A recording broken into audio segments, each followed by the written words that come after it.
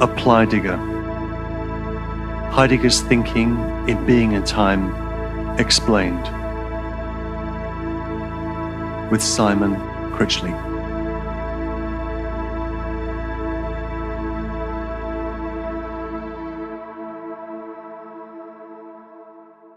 Episode 10, Truth.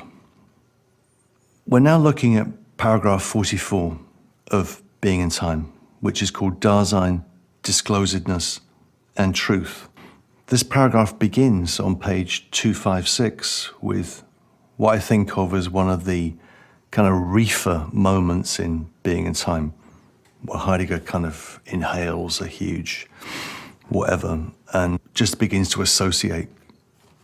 There's a paragraph at the beginning of 256 where he just talks about Aristotle, Parmenides, Heraclitus. It's all going on there. Half the page is in Greek.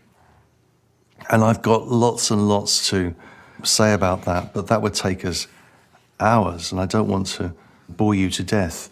And I want to get into the question of being and its relationship to truth as it's related to the analytic of Dasein.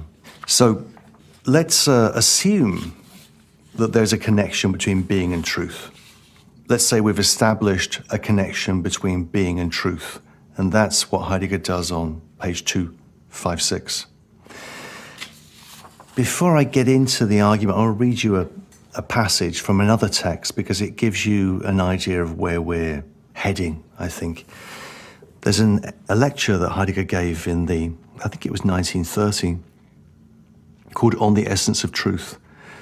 And it's a difficult lecture, but a really interesting one. It's in Heidegger's basic writings.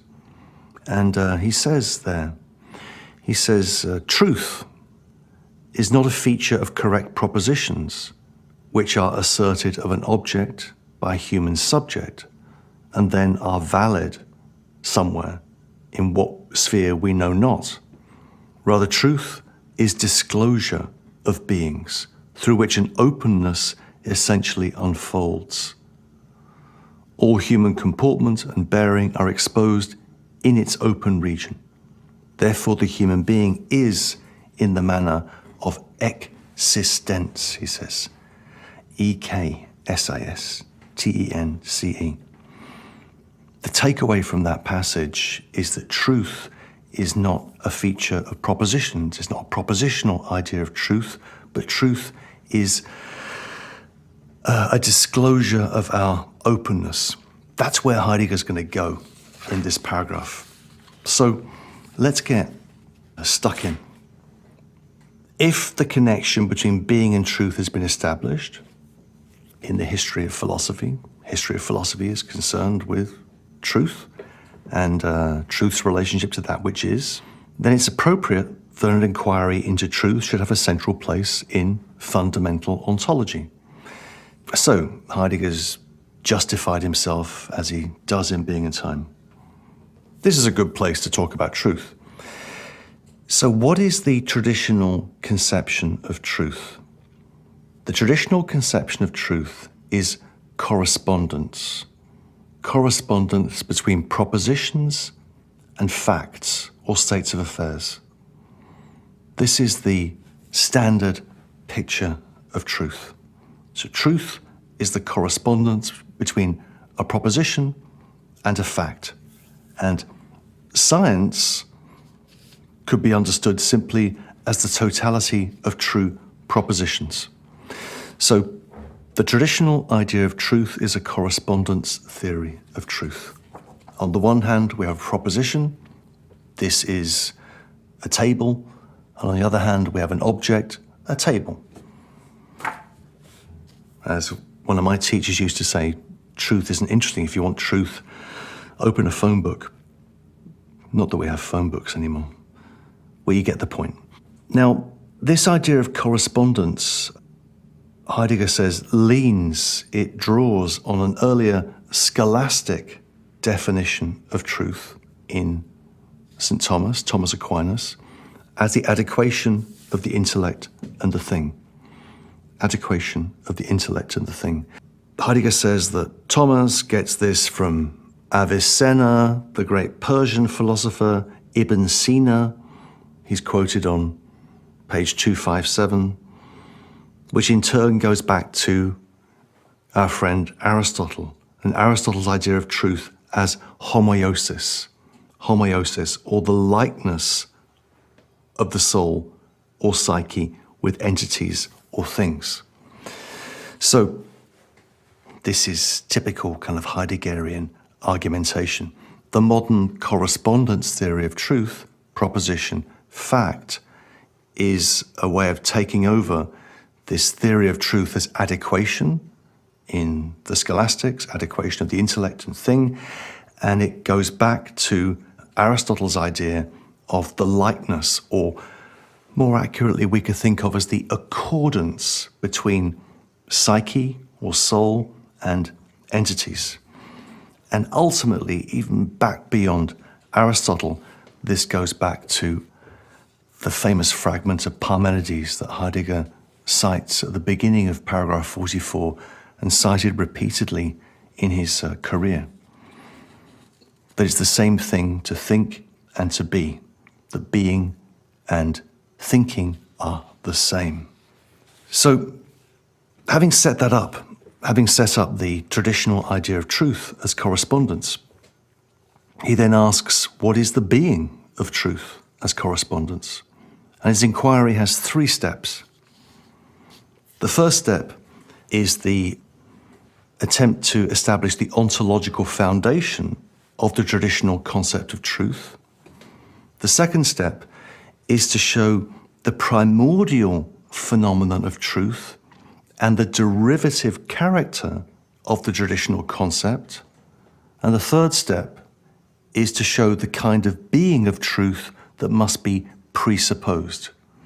And these 3 steps are going to be the 3 parts of paragraph 44, A, B, and C. And these 3 steps, as we've seen throughout Being and Time, are typical of Heidegger. We move back from a traditional, what Heidegger would call a hardened or sedimented idea of truth, or a sedimented concept. We move back from that to a more primordial ontological foundation. What Heidegger gives us in his ruminations on topics throughout this book are deconstructions of traditional concepts.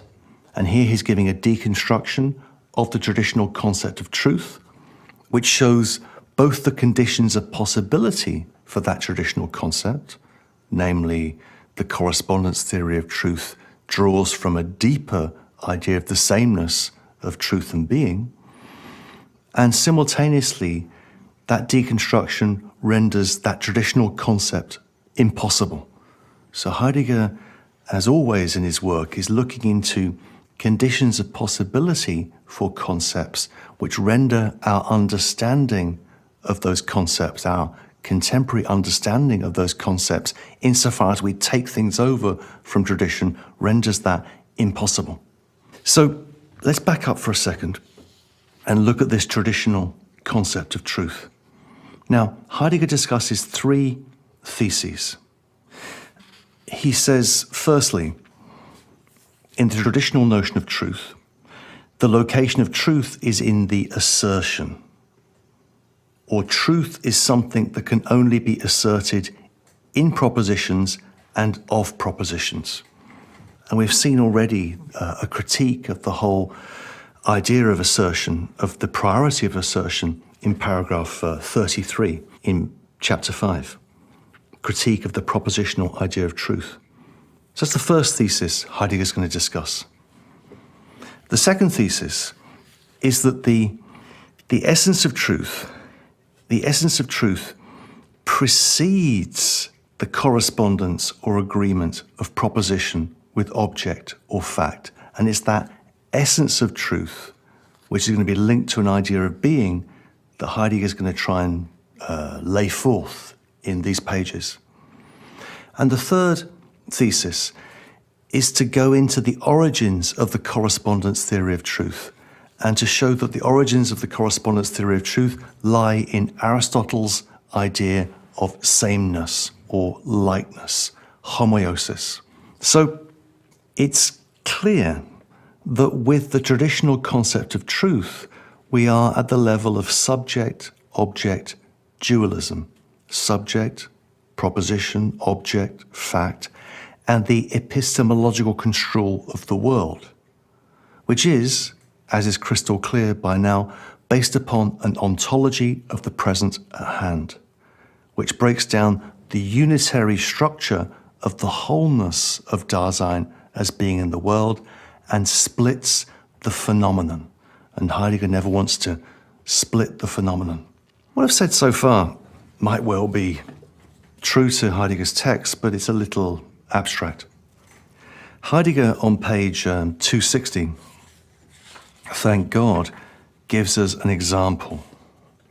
He could give us a few more, to be honest, in these pages, but at least he gives us one. This is on 260. He says, "Let us suppose that someone with his back turned to the wall makes the true assertion that, quote, the picture on the wall is hanging askew," end of quote. This assertion demonstrates itself when the man who makes it turns around and perceives the picture hanging askew on the wall, what gets demonstrated in this demonstration. So, I utter the proposition, the picture on the wall is hanging askew. In making this proposition, Heidegger says, I'm not concerned with representations or with psychical phenomena like representations corresponding to physical phenomena like objects. Rather, I'm concerned with the thing itself. When a proposition gets demonstrated, an entity, in this case the picture on the wall, is discovered or uncovered. Discovered or uncovered.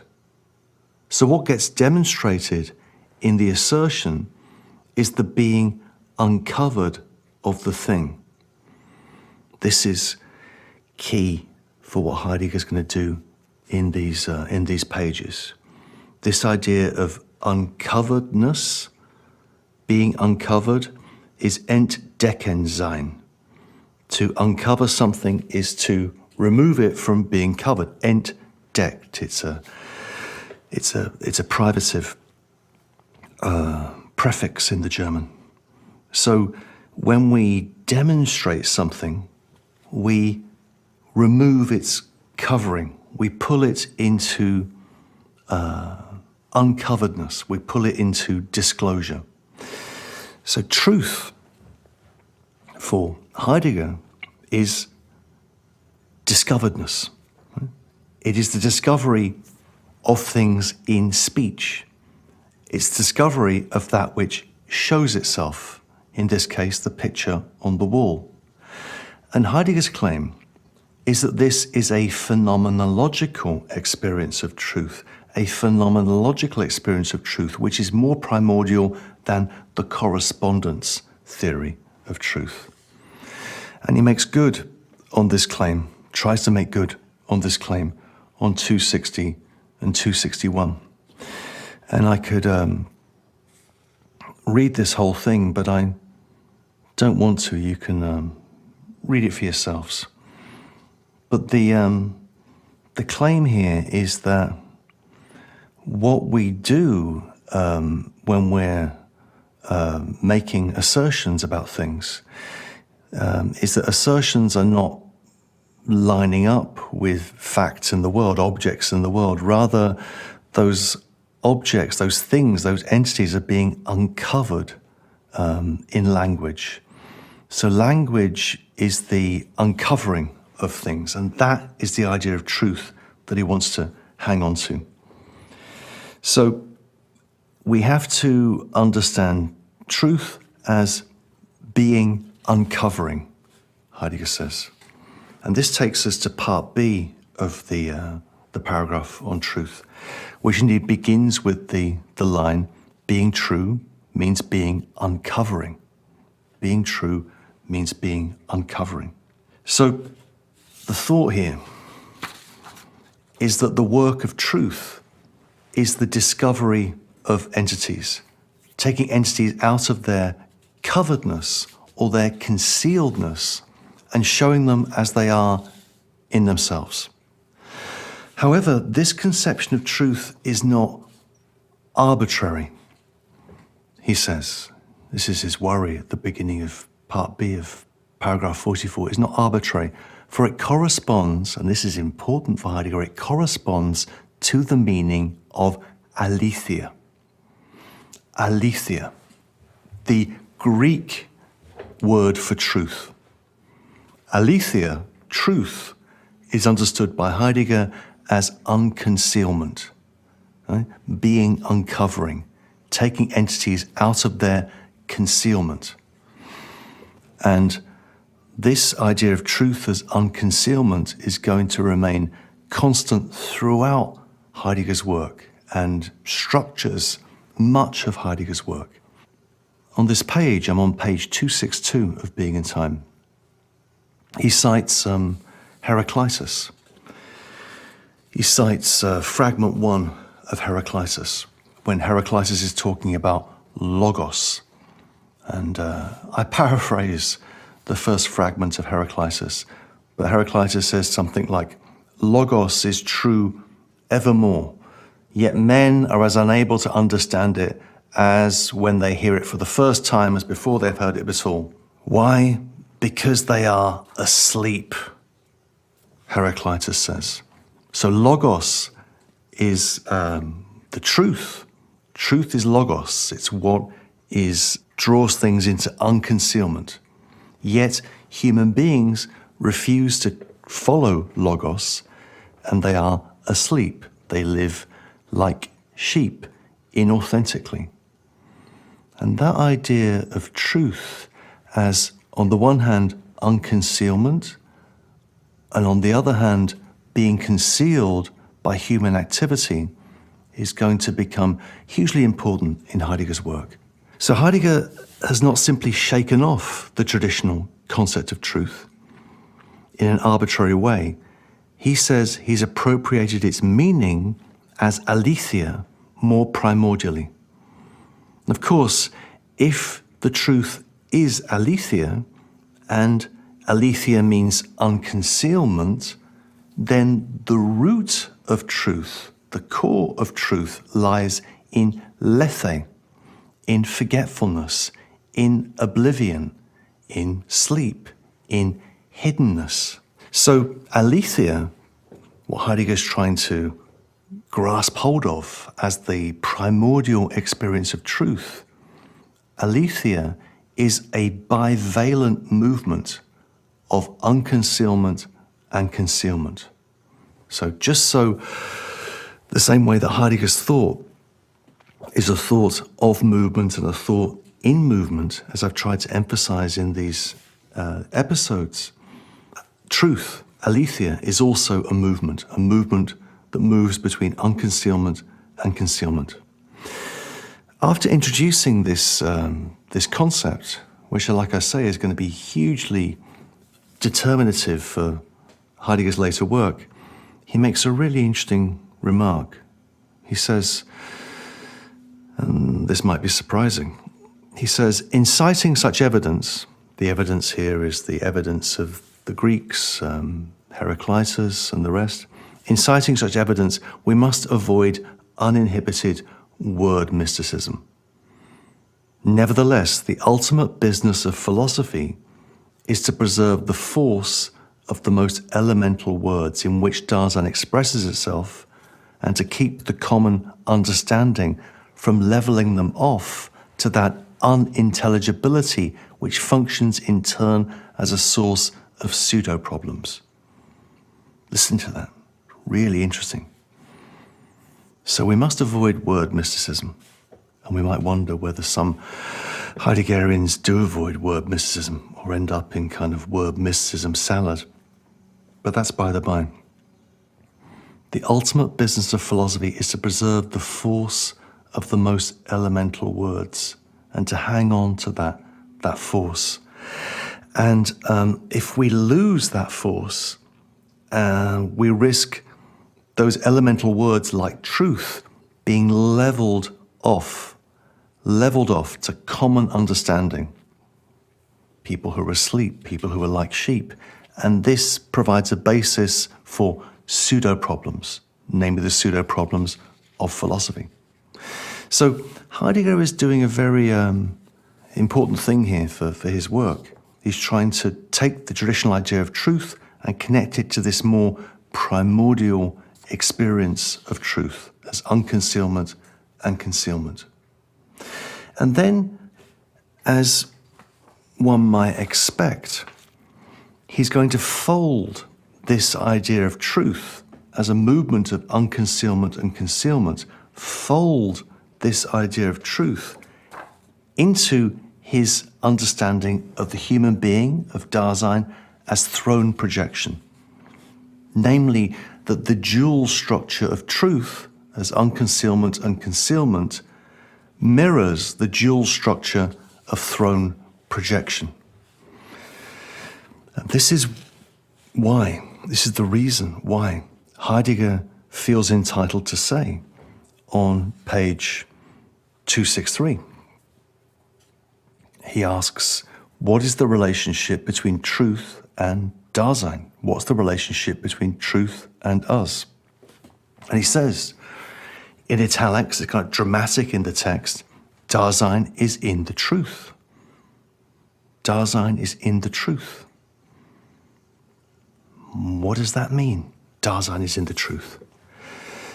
As we've seen in chapter 5, Dasein is its disclosedness. Dasein is itself the clearing that discloses things to itself.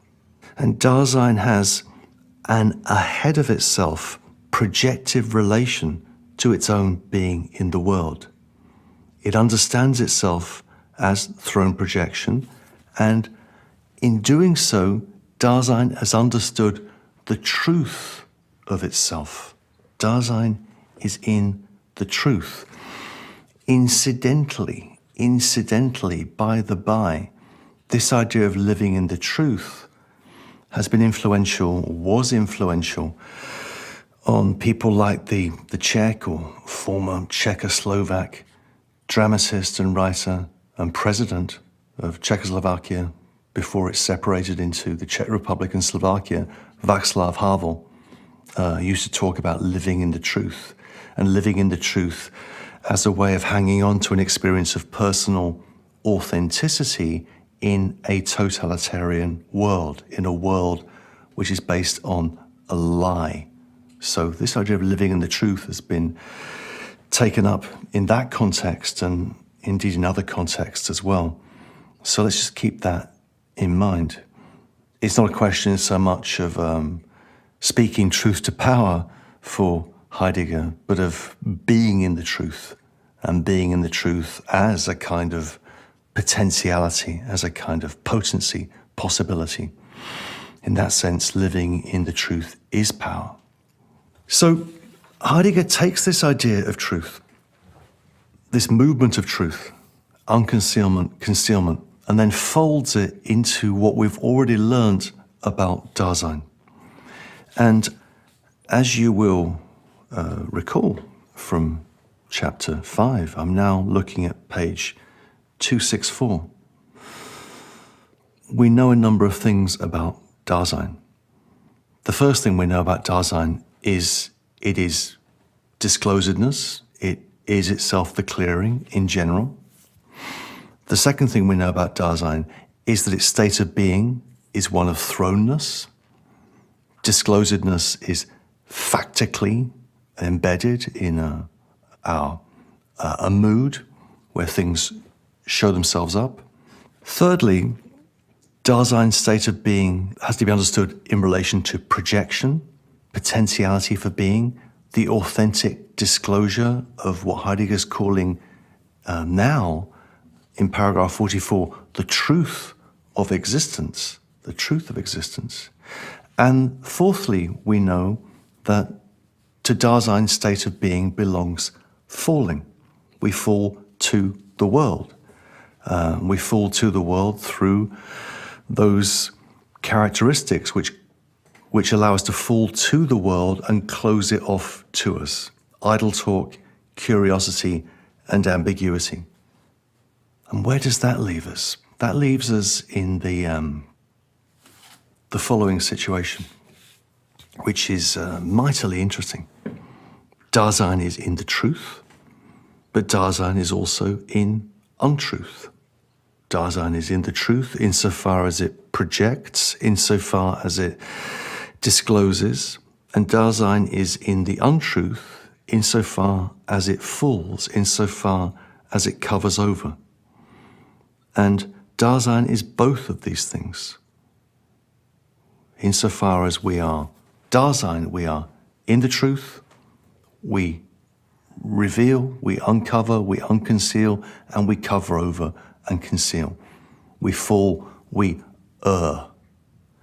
And this idea of errance, untruth as errance, as a kind of wandering, is something that Heidegger's going to pick up in his later meditations on truth in The Essence of Truth that I mentioned a few minutes ago. So, we have two propositions here. Dasein is in the truth, firstly, and secondly, Dasein is in the untruth. Dasein is in the truth, Dasein is in the untruth. And this, of course, echoes the dual structure of Dasein as factical existing or thrown projection. And it also shows the dual structure of truth as uncovering and covering up, disclosure and closure.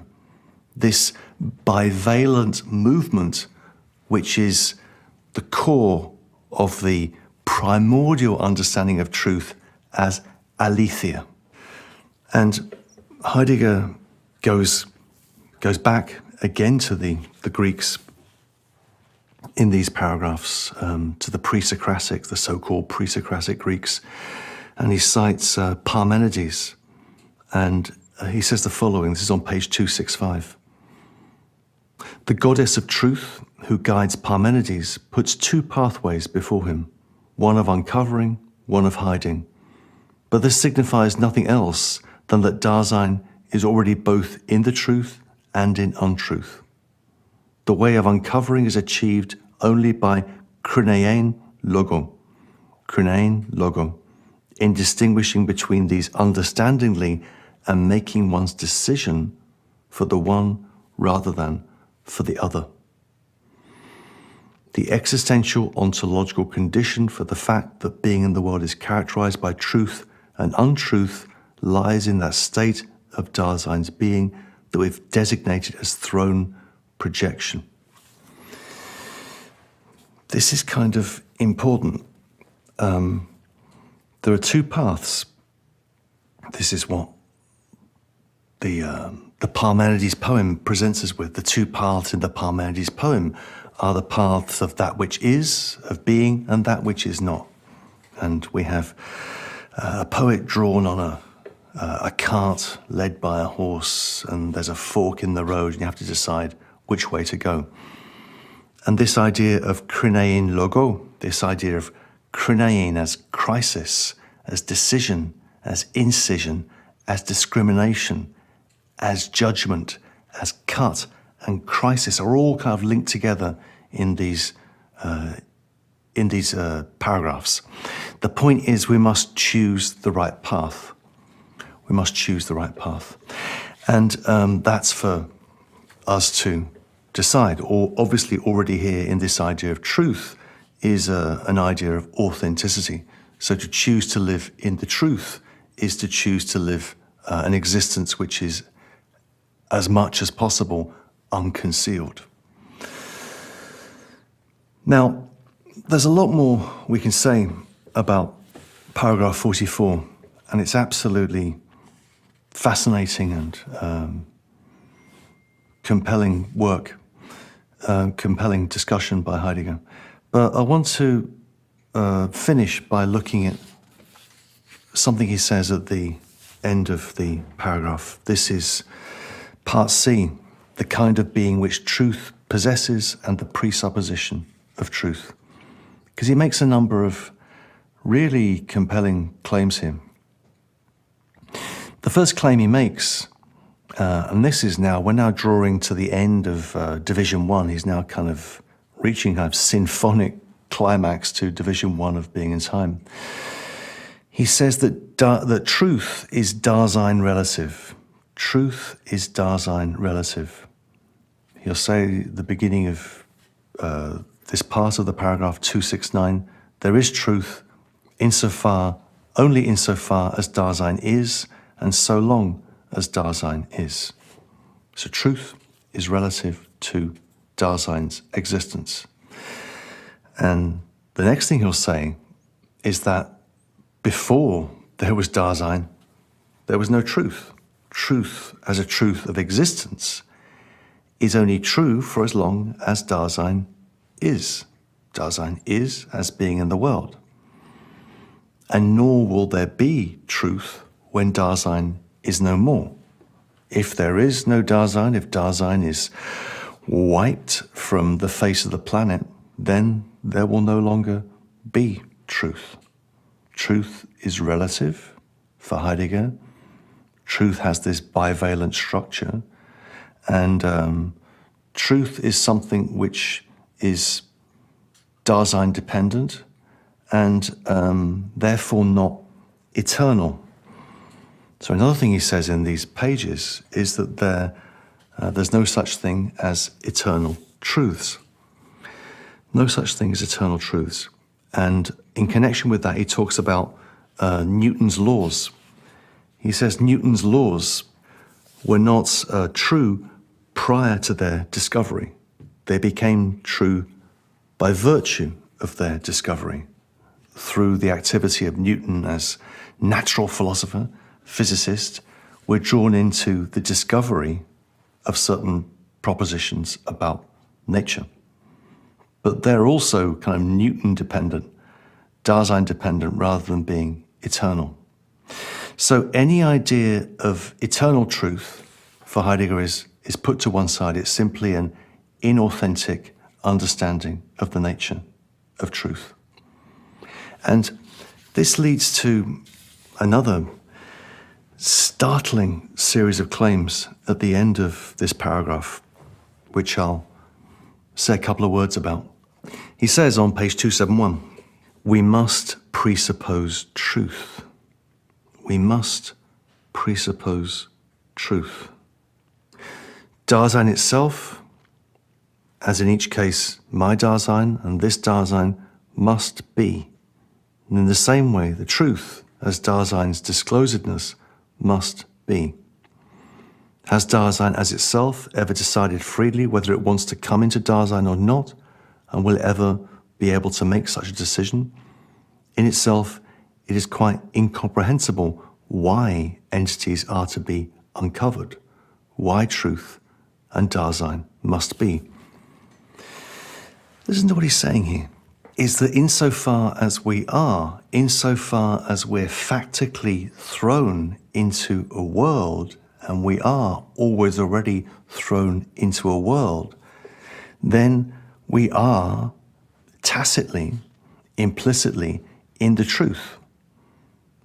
We didn't invent ourselves, we didn't call ourselves, summon ourselves into existence. We found ourselves, state of mind, always already in existence. So we have to presuppose truth insofar as we understand truth as the truth of existence. We cannot therefore be skeptical about truth. So what Heidegger is doing here is not just showing not just refuting skepticism. Plenty of philosophers have done that before, but showing the utter unintelligibility of skepticism. He says on page 271, a skeptic can no more be refuted than the being of truth can be proved. Right? A skeptic can no more be refuted than the being of truth can be proved. Truth as the truth of existence is not something which stands in need of proof. It is. And it also can't be refuted because we are. We factically exist. Going back to the text, I quote again from Heidegger. And if any skeptic of the kind who denies the truth factically is, he does not even need to be refuted. Insofar as he is and has understood himself and his being, he has obliterated Dasein in the desperation of suicide. And in doing so, he's also obliterated truth. Because Dasein, for its own part, cannot first be subjected to proof, the necessity of truth cannot be proved either. It has no more been demonstrated that there has ever been an actual skeptic. Though this is what at bottom has been believed in the refutations of skepticism, in spite of what these understandings take to do, that it has been demonstrated that there are any eternal truths. The problem of skepticism, we could say, is a problem with which philosophy begins, with the critique of the sophists in Plato's dialogues, and so on and so forth, right the way through the history of philosophy. In the last episode, I was talking about Kant's response to Hume's skepticism, and so on and so forth. So Heidegger's gesture here is to say a skeptic has never existed. Skepticism does not even need to be refuted. Insofar as we are, and we are tacitly in the truth. Therefore, skepticism about existence would simply be suicide. It would simply be the obliteration of my being in a suicidal act. That wouldn't prove anything, by the way, and Heidegger's certainly not recommending it. But it's that kind of daft as a philosophical proposition. So Heidegger's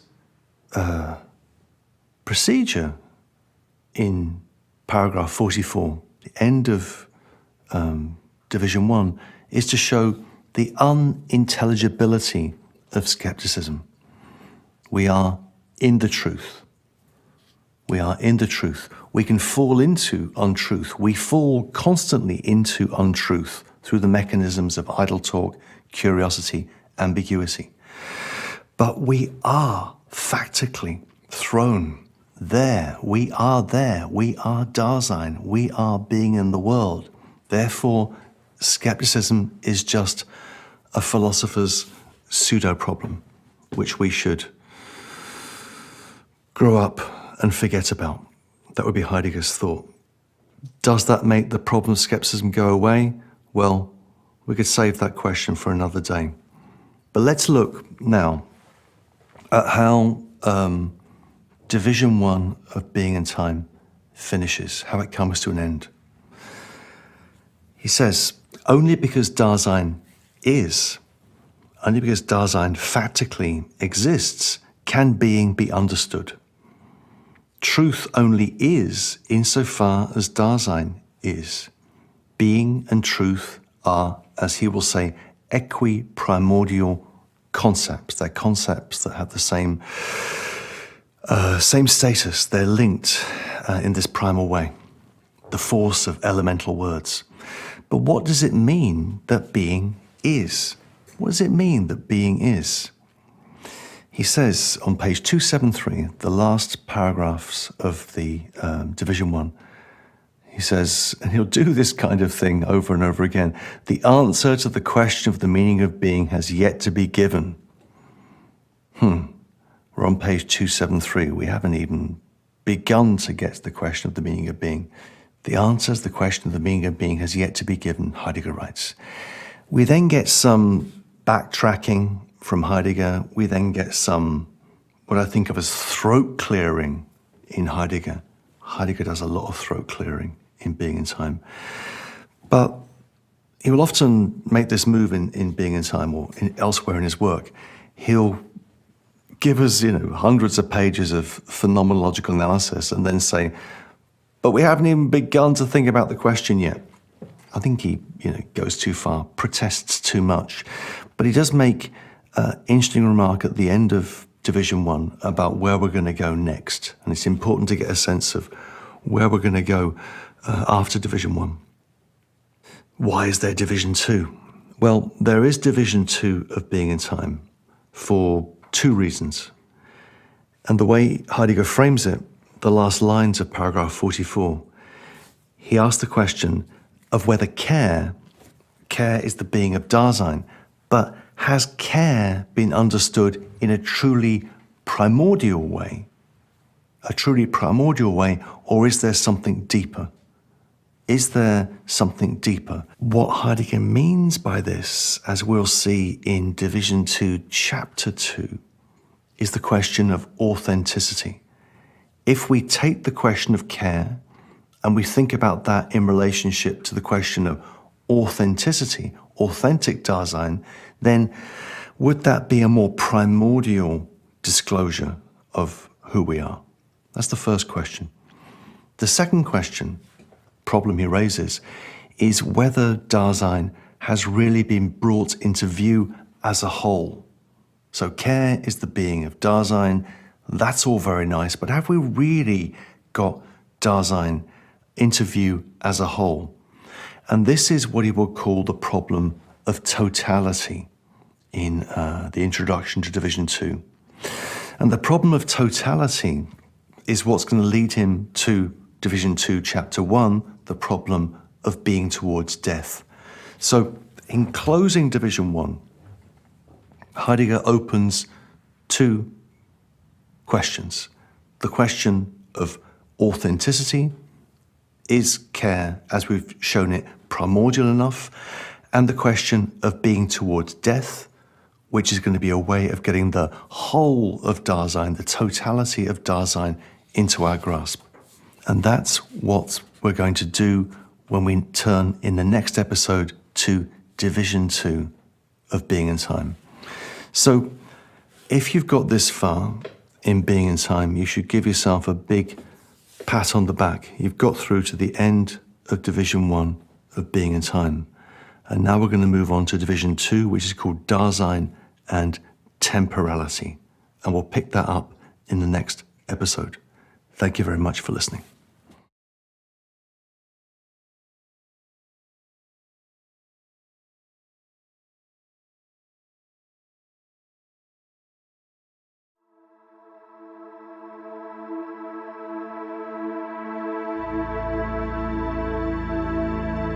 Apply-Degger.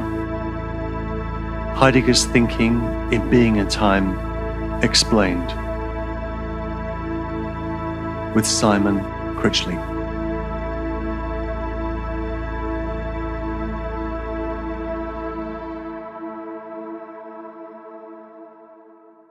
Episode 11. Death. I'm speaking to you from the city of death that New York has become. The first 10 episodes of Apply-Degger were recorded in the studio of my friend and producer Zenon Marco. But we can't do that anymore because we're in lockdown and we're all self-isolating. So I'm going to take you through Division 2 of Being in Time in a slightly different place, in a different mood. The place is at home in Brooklyn, and the mood is the mood of fear, anxiety, hypochondria, and the dread of mortality that really defines this pandemic situation into which we've moved.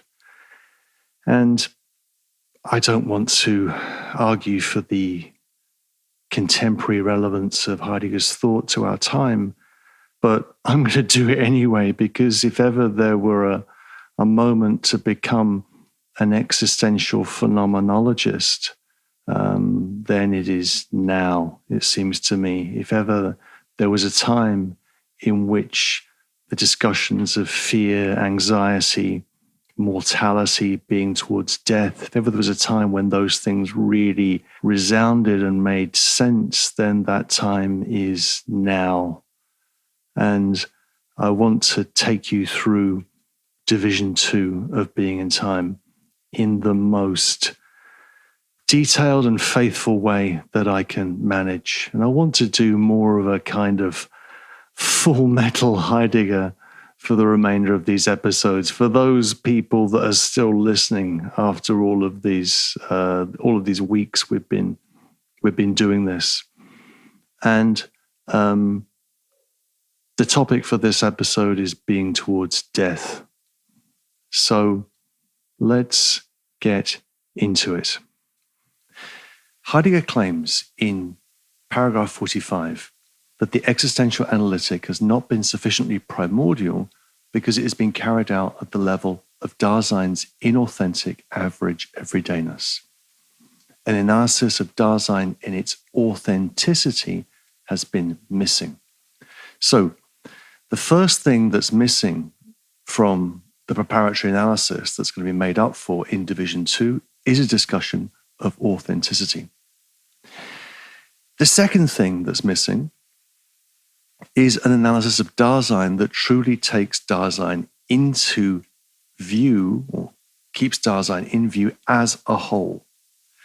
In order to see the whole, we need to see the end of Dasein and grasp it. Follow Heidegger's logic here. The question is a question of the whole, and to grasp the whole, we need to see the end and grasp the end of Dasein. That end is death. And therefore, what is required is an analysis of Dasein's relation to its end, its being towards death. So, these are the two problems that propel the analysis of Division 2. Authenticity and totality. Authenticity and totality. We might ask, why these two themes? We might ask, why the end of Dasein and not the beginning of Dasein? Why death and not birth? But let's just take it as it is. The problem of wholeness leads to being towards death and to the full existential conception of being towards death. That's what Heidegger's after, the full existential conception of being towards death. The problem of authenticity, or authentic totality, authentic being a whole, leads to conscience. And conscience is the ontic or existentiel attestation, a word that Heidegger uses repeatedly in these pages.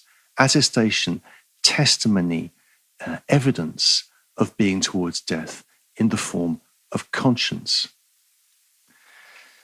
So, two problems that initiate Division 2, the problem of authenticity and the problem of totality, seeing things as a whole. And this leads to an analysis of conscience and analysis of being towards death. And the relationship between conscience and being towards death is a relationship between the ontic, conscience, and the ontological, being towards death. And we'll come back to that in more detail. Let's just make a note of it now. With the analysis of being towards death and conscience completed, we will, Heidegger assures us, be able to get Dasein into our grasp as an authentic potentiality for being a whole. An authentic potentiality for being a whole. And once he's got these two pieces in place, this is going to lead in the third division of chapter 2 to the concept of anticipatory resoluteness, where he'll bring being towards death and conscience together. But let's save that for a while. Once Heidegger has gone through being towards death, conscience, and brought the two things together, this will lead to a new determination of the being of care seen from the perspective of temporality. So he's going to look at care from the perspective of temporality and repeat the whole analysis of everydayness that we saw in Division 1. And that's what's going to take place in chapters 3 and 4 of Division 2. Then in chapter 5 of Division 2, he's going to look at the question of historicity, the relation of Dasein to historicity. And he's going to finish the book with an analysis of the relation between the time of Dasein, or what he prefers to call the temporality of Dasein, and vulgar traditional time, what he calls time reckoning. So that's the menu for Division 2.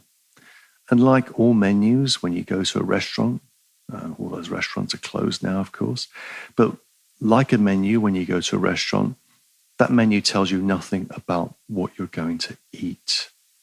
So let's try and fill things out. One other thing to notice on 45 is that there's an entirely unjust little footnote reference to Kierkegaard that sneaked in at the end of paragraph 45. And if you want to chase that through, it's on page 494. And on page 494, I'm flicking to the page now, he says the following. Oh yeah, this is good, because this is so unfair. Heidegger says, this is page 494, footnote 6, Roman. In the 19th century, Søren Kierkegaard explicitly seized upon the problem of existence as an existential problem and thought it through in a penetrating fashion. But the existential problematic was so alien to him that, as regards his ontology, he remained completely dominated by Hegel and by ancient philosophy, as Hegel saw it. Thus, there is more to be learned philosophically from his edifying writings than from his theoretical ones, with the exception of his treatise on the concept of anxiety. Anyway, if you're interested in Kierkegaard, you could unpack that. It's kind of condemning with faint praise. He sees, Heidegger sees Kierkegaard as an existential thinker who's still captive to Hegel and Hegel's view of ancient philosophy, and kind of, philosophically not up to par, as it were. That could easily be flattened as a remark. But these are the ways in which Heidegger repays his debts to the people that he's borrowed things from, namely pretty poorly. Okay, now we're going to move on to Division 2, Chapter 1, Being Towards Death, which feels all too relevant and contemporary at this moment. But let's just leave that to one side. Now, Being Towards Death. These pages are extraordinarily exciting, and when I was rereading them, trying to reread them in the last few days, I was strangely excited, almost overwhelmed by them, which itself is kind of worrying. But there's something, in these pages, it's like reading the devil himself or herself, and as William Blake said, the devil always gets the best lines. So there's something really powerful in this analysis of being towards death. The issue that Heidegger is going to try and raise is how we get Dasein into our grasp as a whole. And to get Dasein into our grasp as a whole, as I've said before, we need to have a grasp on the end of Dasein. The end of Dasein is death. Therefore, we need to have an understanding of death, of being towards death. The key thing in this chapter, like with much of Heidegger, but maybe particularly in this chapter, is to get the basic arguments that Heidegger's making into our grasp as a whole and not get bogged down in detail. The detail is fascinating, but distracting. So we're going to try and pull out the big picture arguments. And I want to do that in an unusual way. I want to divide the chapter into two parts. And those two parts are the first part of the chapter, paragraphs 47 to 49, and the second part of the chapter, paragraphs 50 to 53. And I want to look at the second half of the chapter first. And You'll see why I'm doing it this way by the end of this episode. I promise you. So let me give an overview of Heidegger's conception of being towards death based on paragraphs 50 to 53, the kind of culmination of the chapter.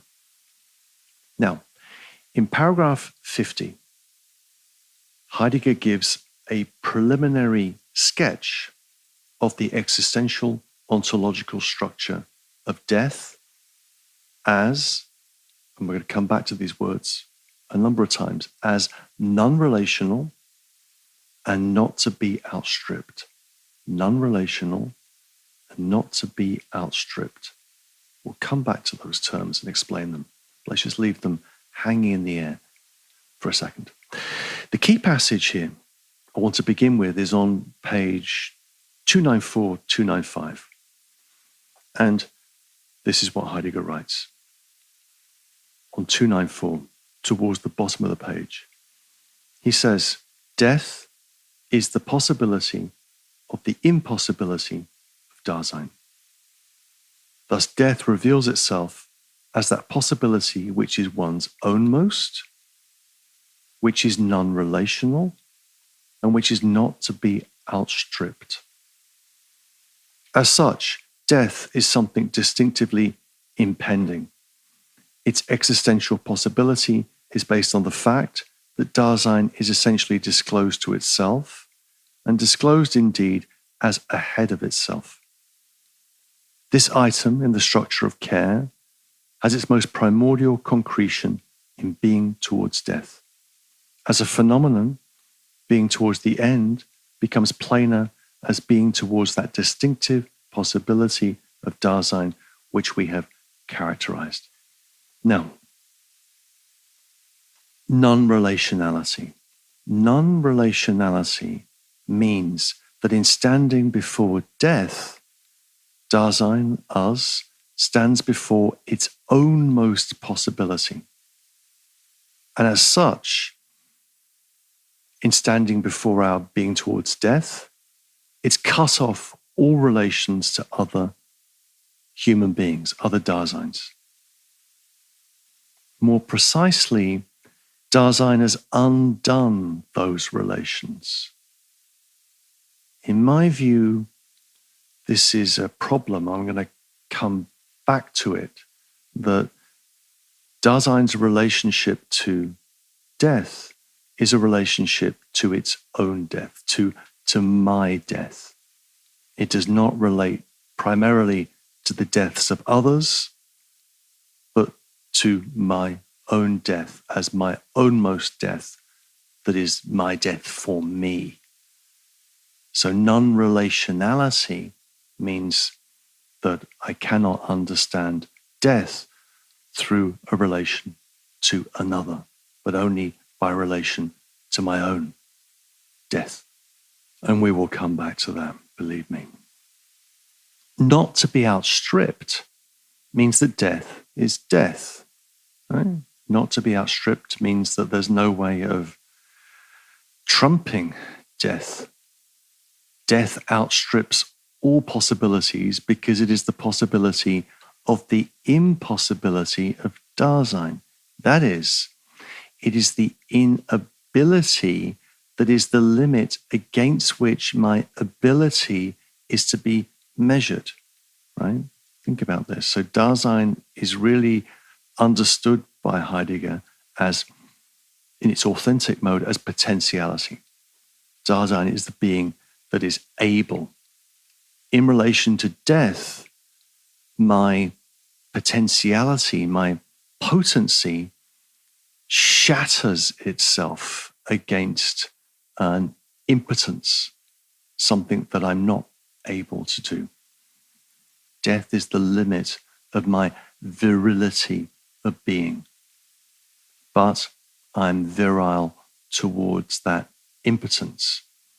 I'm putting that in terms of virility because that's the way in which thinkers like Levinas and also Luce Irigaray will characterize Dasein. Dasein's being is a being virile. But that virility is always measured against the impotentiality of death. So that's 50.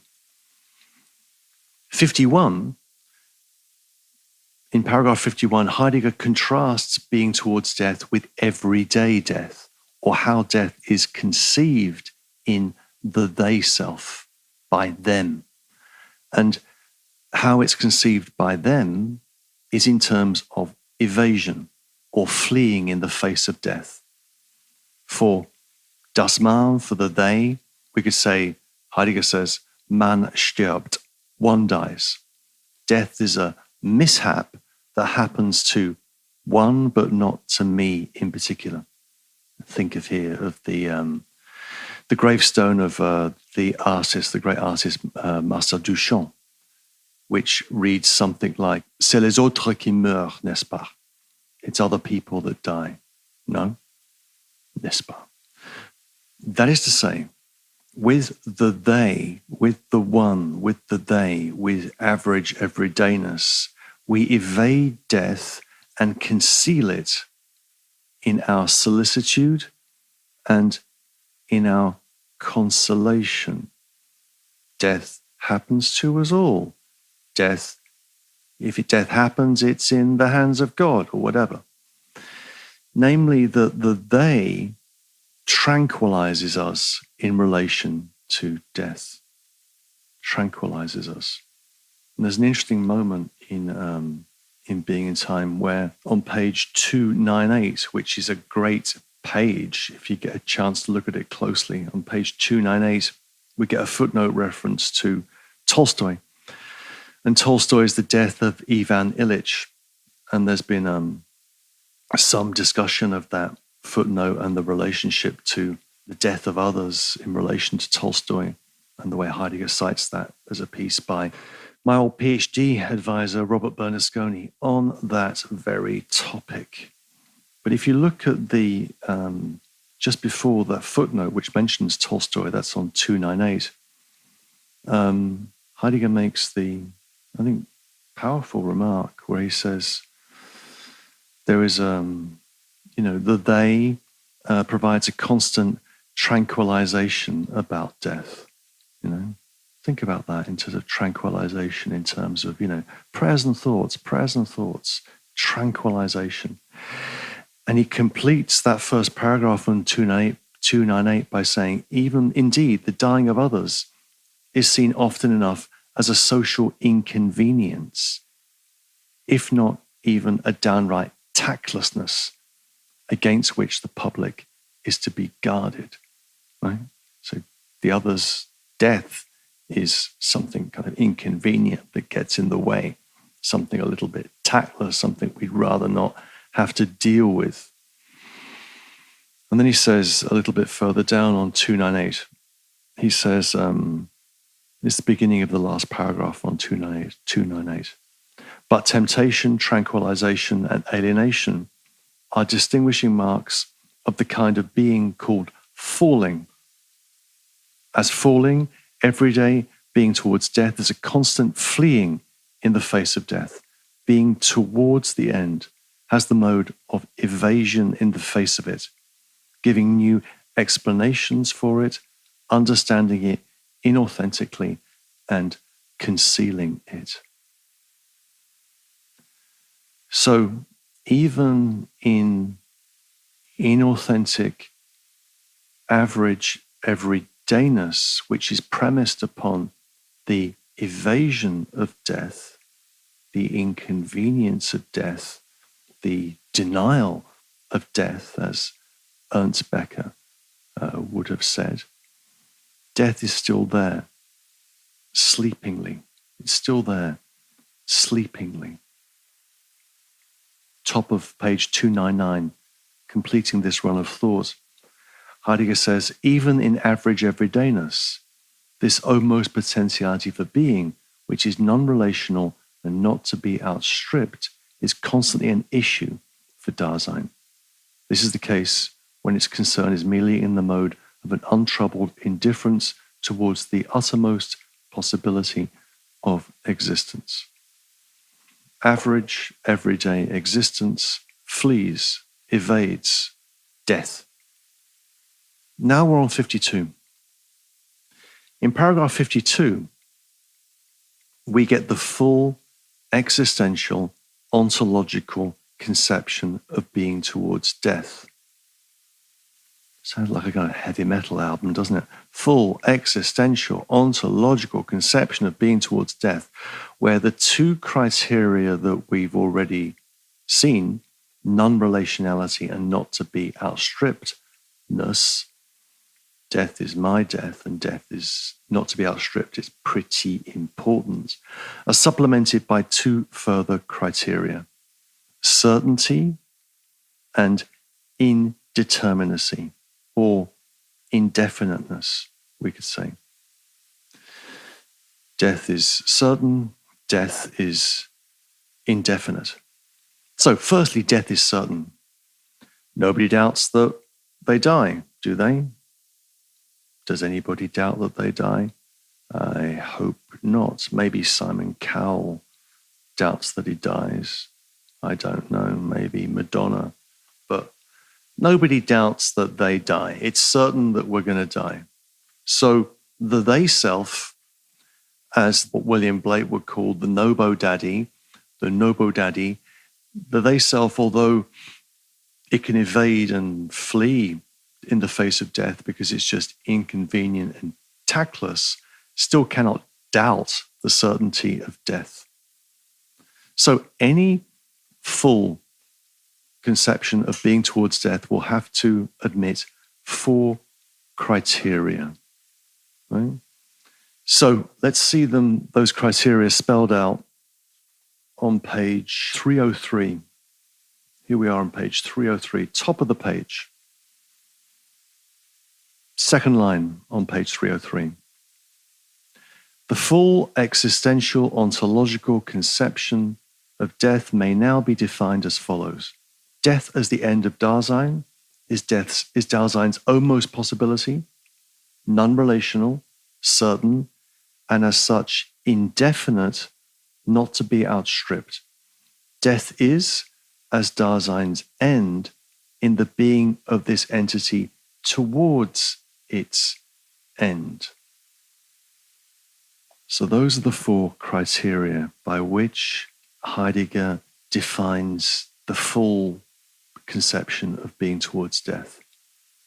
Death is non-relational, it's not to be outstripped, it is certain, and it is indefinite. I'm going to come back to those 4 criteria in the kind of second half of this lecture.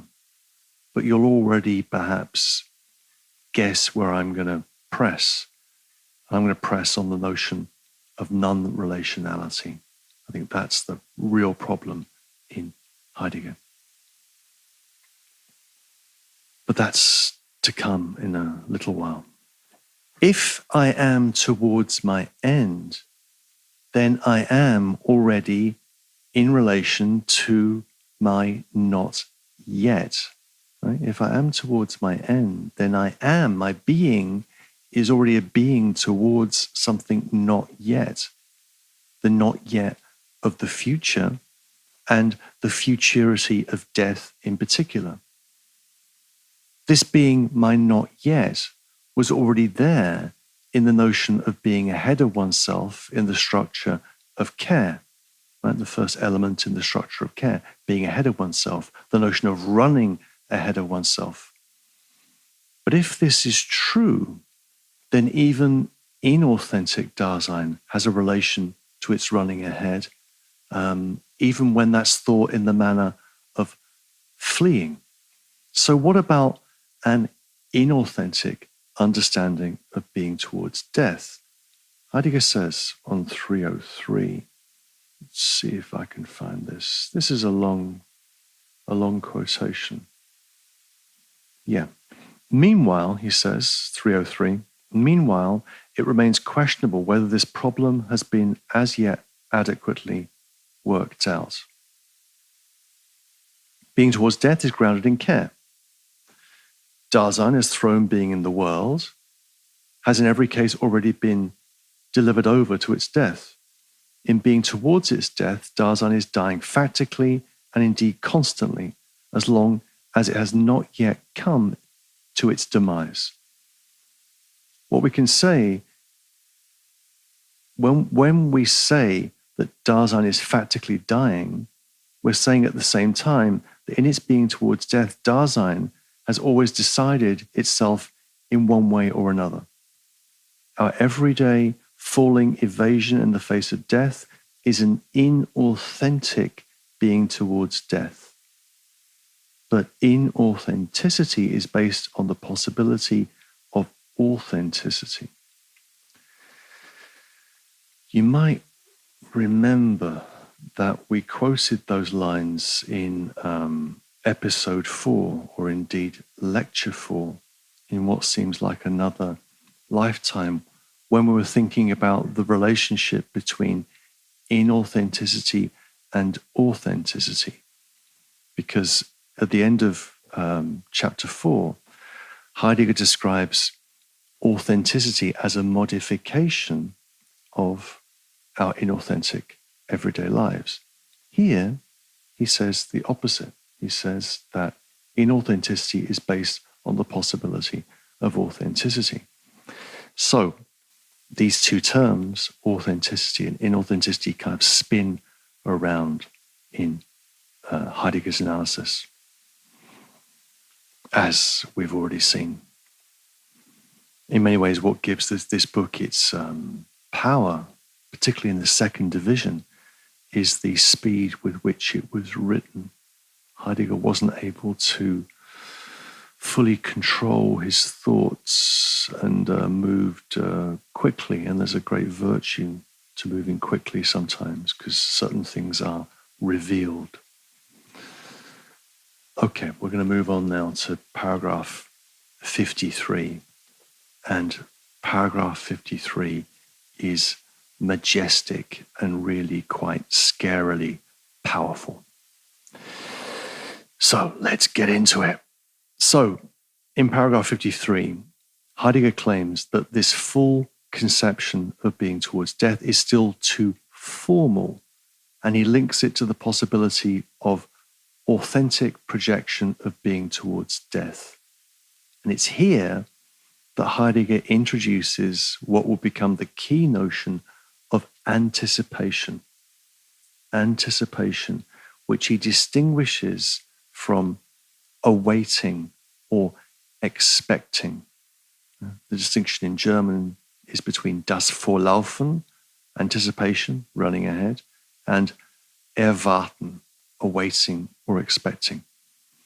And it's here that we get a very interesting specification of possibility, of the nature of possibility, and death as the possibility of impossibility. Now, Heidegger here and throughout Being and Time is running with a fully anti-Hegelian distinction,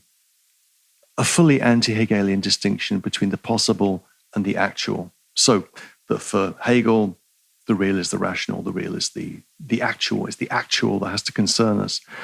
For Heidegger, always it's possibility that stands higher than actuality. And his claim here is that the expectation of death, or the awaiting of death, still contains too much of the actual. So awaiting death, expecting it to come, to take us away, to sweep us away with a droplet, with a vapor, with a virus, or whatever. This still has too much of the actual for Heidegger. Whereas anticipation is pure possibility, or anticipation, to speak in a rather ugly way, but I think it's justified at this point. Anticipation is the possibilization of the possible, the possibilization of the possible, or the condition of possibility of the possible. What makes the possible possible? So let's read a passage. This is on 306, and you can feel the language, the the rhetoric in Heidegger's text gathering in intensity and momentum, I think. This is going to be a longer quotation. So I'm on 306, and I'm going to begin the quote about 2/3 the way down on 306 and carry it over. So, this is Heidegger. But being towards this possibility as being towards death is so to comport oneself towards death, is so to comport oneself. I'm going to begin that again. But being towards this possibility as being towards death is so to comport oneself towards death that in this being and for it, death reveals itself as a possibility. Our terminology for such being towards this possibility is anticipation of this possibility. But in this way of behaving, does there not lurk a coming close of the possible? And when one is close to the possible, does not its actualization emerge? In this kind of coming close, however, one does not tend towards concernfully making available something actual, but as one comes closer understandingly, the possibility of the possible just becomes greater. The closest closeness which one may have in being towards death as a possibility is as far as possible from anything actual. The more unveiledly this possibility gets understood, the more purely does the understanding penetrate into it as the possibility of the impossibility of any existence at all. Death as possibility gives Dasein nothing to be actualized, nothing which Dasein as actual could itself be. It's the possibility of the impossibility of every way of comporting oneself towards anything, of every way of existing. In the anticipation of this possibility, it becomes greater and greater. Continuing the quotation, the beginning of the next paragraph on 307. Being towards death is the anticipation of a potentiality for being, of the entity whose kind of being is anticipation itself. In the anticipatory revealing of this potentiality for being, Dasein discloses itself to itself as regards its uttermost possibility. But to project itself on its ownmost potentiality for being means to be able to understand itself in the being of the entity so revealed, namely to exist. Anticipation turns out to be the possibility of understanding one's ownmost and uttermost potentiality for being. That is to say, the possibility of authentic existence. So, anticipation is the possibility of the possible. Anticipation is the possibility of the possible. That is, by projecting towards the possibility of impossibility, Dasein does not actualize any possibility, but makes the possibility of possibility greater and greater. Right? Being and time is a long hymn of praise to possibility, which is always higher than actuality for Heidegger. And the highest exemplification of possibility lies in being towards death. Dasein is possibility, insofar as it authentically projects onto being towards death. Dasein comes into its ownmost. That is, what is most one's own is the projection of oneself into the multiplication of possibilities which one is not yet. This is the thought here. This is the thought. This is what you've got to catch hold of and use. Heidegger's thought is that one is that which is not yet. One is that not yet. And insofar as one is that not yet, the authentic projection of death as possibility shatters Dasein's inauthentic immersion in the they. It shatters it. On 263, he says, so this is page 307, this verb, shattering, wrenching, the kind of violence of the language here is really fascinating. So let me quote on 307. He says, Death is Dasein's ownmost possibility. Being towards this possibility discloses to Dasein its ownmost potentiality for being, in which its very being is the issue. Here, it can become manifest to Dasein that in this distinctive possibility of its own self, it has been wrenched away from the they. Right? So, being towards death is the counter movement to falling. If we fall to the world, fall into the world, fall at the world, what happens in being towards death is that we're wrenched away, we're torn away. The verb in German is entrissen, which has the sense of riss, a kind of a tear there. We're wrenched away from the they, and we come into our ownmost possibility. So in being towards death, I arrest the movement of falling. I arrest the impersonal movement of falling to their world, the world of them, and I come into my own. I come into my ownmost, where my own is understood as being open to possibility, right? I am possibility, right?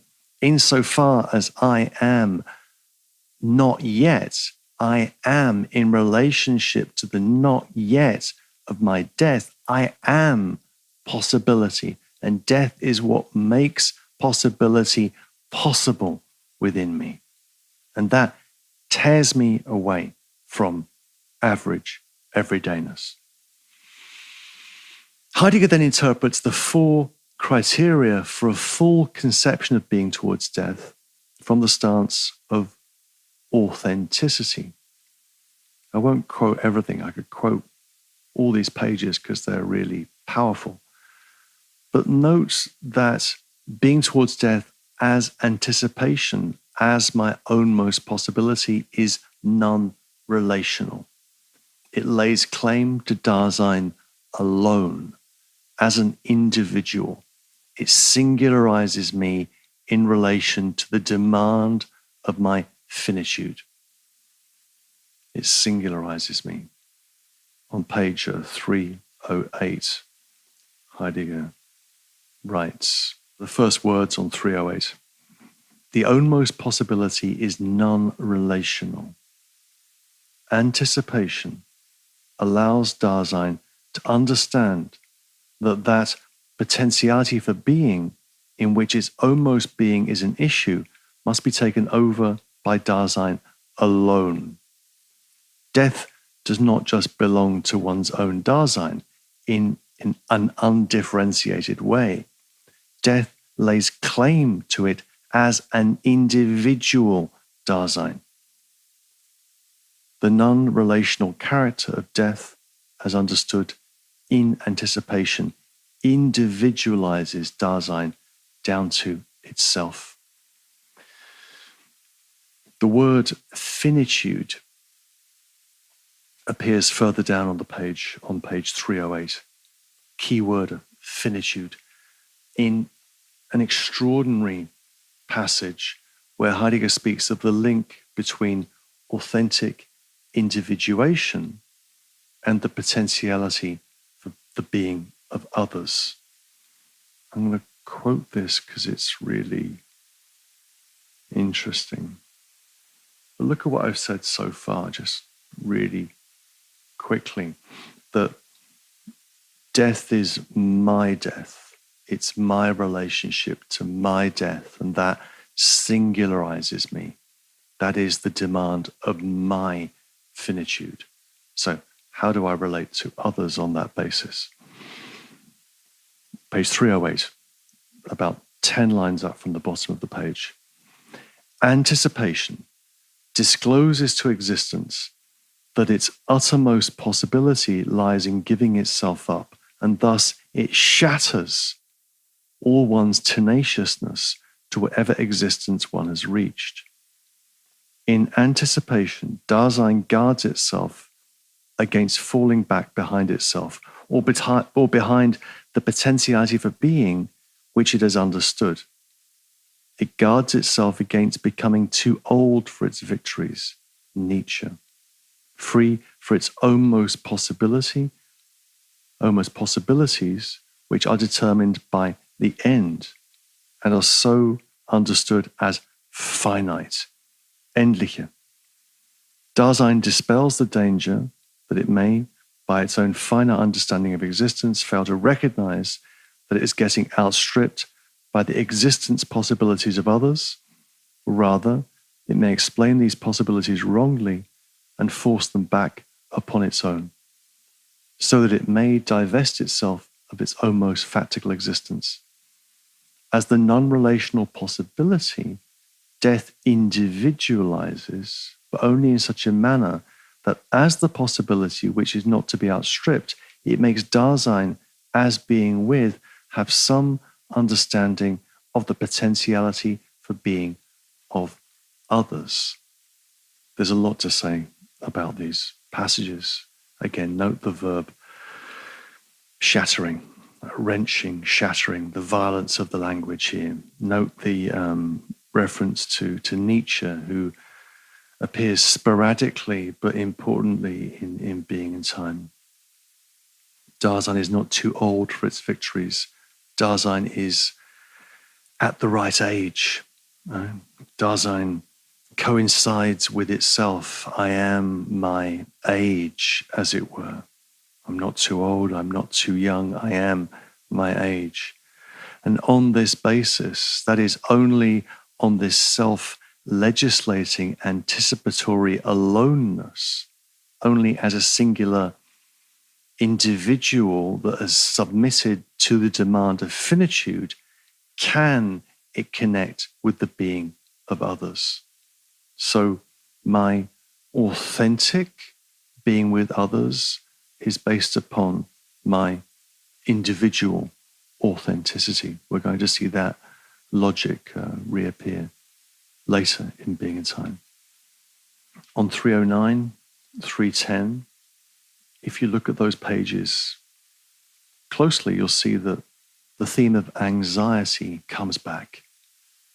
It's linked back. Being towards death is linked back to the experience of anxiety.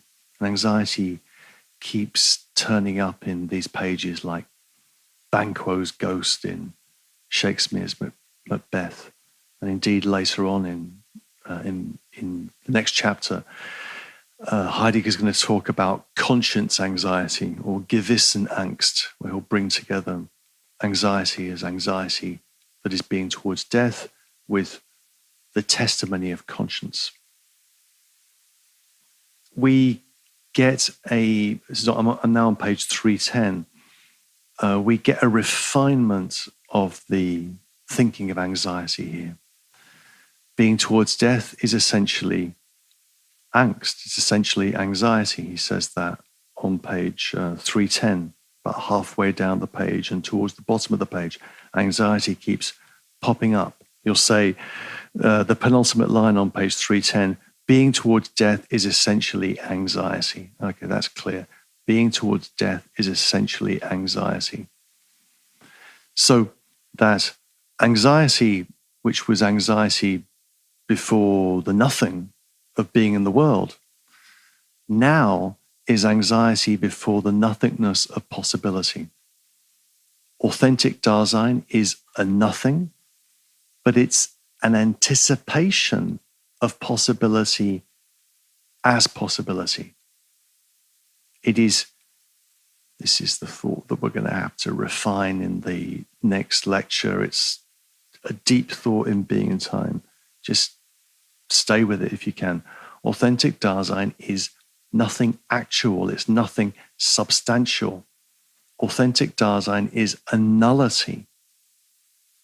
And this nothingness is not a freedom of movement. This nothingness is the movement of freedom. Right? Freedom is wrenching oneself from the they, shattering oneself in relationship to average everydayness, and rising up into anticipation, possibility. Why do I mention freedom? Well, freedom is how the chapter finishes on page 311. Heidegger says, this is page 311, the first full paragraph. He pulls all the pieces together. And I think this is really powerful, whether you like it or not. We may now summarize our characterization of authentic being towards death as we have projected it existentially. Anticipation reveals to Dasein its lostness in the they self and brings it face to face with the possibility of being itself, primarily unsupported by concernful solicitude, but of being itself rather in an impassioned freedom towards death. Freedom towards death, a freedom which has been released from the illusions of the they, and which is factical, certain of itself, and anxious. Freedom has not been really mentioned before, and now suddenly it arrives center stage. It's been alluded to before, but it's not really become a major theme. But notice here what Heidegger does with freedom. Freedom is an impassioned freedom towards death.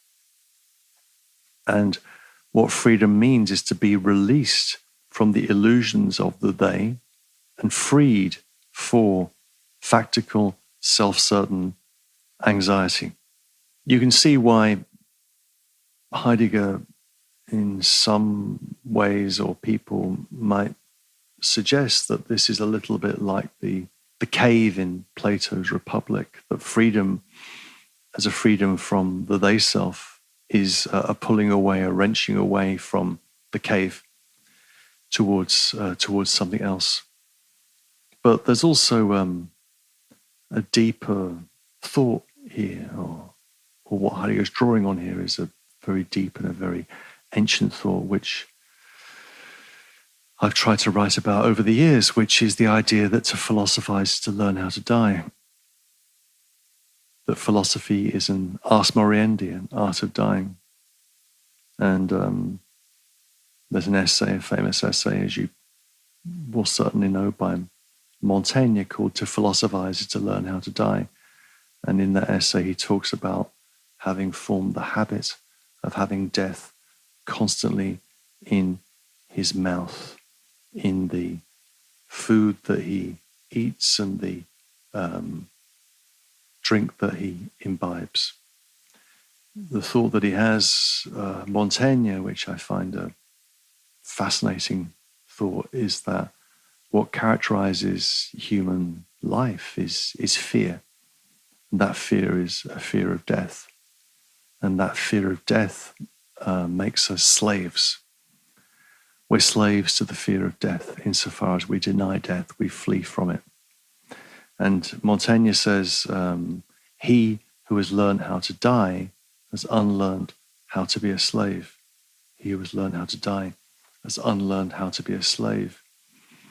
Namely, that freedom consists and can only consist in the acceptance of our mortality, in the acceptance of the framing of our life by necessity, determination by finitude. So, a lot more to say about that. And obviously this line of thought feels particularly apt and maybe particularly disturbing at this point.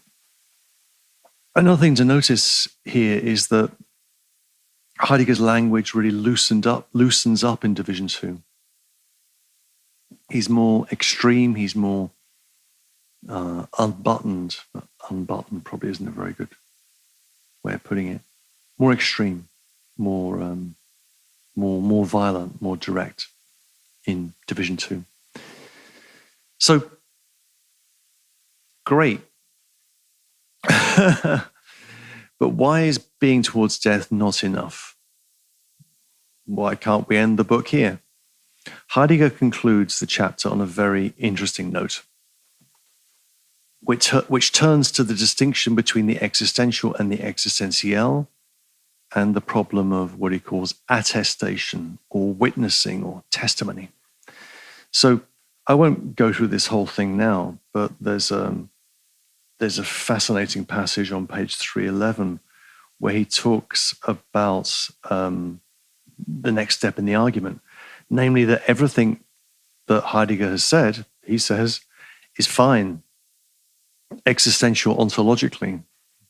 It's fine existential ontologically, but it lacks any ontical or existential attestation, testimony, evidence, witness.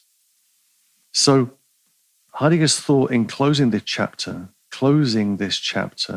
is that being towards death is formally right in the way he's described it, but we need to find some evidence, some testimony that allows us to internalize the demand of being towards death, to internalize the demand. And that language of demand appears on page 311, and it's italicized and repeated and fascinating.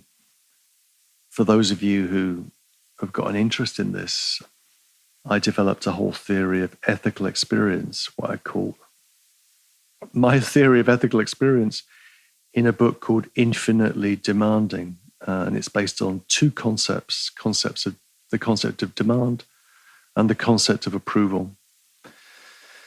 And the demand that Dasein makes of itself, the demand that Dasein must make of itself to give ontical evidence to confirm or demonstrate its ontological structure, is its own demand. And that demand is going to be the demand that takes place in the call of conscience.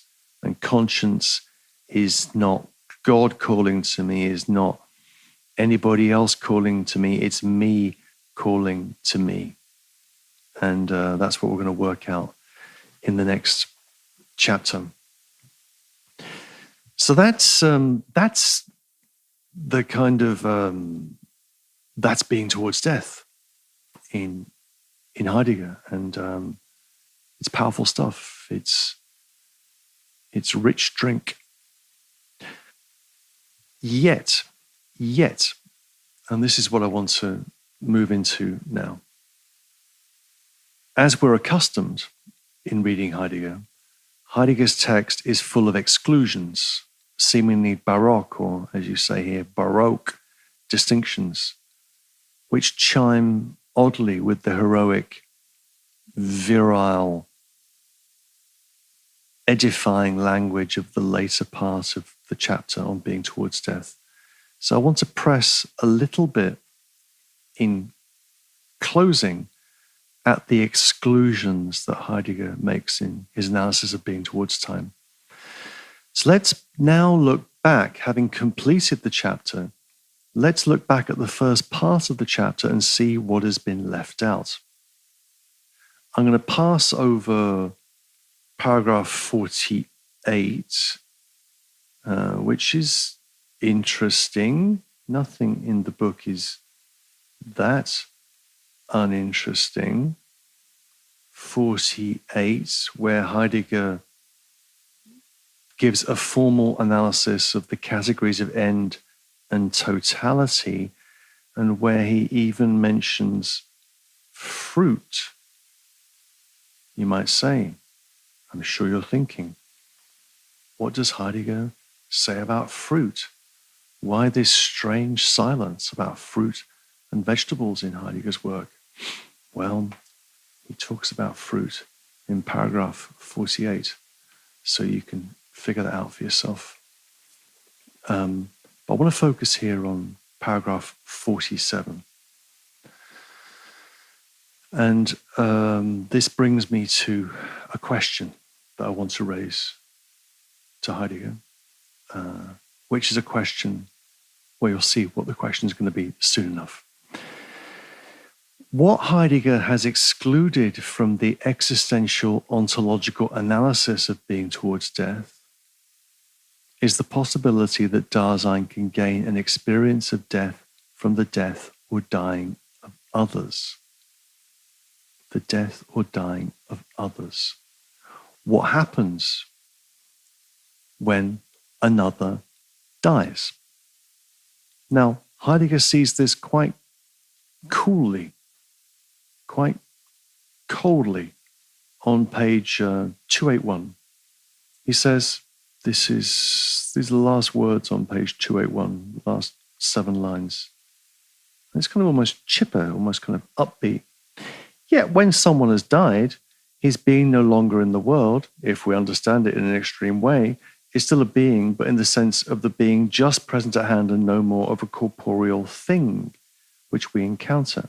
In the dying of the other, we can experience that remarkable phenomenon of being, which may be defined as the changeover of an entity from Dasein's kind of being or life to no longer Dasein.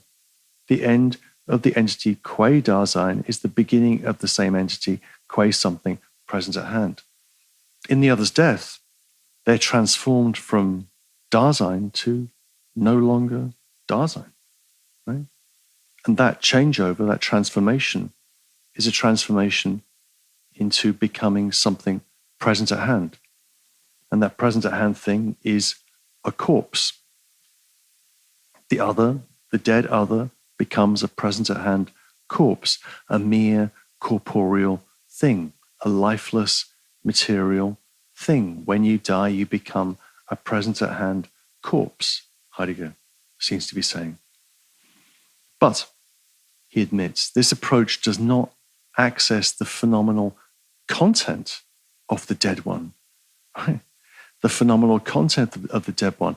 And he moves from the lifeless material corpse as present at hand to what he calls the deceased, der Verstorbene, who is mourned in funerals and commemorations.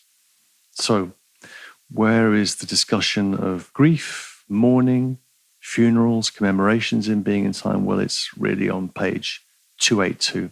That's where he talks about it. So, when we are mourning the other, the dead other, when we're mourning the dead other, Heidegger says, although we're still with them, we cannot be said to experience the others dying in a genuine sense. We cannot be said to experience the others dying in a genuine sense. We are, he says, this is the penultimate line on page 282, we are there alongside, or we are only alongside. So Heidegger acknowledges that there is a place for mourning, firstly, for grief, but makes it secondary to my dying. In other words, the dying of others is not and cannot be a substitute for understanding my death. The dying of others cannot be a substitute for understanding my death. On 283, he makes precisely that point. First full paragraph in 283, but above all, the suggestion that the dying of others is a substitute theme for the ontological analysis of Dasein's totality and the settling of its account, that's not going to work, right? So, the stranger cannot stand in for my death, and I cannot substitute myself for the other. The stranger cannot stand in for my death, and I cannot substitute myself for the other. In this way, Heidegger introduces the idea of the stranger as what he calls the representative. It's on page 283, the representative in the sense of, let's say, a sales representative or a parliamentary representative. The claim he's making, which is incontestable, is that I cannot experience my wholeness, my possibility of being a whole in relation to the other's death. And this is the key passage. Listen carefully, if you would, at this point. This is the passage that I want to draw your attention to.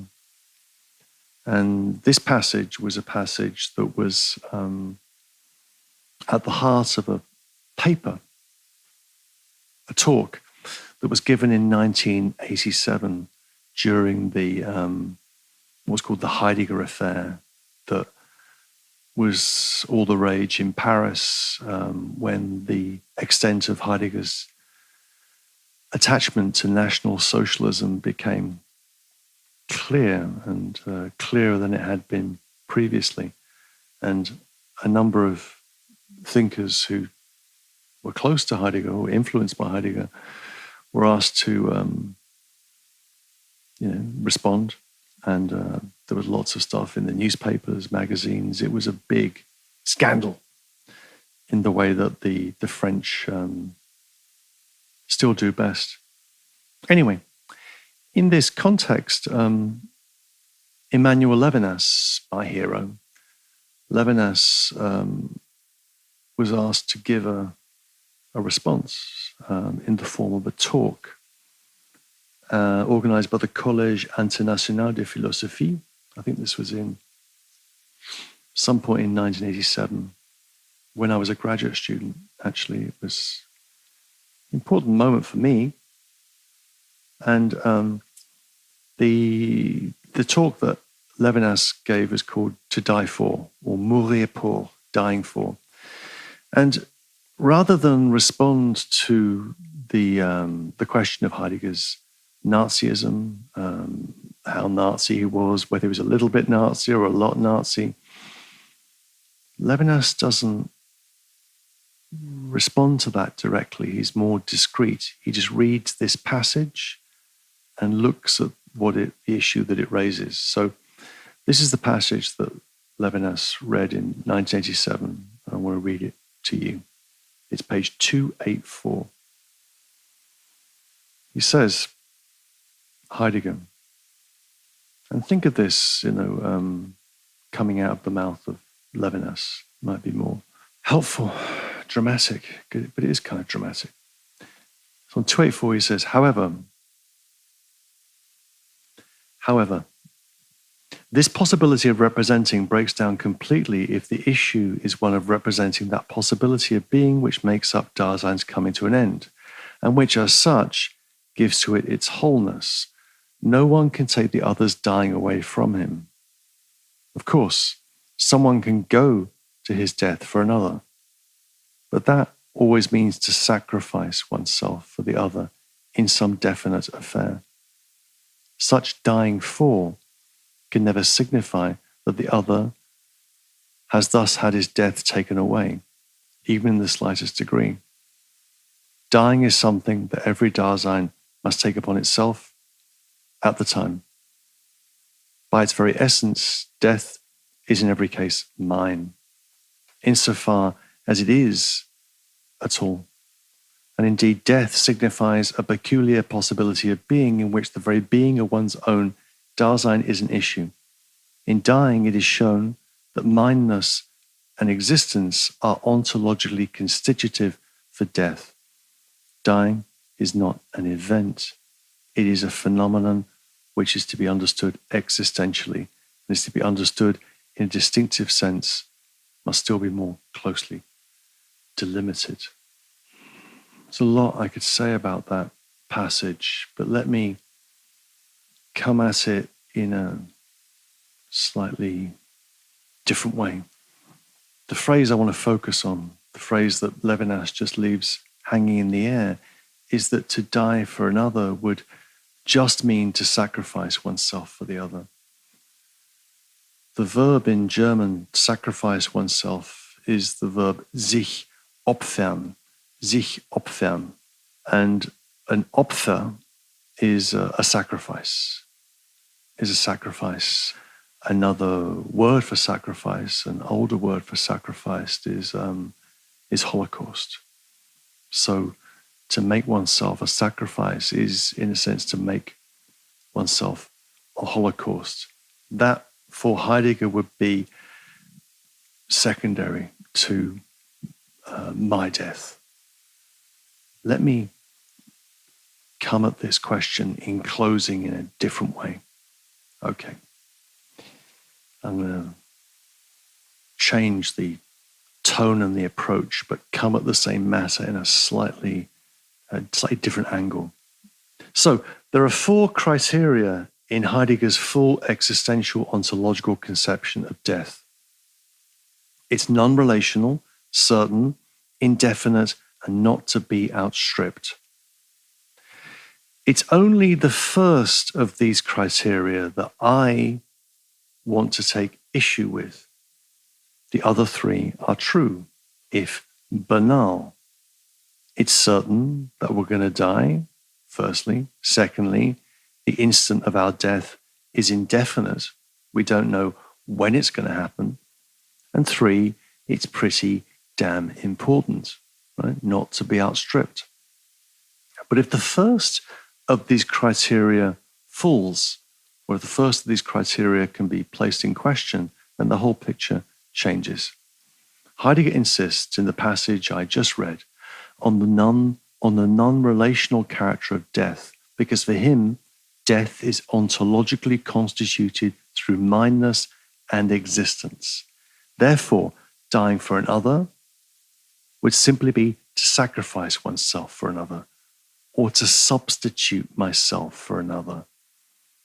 Thus, the fundamental experience of finitude is non-relational, and all relationality is rendered secondary because of the primacy of mindness. Remember, mindness, Gemeinigkeit, is the first concept we saw in Being in Time, all the way back to the first pages of the existential analytic. Now, I want to oppose non-relationality, the non-relational character of being towards death, with the thought of the fundamentally relational character of finitude, namely that death is first and foremost experienced in a relation to the death or dying of the other and others, in being with the dying in a caring way, and in grieving after they are dead. And such a relation to the other is not a relation of understanding. The other's dying is not like placing an intuition under a concept in Kant's epistemology. In other words, the experience of finitude opens up in relationship to the brute fact that escapes my understanding, escapes the reach of my criteria, as someone like Stanley Cavell would put it. The aspiration to wholeness, to totality, can be questioned. Perhaps the aspiration to totality should be given up. Deliberately twisting the example that Heidegger gives in paragraph 47, I would say, this is me speaking, this isn't Heidegger, this is me speaking. I would say that the fundamental experience of finitude is rather like being a student of pathological anatomy. Heidegger gives that example on those words on the top of page 282. A student of pathological anatomy where the dead other is a lifeless material thing. He says that also on 282. With all the terrible lucidity of grief, one watches the person one loves, parent, partner, child, stranger, die and become a lifeless material thing. That is, there is a corpse at the heart of the experience of finitude. And this is why I mourn. Antigone understood this well, it seems to me, staring at the lifeless material thing of her dead brother and demanding justice. No one else could die Antigone's death for her, yet she dies for another. She substitutes or sacrifices herself. Authentic Dasein, the problem with authentic Dasein is that Dasein does not mourn. Authenticity, the logic of authenticity, makes the act of mourning secondary to my mindness, to Dasein's mindness. And this is why Heidegger can write as he does on page 282. We do not experience the death of others in a genuine sense. At most, we are there alongside. Now, if we challenge Heidegger on this point, as I would like to do, I mean, motivated or inspired by Levinas, we come to the view that death and finitude are fundamentally relational. That is, they're not non-relational, they're relational. They're constituted in a relationship to someone whom I love, something, if it's a corpse, someone that's become something that casts a long, mournful shadow across the self and which undoes the self's authenticity. But if that's the case, if that thought can at least be floated, that there is a problem with Heidegger's analysis of being towards death, then this would also lead me to question a distinction that's fundamental to Heidegger's analysis of death, which we haven't talked about, this threefold distinction, but let me just mention it now. Heidegger makes a threefold distinction. He talks about dying, firstly, one, dying, what he calls sterben, which is proper to Dasein, which is the very mark of Dasein's ownness. So dying is what Daseins do, one. Two, what he calls perishing, which is confined to plants and animals. And thirdly, what he calls demise, which Heidegger calls a Zwischenphänomen, a between phenomenon, between these two extremes of dying and perishing. Now, although one could question Heidegger on this point, is it the case that plants and animals simply perish? I have my doubts, particularly when it comes to the higher mammals, or indeed my beloved cephalopods like octopuses and cuttlefish. But I think we have to leave open the possibility that certain animals die. They undergo dying and not just perishing, as Heidegger insists. I also doubt whether human beings are incapable of perishing. Is it not true that human beings can die, can perish, right? Or dying like a dog, as Kafka's fiction and the facts of war, famine, and global poverty insistently remind us. And what of those persons who die at the end of a mentally debilitating disease, or who die whilst being in what is termed a permanently vegetative state? Do they cease to be human on Heidegger's account? I think they do cease to be human on Heidegger's account. I think that's a problem. But more importantly, even than that, if finitude is fundamentally relational, that is, if it is by definition a relation to the fact of the other who exceeds my powers of projection, then the only authentic death is inauthentic. That is, on my account, this is me speaking and not Heidegger, on my account, an authentic relation to death is not constituted through mindness, but rather through otherness. Death enters the world not through my own fear of death, but rather through my relation to the other's dying, perhaps even through my relation to the other's fear, which I try to assuage as best I can. This is what leads two thinkers to invert Heidegger's phrase. So when Heidegger talks about death as the possibility of impossibility. Emmanuel Levinas and Maurice Blanchot say rather, no, death is the impossibility of possibility, the impossibility of possibility. Death is that which shows something over which I have no power. I have no power over the other's death, and I have no power over my own. Death is not a possibility of Dasein, but rather describes an empirical limit, a normative limit to all possibility and to all my fateful powers of projection. My relation to finitude limits my potentiality, my potency. It, we might say in closing, the relational character of finitude, the fact that my relationship to the other is primary on my view, this impotentializes the self and disables the healthy virility of authentic Dasein. Impotentializes the self and disables the healthy virility of authentic Dasein. I don't know what that beep was. Lord knows. So there is for me, there's a way, there's a problem here in Heidegger's analysis. And I think Heidegger's understanding of the non-relational character of being towards death is a problem.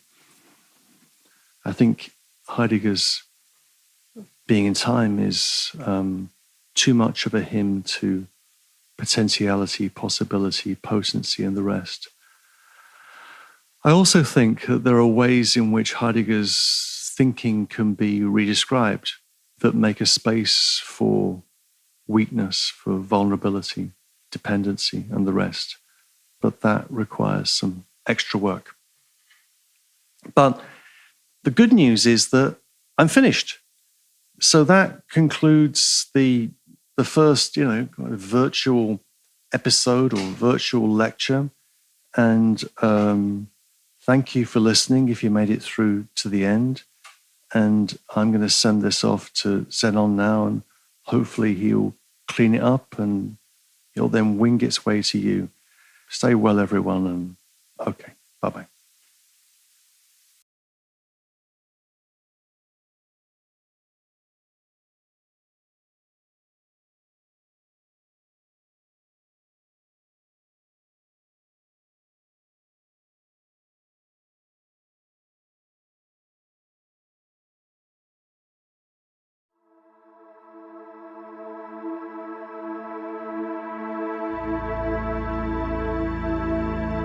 Apply-Degger. Heidegger's thinking in Being and Time explained. With Simon Critchley.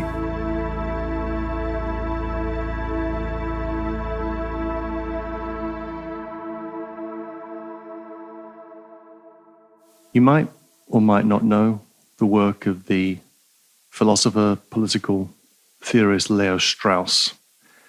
And it doesn't matter whether you know his work or not. He taught at the New School for a long time, longer than Hannah Arendt, actually. But we choose not to remember that episode. Leo Strauss makes a distinction, or a distinction is operative in his work, between the exoteric and the esoteric. The exoteric, as it were, for everyone, and the esoteric for the few. And he thinks that every major philosophical text, from Plato's Republic onwards, has an exoteric and an esoteric dimension.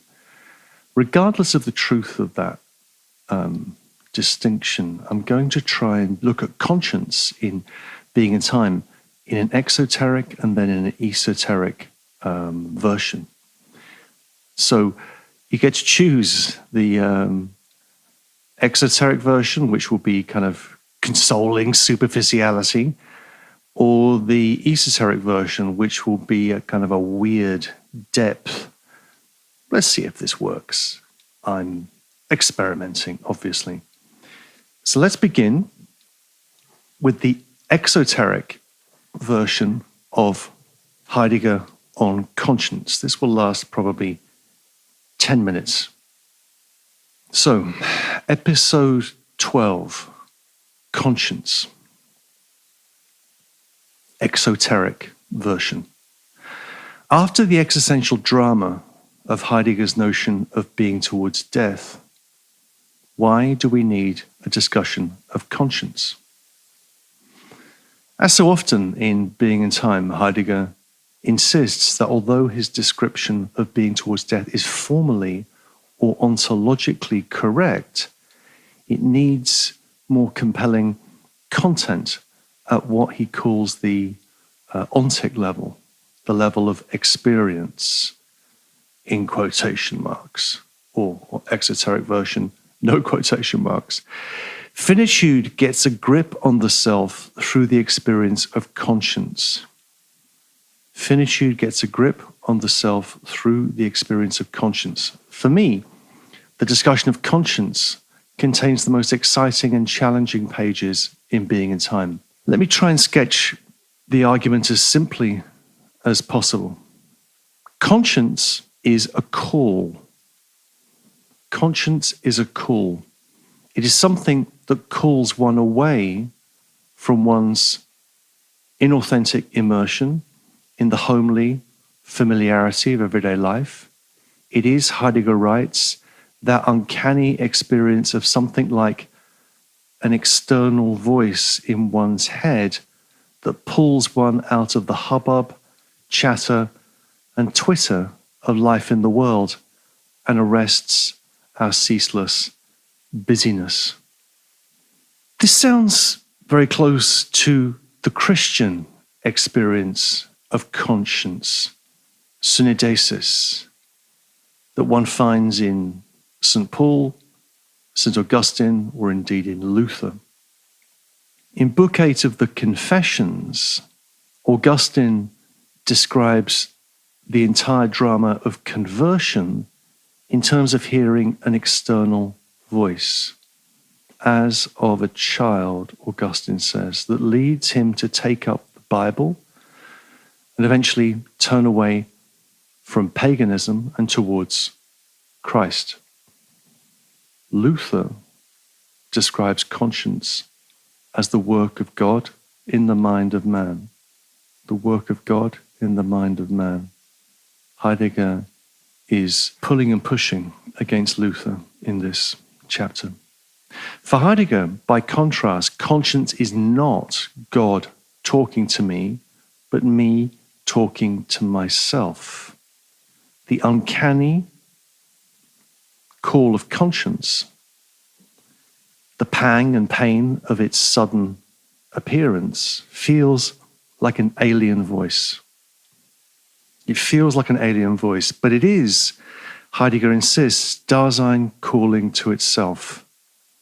I'm called back from inauthentic life in the world, complete with what Jean-Paul Sartre would call its counterfeit immortality. I'm called back from that towards myself.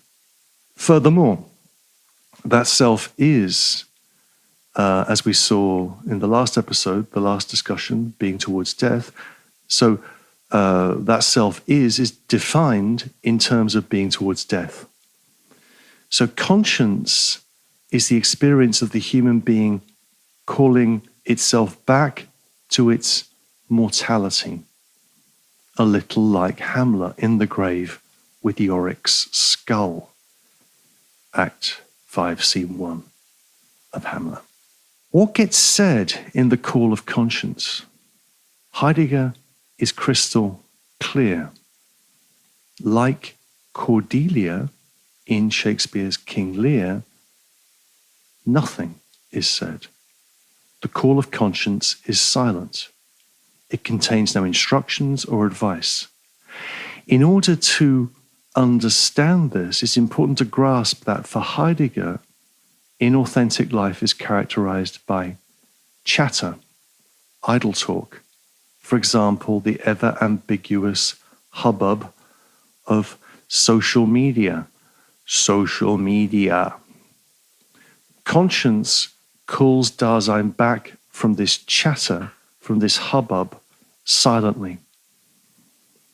This call has the character of what Heidegger calls reticence, which is the privileged mode of language in Being and Time, or a privileged mode of language in Being and Time, as we saw in Chapter 5, Division 1. So the call of conscience is a silent call that silences the chatter of the world and brings me back to myself.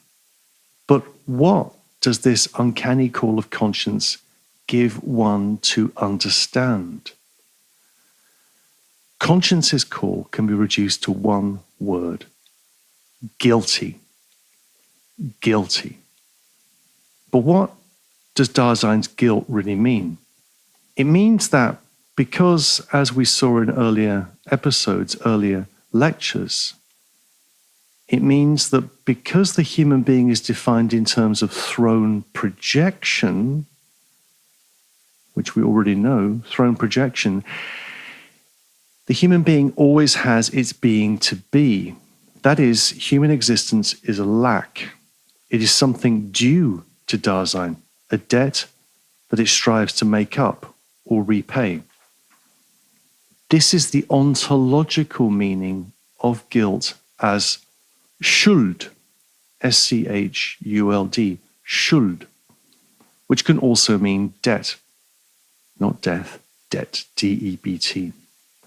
As Heidegger, perhaps surprisingly although it should be recalled that he was also writing during a time of troubled economic strife in Weimar Germany, he says, life is a business, whether or not it covers its costs.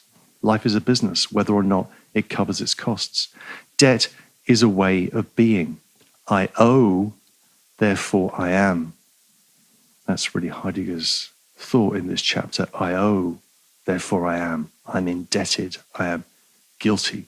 Heidegger goes on to show that this ontological meaning of guilt as indebtedness is the basis for any traditional moral understanding of guilt. Heidegger's phenomenology of guilt, and here he is close to Nietzsche in the genealogy of morals, in particular the second essay of the genealogy, which in a sense is a subtext for the discussion of conscience, I think. Heidegger's phenomenology of guilt claims to uncover the deep structure of ethical selfhood, which cannot be defined by morality, since morality already presupposes it.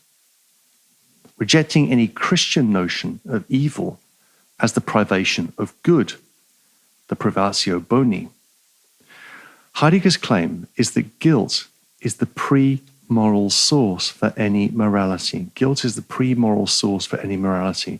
As such, it is, to coin a phrase, of course not to coin a phrase, it is beyond good and evil.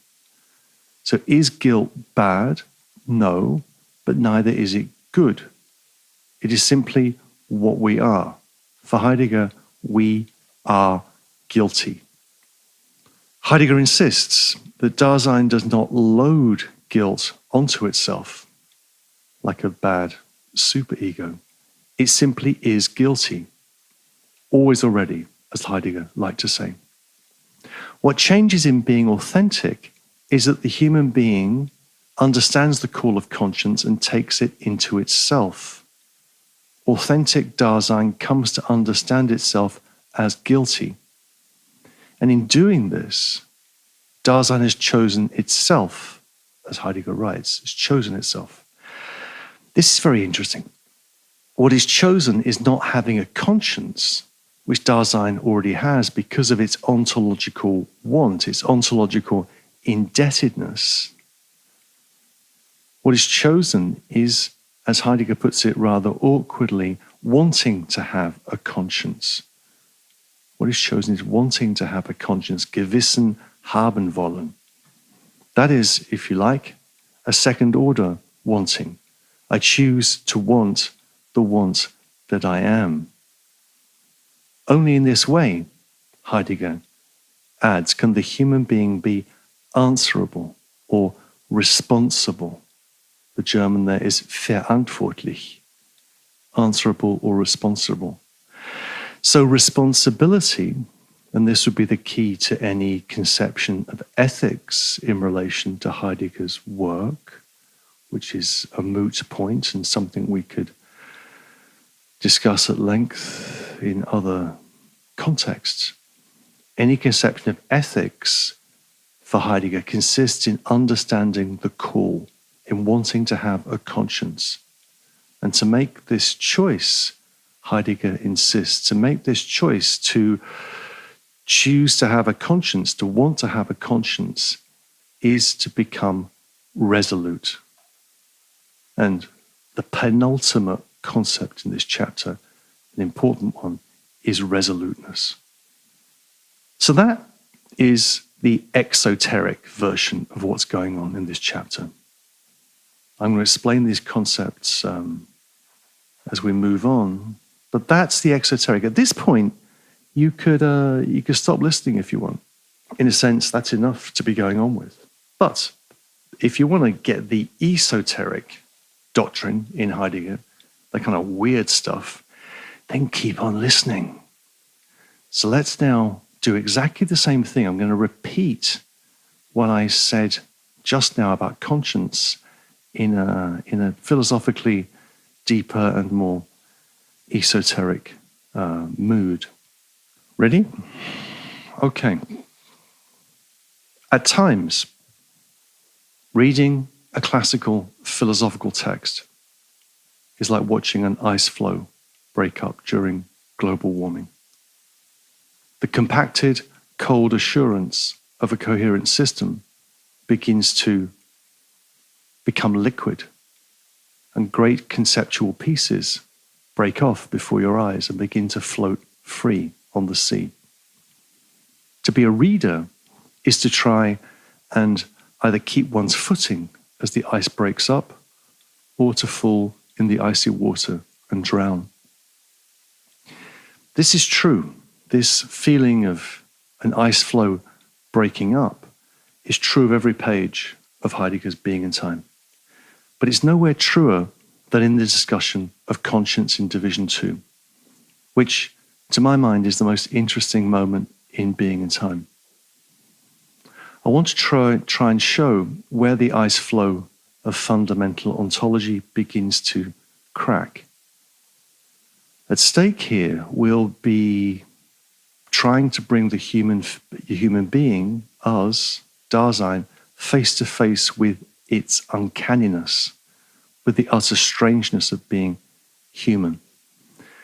And this is the thought, this is the esoteric thought in this chapter. We are the null basis being of a nullity. We are the null basis being of a nullity. A double zero suspended between two nothings. The null basis being of a nullity. Told you it was esoteric. As everyone who's read Being and Time is aware, what Heidegger is seeking to do in Division 2 is to find an authentic potentiality for being a whole. And this turns on the question of the self.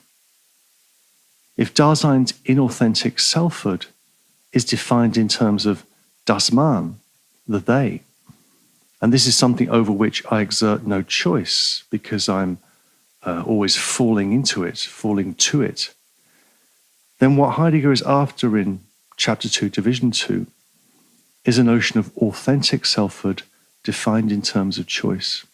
So I either choose to choose myself as authentic, or I am lost in the choiceless publicness of das Man. Heidegger's claim is that this potentiality for being a whole, for being authentic, is attested in the voice of conscience. Ontologically, conscience discloses something. It discloses Dasein to itself. On page 314, first quote here, on page 314, about a third of the way into that page, he writes, if we analyze conscience more penetratingly, It's revealed as a call, a ruf. Calling is a mode of discourse. The call of conscience has the character of an appeal to Dasein by calling it to its ownmost potentiality for being itself. And this is done by way of summoning it to its ownmost being guilty. 314. So, conscience is a call, a ruf. And this call is a mode of rede, a mode of discourse, a silent call, as we will see. The call has the character of an anruf, an appeal, that is a summons or a convocation, aufruf, aufruf of Dasein to its ownmost being guilty. Heidegger is playing here with the different modalities, different prefixes of the word ruf, R-U-F in German. We will see in a little while what Heidegger means by guilt, which is something closer to lack than any idea of moral guilt or culpability. An idea of guilt as lack, which if we wanted to, we could make sense of in Lacanian terms, but I'm not going to insist on that. Heidegger insists that our understanding of this call, hearing this call, unveils itself as wanting to have a conscience. Wanting to have a conscience, Gewissen haben wollen. Adopting this stance, making this choice, choosing to choose, this choosing to choose is the meaning of resoluteness or decidedness. The word in German is Entschlossenheit, which has within it the idea of decision, Entscheidung, being determined. Resoluteness is being determined, being decided, having a fixity of purpose. And that's the basic shape of the argument in Division 2, Chapter 2, and the terminology that Heidegger employs. Just laid that out in the last minute or so. Heidegger insists that the call of conscience calls one away from one's listening to the they-self, which is always described as listening away to the hubbub of ambiguity, idle talk. Instead, one listens to the call that pulls one away from this hubbub, to the silent and strange certainty of conscience. He says on page 316, it's a nice quote, the call, towards the bottom of page 316, the call is from afar unto afar. It reaches him who wants to be brought back. The call is from afar unto afar. It reaches him who wants to be brought back. It's a little perhaps like Socrates' daimon. His daimon, the voice that calls Socrates back at different points in the Platonic dialogues when he's given a bad speech or said something he regrets, like in the Phaedrus, his daimon says, go back and do better. That wasn't good enough. So it's a little bit like that, we could say. That calls to us, calls to Socrates from afar. To what is one called in being appealed to in conscience? One is called to one's own self. Conscience calls Dasein to itself in the call. What gets said in the call of conscience? Heidegger is crystal clear. Again, as I said before, in the exoteric version, like Cordelia in King Lear, nothing is said. Just stay with that thought for a tiny bit. Remember the scene at the beginning of King Lear when he's got his three daughters, Goneril, Regan, and Cordelia, and they all have to pledge their love to the king that suddenly decided to stop being king and wants to kind of wander around with his retinue of 100 partying. And he asks Goneril and Regan how much they love him, and they love him a lot. They give long, florid speeches. Then he asks Cordelia, who he loves most, how much Do you love me? What do you say, Cordelia? And she says, nothing, my lord. And Leah says, nothing? Nothing comes of nothing, therefore speak. And she says, nothing, my lord. I cannot heave my heart into my mouth. So a little like that. So what does the call of conscience say? Nothing.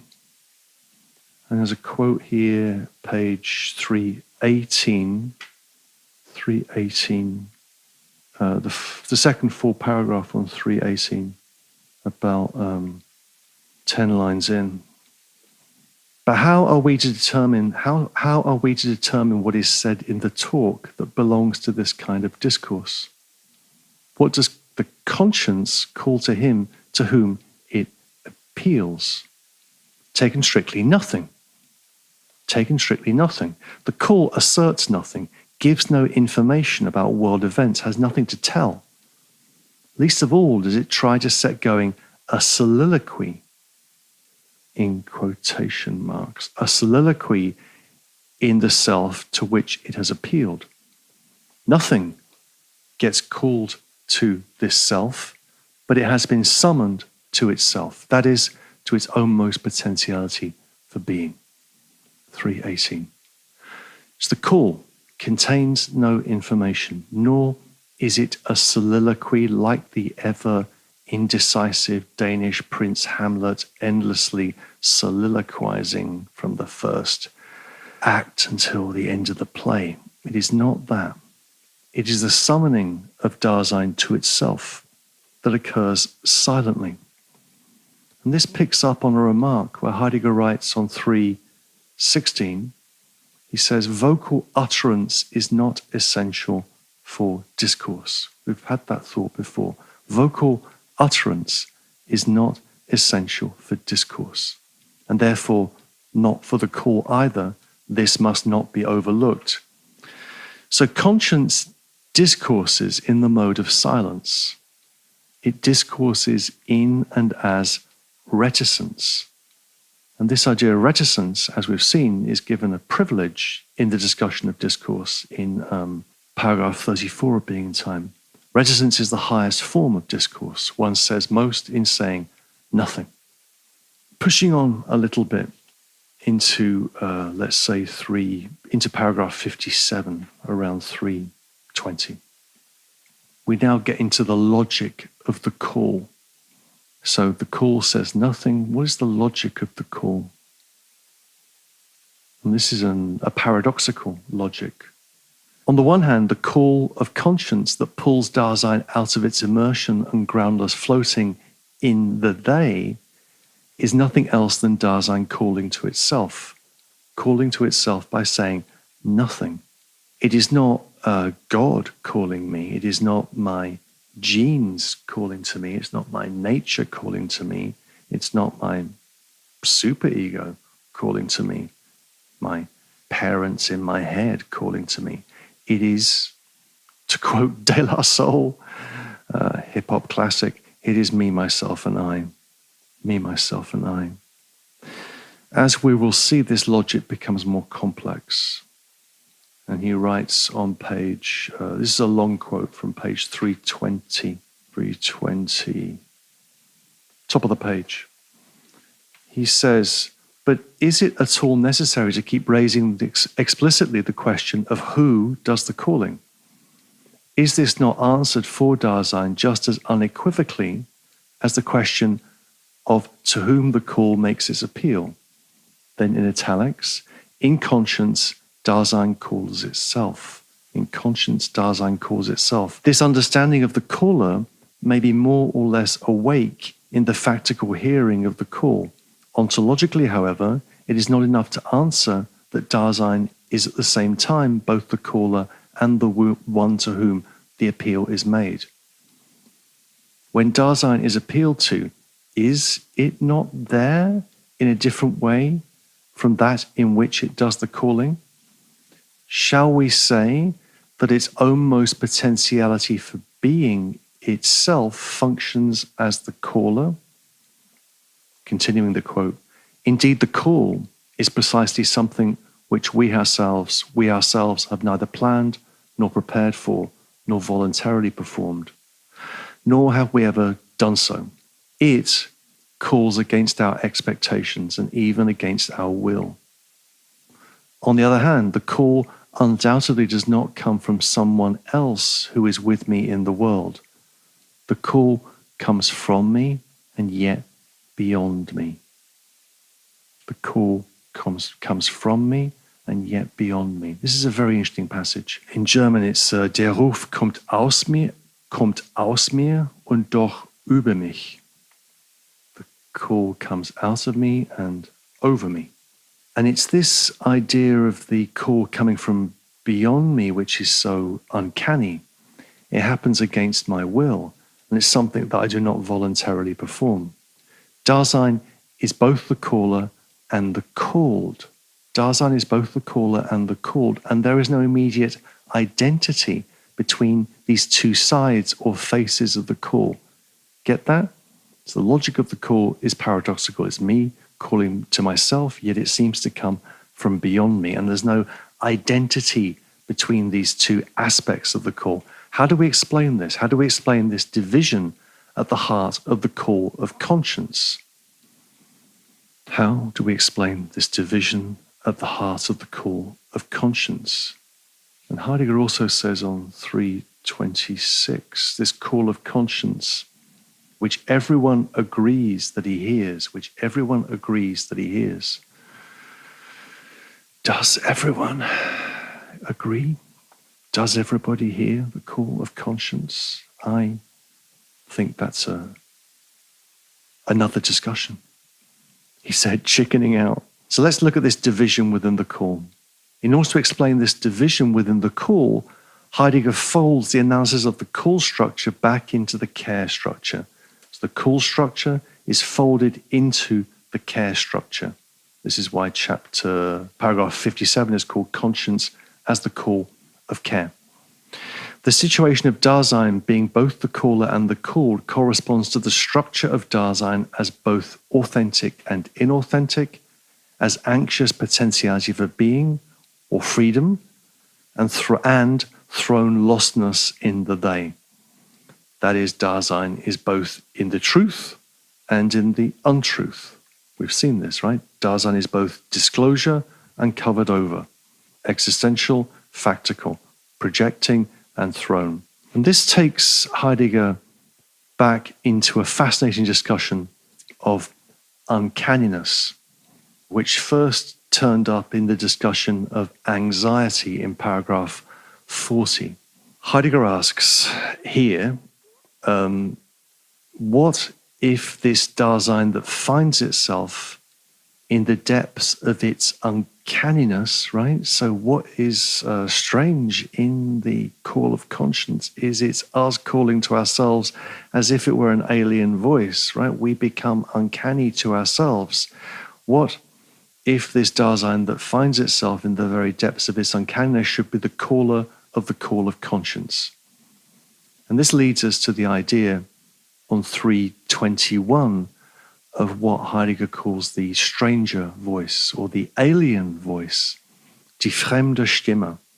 Fremde Stimme, the alien or stranger voice. And there's a lot we could say about that. Again, it would be another topic, but this idea of the stranger voice is a topic which I think of in particular in relationship to Nietzsche, when Nietzsche is thinking about his own work in the 1886 prefaces to his work, where he talks about, although his early work, in his view, is terrible because it's Wagnerian and Schopenhauerian and metaphysical, there is an alien voice, a strange voice that somehow speaks in that work, and that when Nietzsche's reading himself, he can find himself in his own uncanniness.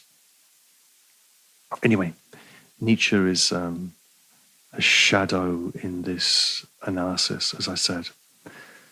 But going back to the text, page 321, here's a quote. Heidegger says, in its who, the caller is definable in a worldly way by nothing at all. This is a great quote, actually. This is the bottom of page 321. So make sure you've you've got your eyes on this because something interesting happens. In its who, the caller is definable in a worldly way by nothing at all. The caller is Dasein in its uncanniness, primordial, throne, being in the world, as the not at home. The bare that it is in the nothing of the world. The bare that it is in the nothing of the world. And in the German, nothing does not have quotation marks around it, as it does in Macquarie and Robinson. The bare that it is of the nothing of the world. The caller is unfamiliar to the everyday they self. It is something like an alien voice.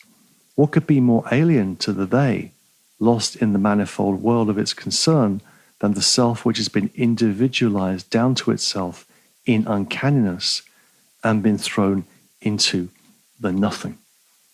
And again, nothing in the translation has got quotation marks. They're not there in the German. What might be noted here is the repeated emphasis upon the word nothing and the general strangeness of the claim that Heidegger makes. The call of conscience is the anxious uncanniness of not being at home in the homeliness or familiarity of the at-home quality of the world. But then this not at home is claimed to be the nothing of the world. The nothing of the world. Do you hear that? The self is thrown into the nothing of the world. And into that nothing, I hear the silent call that strikes me as alien. You begin to get the sense here that the being in the world, Dasein is being in the world, that we repeated over and over again in the first discussions of the first division. This world full of significance, this world that hangs together, this world which we are in and which is there, suddenly becomes nothing. The self is thrown into the nothing of the world, and into that nothing I hear the silent call that strikes me as alien, and that call is also nothing. Strictly speaking, and this is the thought that I want to get at, this is the esoteric thought, the self is divided between two nothings. On the one hand, the nothing of the world, and on the other, the nothingness of pure possibility revealed in being towards death. Right? The nothing of the world and the nothing of pure possibility. The self is nothing, but the movement between two nothings. The nothing of thrownness and the nothing of projection. Which is to say that the uncanniness of being human, being a stranger to oneself, consists in a double impotentialization. A double impotentialization. This is much more me than Heidegger. And I'll try and elucidate that in a little while. But just stay with this thought that what the call is revealing here is the nothing of the world, of our throne being in the world, and in relation to the nothing of the call. And between these two nothings, we hover. On page 322, Heidegger writes, 322, first full paragraph. The call does not report events. It calls without uttering anything. The call discourses in the uncanny mode of keeping silent. Discourses in the uncanny mode of keeping silent. And it does this only because in calling the one to whom the appeal is made, it does not call him into the public idle talk of the they, but calls him back from this into the reticence of his existent potentiality for being. When the caller reaches him to whom the appeal is made, it does so with a cold assurance which is uncanny but by no means obvious. Note the cold assurance of the appeal here. I rather like that. The kalte Sicherheit, the cold certainty of the uncanny cool. Uncanniness pursues Dasein down into the lostness of its life in the they. A life where it has forgotten itself, and it tries to arrest this lostness in a movement that Heidegger will call in the next chapter of Being and Time repetition. And we'll come back to that repetition. The thought here, which you can just, as it were, listen to at this point, we're going to have to live it in the next chapter, the next episode. It's only in the self's repetition to itself, of itself, that it can momentarily pull clear of the downward plunge of the they self. It's only in repetition that this can happen. When the self ceases to repeat itself, it forgets and ceases to be itself. We are repetition. The three R's, as the legendary Marquis Smith said, of the mighty form. Repetition, repetition, repetition. Told you this was going to be weird. Heidegger completes this run of argument in the following way. This is on page 322. Same page, a bit further down. The proposition, it's the last paragraph on 322, the proposition that Dasein is at the same time both the caller and the one to whom the appeal is made has now lost its empty formal character and its obviousness. Conscience manifests itself as the call of care. Conscience is the call of care. The caller is Dasein, which in its thrownness, in its being already in, is anxious about its potentiality for being. The one to whom the appeal is made is this very same Dasein, summoned to its ownmost potentiality for being, ahead of itself. Dasein is falling into the they, in being already alongside the world of its concern, and it is summoned out of this falling by the appeal. The call of conscience, that is conscience itself, has its ontological possibility in the fact that Dasein, in the very basis of its being, is care. Let that resonate a bit. The call of conscience is entirely intelligible in terms of the care structure. That is thrown projection, falling factical existence. Remember the three elements of care? Facticity, thrownness, existence, projection, and falling. Right? Idle talk, ambiguity, curiosity. We don't need any other powers to explain conscience. Right? We don't need to resort to God, as in St. Paul or in Luther. We don't need to think about public conscience or world conscience. Heidegger deals with that and dismisses that in the final pages of paragraph 57. So what does the uncanny call give one to understand? Right? I said that question exactly like that before. What does conscience give us to think about? Conscience's call can be reduced to one word, and that one word is guilty. What does Dasein's guilt really mean? It means that because Dasein's being is thrown projection, it always has its being to be. That is, Dasein's being is a lack.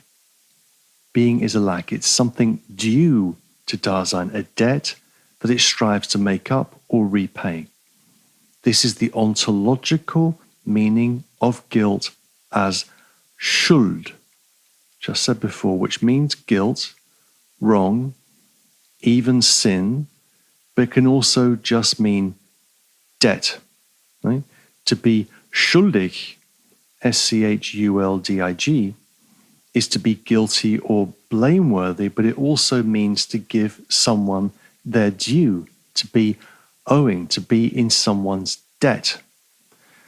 Why I'm emphasizing this line of thought is I'm thinking here of Nietzsche's the second essay of the genealogy of morals, and what Nietzsche does is to trace the idea of guilt, for him, the Christian idea of guilt, for us, the secular idea of guilt that, saturates the world that we live in.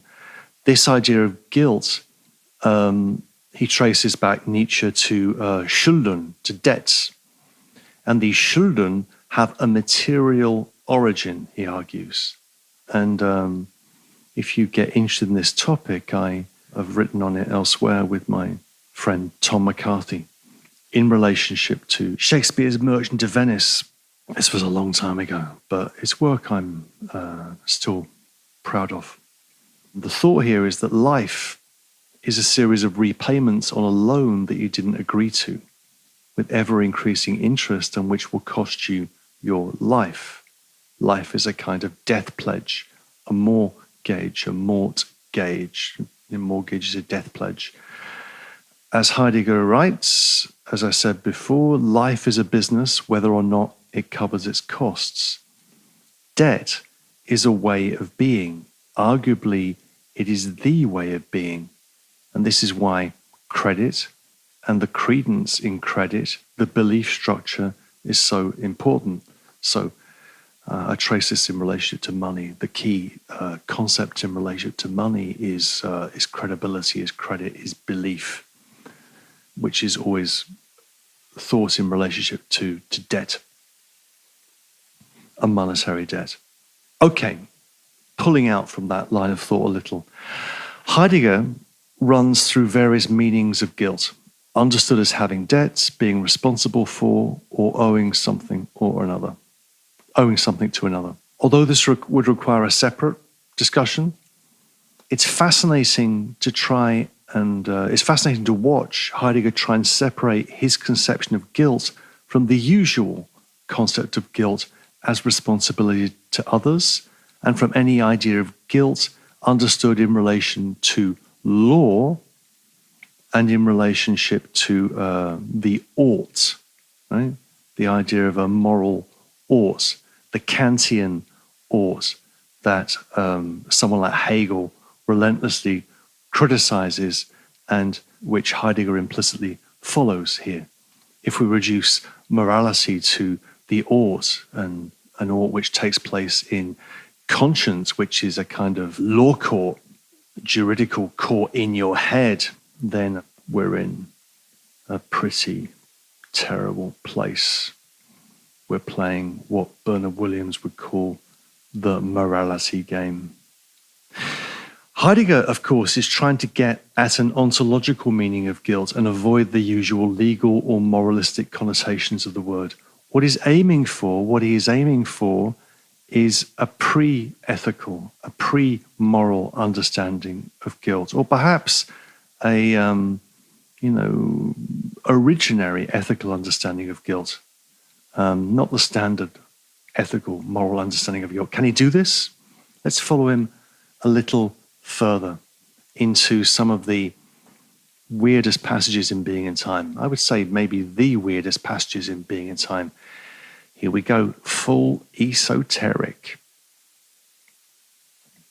Paragraph 58. And the bit I want to draw your attention to is on page 340. So maybe flip ahead to 330. 330, not 340, 330. This page 330, 331 is really something you can read over and over again. It's fascinating. It seems obscure and strange, but it's actually just really deep. Dasein is, he says on page 330, 331, a throne basis. A throne basis. The word in German is ein geworfener Grund. And Grund, ground, has a wide range of meanings in German, also means reason. Anyway, a throne basis. Dasein projects forth on the basis of the possibilities into which it has been thrown. This is also to say, as we will now see, that Dasein is a null basis, and he writes, and the German is dense and difficult to render, but let's do our best. This is on page 330, middle of the page. It's really strange, rich, and powerful. I quote at length. In being a basis, that is, in existing as throne, Dasein constantly lags behind its possibilities. It is never existent before its basis, but only from it and as this basis. Thus, being a basis means never to have power over one's ownmost being from the ground up. Right? Being a basis means never to have power over one's being, ownmost being from the ground up. This not belongs to the existential meaning of throneness itself. Being a basis is a nullity of itself. Nullity does not signify anything like not being present at hand or not subsisting. What one has in view here is rather a not which is constitutive for this being of Dasein, its throneness. The character of this not as a not may be defined existentially. In being its self, Dasein is as a self the entity that has been thrown. It has been released from this basis, not through itself, but to itself, so as to be as this basis. Dasein is not itself the basis of its being, inasmuch as this basis first arises from its own projection. Rather, as being itself, it is the being of its basis. Wow. This is fascinating. The claim is that Dasein is a nullity of itself. Dasein understood as being a basis means that it does not have power over itself. Does not have power. Dasein is the experience of nullity with regard to itself. The potentiality for being a whole, which defines Dasein's power of projection, is revealed to be an impotentialization, a limit against which it runs and over which it has no power. And it's the impotence of Dasein that interests me here. And as we're going to see, it's a double impotence. So what we're seeing here is, the way in which Heidegger is normally discussed is in terms of potentiality, possibility, blah, blah, blah. But we see here potentiality bumping up against impotence. As a thrown basis, Dasein constantly lags behind its possibilities. As he writes in that passage I just read, in being a basis, that is to say, existing as thrown, in being a basis, that is, in existing as thrown, Dasein constantly lags behind its possibilities. Dasein lags behind its possibilities. Yeah? Get that thought? The experience of guilt reveals the being of being human as a lack, as something wanting, as a lag. The self is not just the ecstasy of some heroic leap towards authenticity energized by the experience of anxiety and being towards death. Such would be the heroic reading of the existential analytic, and that possibly was Heidegger's intention, possibly. On that heroic reading, the goal of the existential analytic would be to achieve a kind of self-mastery, a self-sufficiency, what they used to call in Greek autarky, self-origination. This is what Heidegger calls in paragraph 64 that we'll get to next time, self-constancy. Self-constancy. Rather, on my view, the self's fundamental self-relation is to an unmasterable thrownness, the burden of a facticity that weighs me down without my ever being able to fully pick it up. This is why I seek to evade myself. I project or throw off a thrownness that catches me in its throw and inverts the movement of possibility by shattering it against impotence. I'm always too late to meet my fate. For those with ears to hear, that's a rather arrogant Nietzschean way of putting it. For those with ears to hear, this is a reading of Nietzsche that's perhaps closer to Beckett than to the standard kind of heroic Nietzsche. A Beckettian disability. The characters in Beckett are always kind of in bed, or they can't walk, or they used to ride bikes but they can't anymore, and they're shoved like a bunch of flowers into a jar in the shambles in the bad side of town, outside an abattoir, trying to concentrate on the rump of a horse, for example. Dasein, to return to my main thought, Dasein is a being suspended between two nothings. That's the thought. Dasein is a being suspended between two nothings, two nullities, the nullity of thrownness and the nullity of projection. And this is where the text gets really, really radical. So hang on there. This is page 331, and it begins on 331, 1, 2, 3, 4, 5, 6, 7, 8, 9 lines in. Long quote. Not only is the projection as one that has been thrown determined by the nullity of being a basis, as projection, it is itself essentially null. This does not mean that it has the ontical property of inconsequentiality or worthlessness. What we have here is rather something existentially constitutive for the structure of the being of projection. The nullity we have in mind belongs to Dasein's being free for its existential possibilities. Freedom again. We saw that at the end of the Being Towards Death chapter. Freedom, however, continuing the quote, 331, freedom, however, is only in the choice of one possibility. That is, in tolerating one's not having chosen the others and one's not being able to choose them. In the structure of thrownness, as in that of projection, there lies essentially a nullity. This nullity is the basis for the possibility of inauthentic Dasein in its falling. And as falling, every inauthentic Dasein factically is. Care itself, in its very essence, is permeated with nullity through and through. Thus, care, Dasein's being, means, as thrown projection, being the basis of a nullity. Being the basis of a nullity.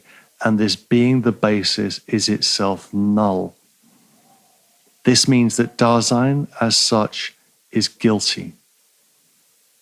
If our formally existential definition of guilt as being the basis of a nullity is indeed correct.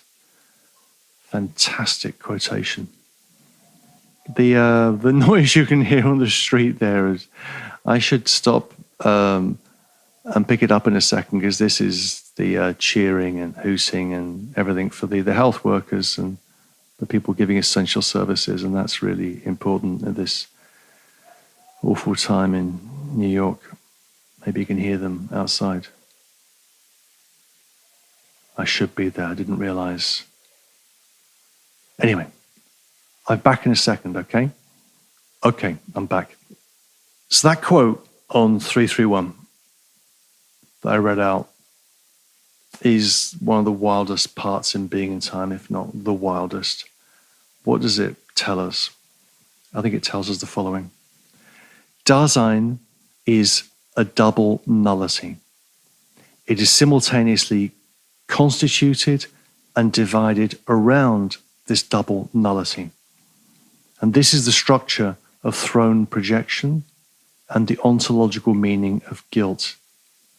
That is, Dasein is guilty. It is indebted doubly. It is null at the heart of its being. Dasein is essentially doubly lacking. Okay, so what I've emphasized throughout these episodes, these lectures, is the idea of Dasein as throne projection. But what does throne projection mean? Well, he tells us in this passage I just read on 331, throne projection is the null basis being of a nullity. The null basis being of a nullity, das nichtige Grundsein eine Nichtigkeit. And this is nothing less than the experience of freedom. As Heidegger writes, freedom is the choice of one possibility of being, in choosing oneself and not the others. But what one is choosing in such a choice is the nullity of a projection that projects on the nullity of a throne basis over which one has no power, right? Nullity of a projection projecting onto the nullity of a throne basis over which one has no power, behind which one is always lagging. Freedom is the assumption of one's ontological guilt, of the double nullity that one is. Heidegger goes on to show that this existential ontological meaning of guilt is the basis for any traditional moral understanding of guilt. Heidegger's phenomenology of guilt, like Nietzsche's in the genealogy of morals, claims to uncover the deep structure of ethical subjectivity, which cannot be defined by morality, as I said earlier, because morality already presupposes it. He rejects, Heidegger, any notion of evil as the privation of good. Heidegger's claim is that guilt is the pre-moral source for any morality. Got that? Guilt, as he understands it, this double nullity, this double nothingness of thrownness and projection, which is the experience of freedom, is the pre-moral source for any morality. It's beyond good and evil. Is guilt bad? No. But neither is it good. It's simply what we are. We are guilty. Such is Kafka's share of eternal truth. Think about this in relation to Kafka. The characters in Kafka at trial are guilty. Their being is defined in this way. They are lacking with regard to themselves. They are people about whom lies have been told. Joseph K. Heidegger brings a large number of themes discussed in the last few minutes together in an enormously powerful way.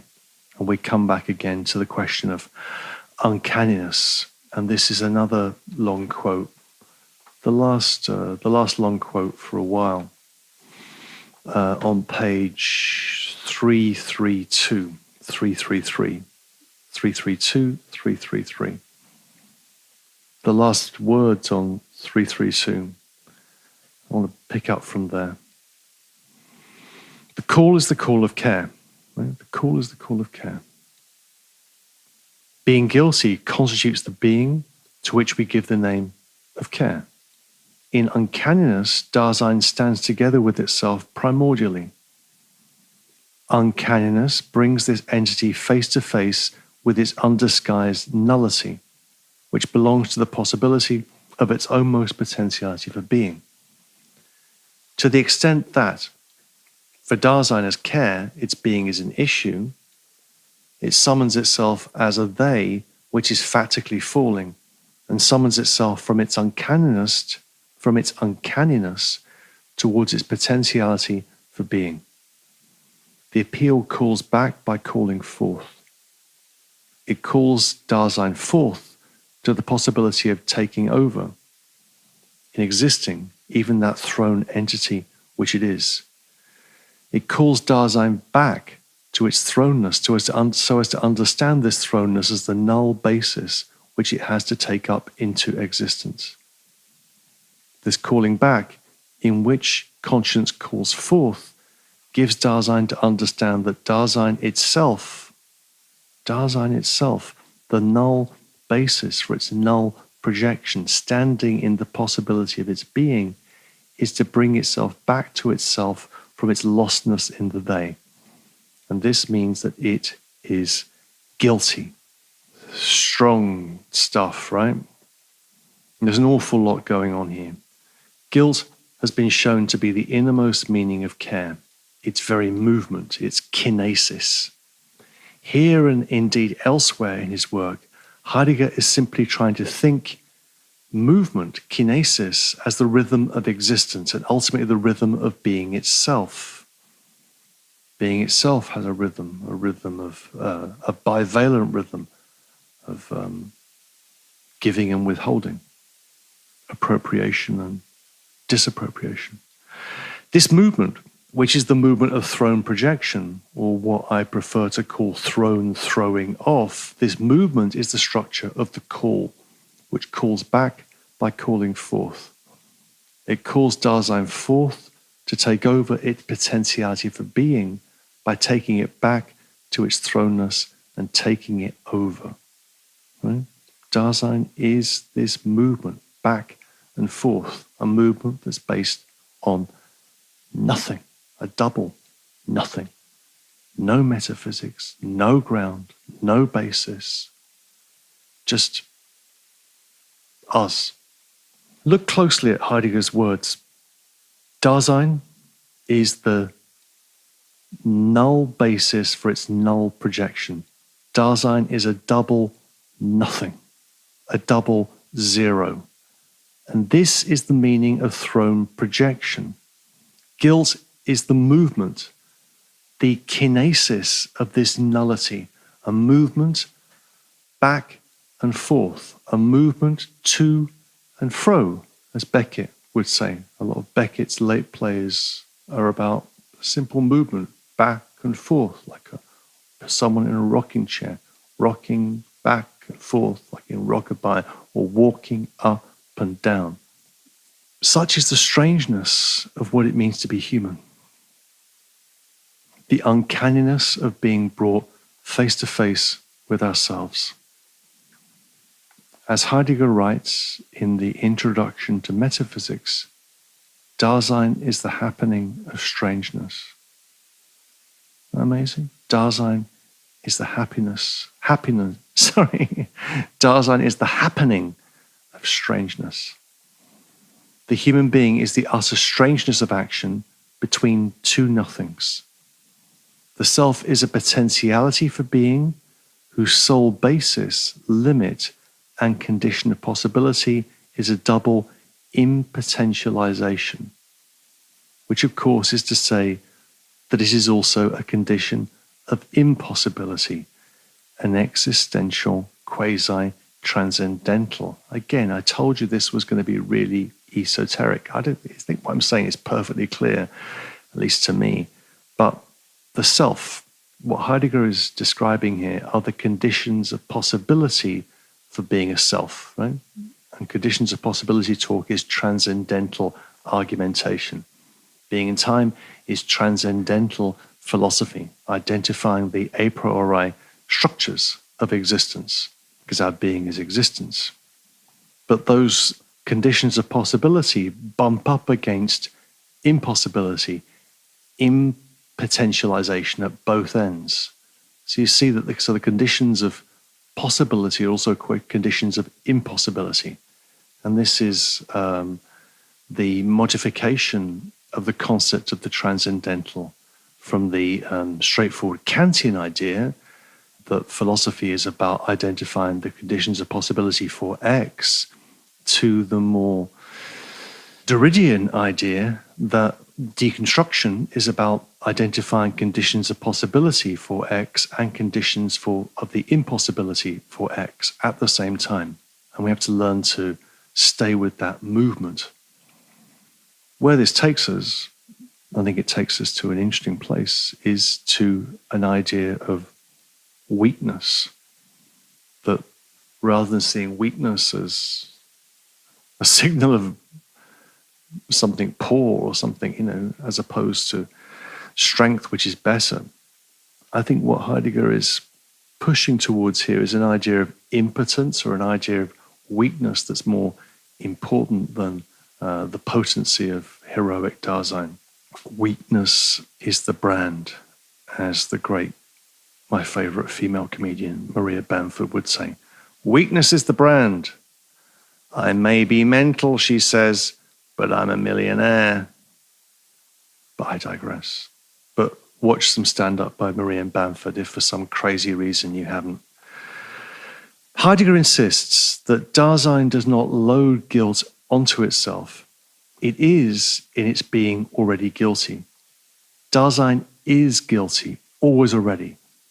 What changes in being authentic is that Dasein understands the call or appeal of conscience and takes it into itself. Dasein as authentic comes to understand itself as guilty, which means that Dasein as potent comes to understand itself as impotent. In doing this, Dasein has somehow chosen itself, as Heidegger says. Hat sich selbst gewählt. This is very interesting. What is chosen is not having a conscience. We have conscience by virtue of being Dasein. What is chosen is wanting to have a conscience. This is where the chapter, wanting to have a conscience. This is a second order wanting. To want the want that one is, right? To want the lack that one is. He says on page 334, rounding out this paragraph and this strange, I think, extraordinary line of thought in paragraph 58. He says, wanting to have a conscience is rather the most primordial existential presupposition for the possibility of factically coming to owe something. So that's 334 in the 2/3 of the way down the page. Wanting to have a conscience. In understanding the call, Dasein lets its ownmost self take action in itself in terms of that potentiality for being which it has chosen. Only so can it be answerable, verantwortlich.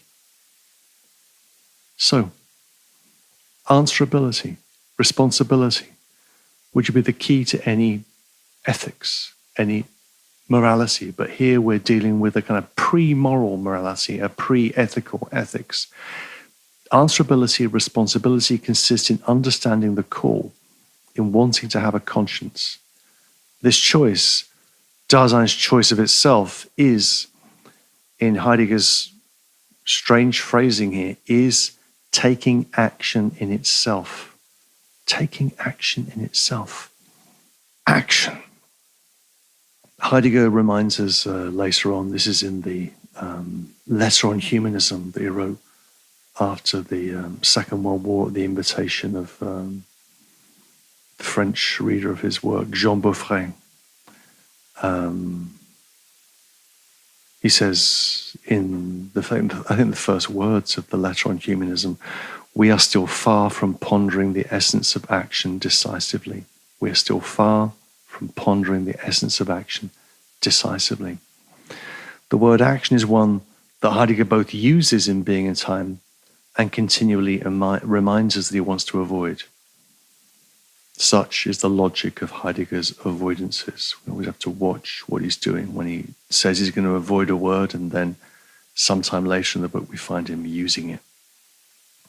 But what might action mean, conceived in relationship to the double nullity we have described?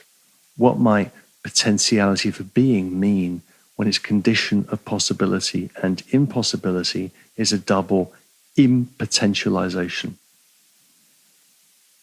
Well, that's what I hope to work out in a fuller interpretation of Heidegger.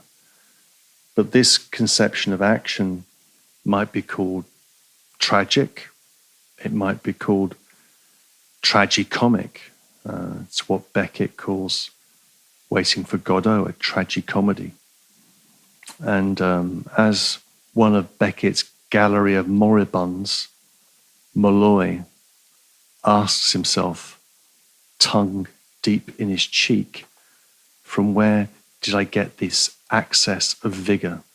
From my weakness, perhaps. From where did I get this access of vigor? From my weakness, perhaps. Well, that concludes the esoteric part. Now I've got 2 more things to do before we finish this already overly long episode, but it's great stuff, and it never ceases to get me, this discussion of conscience. There's 2 concepts we haven't discussed, which come up at the end of the chapter in paragraph 60. Resoluteness and situation. Resoluteness and situation. So here we are, the last pages of chapter 2 from around 341 onwards. Resoluteness is the authentic structure of Dasein, the truth of Dasein, the truth of existence. And he formulates it on 343. He says, middle of the page on 343, the disclosedness of Dasein in wanting to have a conscience is thus constituted by anxiety, a state of mind, by understanding as a projection of oneself upon one's almost being guilty, and by discourse as reticence. Look at the 3 existentials: state of mind, understanding, discourse. This distinctive and authentic disclosedness, which is attested in Dasein itself by its conscience, this reticent self-projection upon one's almost being guilty, in which one is ready for anxiety, we call resoluteness. Resoluteness means, as I said much earlier, means decidedness, having fixity of purpose, becoming resolved, determined, where entschließen means to make up one's mind. So resolute Dasein understandingly projects onto its possibilities in the mood of anxiety. And note here that Heidegger reintroduces, or keeps bringing back, it's gone very far away, the idea of anxiety. And he'll speak here of anxiety of conscience, Gewissensangst. That's on the middle of page 342. Anxiety of conscience, where wanting to have a conscience is a readiness for anxiety. But anxiety is nothing anguished, right? It's articulated discursively as reticence. That is where I pull away from the loud chatter of the they-self and I move into silence. Anxiety is the mark or proof of the calling. Right? Anxiety is the mark or proof of the calling. I could say a lot more about this in relationship to the experience of faith as I understand it. And I begin from someone like St. Paul here, rather than warm, fuzzy feelings of faith, some kind of belief in some certainty. I mean, that's not what faith is about. Faith is the anxiety. It's the subjective mark or proof of the calling. The way the calling, faith is felt, is as anxiety.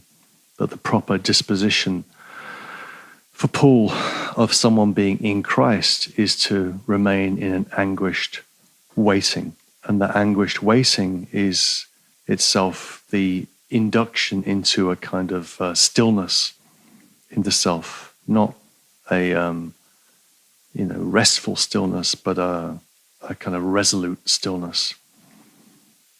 Look at the top of page 343.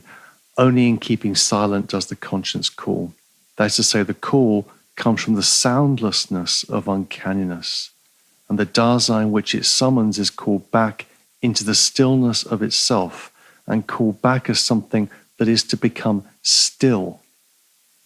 Only in reticence, therefore, is this silent discourse understood appropriately in wanting to have a conscience. It takes the words away from the common sense idle talk of the they. So conscience calls in silence, and this summons calls one back to stillness, becoming still. It's a theme that you could plot in Heidegger's later work. He's quoting things like the ringing stillness. I think it's Stefan George or someone else. For me, it's a kind of stillness that you can find in kind of musical forms of stillness. I think about that soundlessness of uncanniness in relationship to the stillness of, say, certain forms of ambient music. Harold Budd, Brian Eno, or favorite act of mine, a favorite band of mine from, I think, from Austin, Texas, called Stars of the Lid, who have done amazing work. Anyway, to move on, resoluteness is that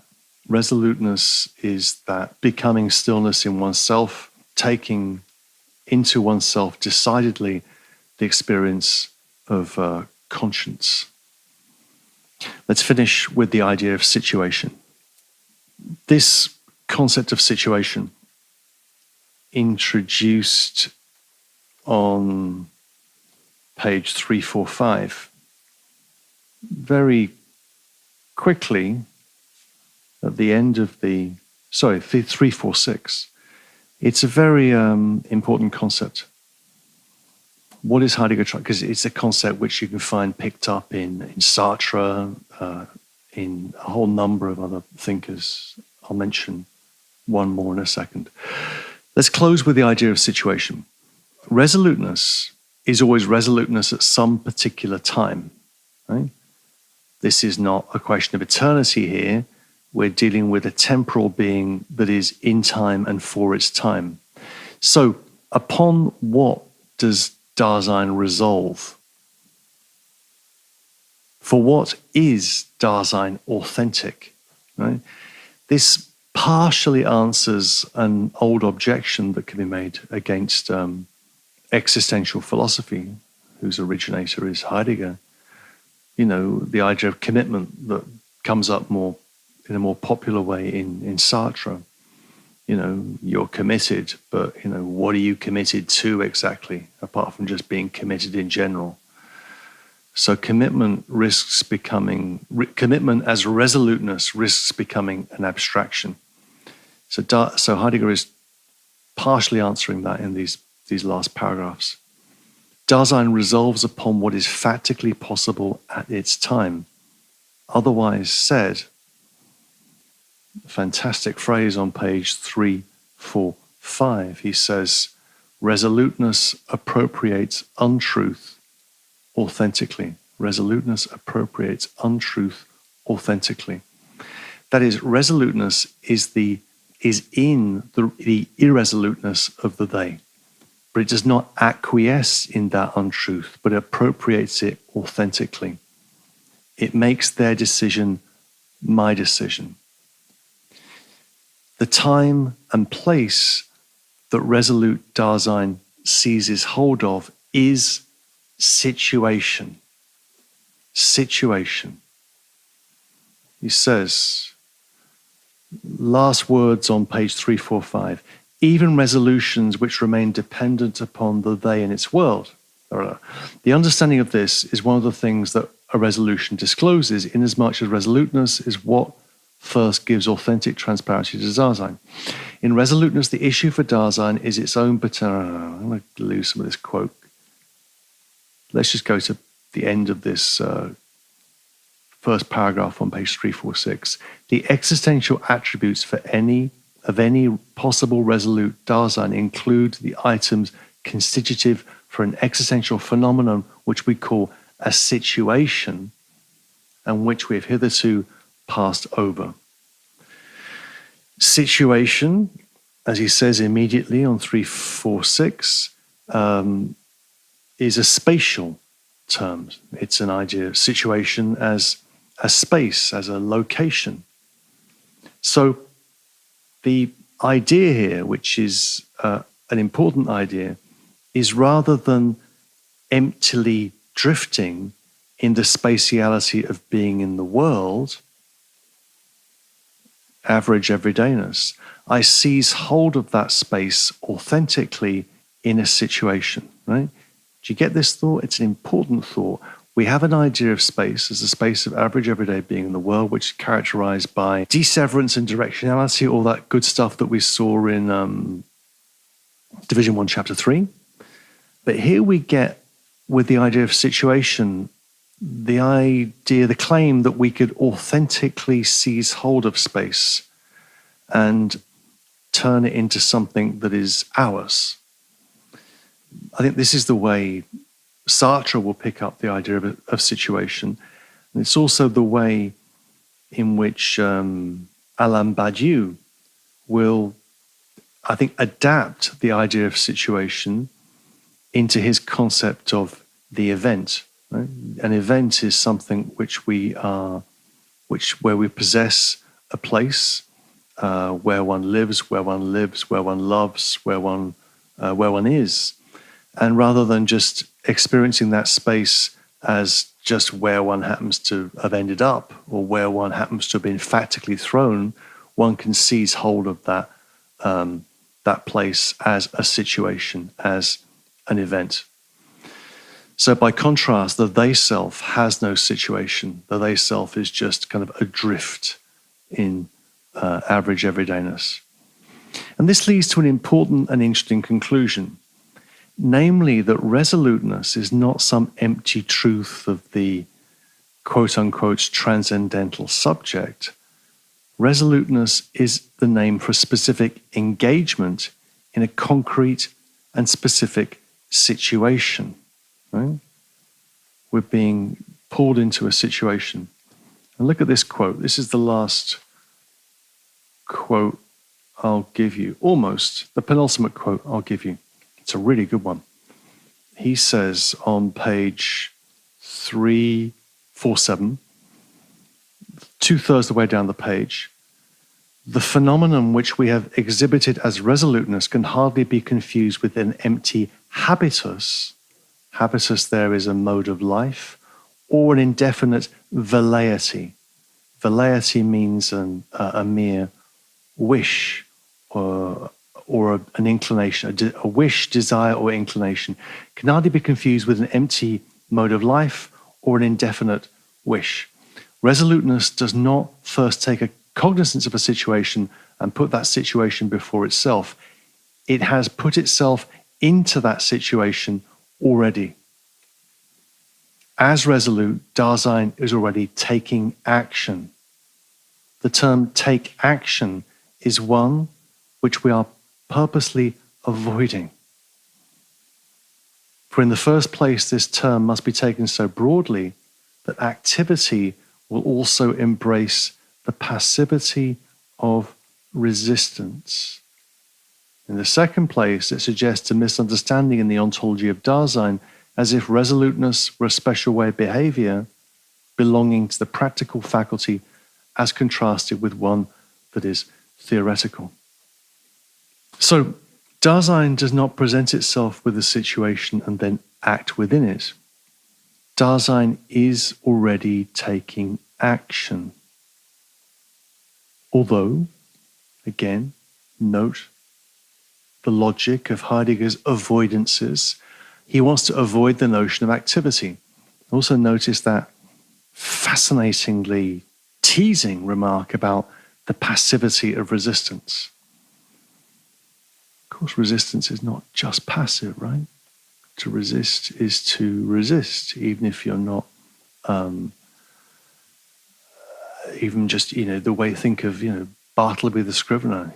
There's a passive resistance, but there's still a resistance. He's still doing something. But Heidegger doesn't want to insert that idea of situation into a simple activity-passivity distinction or a theory-practice distinction. Okay, so with that, here we are, end of the chapter, 348. We've done the work, we've brought home the bacon. With that, we've completed the Dasein analytic. We should pat ourselves on the back. We have achieved, firstly, an understanding of being a whole. That's answered with being towards death, and we've answered the question of authenticity, which is given to us in conscience. What we have to do now is to bring together those two concepts. To cut to the chase, the analysis of being towards death led to the concept of anticipation. The analysis of conscience led to the idea of resoluteness. What Heidegger is going to do in the next chapter, the beginning of the next chapter, and then really the existential analytic is kind of done, and there are some methodological reflections, some other things before we go on into another fascinating kind of spin of the analysis, is to bring together anticipation and resoluteness into an idea of anticipatory resoluteness, which is going to define the being of Dasein. And that's kind of where we end. We could also say more about the idea of situation, but I want to come back to that later on in the lectures. So that's it. That was a long one. You've had the exoteric, you've been through the esoteric interpretations of conscience, and then we've ended up with the ideas of resoluteness and situation. So thank you very much, and I'll speak to you next time. Bye-bye.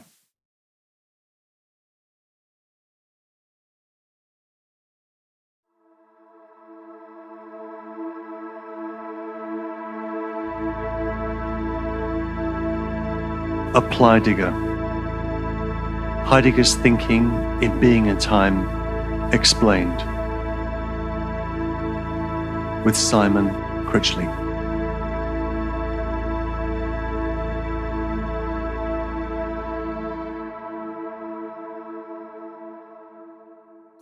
Hello everyone. Episode 13. Anticipatory Resoluteness. And it's here where Heidegger brings together chapters 1 and 2 of Division 2, the discussion of being towards death and the discussion of conscience. And he brings those two concepts together in the notion of anticipatory resoluteness. Anticipatory resoluteness, and we'll explain that. And then there's this little digression on method and in 63, and then in 64, there's a very interesting discussion of the question of the self or the subject. So that's what we're going to do in this discussion. And just looking ahead, once we've finished this chapter, chapter 3, Division 2, then we have really completed the analytic of Dasein in the mode of authenticity. We've completed the analytic of Dasein in the mode of authenticity, but things are not over. Once the analysis of Dasein's authentic being a whole is completed, then the task is one of repeating the analytic of everydayness from the perspective of temporality. So what's going to happen in the next chapter, and it is much more interesting than it sounds, is we're going to repeat the analysis of average everydayness in Division 1, but in the light of temporality. We'll also ask the question, why is this repetition necessary and what is it? Okay, 61 lays out the basic problem of the chapter, which is how we bring together the concepts of anticipation and resoluteness. And the way Heidegger puts this on page 349 is he says, what do death and the concrete situation of action, of taking action, have in common? What do death and the concrete situation of taking action have in common? Death, being towards death, anticipation, the concrete situation of taking action, resoluteness, how are those two things to be linked? So the task of 62 is the putting together of the outcomes of chapters 1 and 2. Now, remember that the two problems that were driving the analysis in Division 2, the two problems left over from Division 1 that Heidegger initiates Division 2 with, are authenticity and totality. How do we get Dasein into our grasp as a whole? And how do we do so authentically? This is achieved with the notion of anticipatory resoluteness. In this notion, to use a key concept in Being and Time, it's mentioned rather on page 356. The concept is modalization, that being towards death and conscience modalize each other. They are modalities of the same basic movement. The modality of being towards death, which is ontological and existential, and the modality of conscience, which is ontic and existential. But the point is we need both modalities. So let's take this from the two sides of the two concepts.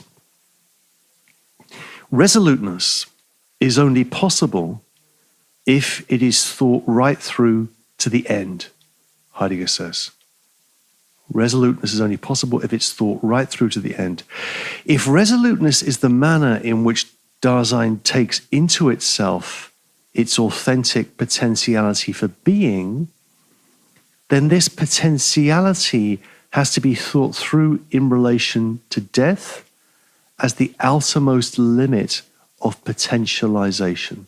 Right? Death as the outermost limit of potentialization.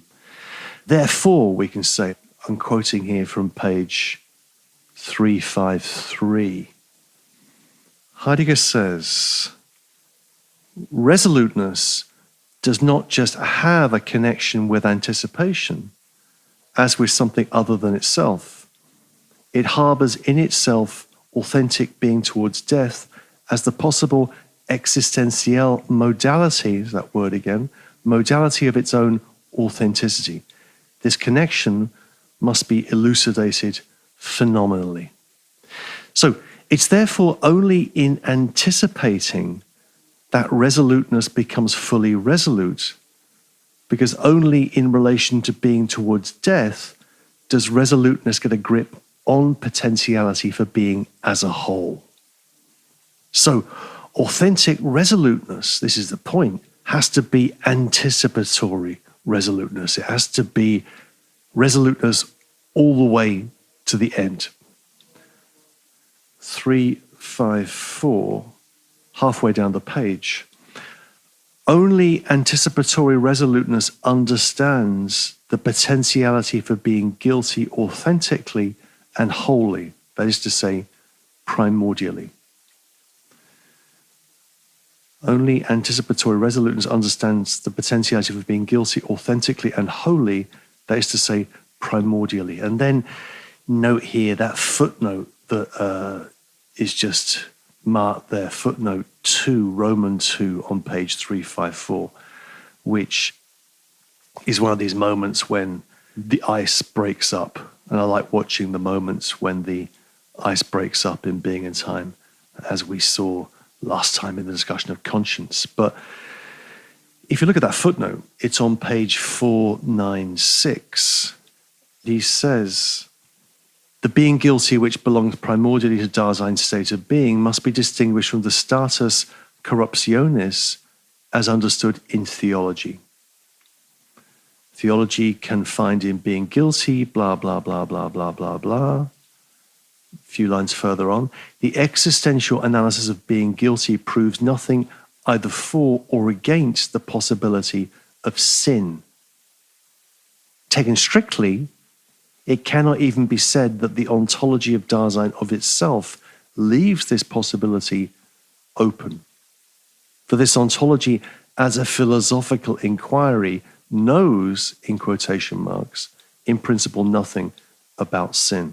It's a strange footnote. What's it doing there? It seems to be in the wrong chapter. This should have been in chapter 2. It should have been in the last chapter, maybe. Heidegger says that the analysis of being guilty says nothing either for or against the possibility of sin. And then he adds, taken strictly, streng genommen, as they say in German, and phenomenology is a rigorous science, a strenge Wissenschaft, then taken strictly, The ontology of Dasein as philosophical inquiry knows nothing about sin. This is a very peculiar pronouncement. So sin is not a rigorously philosophical concept, Heidegger seems to be saying. But if that's the case, if sin is not a rigorously philosophical concept, then could we say that falling or guilt or anxiety are rigorous philosophical concepts? I think it's an open question. And I think, although this would be a separate discussion, which I have pursued elsewhere in a book I wrote called The Faith of the Faithless, I think that Heidegger could be said to be offering a redescription of original sin in his analysis of guilt. Anyway, let's pick it back up on page 355. We're still in paragraph 62. Resoluteness discloses the primordial truth of existence. Resoluteness discloses the primordial truth of existence. To such truth, there must correspond a holding for true, Heidegger says, a holding for true. And this holding for true constitutes a being certain, Heidegger says. Being certain there in German, this is on 355, you can see it about a third of the way down the page, is gewiss sein, being certain. And Heidegger here is running together a number of things. He's running together the link between conscience as Gewissen and certainty as Gewissheit, as death is something of which Dasein is certain. This means that resoluteness must be constantly certain of death. Right? There's an appeal to certainty here, which is linked at the level of language to conscience, right?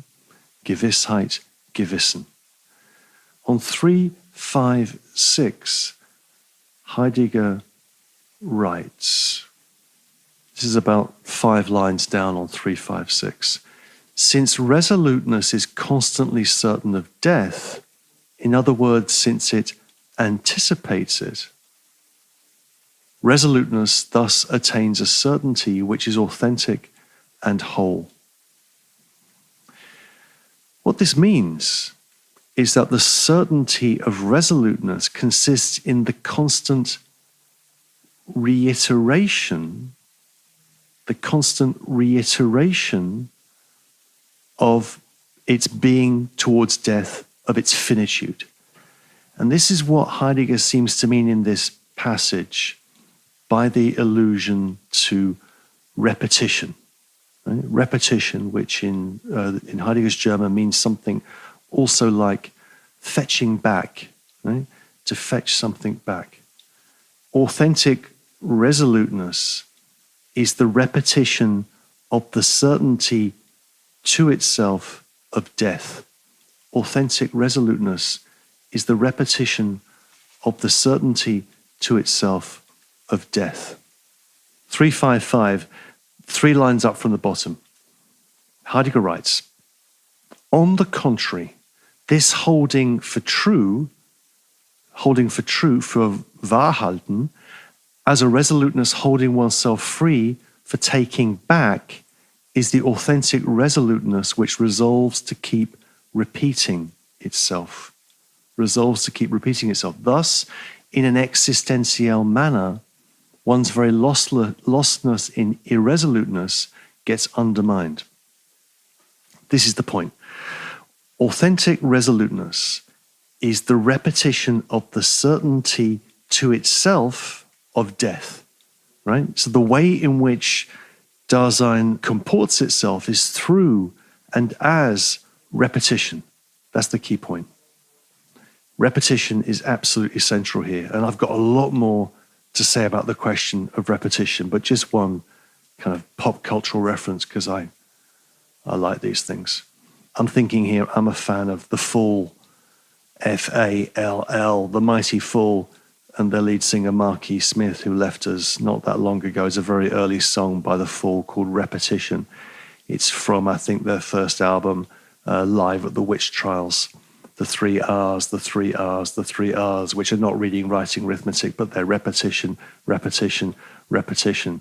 So for Heidegger, the way in which we maintain our resoluteness up to being towards death is through the repetition of ourselves to ourselves. And I want to come back to that thought later on. Okay, but that's just looking at things from the side of resoluteness. Resoluteness has to be certain, take conscience into itself and repeat that. What about the side of anticipation? From the side of anticipation, it looks a little different. And this takes us back to the idea of being towards death as ontologically or existentially correct, but lacking any ontic existentiel facticity. And Heidegger tries to answer this question on 357.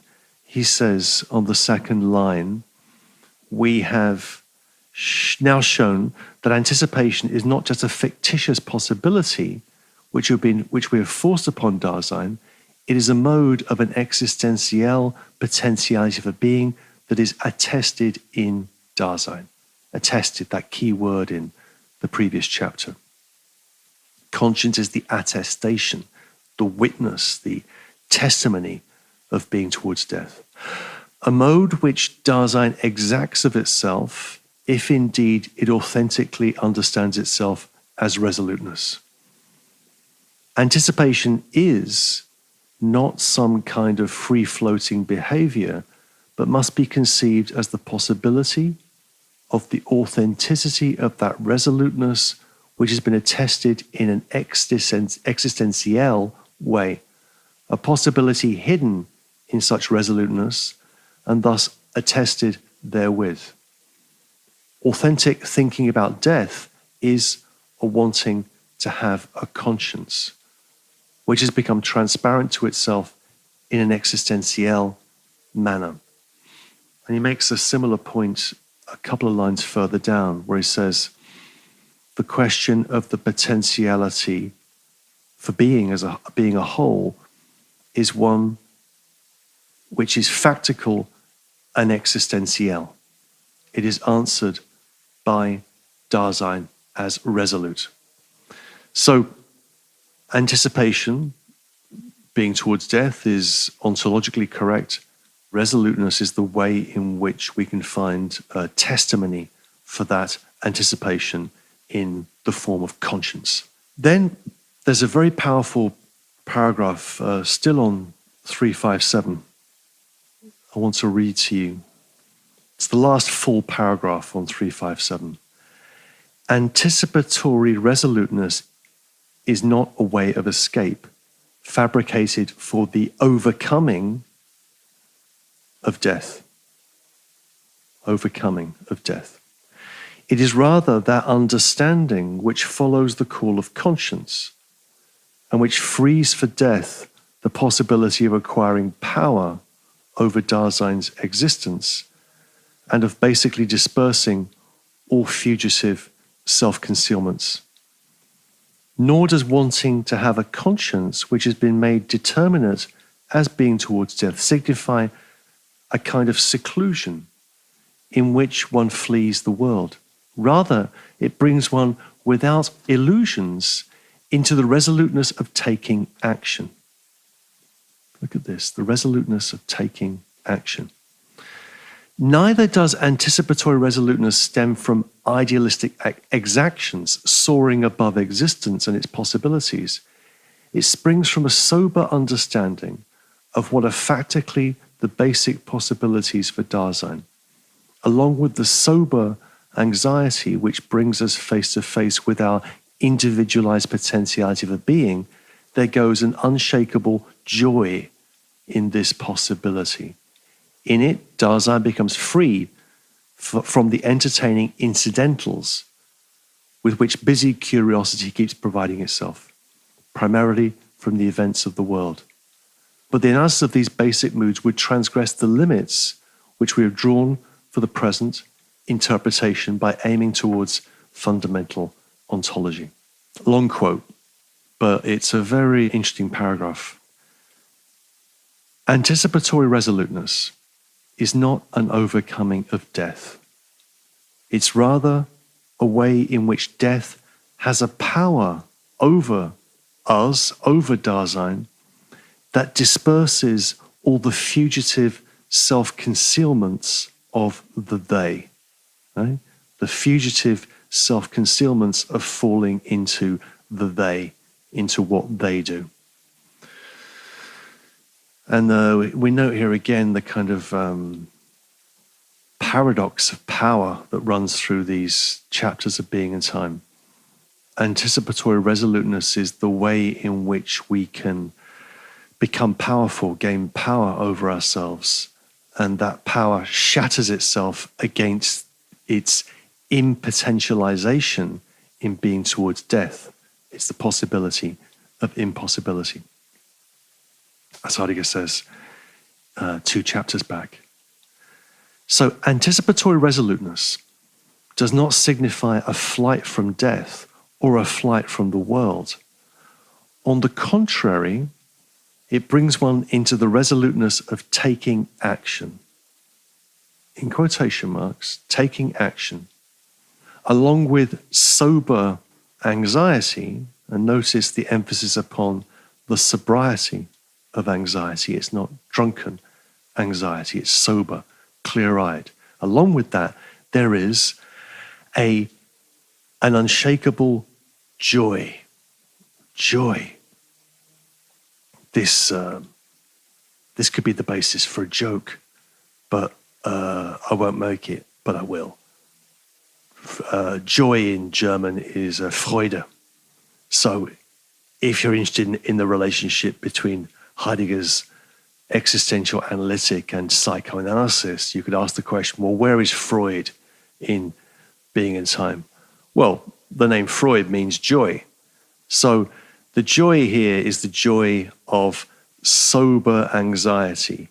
The sober anxiety is joyful. It's the joy of assuming one's finitude. And Heidegger, with references like this to joy, teases us, we could say, with the possibility of other basic moods, namely that it's not just anxiety that's going to do the disclosive work at the existential analytic. Perhaps there's a space for joy. Perhaps, as Heidegger says in the 1929 lecture course, Fundamental Concepts of Metaphysics, deep boredom can do that work of disclosure. Joy will come up again in chapter 4, in the next chapter, just to look ahead. So that's paragraph 62. That's, what we've done there is we've knitted together anticipation and resoluteness into this concept of anticipatory resoluteness. And with that, we've brought together the 2 analyses of the first 2 chapters of Division 2. And in a sense, we've come to a kind of halting point. Now, this takes us into paragraph 63. I'm going to skip over some of what's happening here in 63, because there's a lot to get through in this chapter. But let me make a few points. What Heidegger's really concerned with in this kind of pause in the analysis is the question of method. And he raises the question of violence. Not physical violence, but hermeneutic violence.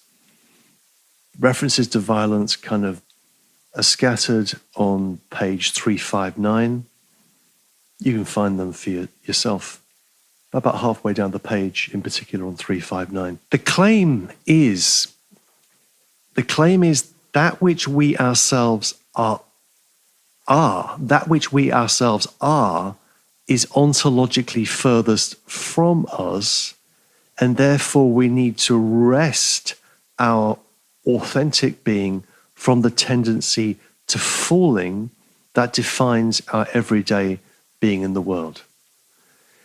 So this wresting, this pulling of ourselves from our tendency towards falling requires a counter pull, what is called here a pull, what is called in German a Gegenzug, a counter tug, a pull or a train in the opposite direction. And this is what Heidegger means by violence. Right? So in order to lay bare who we are authentically, we have to violently push against our tendency towards falling that defines our being. Right? So this is what's meant by doing violence, doing hermeneutical violence to ourselves by pushing ourselves against our tendency towards falling.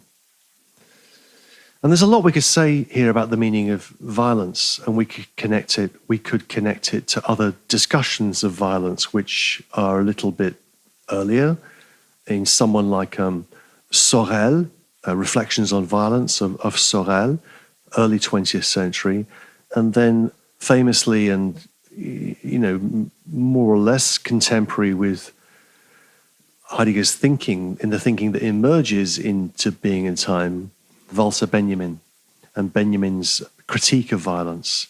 So we could, if we wanted to, connect what Heidegger's saying about violence to those discussions of violence, if we wanted. Let's put that to one side. It's a big topic, an interesting topic.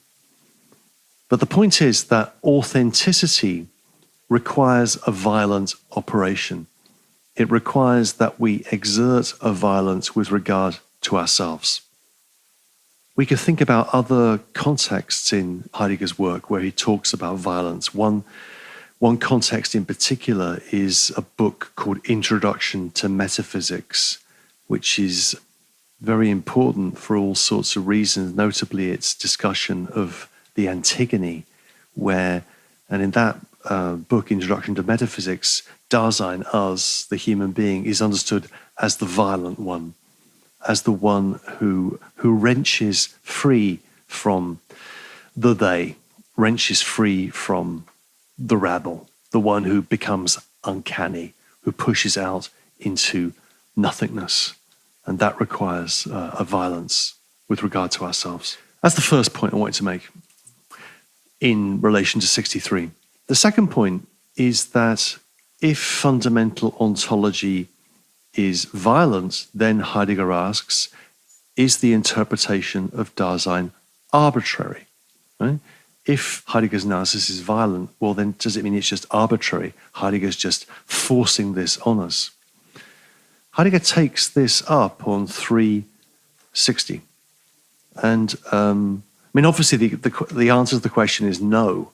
But what happens on 360 is that Heidegger backs up into a useful and slightly defensive summary of Being and Time on 361, 362. If you're looking for a summary of the whole argument, if you're feeling a bit lost, not in the they self, but lost in the forest of Heidegger's words, then 361, 362 might help. So the fact that Heidegger's analysis is necessarily violent doesn't mean it's arbitrary. Third point I want to make is we get a discussion in paragraph 63, a further discussion actually, of the problem of presuppositions in fundamental ontology, and whether Heidegger is presupposing what he is analyzing and whether he is therefore moving in a circle. Is Heidegger's pattern of reasoning in Being and Time circular? To which the answer is, of course, yes. He makes this claim on 362 at the top of 363 and all the way down 363, the charge of circularity. The issue for Heidegger, as ever, is not one of avoiding circularity. The question is rather how we enter into circularity and whether we see circularity as virtuous or whether we see it as vicious. You might remember that the way in which this came up earlier in Being in Time was through a discussion of understanding and the relationship between understanding and interpretation. Namely that we understand and our understanding is laid out through acts of interpretation. But this structure of interpretation and understanding is itself circular.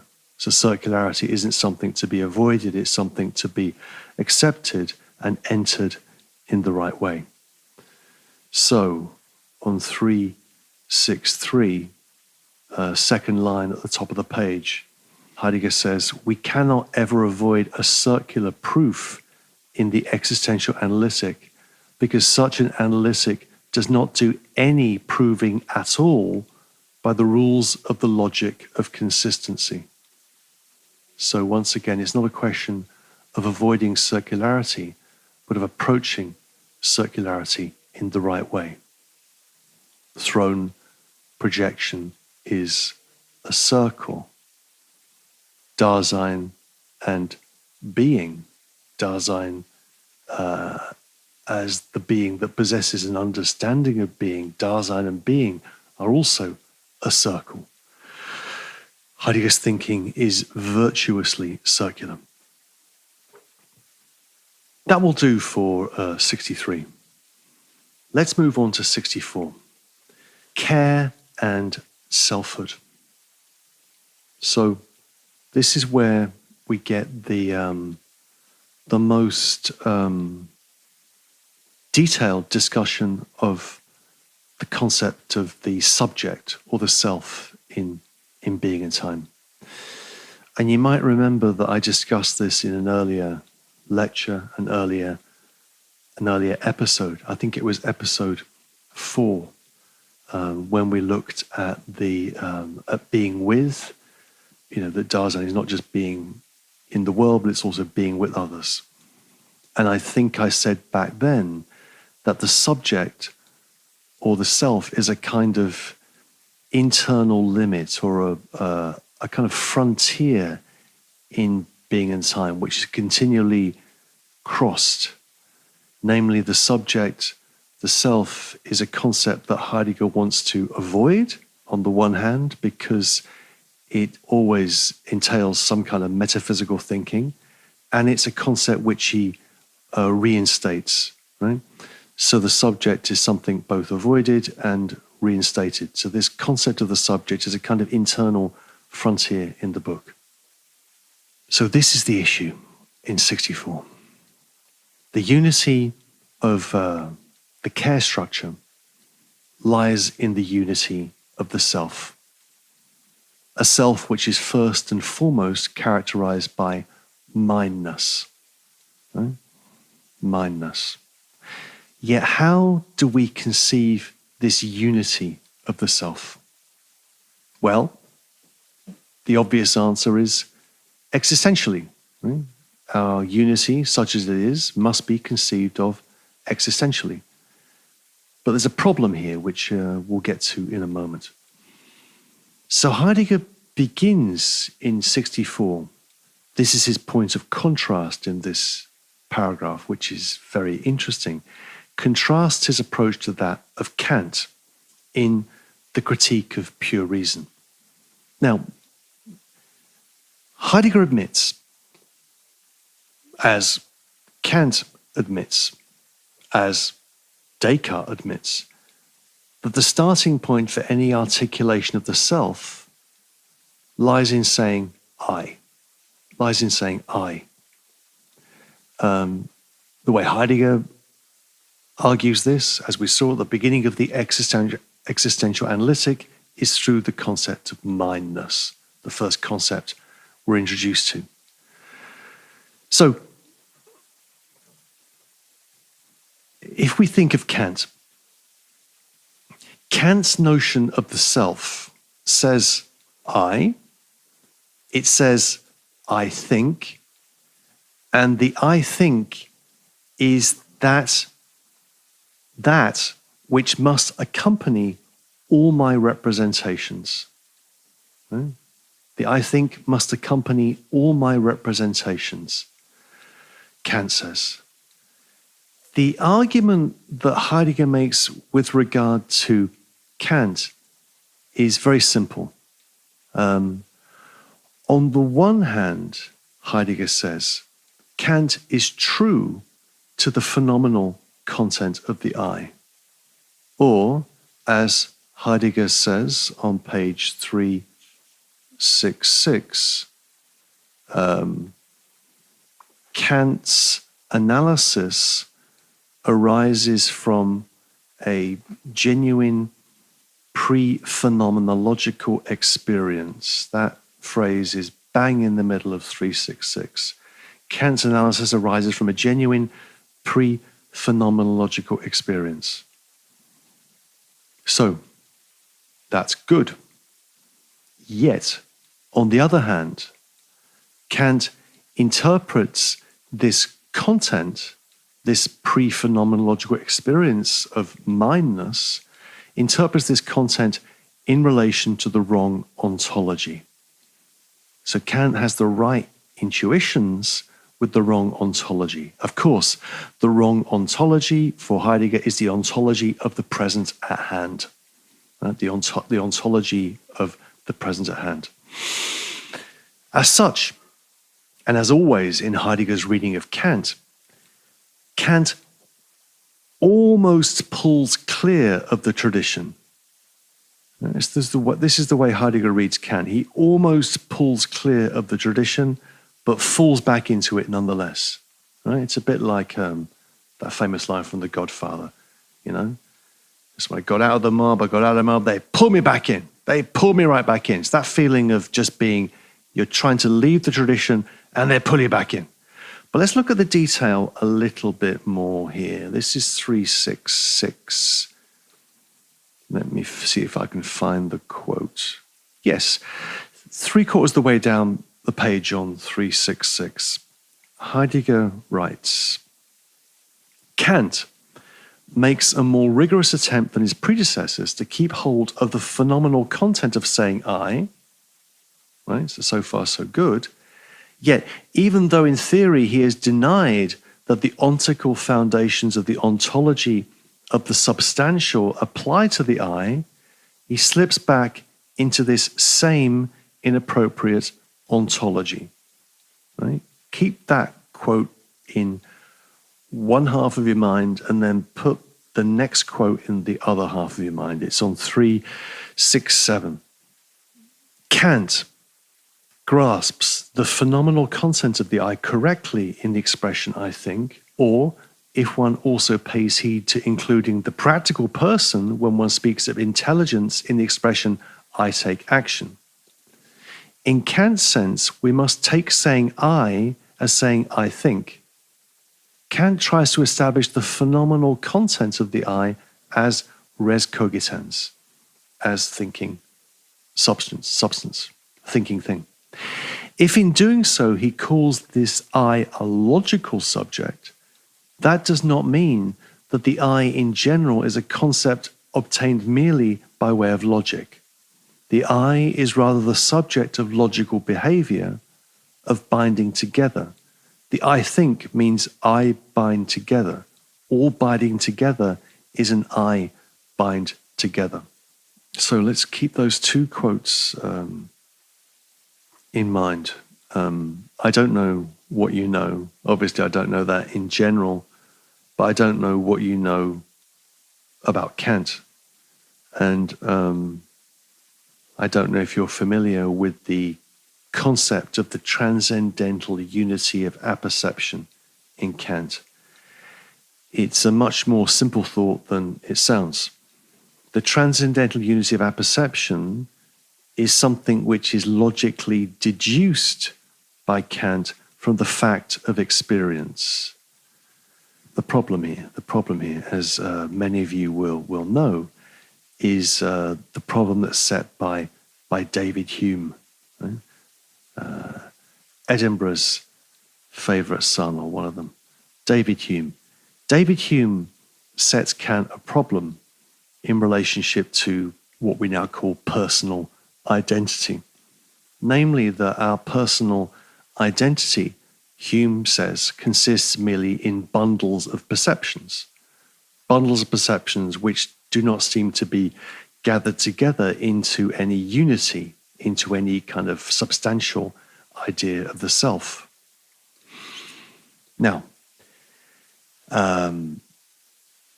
Kant accepts Hume's challenge, right, that we are made up of bundles of perception, of episodes which, from different times, different periods, which appear to be attached to the same person, without us being able to kind of prove that there is a substantial, real person inside of us. The way Kant makes the argument is that in order to explain the fact that experience is bound together, experience hangs together, our experiences are our experiences. In order to explain that, we have to logically presuppose a transcendental unity of our perception. We have to logically presuppose that these experiences are happening to a self, but we cannot know that self in the way that someone like Descartes claims to know that self. Let's look at the outcome of this analysis. This is the quotation in the middle of page 367. Heidegger writes, Kant's analysis has two positive aspects. For one thing, he sees the impossibility of ontically reducing the I to a substance. For another thing, he holds fast to the I as I think. Nevertheless, he takes this I as subject again, and he does so in a sense which is ontologically inappropriate. For the ontological concept of the subject characterizes not the selfhood of the I qua self, but the self-sameness and steadiness of something that is always present at hand. To define the I ontologically as subject means to regard it as something always present at hand. The being of the I is understood as the reality of the res cogitans. And there's a long footnote which follows from that. So, if you like, one cheer or maybe two cheers for Kant, but decidedly not three cheers for Kant. Kant hangs on to the phenomenal, the pre-phenomenological experience of the I think. And the great virtue of Kant's approach is that for Kant there is a cogito without an ergo sum. Right? There is an I think without a therefore I am. Namely, that the fact of the I think does not entail for Kant any claim to the substantiality or reality of the self as a metaphysical entity. And that claim about the I think in Kant as a subject which is defined through the activity of thought is the concept that Kant's most brilliant and influential successor, Fichte, will develop in his Science of Knowledge, the Wissenschaftslehre, when he talks about the subject as an activity. Right? So the I is I in Fichte. The first principle of philosophy for Fichte is an idea of thought as activity, which is the way in which Fichte tries to unify theoretical and practical reason. But that's a separate topic, but an interesting one. So that's the 1 or 1.5 cheers for Kant.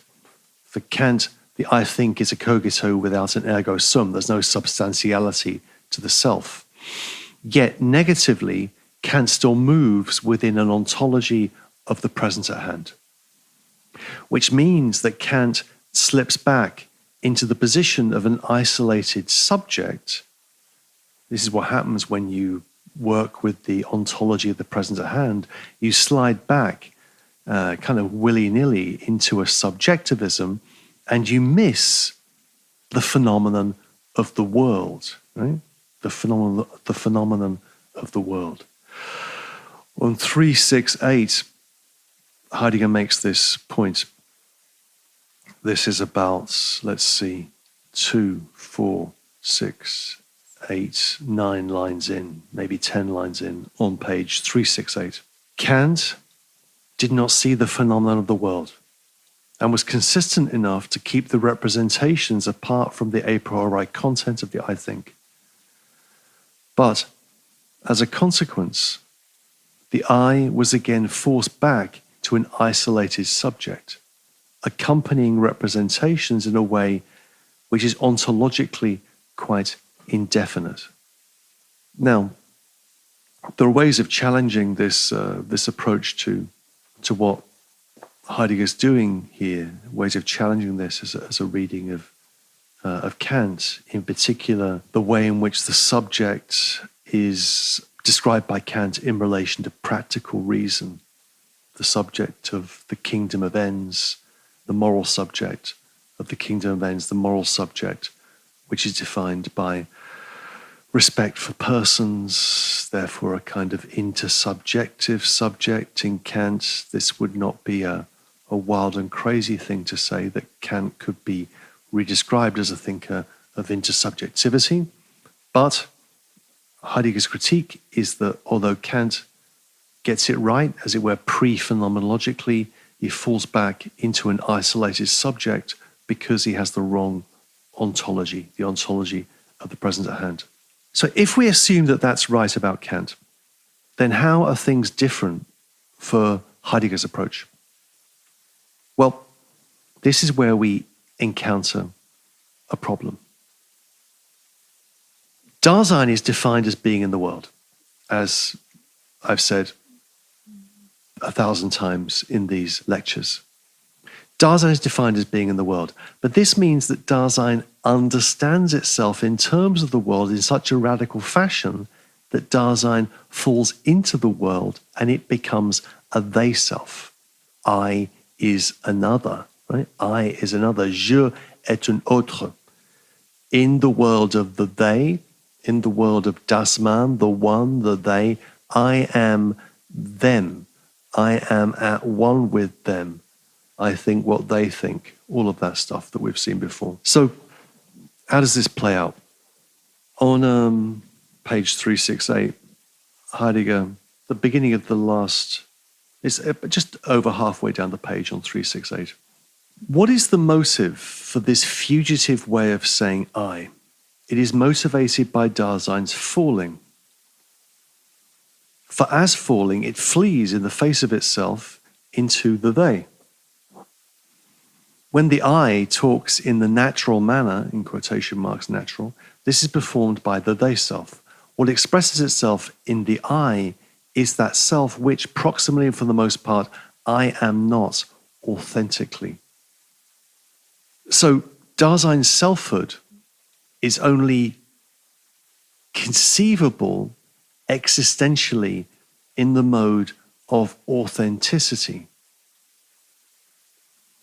Heidegger conceives it as what he calls the constancy of the self. Right? So most of the time we lose ourselves in the world. When we pull ourselves back from the world authentically, we can achieve something like a constancy of the self, Heidegger says. Let me make a long quote here. This is from page 369. This is going to be actually a rather long quote, but it's an important quote. So halfway down the page on 369. Selfhood is to be discerned existentially only one's authentic potentiality for being oneself. That is to say, in the authenticity of Dasein's being as care. In terms of care, the constancy of the self, as the supposed persistence of the subjectum, gets clarified. But the phenomenon of this authentic potentiality for being also opens our eyes for the constancy of the self. in the sense of its having achieved some sort of position. The constancy of the self, in the double sense of steadiness and steadfastness, is the authentic counter possibility to the non-self-constancy which is characteristic of irresolute falling. Existentially, self-constancy signifies nothing other than anticipatory resoluteness. The ontological structure of such resoluteness reveals the existentiality of the self's selfhood. Dasein is authentically itself in the primordial individualization of the reticent resoluteness which exacts anxiety of itself, as something that keeps silent. Authentic being oneself is just the sort of thing that does not keep on saying I, but in its reticence, it is that thrown entity as which it can authentically be. Interesting quote. The persistence of the self does not get referred to any notion of the subject as hypokaimenon, as subjectum, as ground, as foundation, as metaphysical first principle. The persistence of the self is simply the experience of Dasein's anticipatory resoluteness. The self is constant insofar as it manifests itself as the counter possibility or even violent counter-thrust against irresolute falling. Right? This goes back to this idea of this counter-tug. Right? The constancy of the self manifests itself in a violent counter-thrust against irresolute falling, in wrenching ourselves away from the they. So Dasein is constantly itself in the reticent resoluteness that is its anxiety as something or someone silent that does not just keep on saying I, right? Rather, the constancy of the self does not consist in endless stories about me and myself and I, but consists in the silent resoluteness of action in a situation. Right? That's the claim that Heidegger's making. A claim for the constancy of the self as a counter movement against the falling of the self into the they. But, and this is the problem, this constancy is not constant. This constancy is only as long as Dasein authentically is. Which is not for all time, but for a while, for a moment, for the duration of what Heidegger will call soon the moment of vision.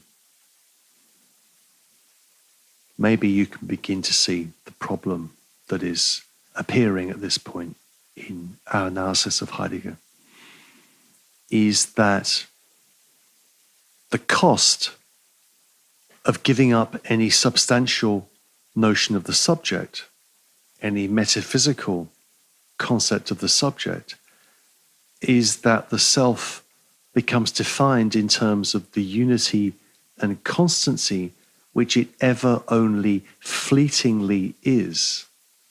Right? The rest of the time, it is not itself, but falls. Proximally, and for the most part, Dasein is inconstant. Right? I fall to the world. I am proximally, for the most part, an inconstant self that only becomes constant when I become authentic. Think about this, because it's an interesting philosophical thought, an interesting kind of existential and personal thought. In what does the unity or constancy of the self consist? Think about the idea that Kant was true to the phenomenal content of the I, the appearance of the I think to itself, but false in attributing that content to a self defined in terms of the ontology of the present at hand. For Heidegger, we must think the unity of the self existentially, without reference to any substantialist ontology or any reference to God. The self consists in nothing else but its performative self-affirmation. Right? The self consists in nothing else but its performative self-affirmation. A little like the subject in Descartes, which is also a performance, the performance of Descartes' thinking in the Meditations and the Discourse on the Method. But that is done in the mode of the present at hand. That is done in the mode of Vorhandenheit. Heidegger is trying to show the consistency of the self through the anxious, resolute certainty of itself in conscience. Of course, to solve the problem of self-constancy, Descartes had to introduce the idea of God and the doctrine of continuous creation. Okay, so if we think about Descartes, think about this problem in a slightly different way. So for Descartes, everything can be doubted. I shall proceed towards the destruction of all my opinions, blah, blah, blah. But I cannot, and I can doubt everything, but I cannot doubt the existence of the doubter who doubts. And doubting is thinking, and there is a thinking thing, there is a doubting being, and that thinking is what my existence consists in. So that's the proof of the cogito. But what happens when the cogito sleeps? When the cogito has is distracted? Let's just say when it sleeps. Well, when I'm sleeping and I'm not thinking, am I therefore non-existent?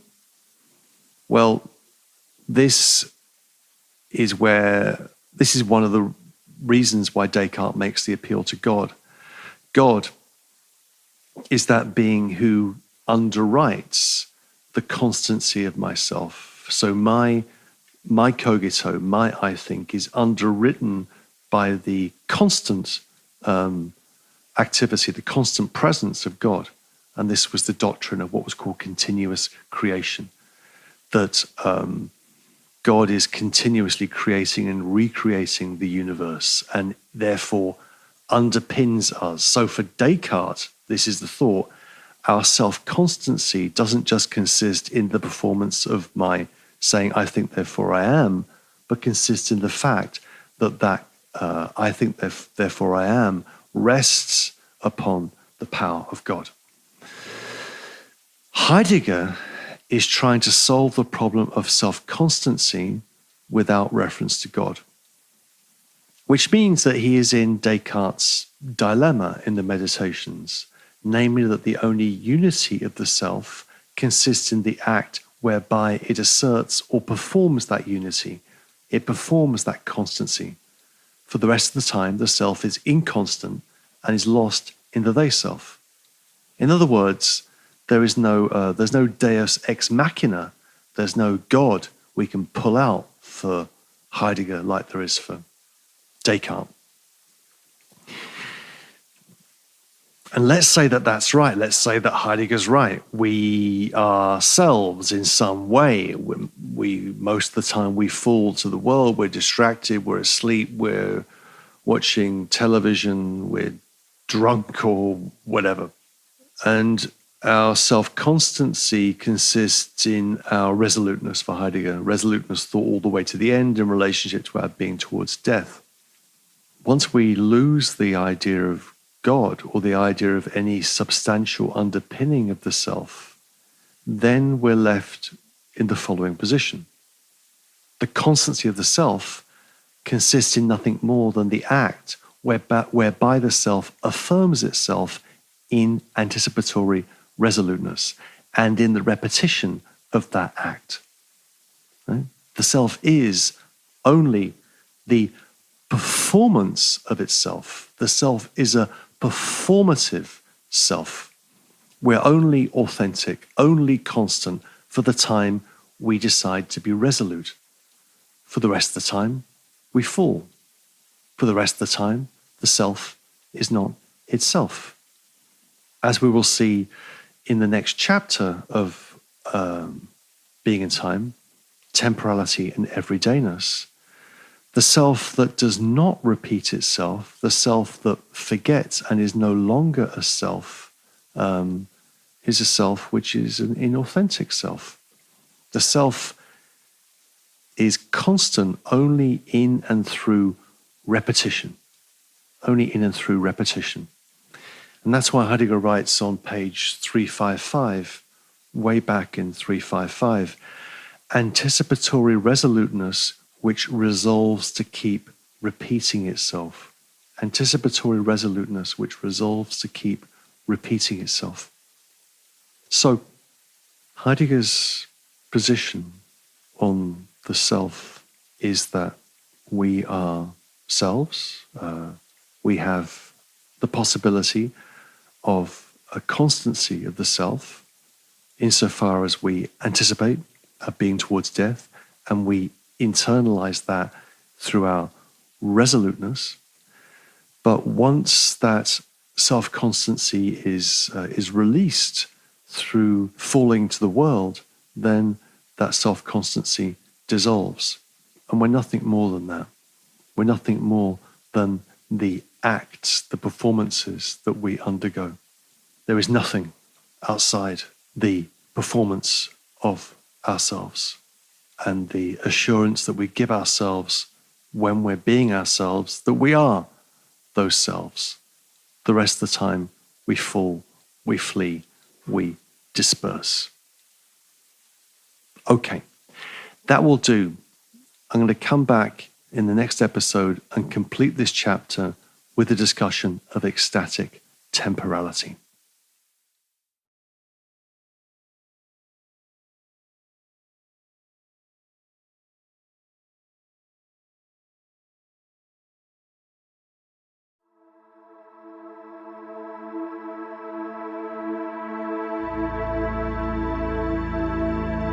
Apply-Degger. Heidegger's thinking in Being in Time explained. With Simon Critchley.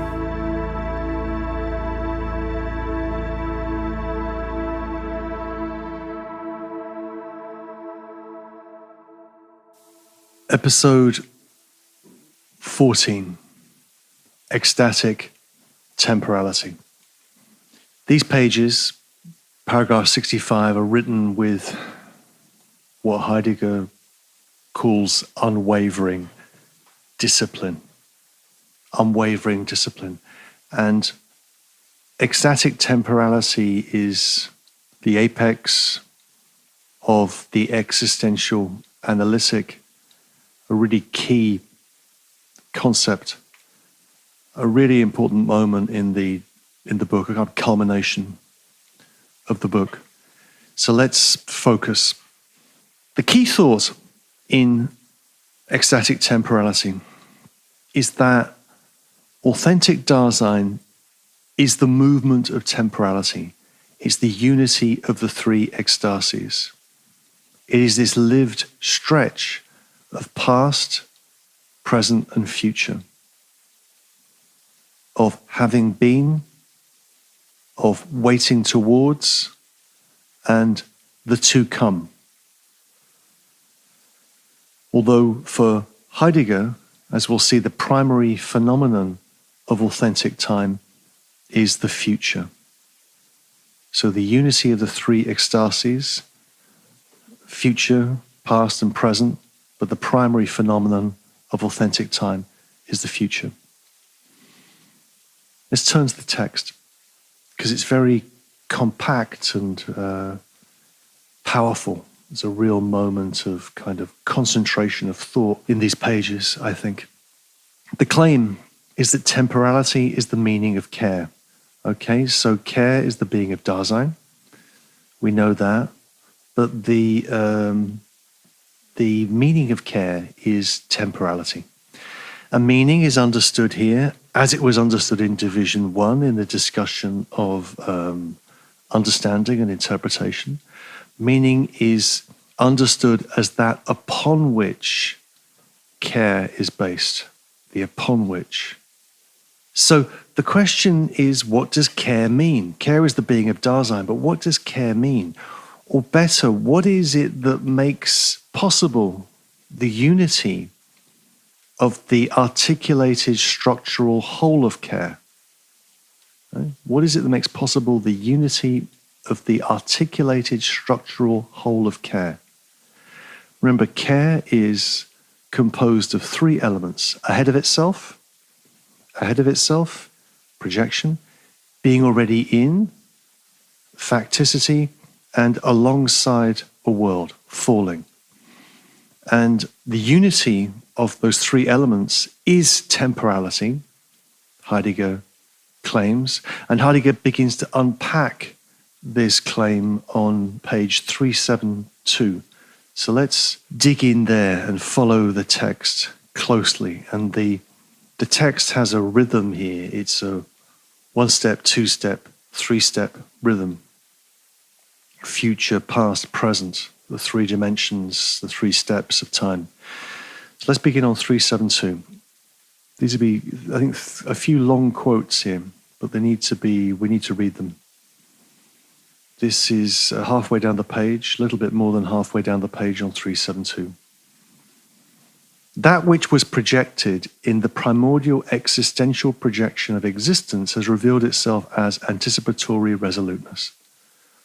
What makes this authentic being a whole of Dasein possible with regard to the unity of its articulated structural whole? Anticipatory resoluteness, when taken formally and existentially without our constantly designating its full structural content, is being towards one's own most distinctive potentiality for being. This sort of thing is possible only in that Dasein can indeed come towards itself in its own most possibility, and that it can put up with this possibility as a possibility in thus letting itself come towards itself. In other words, that it exists. This letting itself come towards itself is that distinctive possibility which it puts up with, is the primordial phenomenon of the future as coming towards. This letting itself come towards itself in that distinctive possibility which it puts up with is the primordial phenomenon of the future as coming towards. If either authentic or inauthentic being towards death belongs to Dasein's being, then such being towards death is possible only as something futural. In the sense which we have now indicated and which we have still to define more closely, by the term futural, we do not here have in view a now which has not yet become actual and which sometime will be for the first time. We have in view the coming, Kunft, in which Dasein in its own most potentiality for being comes towards itself. In authenticity, in its potentiality for being a whole, in anticipatory resoluteness, Dasein comes towards itself. This coming towards itself is the primary meaning of the future, where the future is not understood as the now which is not yet, but the coming, the Kunft, the coming, the futurity, which Dasein is already moving towards, coming towards. So notice here, and again, Heidegger is playing with the possibilities of his language, German. The link he's making here between Zukunft, the to come of the future, and Zukommen, coming towards, Zukunft and Zukommen. So the future is something we come towards. But what Dasein takes over in the future is its being guilty. What it takes over is its primary ontological lack. What was called in the last chapter, chapter 2, Division Time, the nullity of its throne basis. So Dasein comes towards itself in the future.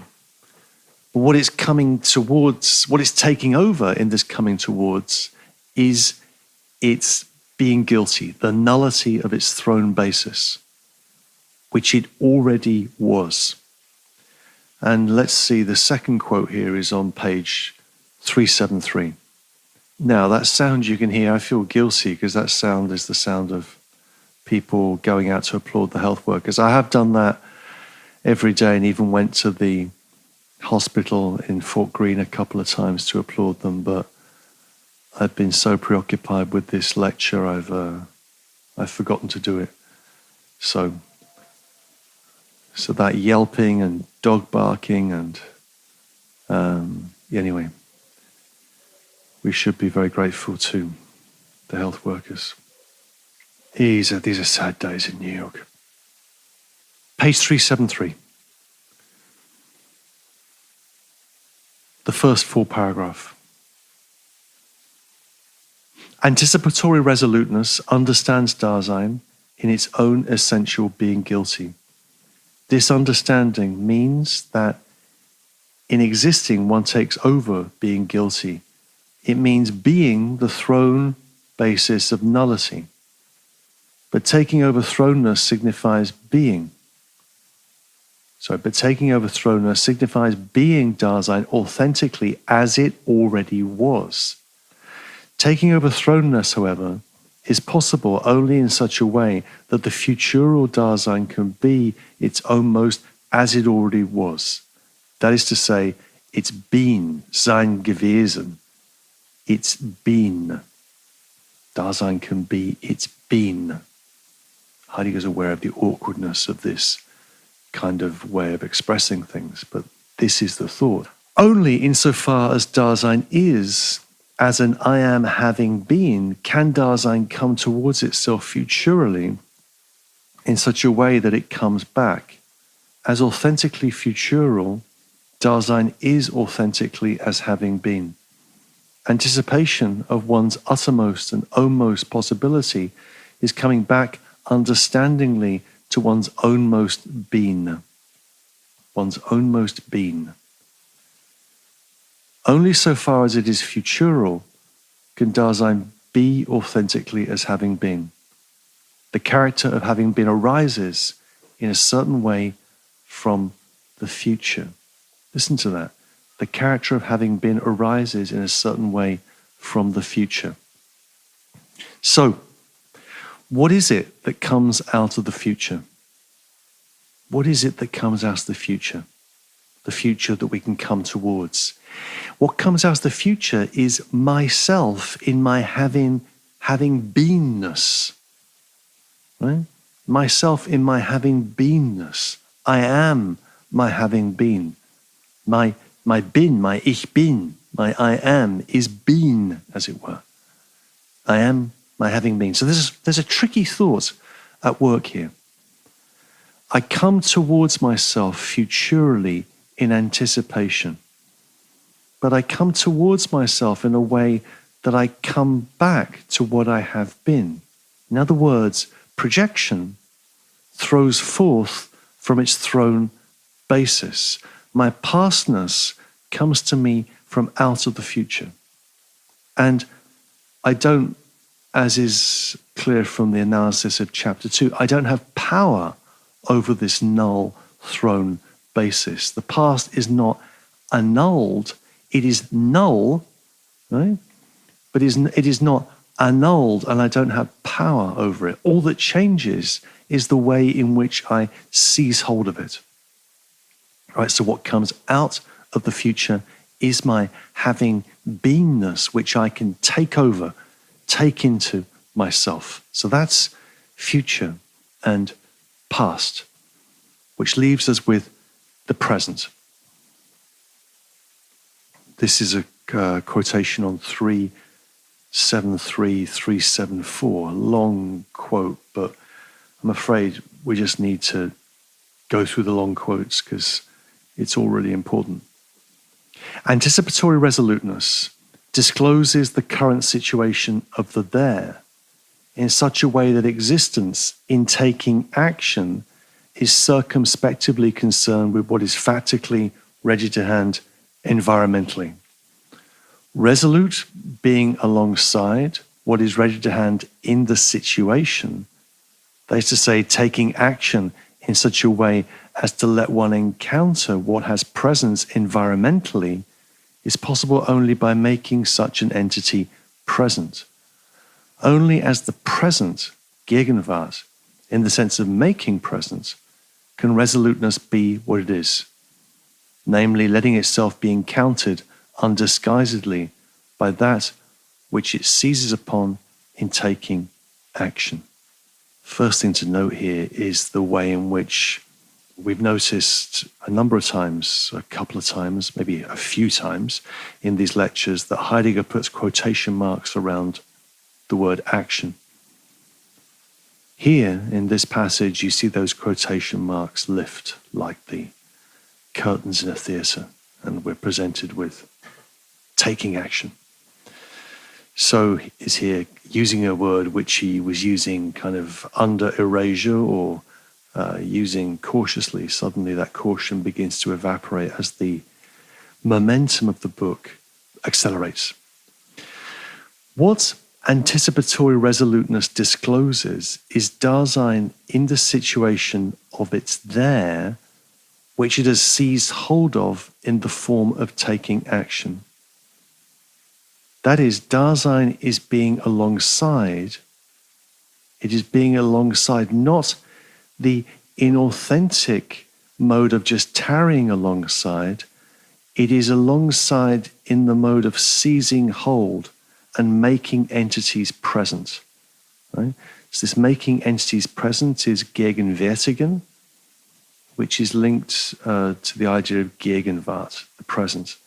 So this making things present in the present. So that's the present, right? Go back to the schema, look at it now. You see the future, the to come, which opens up onto having beenness and releases into the present.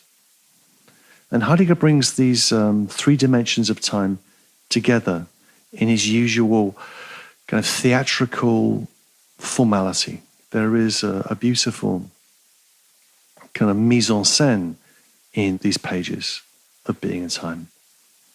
So now we're on page 374, and we're going to pull the three ecstasies of temporality together. First full paragraph on 374. Coming back to itself futurally, resoluteness brings itself into the situation by making present. Okay? Coming back to itself futurally, future. Resoluteness brings itself into the situation, past, by making present. Okay? The three dimensions are operative in that sentence. The character of having been arises from the future, and in such a way that the future, which has been, or better, which is in the process of having been, releases from itself the present. This phenomenon has the unity of a future which makes present in the process of having been. We designate it as temporality. Only insofar as Dasein has the definite character of temporality is the authentic potentiality for being a whole of anticipatory resoluteness, as we have described it, made possible for Dasein itself. Temporality reveals itself as the meaning of authentic care. Authentic care. We've not seen that expression before. Care has just been, care is the being of Dasein, neither authentic nor inauthentic, but here we have an idea of authentic care.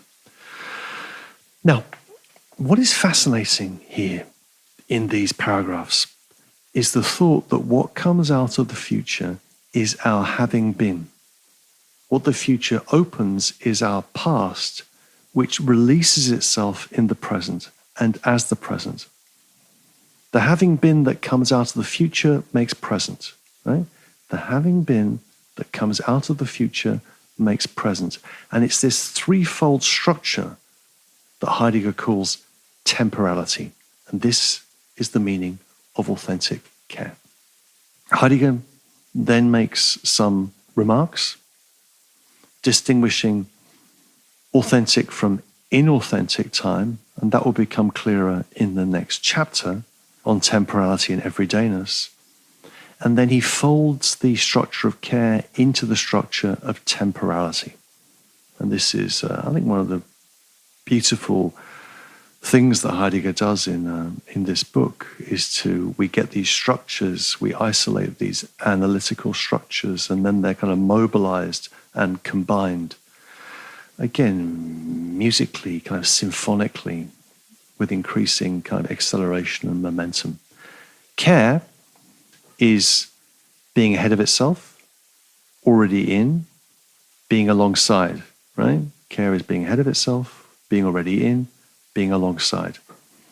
That being ahead of itself is the future, is projection, is existentiality. Being already in is having been, is thrownness, is facticity, and being alongside is the present. So you can see how the threefold structure of care is now the threefold structure of temporality. And those three ecstasies are a unity, but the primary meaning of temporality, authentic temporality, is the future. And then Heidegger introduces the notion of the moment of vision. The moment of vision. The Augenblick, the glance of the eye. Glance of the eye, moment of vision, Augenblick.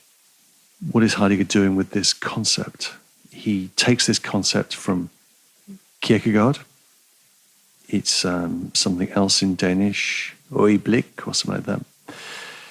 And I think that the term is taken from Luther, and it's a term which translates the idea of kairos in Greek, K-A-I-R-O-S, kairos. And kairos can be thought of as the right moment, the opportune moment, the passing instant that is seized hold of. And kairos was particularly important in St. Paul and in early Christianity, and then again in Protestantism. The kairos was the moment of the appearance of Christ, and the kairos, the moment of vision, was the fulfillment or the redemption of time in the Gospels. Remember that for a Christian, Christ is the fulfillment of time, the redemption of the world from sin, the possibility of life, of salvation, of healing, and the way in which the time, as the time of the past, as the time of sin, can be fulfilled, redeemed. That was the way in which Christ appeared as the kairos in Paul. For Heidegger, as won't be surprising, instead of God appearing or Christ appearing, what appears as the fulfillment of time is ecstatic temporality. Namely, it's me as the fulfillment of time. It's Dasein as the fulfillment of time. And this is what Heidegger will call in the next chapter, in another powerful word, the experience of rapture. On 376, he says, see if I can find the quote on 376. Yes, it's another long quote, but a really important one. Rapture, okay? 376.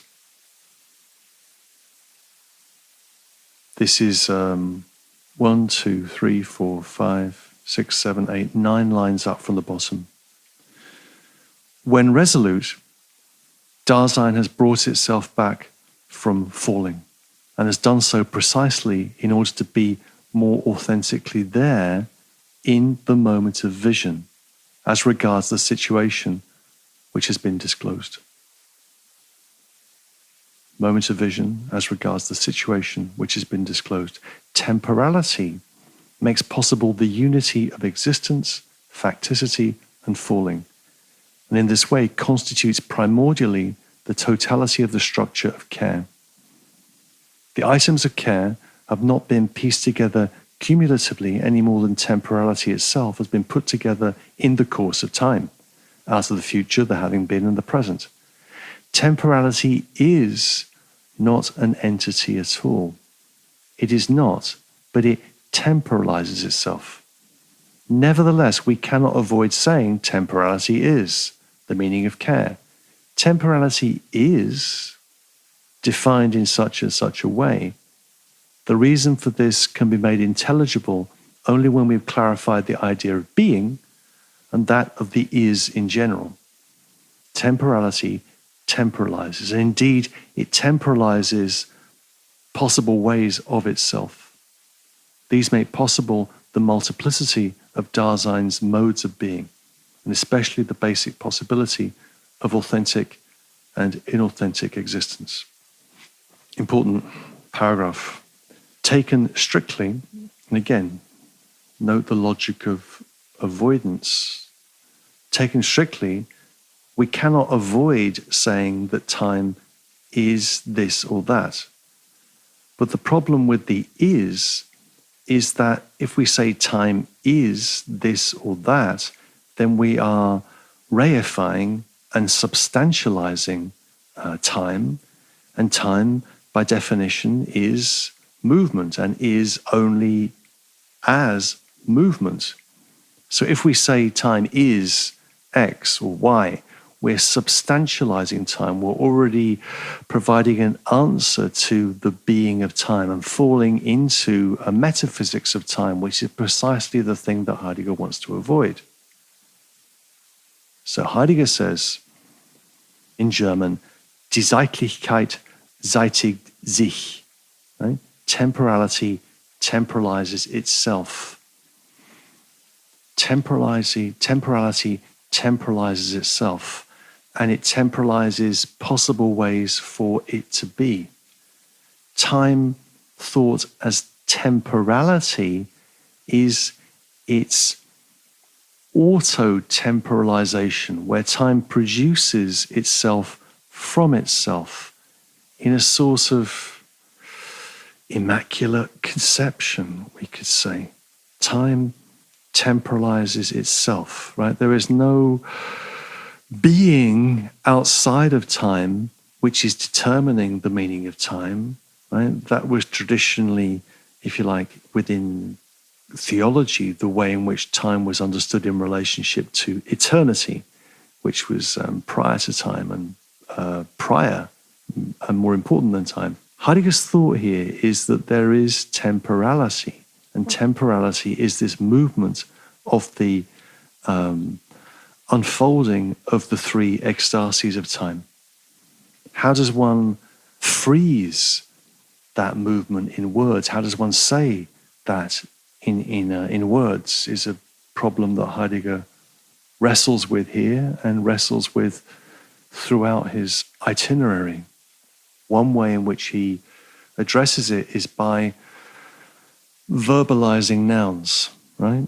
Verbalizing nouns, so that the if I say temporality is, the noun temporality or time is, that's the verb, then one way around that is to verbalize the noun, right? To say that time temporalizes itself. For Heidegger, that which is being is verbal. It's movement. It's temporal. How does one say that without freezing it into an abstraction is a problem that will beset Heidegger's work, and which he answers in different ways, but one way is by verbalizing nouns.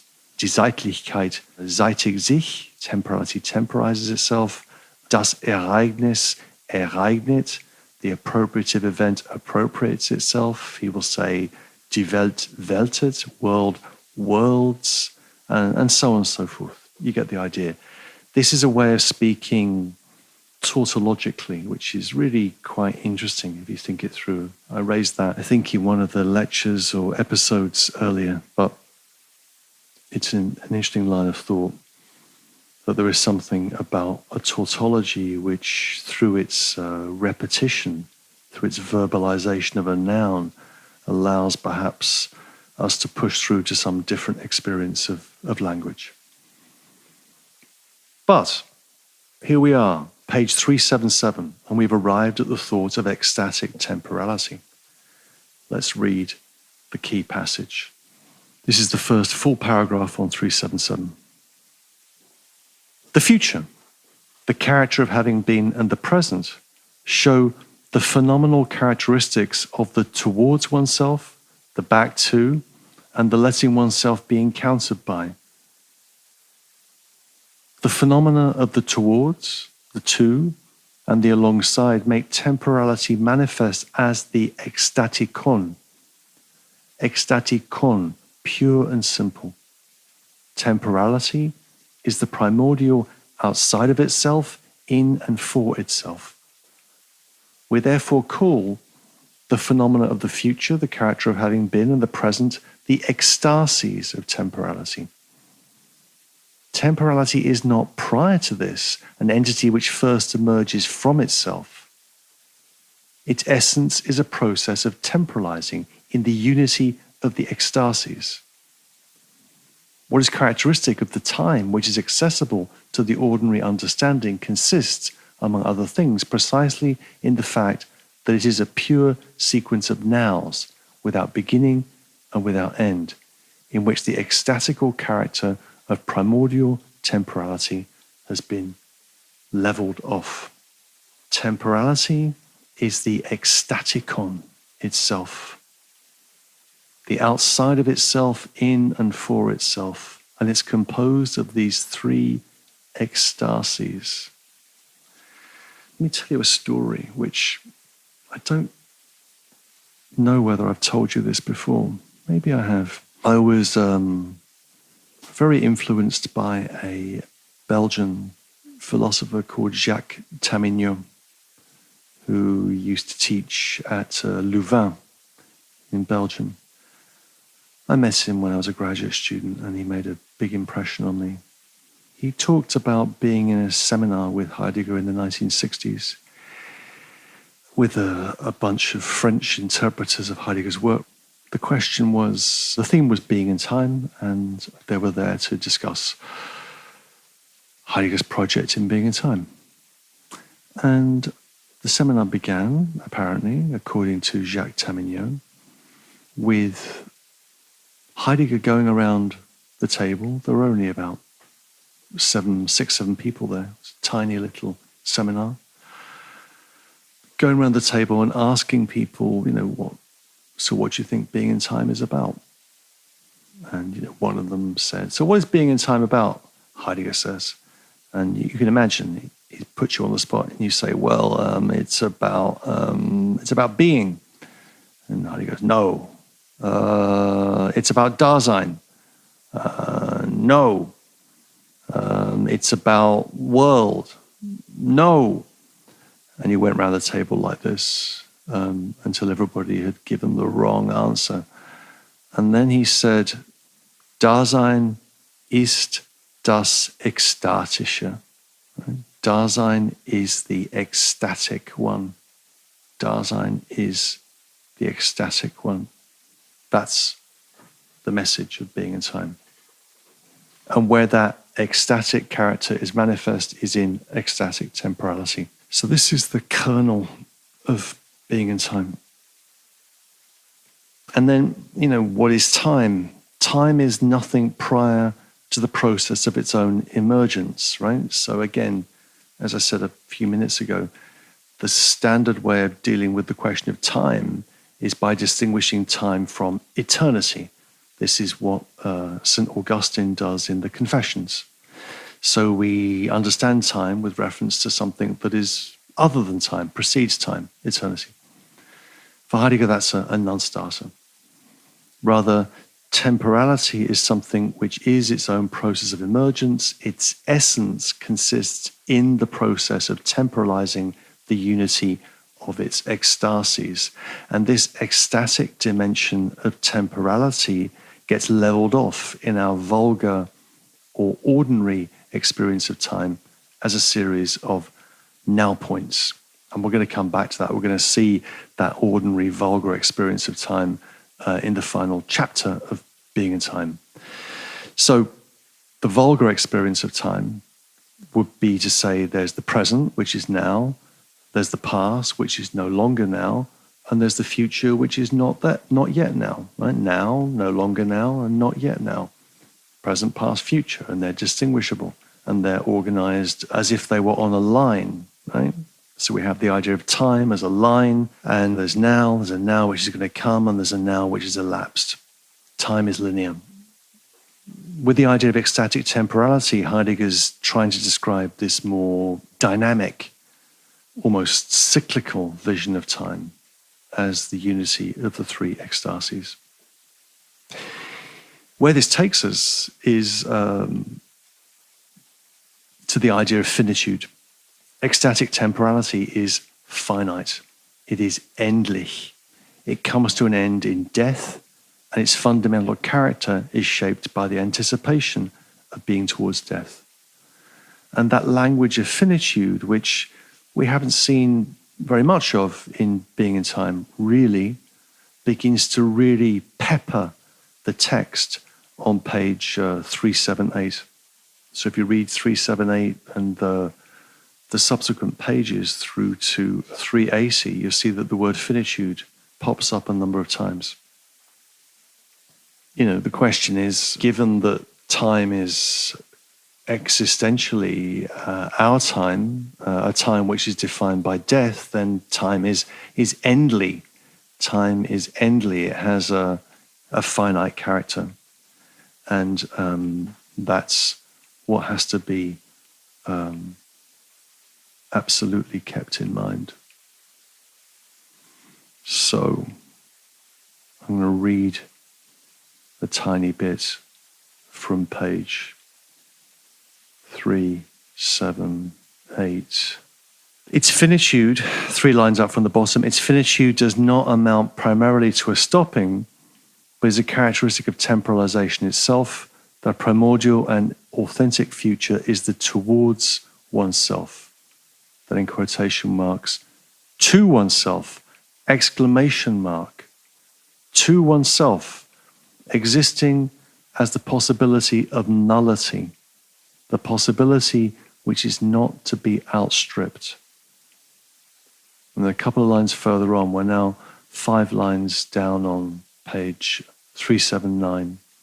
Primordial and authentic coming towards itself is the meaning of existing in one's ownmost nullity. Feel the radicality of that language.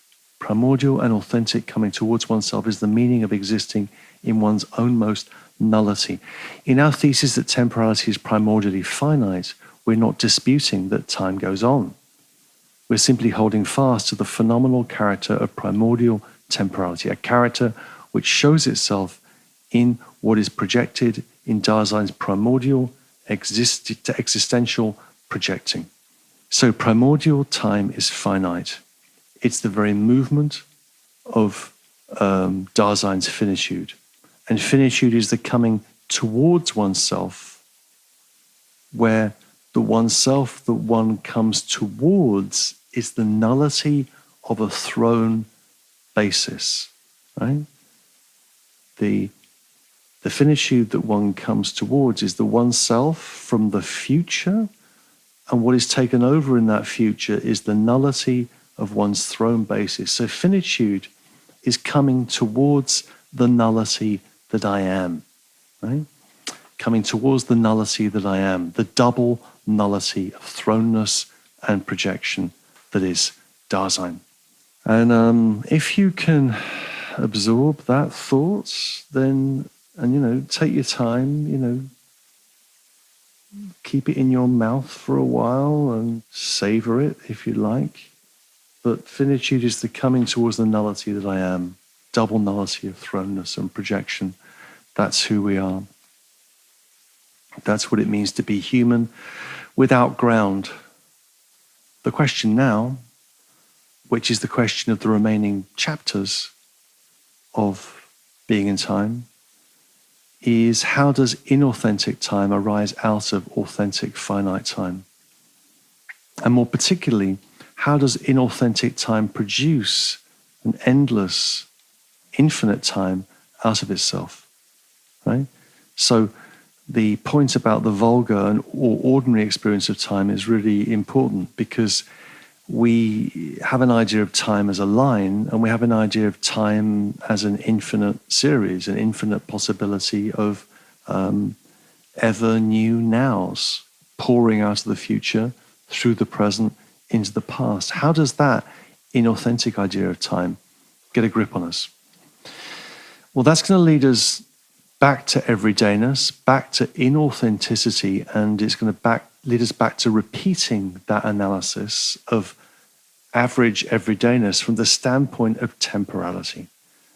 And then that's going to lead in another kind of key moment, kind of crescendo of Being in Time, into a discussion of historical time, historicity, and then time reckoning or time measuring in the final 2 chapters of Being in Time.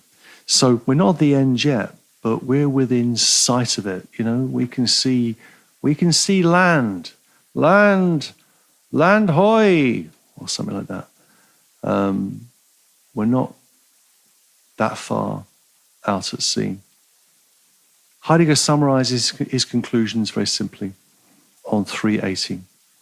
The first lines of 380. Our analysis of primordial temporality up to this point may be summarized in the following theses. Time is primordial as the temporalizing of temporality, and as such, it makes possible the constitution of the structure of care. Temporality is essentially ecstatical. Temporality temporalizes itself primordially out of the future. Primordial time is finite. And that's it, right? I could insert some points of, I don't want to use the word critique because it's so vulgar, points of difference of emphasis that I would make from what Heidegger's doing. But I think I'll leave that because these episodes are becoming a little bit too long and I don't want to bore you to death.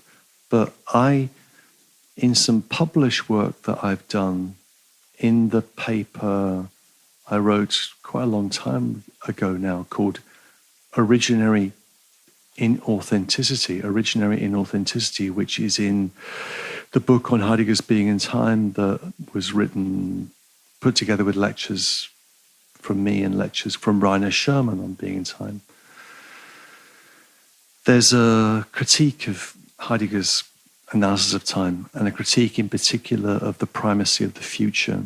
And I try and articulate there a view of time which gives primacy to the past over the future.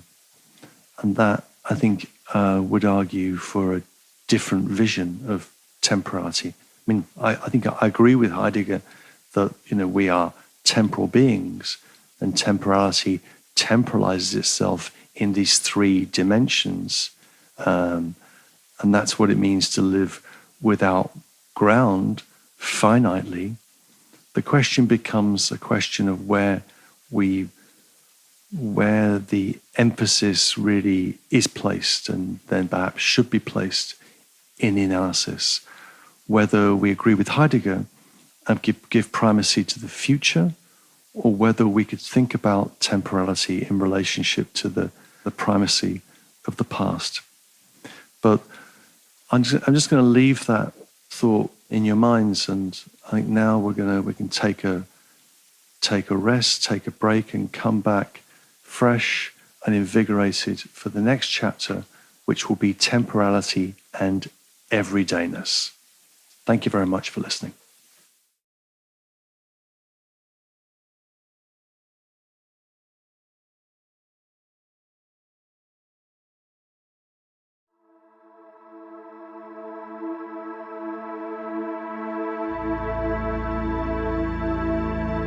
Apply-Degger.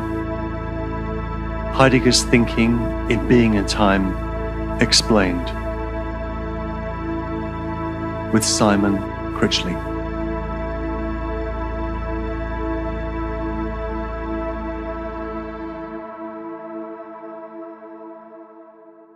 Hello and welcome to episode 15 of Apply-Degger. The chapter that's under our eyes for this episode is Temporality and Everydayness. That's Division 2, Chapter 4. What's going on in this chapter? Well, to go back to the mighty Marquis Smith of the Fool, the 3 R's, the 3 R's, the 3 R's, repetition, repetition, repetition. What we get in this chapter is the repetition of the analytic of everydayness from the perspective of temporality. That is to say, what's going to happen in this chapter is we're going to take the analyses that we've already seen in Division 1, the analyses of understanding, state of mind, falling, discourse, spatiality, and the rest, and we're going to repeat them from the standpoint of temporality. And the framing question here is, now that we've got to the level of authentic existence with the discussion of ecstatic temporality, how does average everydayness look from the vantage point of authentic existence?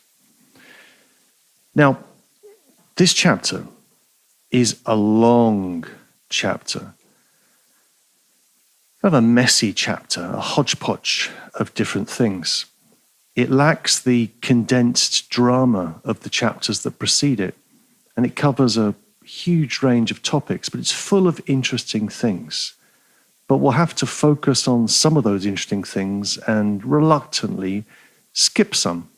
The chapter begins with the following problem. Given that ecstatic temporality has been described as the meaning of authentic care, what remains outstanding is an analysis of the various elements of care, right? Care consists primarily of these 3 elements: state of mind, understanding, discourse, and falling, right? So that care is the ahead of itself, being already in alongside a world, existentiality, facticity, and falling. We've now seen that authentically analyzed, or analyzed in the mode of authenticity. How do those things look in their inauthentic, everyday modes? Let's dig in on 68A, the temporality of understanding. Very interesting paragraph. Having given the structure of ecstatic temporality as authentic care in paragraph 65, here we get the ecstatic temporality of inauthenticity, right? We had an account of ecstatic temporality as that of authentic existence. What about the 3 ecstasies of time in their inauthentic modes? First thing to note is that inauthentic Dasein is still ecstatic. It's always already outside alongside things. It's always already outside alongside things. Therefore, ecstatic, it's just differently ecstatic. Inauthentic life has chosen the they as its hero and not itself.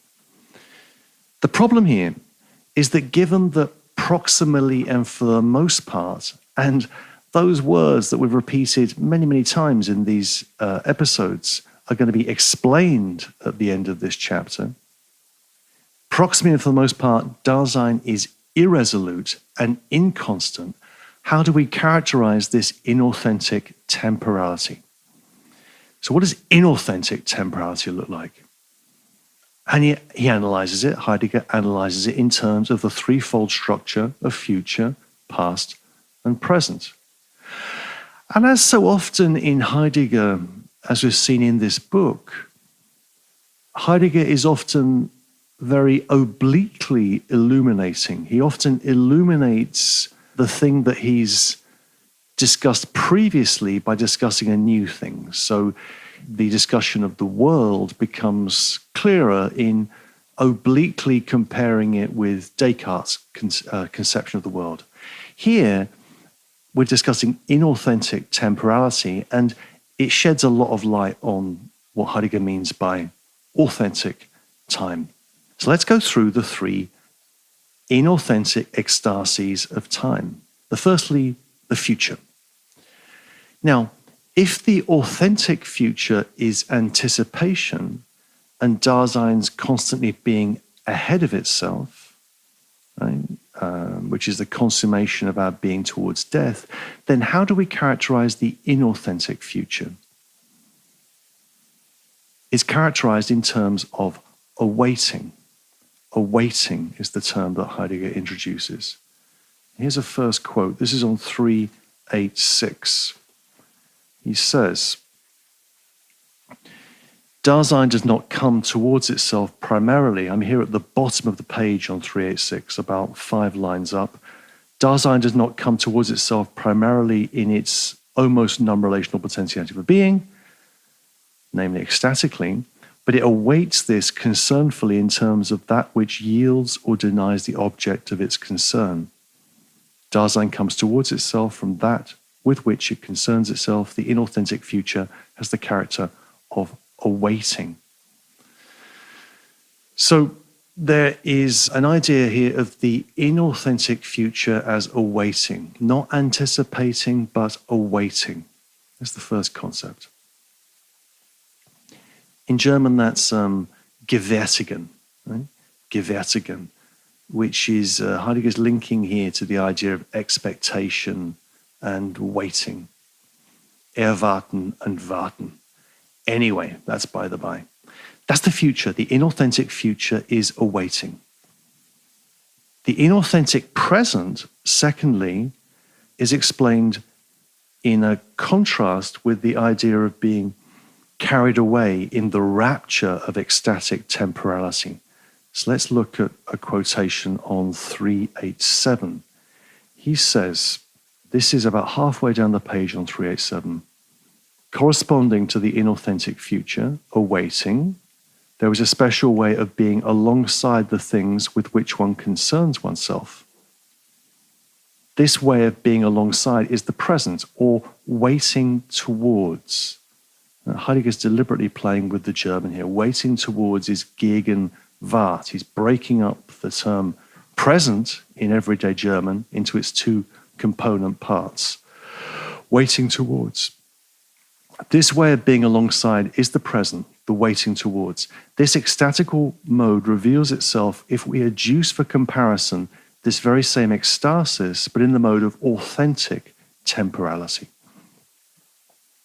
To the anticipation, which goes with resoluteness, there belongs a present in accordance with which a resoluteness discloses a situation. Discloses the situation. In resoluteness, the present is not only brought back from distraction with the objects of one's closest concern, but it gets held in the future and in having been. That present, which is held in authentic temporality, and which thus is authentic itself, we call the moment of vision. This term must be understood in the active sense as an ecstasis.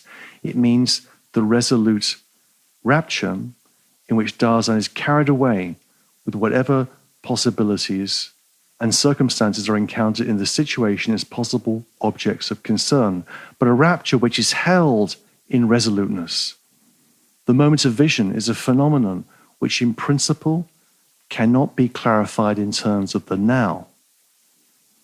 And the quote goes on, the now is a temporal phenomenon which belongs to time as within timeness. The now in which something arises, passes away, or is present at hand. In the moment of vision, nothing can occur. But as an authentic present or waiting towards, the moment of vision permits us to encounter for the first time what can be in a time as present at hand already at hand. And then Heidegger opens a footnote on Kierkegaard that we'll come back to. In contradistinction to the moment of vision as the authentic present, we call the inauthentic present making present. Formally understood, every present is one which makes present, but not every present has the character of a moment of vision. It's a long quote, forgive me. The inauthentic future is described as waiting towards, the dispersed being alongside things in the mode of concern. And to this, Heidegger contrasts the authentic present of the moment of vision, or again, and the phrase he uses here, it's in a very compressed German, the moment of vision, or what he calls the irresoluteness held rapture. The irresoluteness held rapture. What a phrase. In der Entschlossenheit gehaltene Entrückung. We then get a fascinating little adumbration of this moment of vision as a present that is distinct from the vulgar now, as distinct from the vulgar future and the vulgar past. And then we get this little footnote reference on Kierkegaard. And we've seen this logic before in the footnote references to Kierkegaard, which are grotesquely unfair. Kierkegaard sees the moment of vision, the Augenblick, but Heidegger insists Kierkegaard clings to the vulgar concept of time and therefore never knows the moments of vision properly. And that footnote is on page 497, footnote 3, bottom of the page there. I won't read that, but you can look at it for yourself. You can see that Heidegger again acknowledges that he borrows something from Kierkegaard and then disavows it because Kierkegaard is allegedly still trapped within the traditional way of looking at things. I think that's unfair to Kierkegaard. So, in contrast to the moment of vision as the authentic present, the inauthentic present is called making present. Making present, or that which makes things present in an everyday way, right? Heidegger again is playing mercilessly with the German here. So what you have to think of is that we have the authentic present, which is the moment of vision, and then the inauthentic present, which is just called making present, the way things, if you like, show up in average everyday life. So that's the future and the present, which leaves the past. If the authentic past is having been, having beenness, as Heidegger says, whereby I come back to my ownmost self in the act of repetition, the inauthentic past, Heidegger says, is Dasein's forgetting of itself. Forgetting of itself. And this comes up on page 388. Do I need to quote that? Well, you can just look at it for yourself. In the middle of the page there on 388, inauthentic understanding temporalizes itself as an awaiting which makes present, right? Awaiting, future, makes present, the inauthentic present.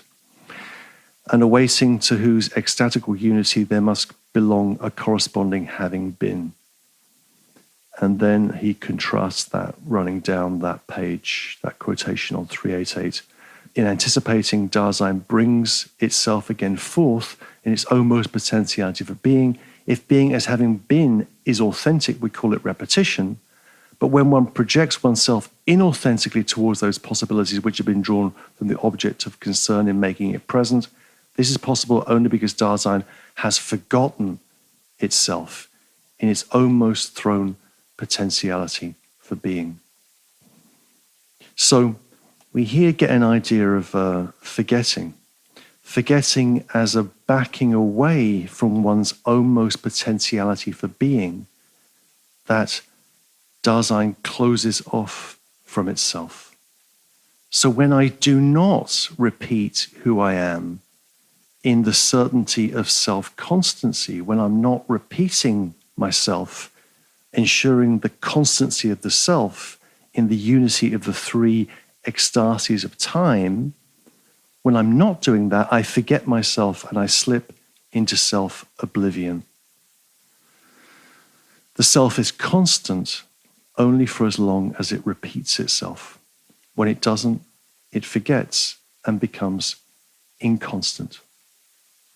We might notice here that this idea of repetition that we saw in the last episode is a little bit like memory. Heidegger doesn't use the term memory, but by contrasting it with forgetting, if forgetting is the way in which I close myself off from myself, then my having been, being myself authentically, is an act of memory.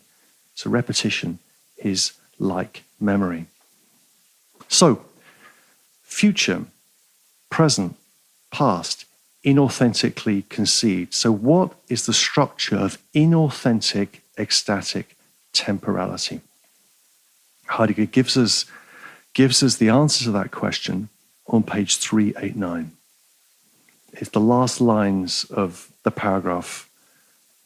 The awaiting which forgets and makes present, right? The awaiting that forgets and makes present. Those are the three inauthentic ecstasies of time. The awaiting, future, which forgets past and makes present, is, Heidegger says, an ecstatical unity in its own right, in accordance with which inauthentic understanding temporalizes itself with regard to its temporality. The unity of these ecstasies closes off one's authentic potentiality for being and is thus the existential condition for the possibility of irresoluteness.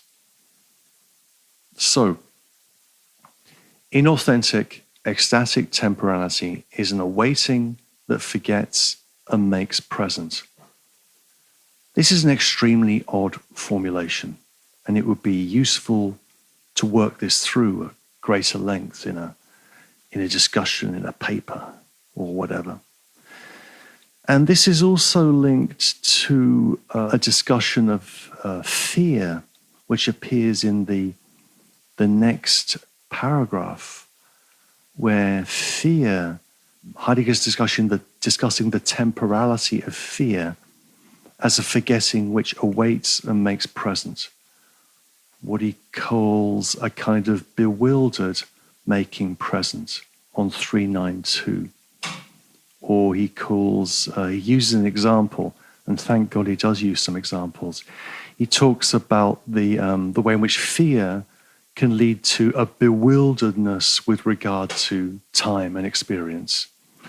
He says, it is well known, for instance, this is the middle of page 392, it is well known, for instance, that the inhabitants of a burning house will often save the most indifferent things that are most closely ready to hand.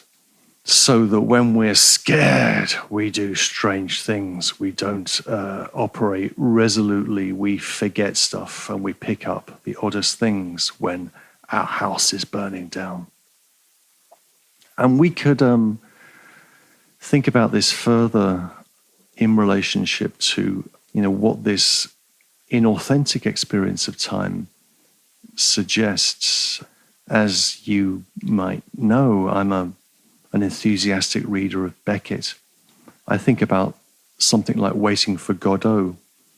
Beckett's Waiting for Godot is an example of inauthentic temporality, where the constant awaiting, the waiting for Godot, is an awaiting that continually forgets. People in Godot, Vladimir, Estragon are constantly forgetting things, and which makes possible a present which is non-rapturous and where nothing really happens. The characters in Beckett do not rapturously anticipate their finitude, they await forgetfully. Think of someone like Krapp in Krapp's Last Tape by Beckett, who's trying to recover the elements of his memory which are recorded on tape and which he has forgotten. Now, Continuing this into 68b, I'll skip most of this paragraph, and this paragraph deals with the temporality of state of mind, and therefore with mood. What is the temporality of mood? And mood, of course, is the way in which state of mind is disclosed. It's fascinating, especially because of what it says about the time of fear and the contrast between the time of fear and the time of anxiety, and the way he contrasts those two times. But let me skip to the end of these pages, which will take us to page 394. He says, this is, I think, a suggestive remark where, again, we get an illumination of something which is not being directly discussed here. I think we illuminate the nature of anxiety through a discussion of fear. So, at the end of this paragraph, 394, about 2/3 of the way down the page on 394, Heidegger writes, but even though the presence of anxiety is held onto, it does not as yet have the character of the moment of vision, which temporalizes itself in a resolution. Anxiety merely brings one into the mood for a possible resolution. The presence of anxiety holds the moment of vision at the ready, auf dem Sprung. As such a moment, it itself and only itself is possible. So, I think this is illuminating because of its discussion of anxiety. That anxiety is the condition of possibility for the moment of vision. It's what makes the moment of vision possible, but it is not yet the moment of vision. It is the mood for a possible resolution that holds it at the ready, auf den Sprung, on the spring, as it were, at the ready, but it is not yet resoluteness. So anxiety is the ready in the kind of ready, steady, go, ready, set, go, whatever you say. Anxiety brings Dasein to the ready, but then it's got to get set and go. And when it goes, that is the moment of vision. And this also, I think, illuminates the distinction between anxiety and fear, which we've gone over a number of times, and it's so interesting and important in this book. He says on 395, fear, 3 lines in on 3 and 395, fear is occasioned by entities with which we concern ourselves environmentally. Anxiety, however, springs from Dasein itself. When fear assails us, it does so from what is within the world. Anxiety arises out of being in the world as thrown being towards death. So fear is fear of things in the world, right? Fear of determinate, specific entities that threaten us. I like the example of the big bear, right? Anxiety, by contrast, is something that springs from Dasein itself. Therefore, resolute Dasein has no fear. Fear is transformed into anxiety. Anxiety is courage, it's bravery. On 395, a little bit further down on the first paragraph of 395, but anxiety can mount authentically only in a Dasein which is resolute. He who is resolute knows no fear. But he understands the possibility of anxiety as the possibility of the very mood which neither inhibits nor bewilders him. Anxiety liberates him from possibilities which count for nothing and lets him become free for those which are authentic. So anxiety allows Dasein to become free for its possibilities, not those which are nothing, right? And those which are nothing are those of the world, And those things of the world bewilder us, scare us, they inhibit us. That's not what we're concerned with. To become free is to become free from those things of the world. In relationship to that quotation I just gave, if you flip back onto 393, there's two telling remarks on 393, bang in the middle of the page on 393. Heidegger says, anxiety is anxious in the face of the nothing of the world. Right? Again, that idea that the world, which in Division 1 had been this world of fullness, meaning and significance, is now revealed to be nothing. And then the beginning of the last paragraph on page 393, anxiety discloses an insignificance of the world. The world which is meaningful has become a world which is meaningless. This is one of the places where we can think about what Hans Jonas called the nihilism of being in time. Whether we think of nihilism critically or not. Interesting stuff. We then get a taxonomy of moods. Suggestive, more could be said, but it's good that Heidegger's saying this. If the moods of fear and anxiety are linked to our inauthentic and authentic existence, and which are both grounded in having been, then what about other moods? What could we say of other moods? And what about hope in particular? Hope which does not relate to the past, but relates surely to the future. A future good, a bonum futurum. Now, look at this quotation here. This is 395.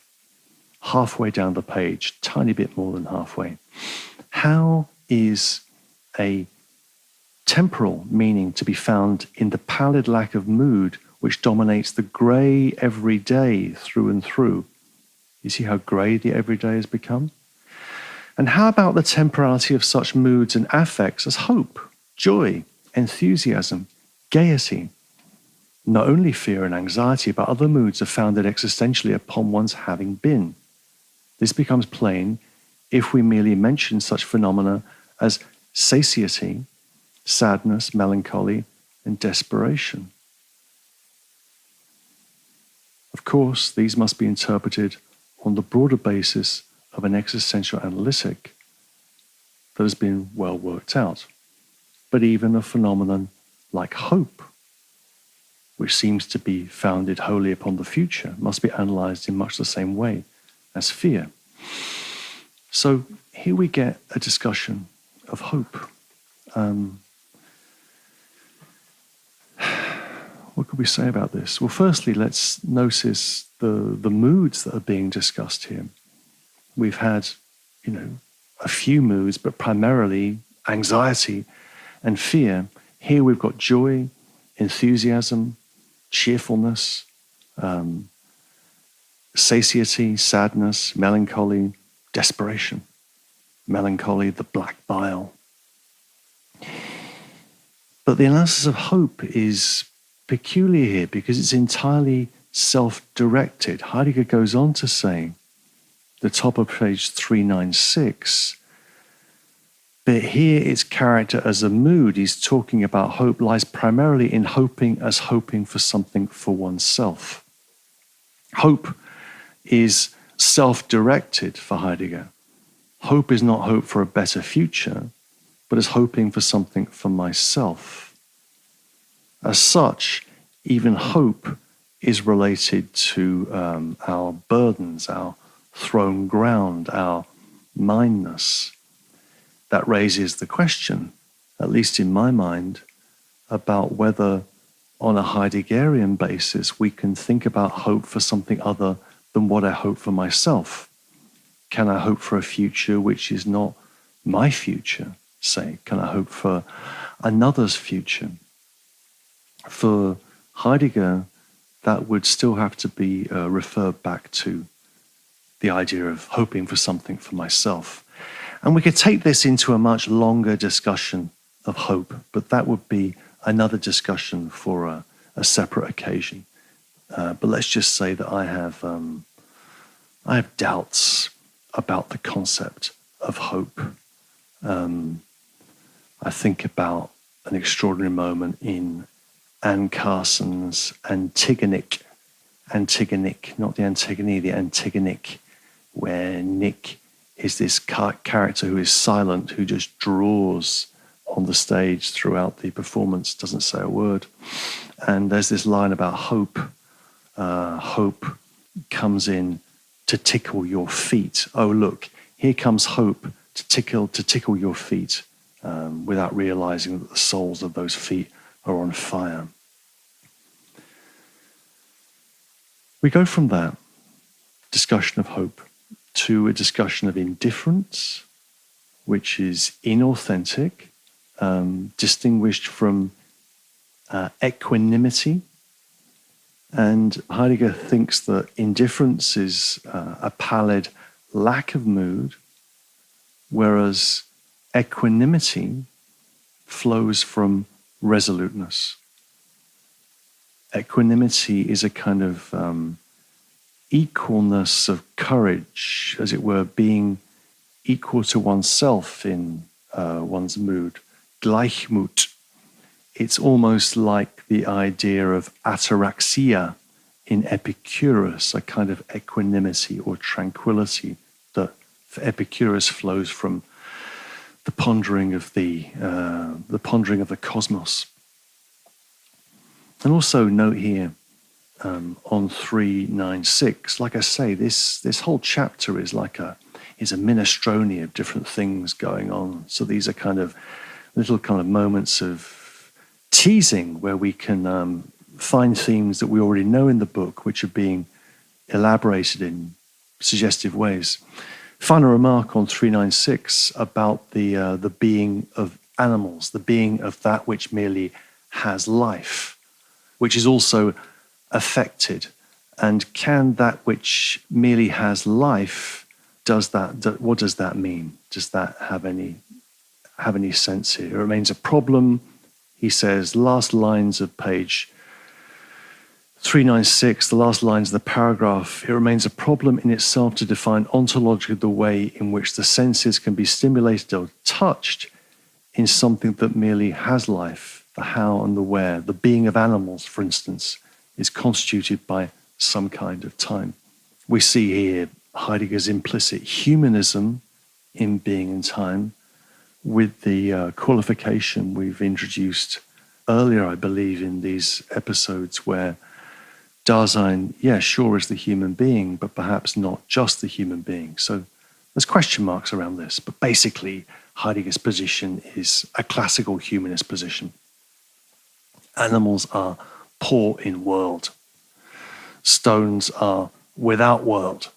We have a world. That's the kind of chain of being in Heidegger's early work. Let's turn to 68c.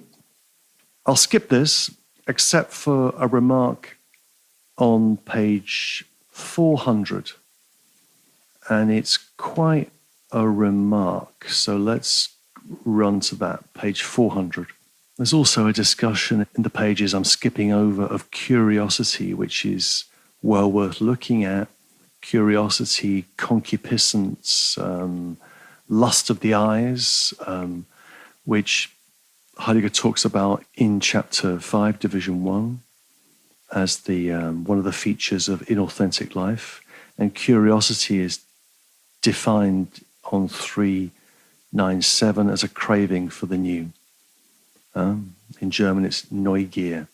And what Heidegger means is that it's a kind of craving for the new as such. That's what takes us away in curiosity. But let's look at this remark on page 400. 4 lines in.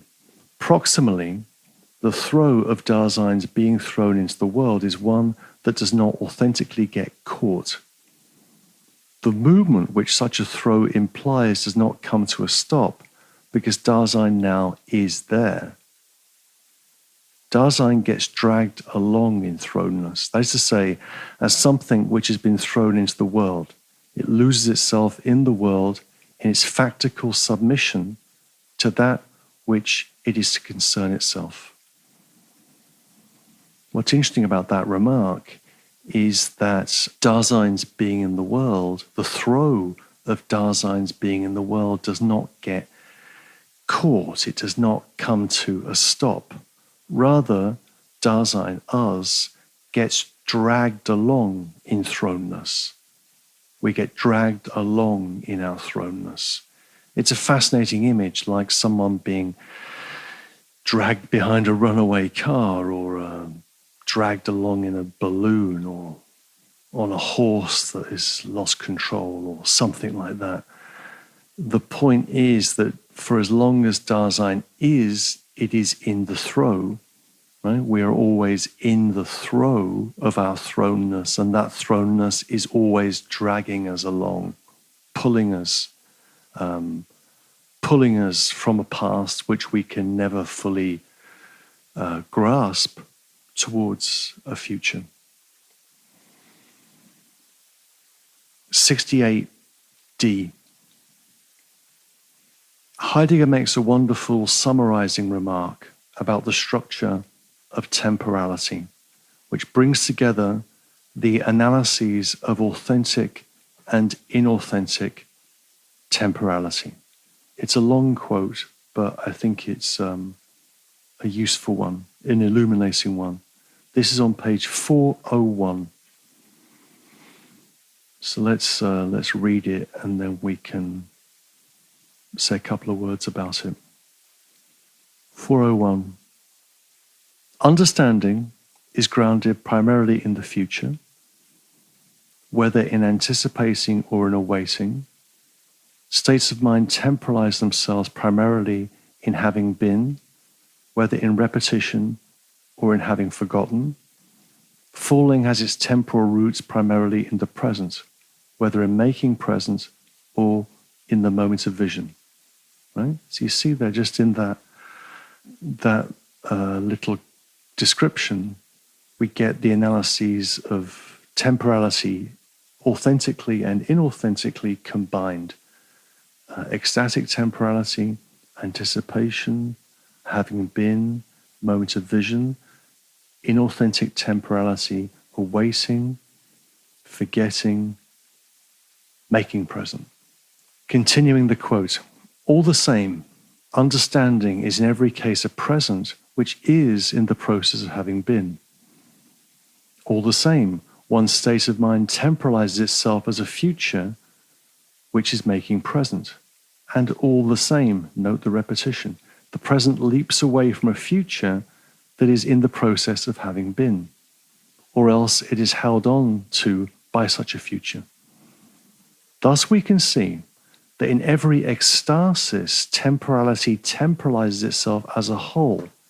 And this means that in the ecstatical unity with which temporality has fully temporalized itself currently is grounded the totality of the structural whole of existence, facticity and falling. That is the unity of the care structure.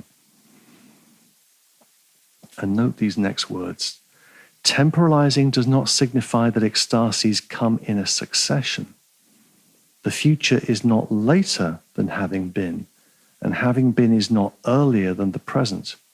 Temporality temporalizes itself as a future which makes present in the process of having been.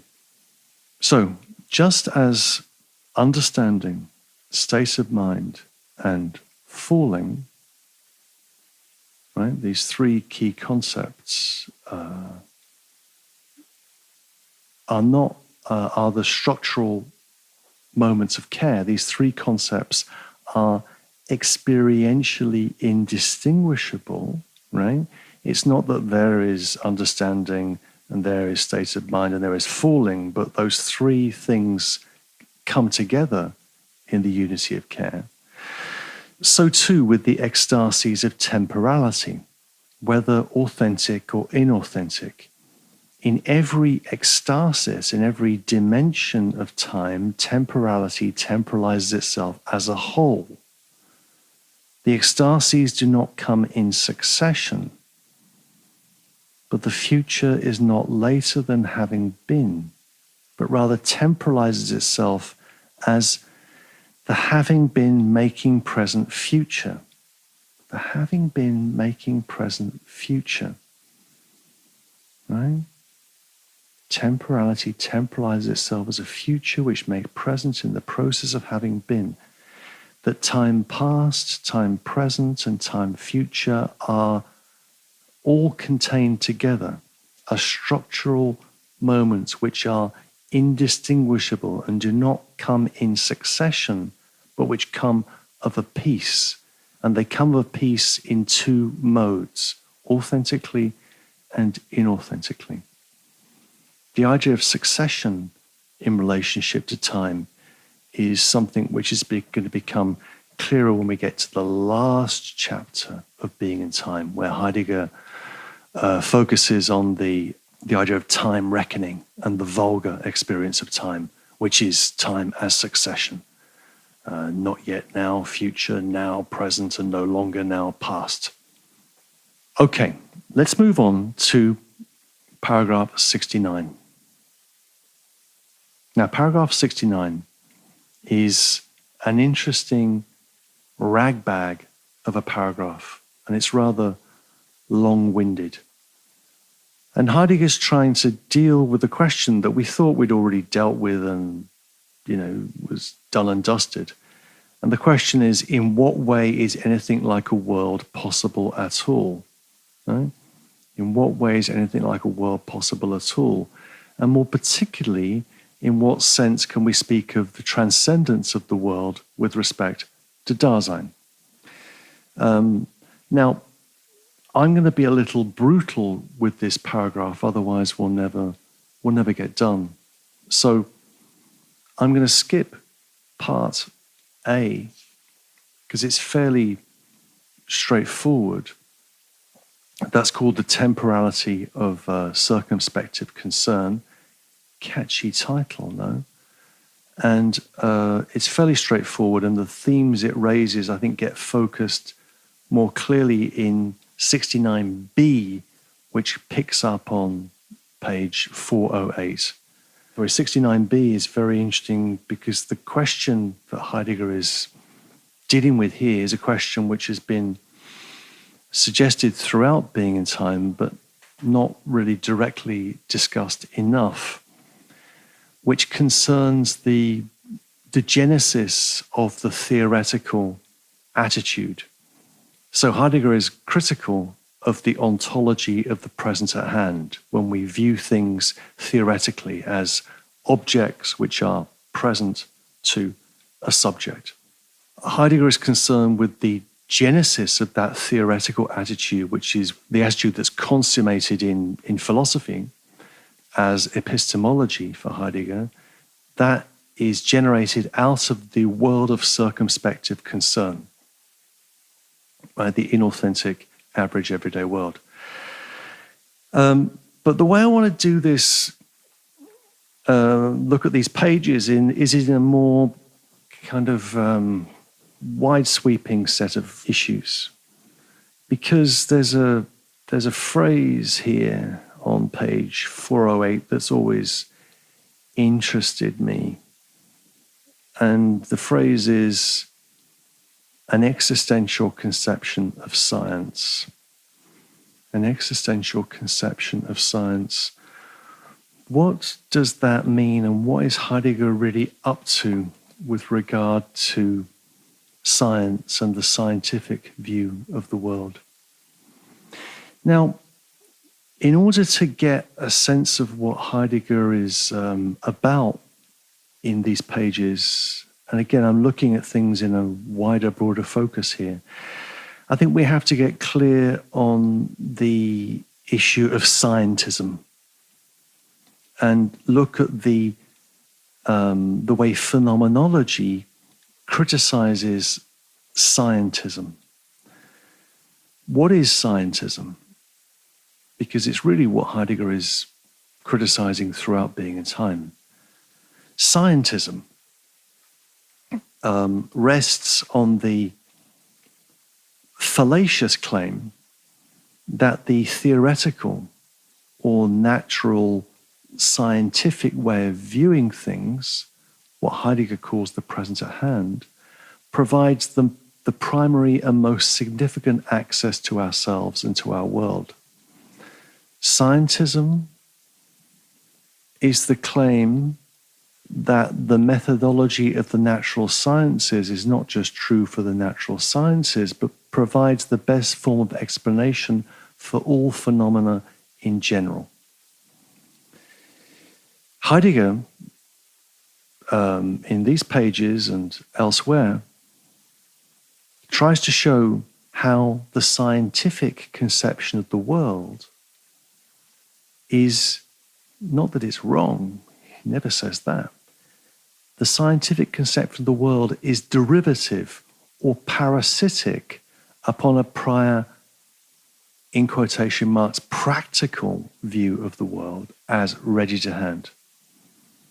And that practical view of the world as ready to hand is the environing world, the world of the environment that is closest, most familiar, and most meaningful to us. The world that is, to speak in a more traditional way, a world that is already colored by our values, our cognitive, aesthetic, and ethical values. Heidegger won't speak in those terms, but let's just do that in order to be a bit easier and more accessible.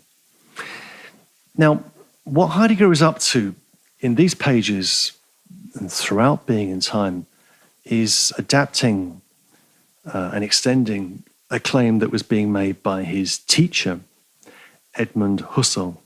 It's implied in Husserl's early work and developed in Husserl's later work, the work that is later than Being and Time, The Crisis of the European Sciences. Now, the issue for Husserl is the issue of what he calls objectivism. Scientism is objectivism, the idea that we can treat everything that is as an object which can be treated in scientific terms. Husserl's critique of scientism or objectivism is that it overlooks the life world, what he calls the life world, which is for him the enabling condition for scientific practice. And Husserl, in The Crisis of the European Sciences, describes the life world as the condition of possibility out of which the scientific conception of the world arises. This leads to the following point, which is really what Heidegger's up to in these pages. The critique of scientism, at least within phenomenology, does not seek to refute or negate the results of scientific research in the name of some kind of mystical unity of man and nature, which is a risk in some areas of phenomenology, perhaps some of the slightly ecstatical pronouncements of the later Merleau-Ponty. Rather, Heidegger's view, Husserl's view, is that science does not provide the primary or most significant access to a sense of ourselves and the world. Anti-scientism, being opposed to scientism, does not at all entail an anti-scientific attitude. Right? Anti-scientism doesn't mean that we're anti-science. It rather means that we have to link the scientific conception of the world to the conditions of possibility which make that conception possible, which are found in the life world, or which are found, in Heidegger's terms, in our being in the world. So what's required? I think this is what returns us to the text on page 408, is an existential conception of science. An existential conception of science would show how the practices of the natural sciences arise out of life world practices, and that the practices of the natural sciences are not simply reducible to the natural sciences, but which they precede it. Another way of putting this point, an existential conception of science, would be to refer it to a concept that Heidegger introduces in his 1924 lecture, the concept of time, which is the lecture that Hans-Georg Gadamer famously described as the primal form of being in time. And he describes what he's up to, Heidegger, in this lecture, 3 years prior to being in time, as a pre-science, what comes before scientific research, the genesis of science in life world practices. And that's really what Heidegger's up to here. So this has an important consequence. The consequence is that for someone like Heidegger, or indeed Husserl, philosophy is not the underlaborer to science. This is the famous description that Locke uses, right? Philosophy is an underlaborer to science. Philosophy is something which, as Heidegger says, leaps ahead of the sciences by showing their basis in a fundamental ontology of persons, things, and world, what we might call the pre-theoretical layer of experience. So the task is not seeing philosophy as a kind of underlaborer to science that tidies up, the great mansion of science and kind of, cleans the floors and makes sure everything is in its right place. Rather, what philosophy does is that it provides a phenomenology of persons, things, and world, which shows how the theoretical attitude of the sciences finds its condition of possibility in our life world practices. And those life world practices have their own form of validity, but it is not the validity of the causal remarks that we attribute to natural science. It's rather something else, what we might call kind of redescription, elucidation, hermeneutical clarification, what Heidegger calls repeatedly in Being in Time, formal indication. Right? These are the concepts whereby we can think about forms of validity, forms of, if you like, truth claim, which are not reducible to the empirical truth claims of natural science. Again, they're not anti-scientific. They are what precedes science. They are pre-science. So that is, I think, what's going on in 408, 409, and these pages, or at least it's how I want to elaborate them at this moment. The existential conception of science is suggestive, I think. It's something which Heidegger doesn't really develop in his work. And it remains unclear in Being in Time where this is going. But I think it's a possible avenue for saving Heidegger from the claim that he is an anti-scientific thinker, or saving Heidegger for himself when Heidegger says things like science does not think, die Wissenschaft denkt nicht, which is not a particularly helpful remark.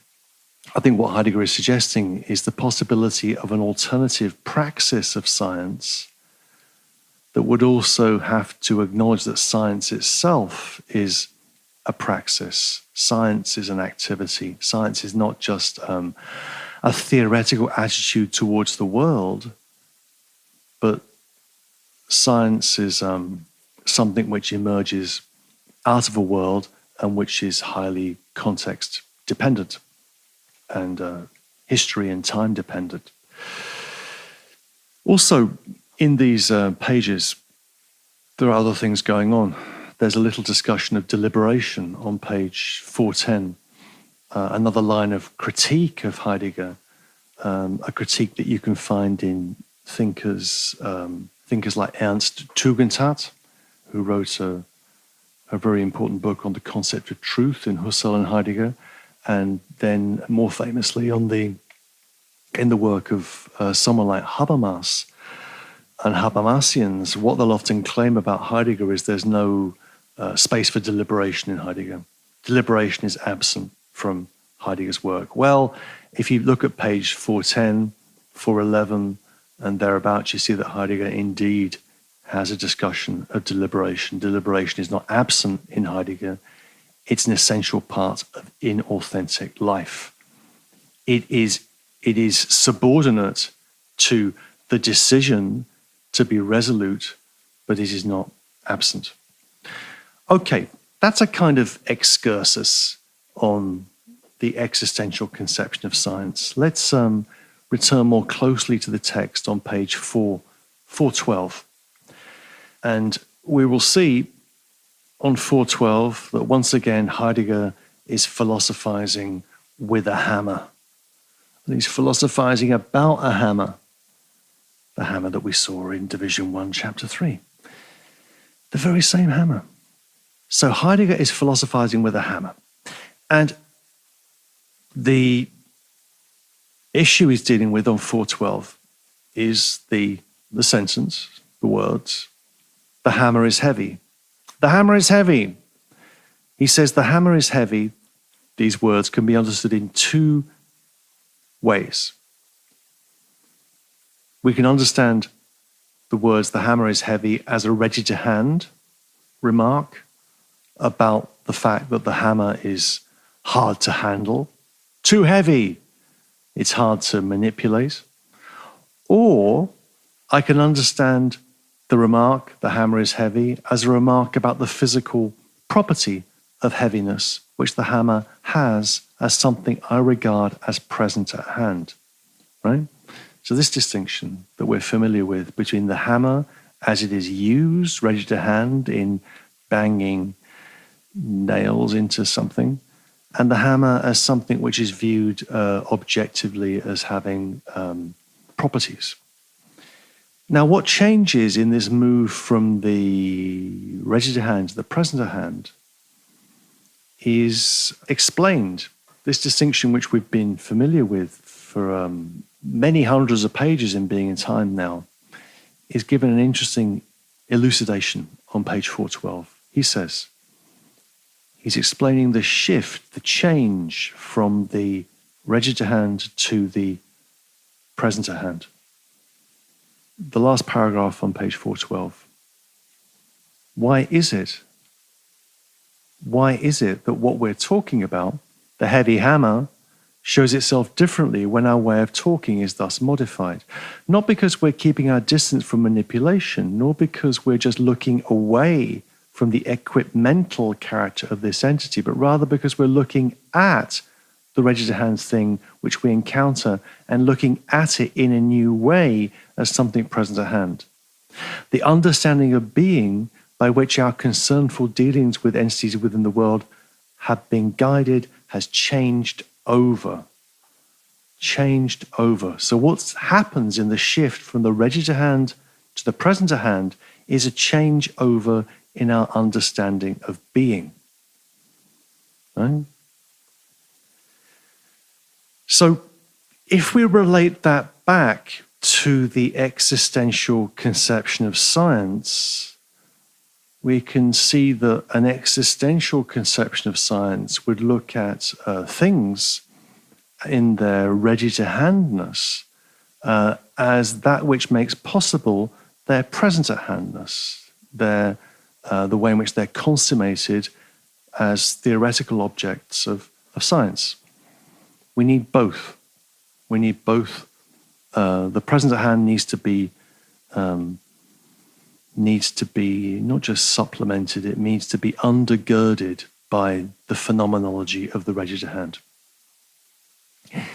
If we lose sight of the ready to hand, what we lose sight of, Heidegger says here on page 413, is the place of the thing. The place of the things, bang in the middle of page 413. Science is not, done by Martians. It's not, done by people who don't live in a context, in a life world. Rather, science is a radically context-dependent praxis, a life world practice with an origin that can be reactivated, as Husserl would have said. We need to reactivate what is sedimented in science and see it in a different way. So the point that Heidegger is making here is a very simple point, is that the theoretical view of the world, which is consummated in scientism, loses the experience of place, the experience of space, the existential context for things. And we have to go back to that. On 413, he makes that point. Middle of the page on page 413. In the physical assertion that the hammer is heavy, we overlook not only the tool character of the entity we encounter, but also something that belongs to any ready-to-hand equipment, its place.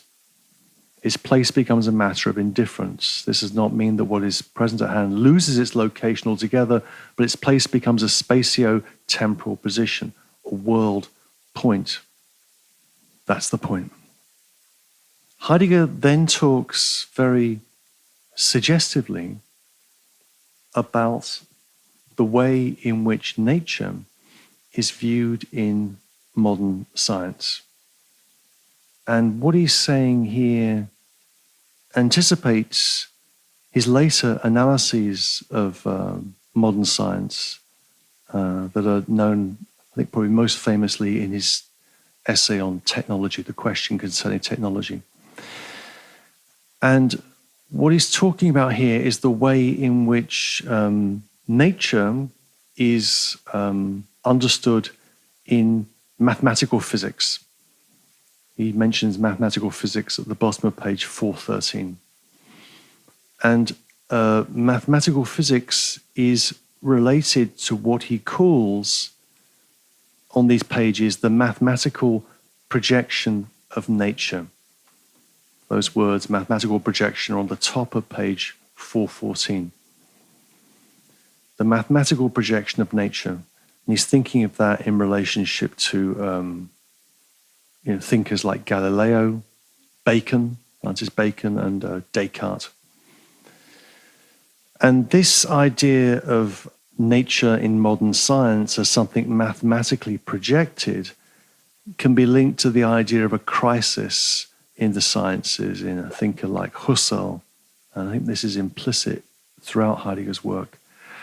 What is crucial and decisive in the rise of the mathematical view of nature is the fact that this view of nature derives from an a priori understanding of being.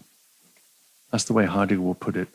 So on page 414, he says, and just to say that we are fully in the grips of a mathematical projection of nature right now, with the obsession with data, with statistics, with modeling and the rest.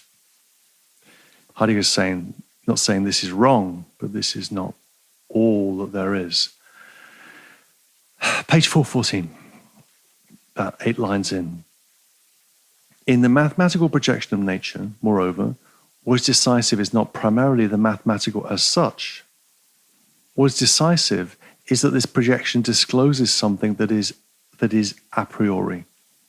Thus, the paradigmatic character of the mathematical natural science does not lie in its exactitude or in the fact that it is binding for every man. It consists rather in the fact that the entities which it takes as its theme are discovered in it in the only way in which entities can be discovered, by a prior projection of their state of being. What Heidegger is saying here is that the mathematical projection of nature, which is characteristic of modern science, is a matter of the ontological framework by which we grasp things. It's not simply an ontic or an empirical matter. Another way of putting this is that modern science is the deployment of a distinct ontological framework, a distinct understanding of being. The way Heidegger will understand that understanding of nature in modern science in his later work, he'll call that the enframing, das Gestell, which reduces everything to a standing reserve or a resource, like human resources, which can be enframed, modeled, projected. There's a lot more to say about this paragraph, but we'll have to make do with a final remark, which is on page 415. About 7 lines in. We shall not trace further how science has its source in authentic existence. Look at that, how science has its source in authentic existence. It's enough now if we understand that the thematizing of entities within the world presupposes being in the world as the basic state of Dasein, and we understand how it does so. If the thematizing of the present at hand, the scientific projection of nature, is to become possible, Dasein must transcend the entities thematized. Transcendence does not consist in objectifying, but is presupposed by it. Again, the question of an existential conception of science, and more particularly of a science that flows from authentic existence and what Heidegger would call, what he calls here and there in this period, a science of being. This question is fascinating in this period of Heidegger's work, but it's left undeveloped. The point is that science has to offer an account of and take into account our lived being in the world. And this is the point of the point, is that the objectification of science, the way in which science operates through projecting everything as an object, which can be viewed theoretically, this presupposes Dasein's transcendence towards the world, right? So Dasein's transcendence towards the world is the condition of possibility for the scientific explanation of nature, the scientific projection of nature. And with that mention of transcendence, we move towards 69C, the temporal problem of the transcendence of the world. Let me summarize here. How is there a world for Dasein? In what way must the world be if Dasein is being in the world? And these are questions which we've come back to in this book, which we've asked before. How is there a world for Dasein? The answer is that Dasein is its world existingly. I think that's a very nice way, very crisp way of putting what Heidegger's up to in this book. Dasein is its world existingly. That's on 416, end of the first paragraph. Dasein is the worldhood of the world. Dasein is the existential condition of possibility for there being a world. There never was a world for her except the one she sang and singing made. She was the single artificer of the world in which she stood. Thinking of those lines from Wallace Stevens we heard before, way, way back. If we go back to the discussions of idealism and realism in paragraph 43, the discussion of reality, Heidegger says on page 417, if no Dasein exists, no world is there either. If no Dasein exists, then no world is there either. So the world is Dasein dependent. We know that, right? We know that. What's new is that Dasein is now conceived in terms of ecstatic temporality. The temporality analysis is new. So is the world distinct from Dasein's activity of temporalizing? Well, no. If Dasein is being in the world, then the world is the temporalizing of temporality as well. Look at what he says on 417. This is 1, 2, 3, 4, 5 lines in on 417. Insofar as Dasein temporalizes itself, a world is too. In temporalizing itself with regard to its being as temporality, Dasein is essentially in a world. By reason of the ecstatico-horizontal constitution of that temporality, the world is neither present at hand nor ready to hand, but temporalizes itself in temporality. It is, with the outside of itself of the ecstasies, there. If no Dasein exists, no world is there either. So we cannot make a distinction between Dasein and its world. And Dasein is temporal, therefore the world is temporal. Does this mean that the world is subjective? I think you're going to know the answer to this one. No, it's not subjective. 417, carrying on, he says, this is the beginning of the first paragraph on 417. Thus, the significant relationships which determine the structure of the world are not a network of forms which a wordless subject has laid over some kind of material. What is rather the case is that factical Dasein, understanding itself and its world ecstatically in the unity of the there, comes back from these horizons to the entities encountered within them. You could link this to another quotation, the bottom of page 417, top of page 418. And it's a rhetorical move that we've seen elsewhere in Being in Time. The quotation I'm looking at now is the top of page 418. And we'll come back to the thought in a second. This is 418. If the subject gets conceived ontologically as an existing Dasein whose being is grounded in temporality, then one must say that the world is subjective.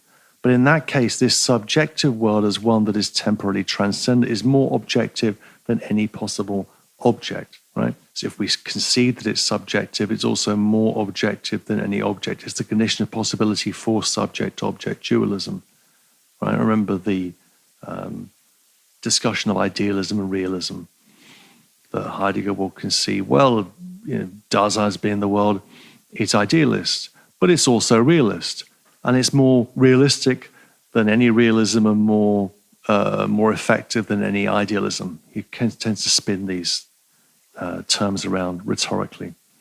The point is that the problem of transcendence is not the question of how a subject comes out of itself to an object or an objective world. The question is rather, how does it happen that the essential transcendence of Dasein, its essence as temporalized being in the world, gets translated into a subject-object dualism? The world is neither subjective nor objective, but prior to both concepts. Subject-object dualism and the entire epistemological construal of the world presuppose the transcendence of being in the world. That's Heidegger's point. Is the standard problem of philosophy conceived as epistemology is how can we know an objective world? How can we come out from ourselves in our subjective cabinet of consciousness and know objects? Everything gets conceived as a relationship of subjects to objects. This is the epistemological construal of the world. Heidegger's point is that that subject-object dualism presupposes Dasein as being in the world, and that Dasein is transcendent, right? It is the transcendence of being in the world. That's what has to be presupposed.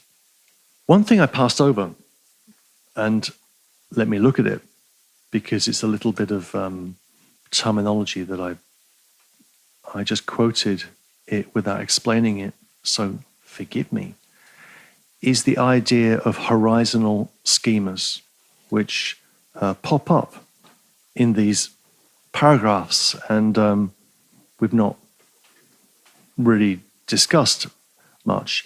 We know that the first page of Being in Time, the untitled preface to the book, he talks about time as the horizon for any understanding of being. So there's this constant reference to horizon. But look at what he says here on page 416. It's interesting, I think. So 416, halfway down the page, he says, he's explaining ecstasies. What are the ecstasies of time?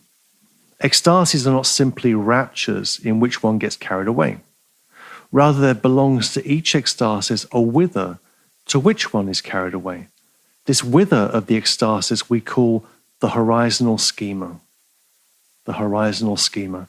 In each of the three ecstasies, the ecstatical horizon is different. The schema in which Dasein comes towards itself futurally, whether authentically or inauthentically, is for the sake of itself. The schema in which Dasein is disclosed to itself in a state of mind as thrown is to be taken as that in the face of which it has been thrown and that to which it has been abandoned. This characterizes the horizontal schema of what has been. In existing for the sake of itself in abandonment to itself as something that has been thrown, Dasein as being alongside is at the same time making present. The horizontal schema for the present is defined by the in order to. Okay, deep breath. Time is understood in terms of temporality. Temporality is the horizon for any understanding of being. A schema, and the word is borrowed from Kant, right?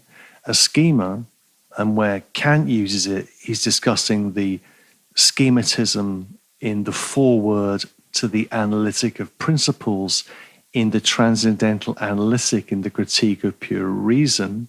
If you want to go there, it's fascinating stuff.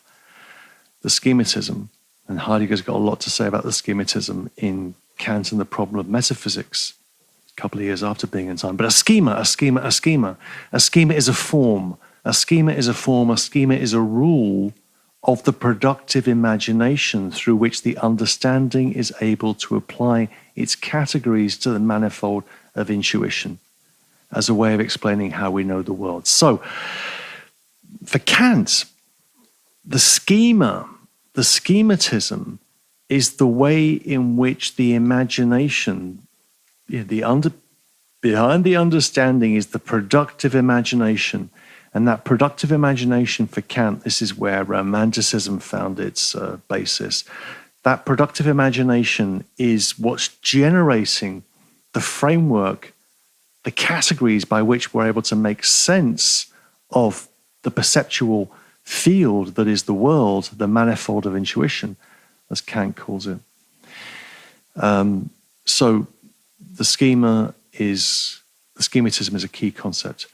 If we replace the language of categories with that of the existentials, and if we replace the subjectivist language of the transcendental imagination with Dasein as being in the world, then the ecstasies of temporality are that by which we can understand Dasein as being in the world in an existential and temporal manner. Once again, Kant comes close to an insight into the ontological problematic, but, according for Heidegger, always shrinks back. Right? So Kant had the right intuitions, but the wrong ontology, and because of that, he fell back into the tradition.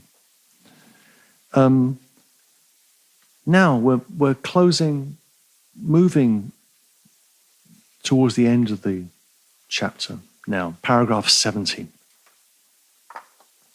which is on time. It's always on space. The whole book is on time. This is on space. We saw this is also a very good recap of the arguments about space and spatiality that we saw in Division 1. So it's a good space for a recap. As we saw in Division 1, Dasein's being in the world has a distinctive spatiality. This spatiality is not the placelessness of world space, but it's a lived place which is constituted, Heidegger says, by directionality and deseverance, right? So the way space occurs is by being directed towards things in the manner of bringing them close. Right? The way Heidegger puts that is that Dasein has a tendency for the near, right? Tendency for the near, that we bring things close. That's our fundamental operation with regard to space. And this existential spatiality, which is prior to objective space, is defined in terms of region or neighborhood. Right? This idea of region, neighborhood, what he calls in German Gegend. So that's a recap. What is the time of this space? What is the temporality of this space? Well, Heidegger begins by claiming that Dasein's spatiality is rooted in temporality. Space is subordinate to time. Now, this will get more complicated in the later Heidegger, but let's leave it at that for the moment. Heidegger in the later work will talk about an idea of time-space, Zeitraum, in the lecture Time and Being from 1962, which is the kind of mirror text from the end of Heidegger's career, the mirror to being and time, time and being. But that's a separate question. So the first claim is that spatiality is rooted in temporality. Space is subordinate to time. And then he makes a very suggestive remark. This is on page 419. In fact, he makes a couple of very suggestive remarks. On 419, he says, this is in the first full paragraph, about 8 lines in, we must first remember in what way Dasein is spatial.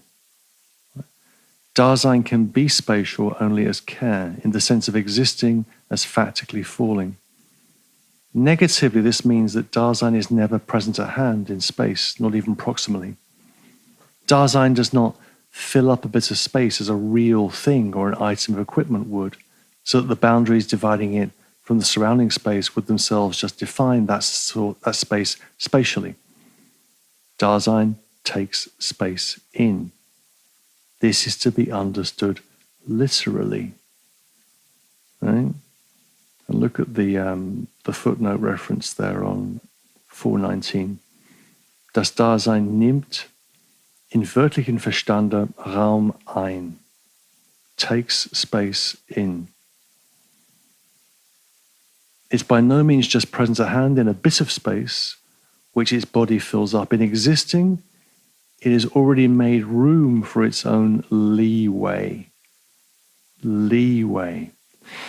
It determines its own location in such a manner that it comes back from the space it has made room for to the place which it has reserved. What's interesting here is the idea that Dasein takes space in, which should be understood literally, Heidegger says.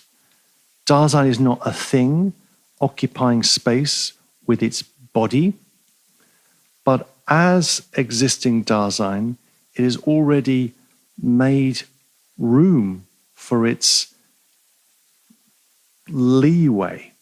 Right? Again, look at the footnote there. Again, it's a lovely translation, Macquarie Robertson, because even if it makes questionable decisions, they're all explained. Footnote 2 on page 419. Existieren hat es sich je schon einem Spielraum eingeräumt. Spielraum, leeway, but literally in German, play space.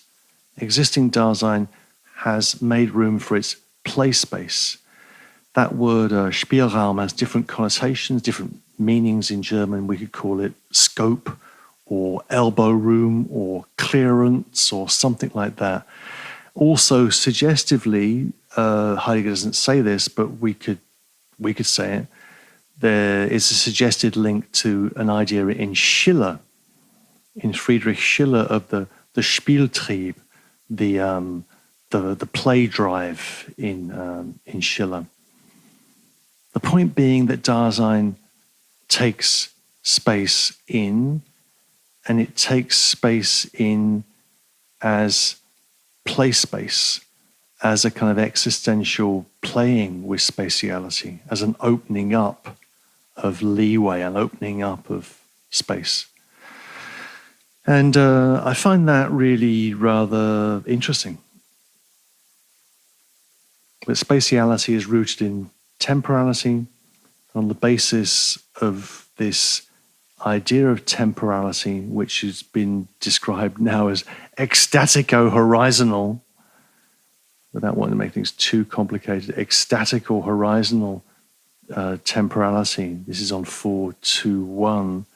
Only on that basis is it possible to break into space. Okay, so once again, the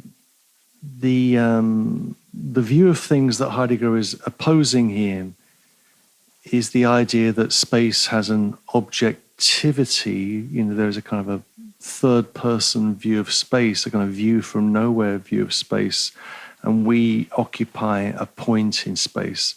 Rather, we take space in. We are that leeway of space. We are there with the things of the world, the things of our concern, our fascination. And what's been shown now is how what undergirds that whole structure of the spatiality of Dasein, of being directed towards things and bringing them close, is time. Temporality is the horizon for that understanding of being. Let's get to the end of this long and, like I said, ragbag chapter full of fascinating stuff, but it lacks the drama of some of the previous chapters, but great nonetheless. Paragraph 71. Now this is good. This paragraph is on the temporal meaning of Dasein's everydayness, and this gives us a couple of real insights into what's going on in being and time. Heidegger goes back to the question of the everyday, a question which I think has been on our minds. How does the everyday look from the standpoint of authenticity? Right? What does the everyday look like from the standpoint of authenticity? First question is, what is everydayness? Which, isn't a new question. We've been kicking that around for a while, but Heidegger gives us a lovely description of it on page 422. The first full paragraph. Everydayness manifestly stands for that way of existing in which Dasein maintains itself every day. And yet this everyday does not signify the sum of those days which have been allotted to Dasein in its lifetime. Though this everyday is not to be understood calendrically, not a calendar, it's not January, February, March, April, May, there is still an overtone of some such temporal character in the signification of the everyday. But what we have primarily in mind in the expression everydayness is a definite how of existence, a how of existence by which Dasein is dominated through and through for life. In our analyses, we have often used the expression proximally and for the most part.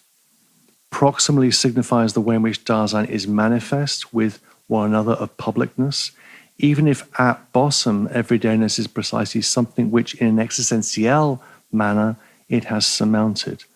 For the most part signifies the way in which Dasein shows itself for every man, not always, but as a rule. So everydayness is a how of Dasein's existing. And then we get finally, on page 422, we get an elaboration of this phrase that he's used repeatedly in the book, proximally and for the most part, or the way I prefer to render that, most closely and mostly. Proximally means life with one another in the public realm. For the most part means not always, but as a rule. So, there we are in everydayness, most closely and mostly. Now, the next two quotations I'm going to give, I think, are fascinating. A little bit further on 422, he says, this is the end of the penultimate paragraph on 422. In everydayness, everything is all one and the same. But whatever the day may bring is taken as diversification. Everydayness is determinative for Dasein, even when it has not chosen the they for its hero.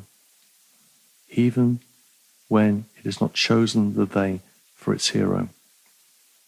So even when Dasein lives with the they, lives with das Man, lives with what they say, even when Dasein has chosen not to live with the they, even when Dasein has chosen to be authentic, it is still determined by the everyday.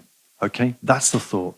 Even when Dasein chooses to be authentic, it is still shot through with everydayness. Even when it's not chosen the they for its hero. That expression for its hero is going to be repeated in the next chapter on historicity. That will come back in the next episode, the next lecture. So, what is the relation between the everyday and the authentic? What's the relation between the everyday and the authentic? The bottom of page 422, Heidegger writes, this is 5 lines up from the bottom. In everydayness, Dasein can undergo dull suffering, sink away in the dullness of it, and evade it by seeking new ways in which its dispersion in its affairs may be further dispersed. In the moment of vision, indeed, and often just for that moment, existence can even gain the mastery over the everyday, but it can never extinguish it. I'm going to continue that quote in a second, but let's just listen to that. We can sink into the dull suffering of the everyday and the dispersions of the everyday, or that's inauthentic life, or if we choose to be authentic, we can master the everyday in the moments of vision. But even in that mastery of the everyday, we can never extinguish the everyday.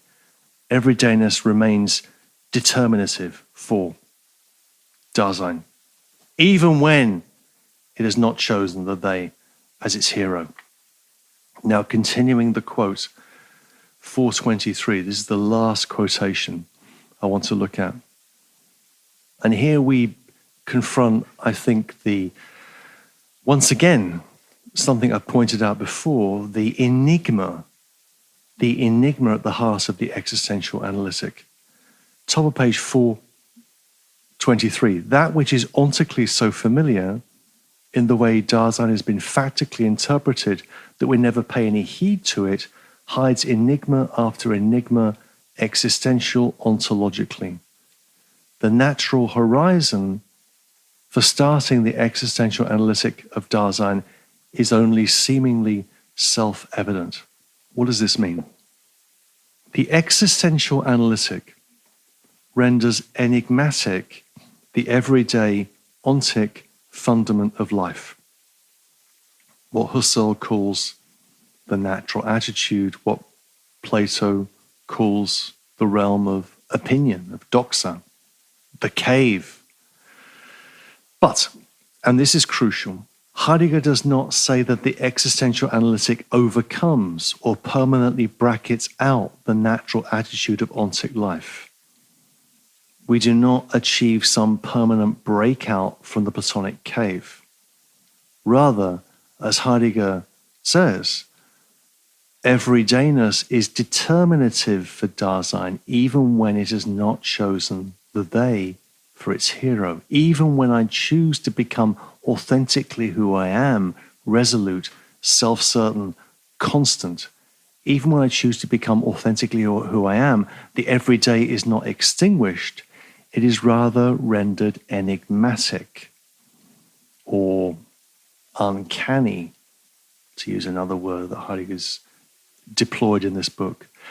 So that which is ontically so familiar hides enigma after enigma ontologically, or, in the words of the opening paragraph of the Existential Analytic, first paragraph of the book, the ontically nearest and familiar is the ontologically furthest.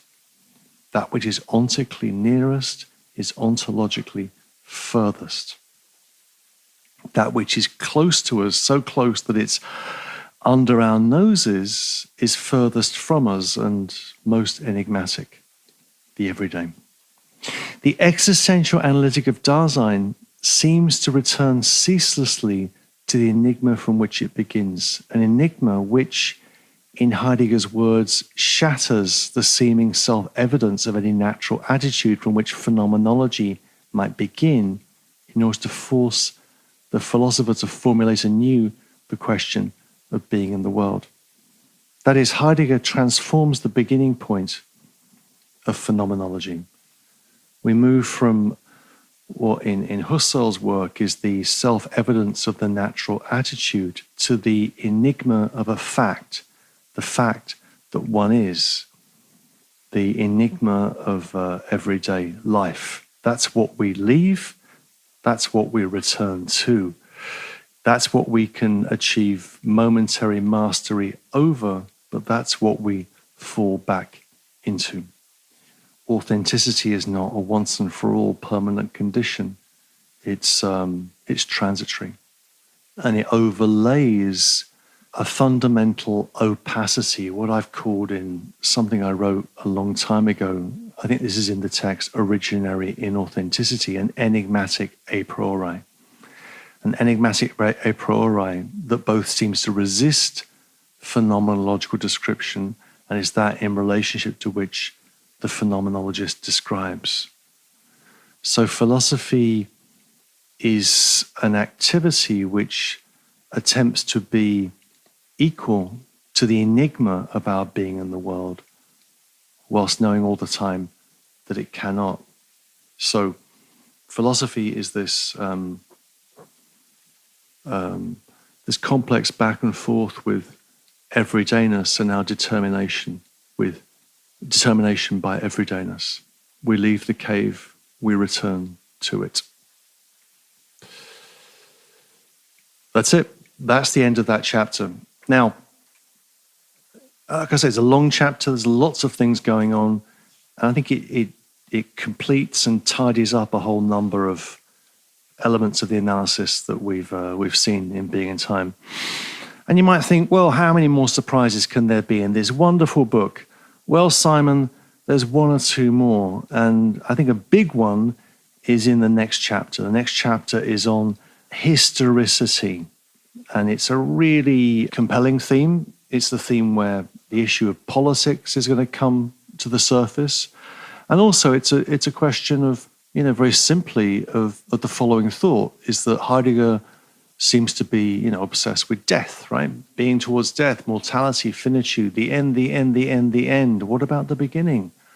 What about the beginning, Martin? What about birth?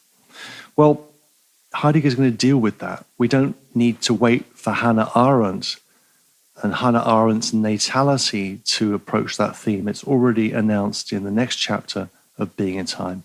And that's what we're going to deal with next time. And remember, this can be a little kind of tantalizing, saucy clue. Remember when in 1936, when Heidegger went to Rome, he met a former student of his, Karl Löwit, Lowith, very important philosopher in his own right. Löwit, who had been forced out of Germany because of who he was, meets his former teacher in Rome and says, and Heidegger went to Rome apparently wearing the National Socialist badge on his lapel, a little like American politicians with their stars and stripes. And Löwit asked Heidegger, well, what's the relationship between what you said in Being in Time and all that cool stuff in Being in Time and your attitude towards politics? And his one-word answer was historicity. Historicity. Next time, maybe we'll figure out what that means. Okay, Thank you for listening. See you next time.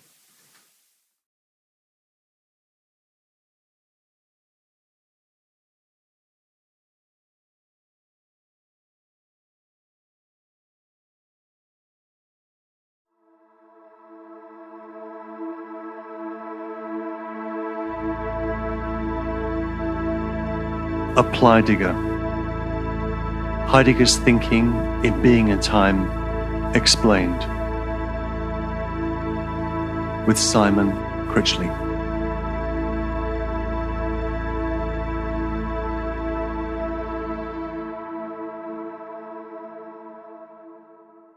Episode 16: Historicity and Politics. Today, we're going to be looking at the penultimate chapter of Being in Time: temporality and historicality. I'd like to discuss this chapter in a particular way. The focus for the discussion today is paragraph 74 on the basic constitution of historicality. And this is where I want to make the connection to politics and to Heidegger's political commitment in particular. And I want that to be the climax of the discussion.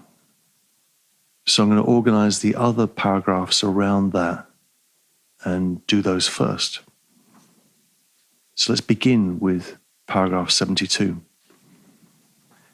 Now, surprise, surprise, he said ironically. Surprise, surprise, we begin this chapter with Heidegger asking whether we have truly brought Dasein into view as a whole. You remember how often that phrase has been used. Have we brought Dasein into view as a whole? Heidegger says it again here.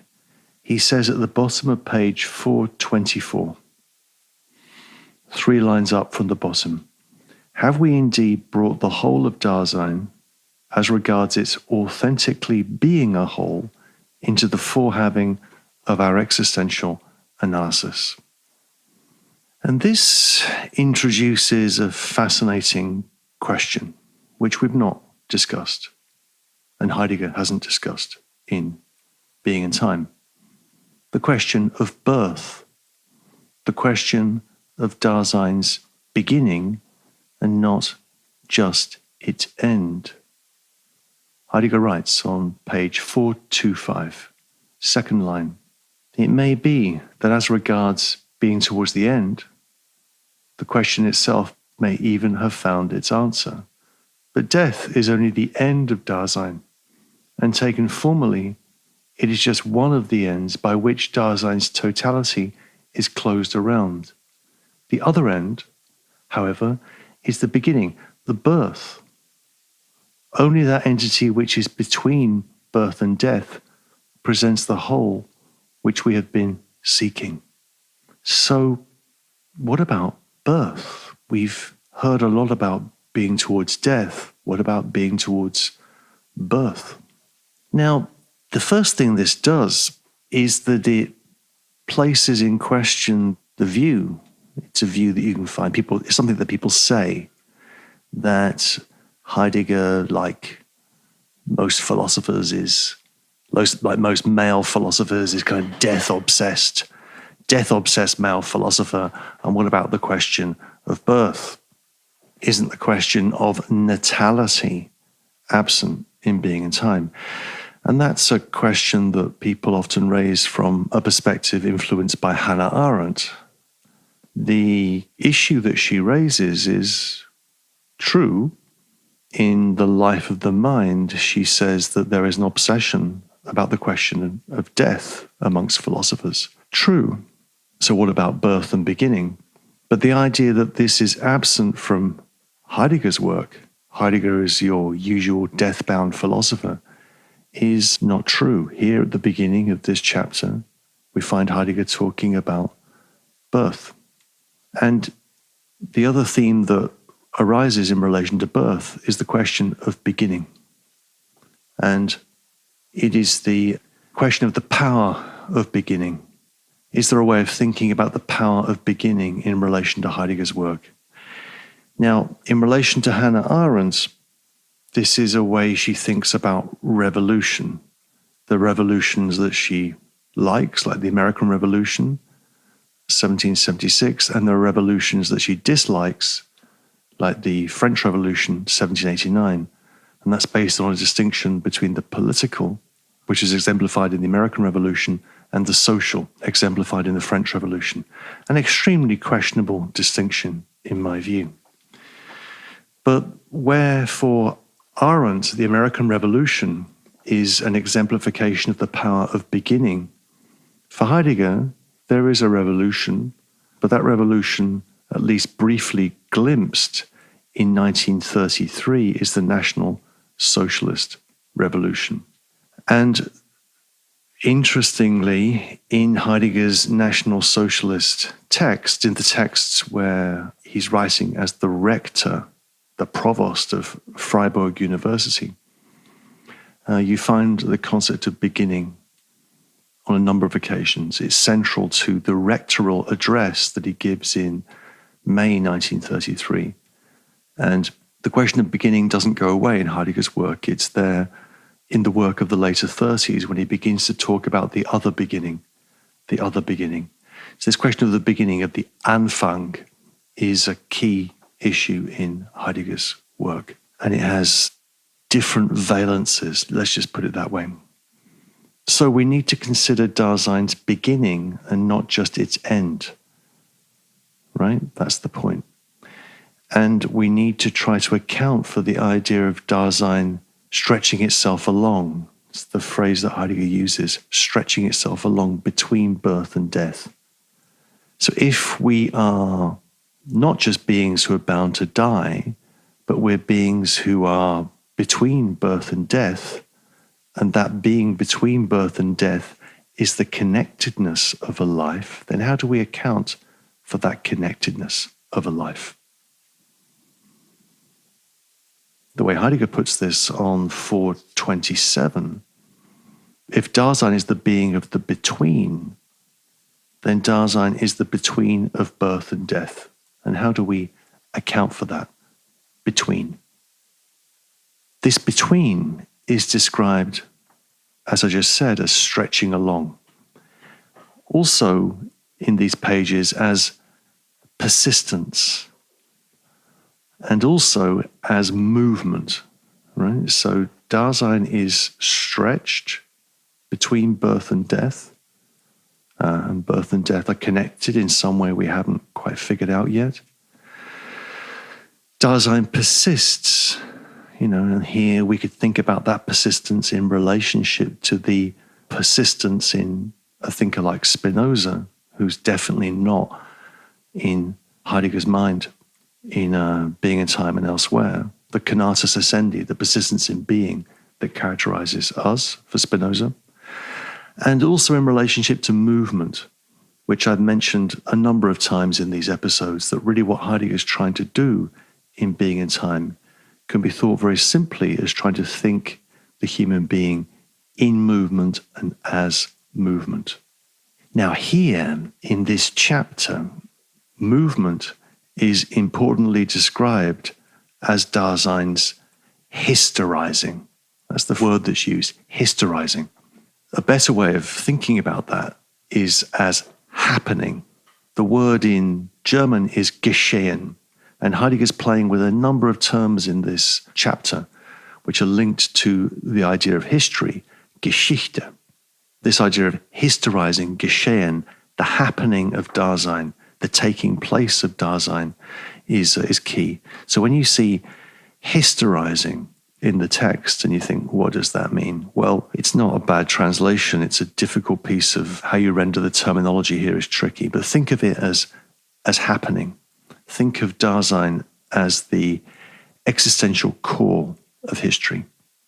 Heidegger's claim is that this hysterizing, this happening, understood existentially and temporally as the movedness of existence. The movedness of existence is the basis for historicality or historicity. Right? So Geschehen, this idea of happening, is the basis for an understanding of historicity. Again, Heidegger's making these poetic, these almost rhyming sequences. Historicity is Geschichtlichkeit. And as Heidegger almost puts it on page 429, the essence of history lies in Dasein's historizing. Heidegger wants to trace the idea of history, Geschichte, back to Dasein's historizing, Geschehen, right? And then he wants to link that idea of happening, historizing as happening, back to the notion of temporality, which we've already had explained to us. So temporality, which is the being of Dasein, is the condition of possibility for historicality. Okay? That's the basic point.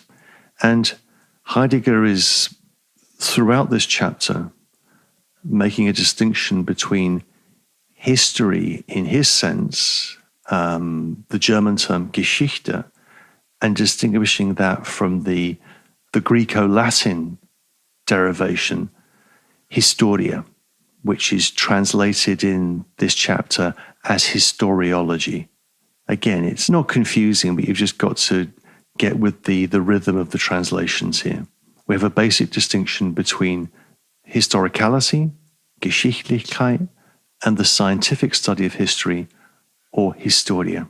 And what Heidegger wants to do is to trace the science of history back to the happening of Dasein, the happening of human beings. And when it's traced back to the happening of human beings, he wants to think about that happening as the eruption of the new, as what he calls in the rhetorical address, the power of beginning, and what he will call later on, the other beginning. So what Heidegger is pushing towards in these pages, and it's important, is an idea of history, but an idea of history as a happening, which occurs at certain points. It's not happening all the time. History, as Heidegger will say in the letter on humanism, is rare. History is rare. Other thinkers say the same thing. Walter Benjamin will say similar things. History is not a continuous succession of events, one thing after another. History is the rarity of a happening. So much by way of preface. In paragraph 73, Heidegger makes some terminological distinctions, which I've covered, and then makes the following remark on page 433. This is the first full paragraph on page 433. We contend that what is primarily historical is Dasein. That which is secondarily historical, however, is what we encounter within the world. Not only equipment ready to hand in the widest sense, but also the environing nature as the very soil of history. Entities other than Dasein, which are historical by reason of belonging to the world, are what we call world historical. It can be shown that the ordinary conception of world history arises precisely from our orientation to what is thus secondarily historical. Okay?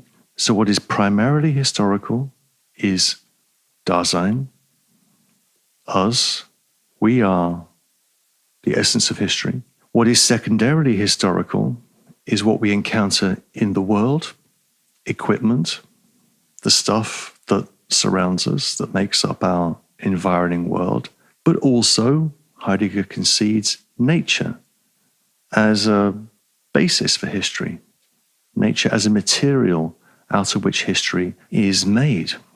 And you could even link that to an idea of natural history in Heidegger here. World historical denotes the history of entities, of things that are other than Dasein. And an example that he gives of something other than Dasein on these pages, this is on 430, is a Greek temple. And that Greek temple will come back in an important way in later texts by Heidegger, like The Origin of the Work of Art, when he talks about the temple as the setting up of a world and the interruption of that world by the presence of the earth, which is another way of thinking about nature.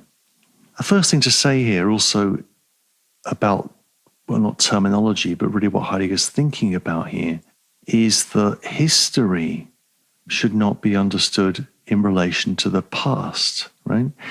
If we begin an understanding of history from an idea of the present at hand, right? If we begin an understanding of history from an idea of the present at hand in terms of we're here in the now, understood theoretically, the future is what is to come, and history is what is no longer, then we're misunderstanding the point of discussing history for Heidegger.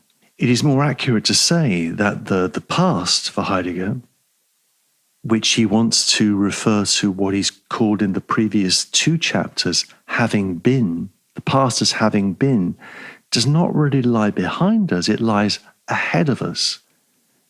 History, as Heidegger says, I think on 438, history is what lies ahead of us. History has its roots in the future. So I think in order to get a sense of what Heidegger's up to here and why history is so important for this project, just begin from the idea of history is something that has its roots in the future rather than the past. And if we see time ecstatically, then the past is not the past. The past, having been, is to come. It is to come either authentically or inauthentically. It is lived in either case. So we're going to come back to paragraph 74. That's the main course for this evening. So let me move ahead now to paragraph 75. Dasein's historicality and world history. In this paragraph, Heidegger continues the discussion of world history and talks about equipment, books, and institutions having a history. He even talks in passing about natural history, and he talks about natural history in relationship to something like a countryside. There's an interesting quote on page 440, which is about 3/4 of the way down the page on 440. He says, he mentions natural history in quotation marks, but nature is historical as a countryside, as an area that has been colonized, interesting word, right? Colonized or exploited, as a battlefield or as the site of a cult. So world history is something which is also has to be understood in relationship to the shaping of nature historically, a countryside, a battlefield, the site of a cult, the remains of a Greek temple or a church, or whatever it might be. He also, in these pages, gives another example of what he's thinking about in relationship to world history, in relationship to equipment or things, by giving the example of a ring. He asks, this is on page 441, he asks, what is involved in the handing over of a ring from one person to another? When we give a ring, and that ring is an act of inheritance, what is involved in that? This is also an aspect of historizing. The change here, the change when we give a ring from one person to another person, isn't just a change of location, but is a movement of historicizing. Let me quote page 441. This is about 6 lines in on 441. He says, when, for instance, a ring gets handed over to someone and worn, this is a kind of being in which it does not simply suffer changes of location. The movement of historizing, in which something happens to someone, is not to be grasped in terms of motion as change of location. This holds for all world historical processes and events, and even, in a certain manner, for natural catastrophes. Quite apart from the fact that if we were to follow up the problem of the ontological structure of world historical historizing, we would necessarily be transgressing the limits of our theme. We can refrain from this all the more because the very aim of this exposition is to lead us face to face with the ontological enigma of the movement of historizing in general. We go from a ring to the ontological movement of historizing in general. It's an interesting thought. Think about that in relationship to inheritance. I mean, for example, we all have examples like this, I'm sure. I have a ring on my right hand. I can never figure out my left and right. On my right hand, on the third finger of my right hand, which is a ring that was my grandfather's ring from Liverpool, and my grandmother kept it when he died for me until about a year before she died, when she handed over the ring to me and said, "This is yours," and I wear it to this day. And, in some way in that ring, to get a little bit sentimental, I can almost feel my grandmother's hand pressing on my hand. I can feel her touch, and my grandfather too, who I didn't know very well. My grandmother I knew very well. Less sentimentally, think about that scene in Pulp Fiction. I think it's the Bruce Willis character, Butch. The Christopher Walken character comes in and says, and gives the kid Butch a watch and says, "Here's this watch, kid. It was your father's watch. I had it up my ass for 2 years after your father died. Your father had it up his ass for another 3 years in the prisoner of war camp. So it's been up my ass or your father's ass for 5 years. And here it is. I'm giving it to you. It's yours." That's another kind of handing down.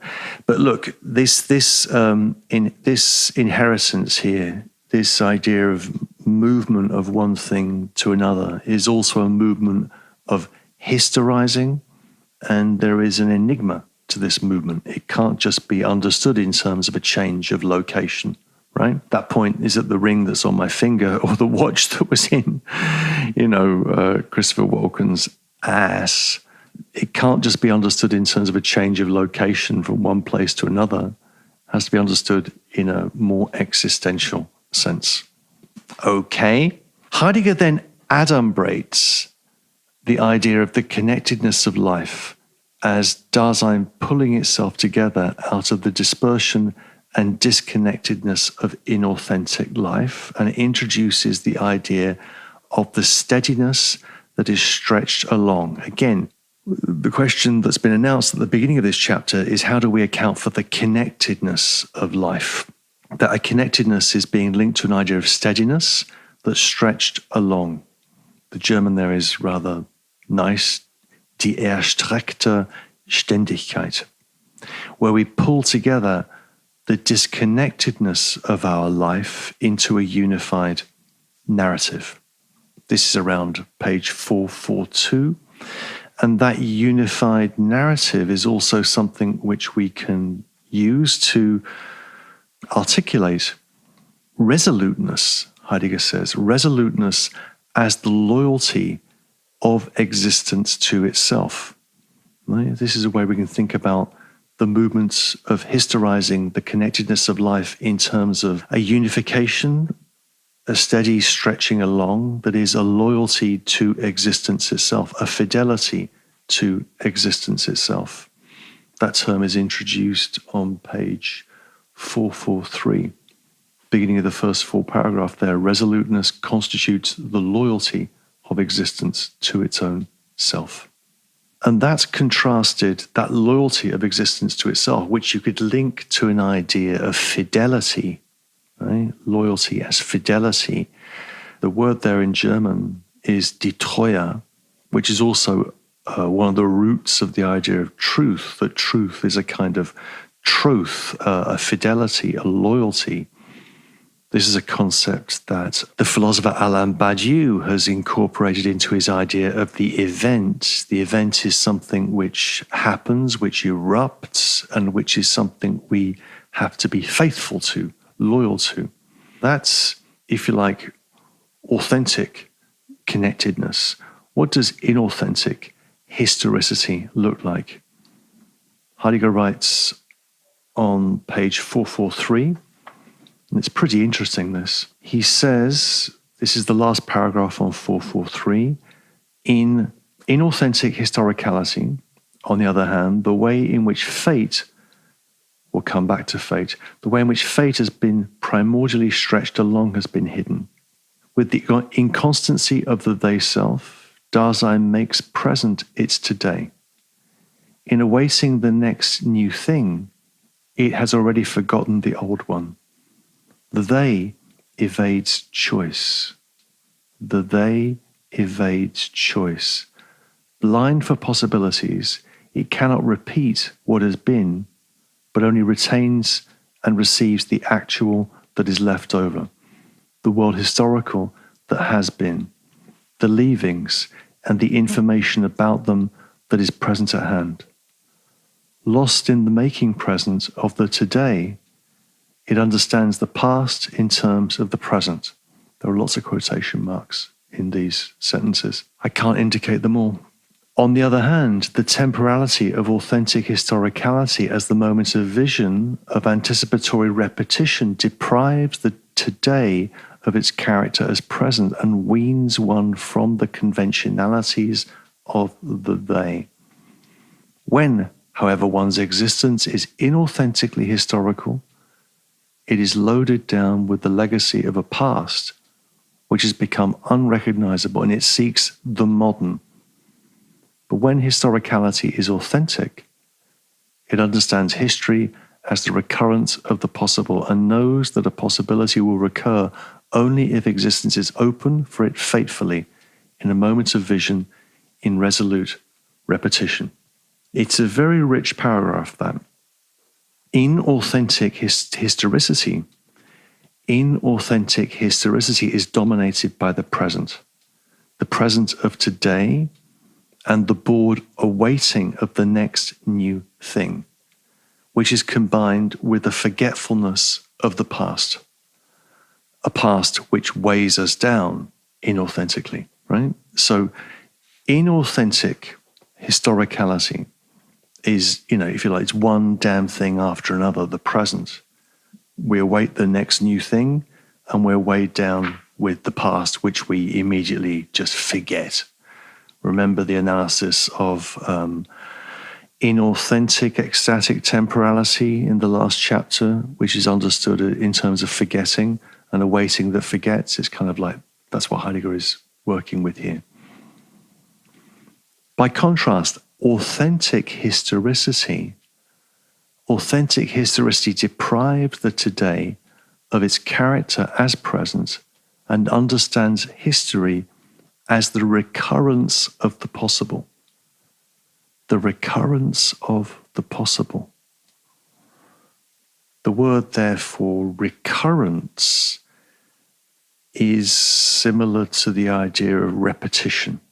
Think of repetition and recurrence together. Repetition is Wiederholung, fetching back, as I said last time and maybe the time before. And recurrence here is Wiederkehr. Authentic Dasein knows that a possibility will only recur if existence is open to it and to itself faithfully in a moment of vision. So authentic historicity is the affirmation of the recurrence of history. You could link this to, and Heidegger, I think, it's on Heidegger's mind. It's not explicit in the text, but it's on Heidegger's mind, and it will return to Heidegger's mind in the years that follow, in particular in the mid-1930s, when he's giving his 4 years of lectures on Nietzsche. This idea of recurrence can be linked to the idea of eternal recurrence in Nietzsche, and linked to the idea of amor fati, love of fate. Heidegger doesn't talk about love, of course, but we could think about authentic historicity as love of fate, as love of the possible. If inauthentic historicity is mired in the past that has become unrecognizable, and what it craves, as Heidegger says, going back to the passage on 444, what it craves is the modern, right? The new, the novel. What is the new thing? What are the new trends? What 10 new things are happening in the world next week?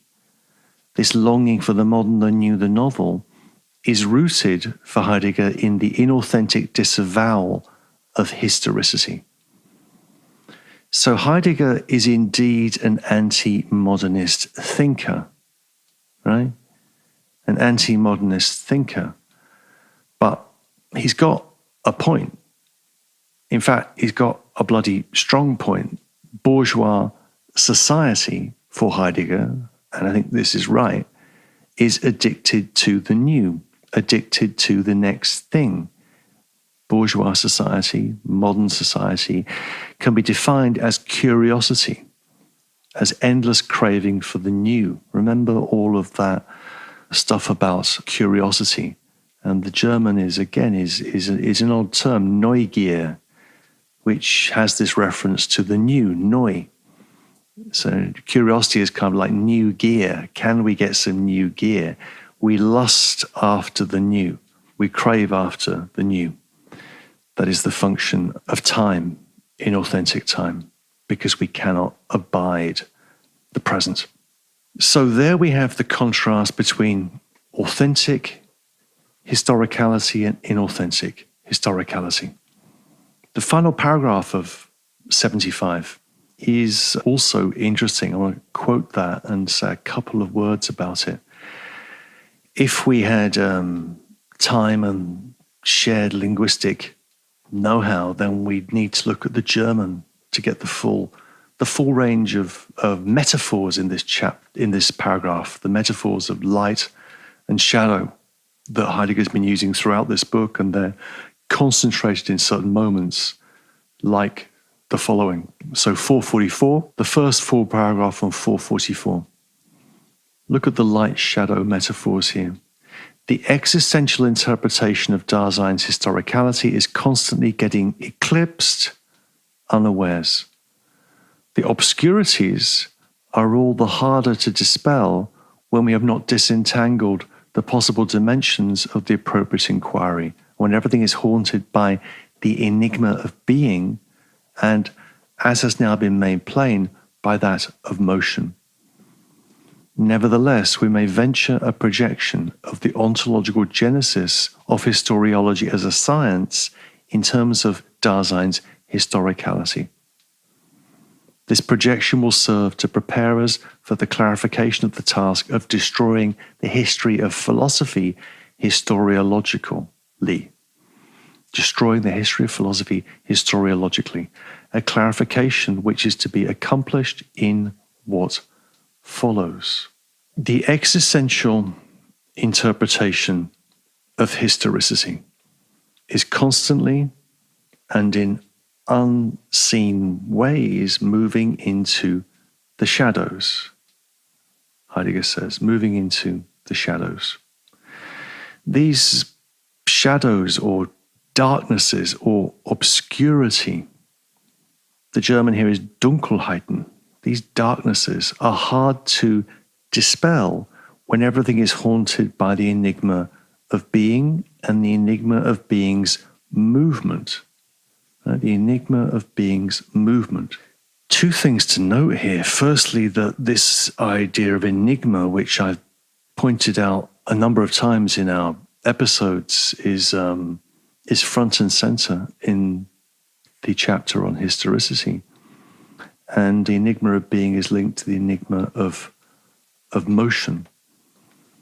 And as, again, I've emphasized in this interpretation of Heidegger, this movement, this motion, is the essence of being. What Heidegger is trying to describe in Being and Time and elsewhere is movement. Essence as movement. Essence is something that essences, that something that happens. It's not something static. The great error of philosophy and religion and much else is to think essence in static terms, to kind of freeze it into some being like God, and then say, this is by virtue of which all things are by virtue of this essence. Heidegger's trying to think essence as movement, and this is an enigma. This is interesting stuff. And also notice in that paragraph I just quoted how the language is loosening up. He's not mentioned destroying the history of philosophy, right? The claim has been the destruction of the history of ontology. That's what he says in paragraph 5, and it's come up a number of times since. Here, the destruction is really the destruction of the history of philosophy historiologically, right? So the way in which philosophy has conducted itself, in particular the way in which philosophy has thought the notion of history, has to be deconstructed. That deconstruction is something which is going to reveal the enigma of history, and then we'll try and make sense of that to ourselves. That's the task that Heidegger reserves for his future work, much of which is on the history of philosophy and the way in which the history of philosophy has produced an increasing forgetfulness or oblivion of being. 76, paragraph 76. Just briefly, 76 is pretty self-explanatory. It does what it says on the tin. The existential origin of historia, the science of history, what's being translated here as historiology, out of Dasein's historicity, right? So the issue here is how we explain the emergence of history as a science out of our existential analysis. There are interesting things in this paragraph. There are mentions of remains, monuments, records, things which interest me. But what is most interesting is the way in which Heidegger assimilates an authentic historiology or the study of the science of history. He assimilates that to the three dimensions of ecstatic temporality, right? The to come, the having been, and the moment of vision. And he assimilates those three dimensions of ecstatic temporality, he assimilates them into Nietzsche's tripartite distinction of history in his text, The Uses and Abuses of History for Life. And that tripartite division in Nietzsche is the division between the monumental, the antiquarian, and the critical conceptions of history. This is what comes out on page 448 and 449. It's very interesting because it's the point in being in time where you can really see Heidegger trying to fold his analysis into a set of Nietzschean categories. And the result of that is quite simple. The monumental, the antiquarian, and the critical. The monumental is tied to the idea of the future. The antiquarian is linked to having been, and the present is linked to the idea of critique. Right? And in this way, an authentic science of history becomes a way in which the today becomes deprived of the present, and we can detach ourselves from fallen publicness. So what Heidegger's trying to do here, I think, is revealed in a quotation on page 449. The outcome of what he's doing here is that with this idea of existential conception of historicity, which here is being based on this idea of monumental, antiquarian, and critical, future, having been, and present as the moment of vision. If we can assume that idea of historicity, then we can pull away from fallen publicness, and that pulling away is going to be painful, Heidegger says, but essential. So 449, line 2, 3, 4, 5, 6 on 449, Heidegger writes, authentic historiology, authentic science of history, becomes a way in which the today gets deprived of its character as present. In other words, it becomes a way of painfully detaching oneself from falling publicness of the today. As authentic, the historiology which is both monumental and antiquarian is necessarily a critique of the present. Authentic historicality is the foundation for the possibility of uniting these three ways of historiology. But the ground on which authentic historiology is founded is temporality as the existential meaning of the being of care. So, a critique of the present, right? Even a history of the present, right? As Foucault will pick up this thought. A critique of the present requires a basis in Dasein's historicity. The three dimensions of history, what has been, what's happening now, and what is to come, have their roots in Nietzsche, these three dimensions in Nietzsche, monumental, antiquarian, and critical, have their roots in the existential temporality of care, and the existential temporality of care as the basis for Dasein's happening, Dasein's historizing. That's the idea. Now, 77 is a very odd little paragraph. It's pretty self-explanatory. What Heidegger's up to in 77 is he's trying to substantiate the claim that he's made on 429. Skip back to make sure I'm not making things up. Yeah, on 429 he talks about the researches of Dilthey. Dilthey, who's very important for the project of Being in Time. Not someone who's read very widely, from where we get the idea of, philosophy of life, hermeneutics, the idea of facticity, factical life. Really, these concepts are picked up from Dilthey and developed by Heidegger. And he was giving lectures on Dilthey just before Being in Time was published. Okay, so we have some thoughts on Dilthey in paragraph 77. And the aim of this chapter, the aim of the chapter that we're looking at, is to further the adoption of Dilthey's views. Right? So Heidegger is a Diltheyan, right? Very clearly in this chapter. And Dilthey's thought that he wants to develop is that philosophy is a manifestation of life. Right? Philosophy is a manifestation of life. Life is historical, therefore we have to think historically. Right? So what is essential if we're thinking historically, and we have to think historically, is that the idea of there being something outside of history, the idea of there being a way of doing philosophy that is not historical, that is somehow systematic or analytical or whatever, is just a nonsense non-starter for Dilthey and for Heidegger, and indeed for me too.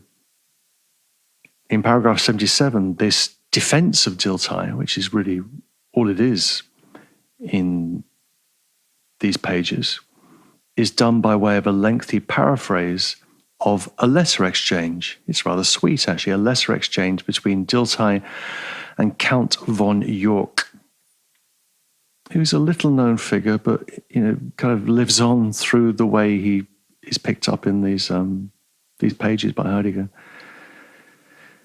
And it shows how York's views are consistent with Heidegger's views on hermeneutics, on what Heidegger would call productive logic. He talks about that in the introduction to Being in Time, and that's picked up in relationship to Count von York on page 451, in the middle of the page, and so on and so forth. Between you and I, no one else is listening to this. I have no idea why Heidegger included these pages in Being in Time. They have the character really of notes, and so that's, I think, a good thing to realize about Heidegger. If Heidegger is a major thinker, as hopefully we all think he is, then how did he develop his work? Well, he developed his work by reading and making notes. And what we see in paragraph 77 are really a bundle of notes that might have been developed into something more focused and remote had they developed. But, he's writing Being in Time very fast. Division 2 is written quickly. He's writing his book for tenure, right? That's why he's getting this stuff down. And you can feel at the end of this chapter how exhausted Heidegger was. Heidegger's exhausted. The book begins to run out of steam at this point. And I find that interesting. I find exhaustion interesting. When we feel exhausted, that's not necessarily a bad thing. I'm tired all the time.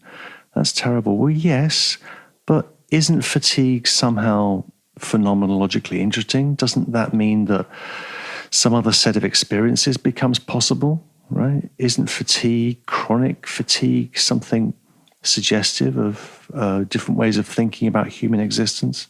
Anyway, the book is beginning to exhaust itself. Heidegger's exhausted writing it, and with this discussion of Dilthey and Count von York, we're then poised at the beginning of the next and final chapter in the book. But we've forgotten something.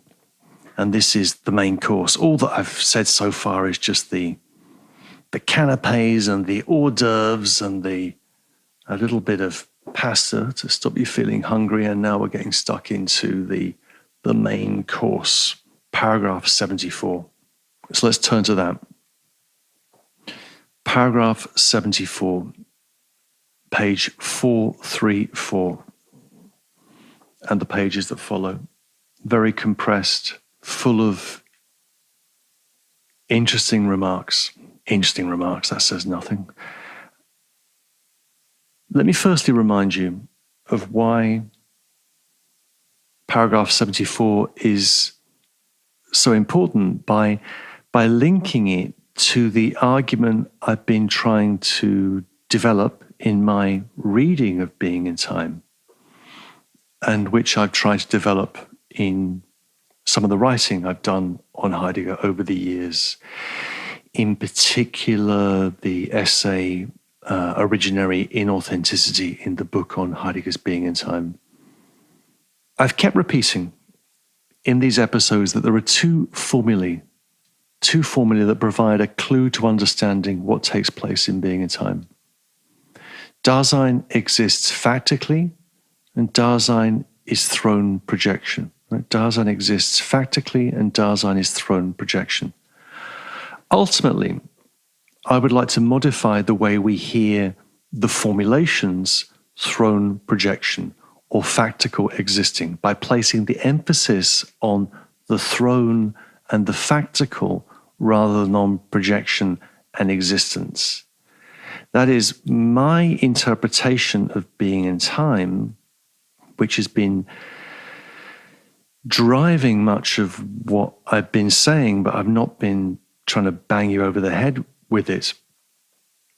My interpretation of Being in Time is that Dasein is fundamentally a throwing off, a factical existing, rather than a thrown projection, a factical existence. So I want to place the emphasis upon thrownness and facticity.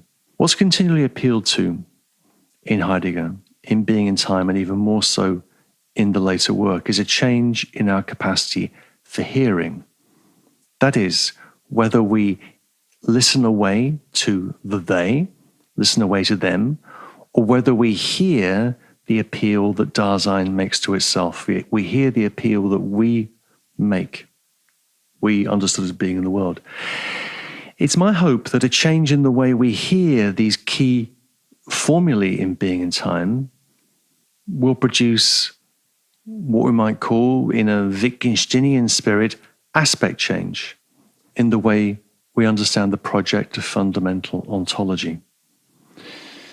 So that's my kind of overriding ambition. I want to, I'm a Heideggerian, but a slightly anxious Heideggerian, because I'm worried about all sorts of things in Heidegger's work. So how can we rethink those concepts in ways which avoids or makes more complicated certain outcomes of those concepts in Heidegger's own itinerary? So I'm asking for aspect change, a shift. But why is that necessary? Why is that aspect change necessary? It's necessary, I think, in order to move our understanding of being in time away from the heroic political pathos of authenticity, which is consummated in the discussions of fate and destiny in paragraph 74 of Being in Time.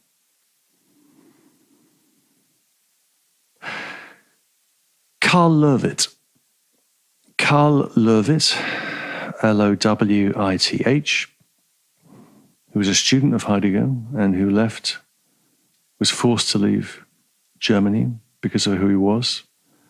He met Heidegger in 1936 in Rome. Heidegger visited Rome on as part of a kind of a German cultural delegation. And they met, Heidegger and Lowith, in Rome and in Frascati. I like the idea of meeting in Frascati. Imagine, Heidegger and Karl. So, hi, Martin. Oh, hi, Karl.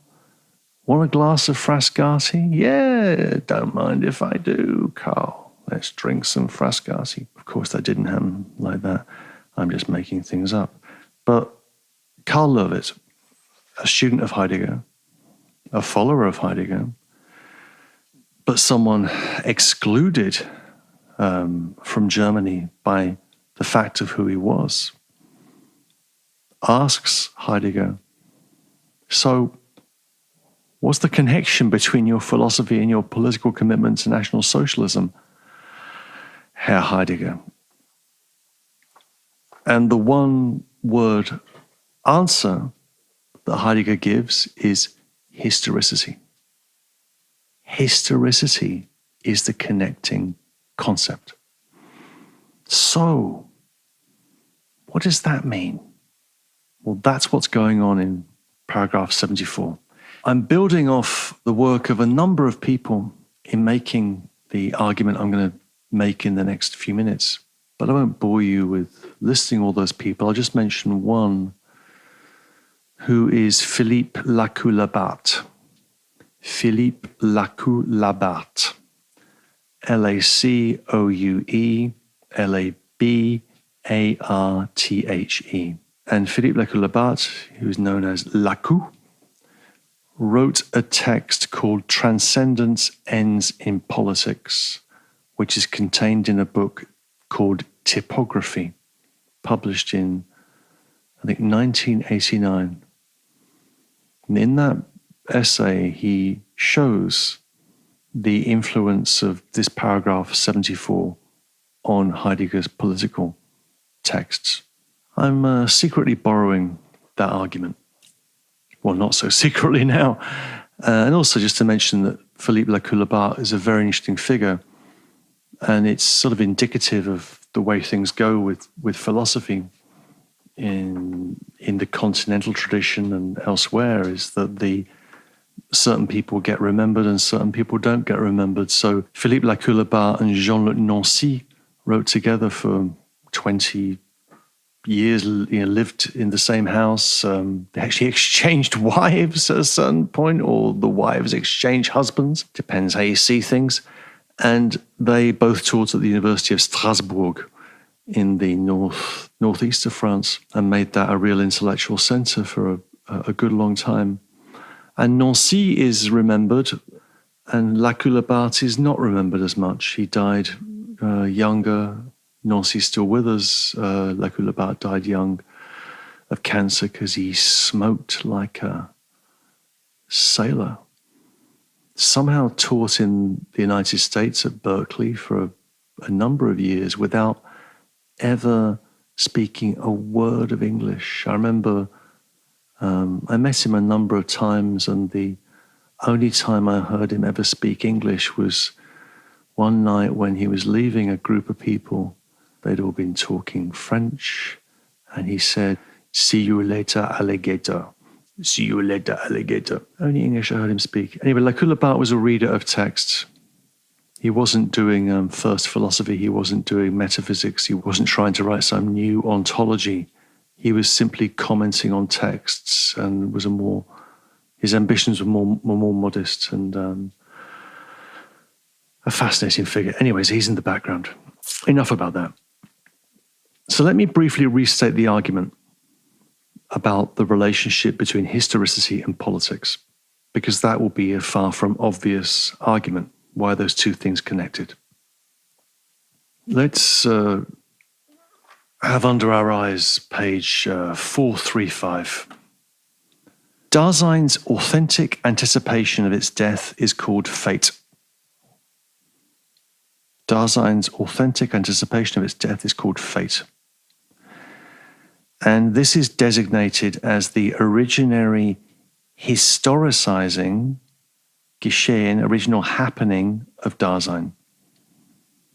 Heidegger's claim in Division 2, Chapter 5, the discussion of historicity, is that the condition of possibility for any authentic understanding of history, or any science of history, lies in Dasein's historicity, in its historizing, which means the self-understanding of the temporal character of being human. Right? The condition of possibility for any historical understanding lies in finitude. So, to repeat, the meaning of the being human, the being of Dasein, is temporality. The meaning of temporality is finitude. Right? We saw that in the previous chapter. Dasein's authentic self-understanding of finitude is fate, and this originary historicizing is the condition of possibility for any authentic relation to history. And any authentic relation to history is what Heidegger means by world historical historicizing, which he discusses in paragraph 75. We just discussed that. It's clear that political events such as revolutions, the founding of a state, or general social transformations would qualify as world historical events for Heidegger. The essence of history is Dasein's historizing, and history is rare. Heidegger's is a revolutionary theory of history. He says on page 435, a revolutionary theory of history, again, not unlike Walter Benjamin. These are the last, say, 10 lines on page 435. He says, only by the anticipation of death is every accidental and provisional possibility driven out. Only being free for death gives Dasein its goal outright and pushes existence into its finitude. Only once one has grasped the finitude of one's existence, it snatches one back from the endless multiplicity of possibilities which offer themselves as closest to one, those of comfortableness, shirking, and taking things lightly, and brings Dasein into the simplicity of its fate, Schicksals. This is how we designate Dasein's primordial historizing, which lies in authentic resoluteness and in which Dasein hands itself down to itself free for death in a possibility which it has inherited and yet has chosen. It's a great quote.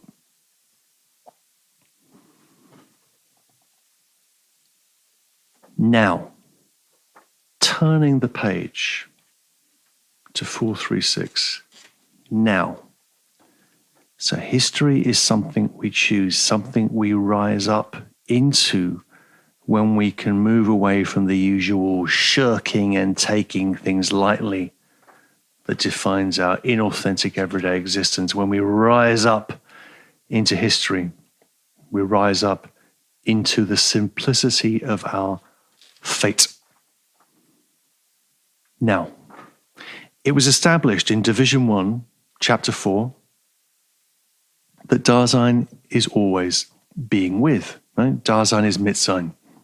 So being there is being with. So the a priori condition of being in the world is being together with others in that world. We've known that for a long time. Now, as is well known, the everyday ontic social, Heidegger won't use that word, ontic social actuality of this a priori condition of being with is the they, what Heidegger calls the they, the one, das Man. And this is determined as inauthentic because in such everyday experience, Dasein is not truly itself, but is, as it were, lived through by the customs and conventions of the existing social world. Think back all those weeks to that remark, Division 1, Chapter 4, in the they, everyone is the other and no one is themselves. Jeder ist der andere und keiner selbst. Now, returning more properly to the argument of paragraph 74, if fateful, authentic Dasein is always already Mitsein, then such historicizing has to be what Heidegger calls co-historicizing. Here is the key claim. Historicizing isn't just my individual historicizing, it is the co-historicizing of me being with others. An authentic individual life is not one lived in isolation and in opposition to the shared life of the community understood as them. The question therefore arises, what is the authentic mode of being together with others? I've signaled this question a number of times in these talks. What is the authentic mode of being together with others? What is an authentic being with others Daseins that escapes or masters the inauthenticity of the they? Heidegger writes, again, powerful stuff. This is on 436. To get the quote absolutely right, it's just above the middle of the page on page 436, just after footnote 2. But if fateful Dasein as being in the world exists essentially in being with others, its historizing is a co-historizing and is determinative for it as destiny. So the way I rise up into the acceptance of my fate is with resoluteness. I resolutely anticipate my being towards death. I become ecstatically temporal, so on and so forth. Destiny is a common fate, a fate I share with others.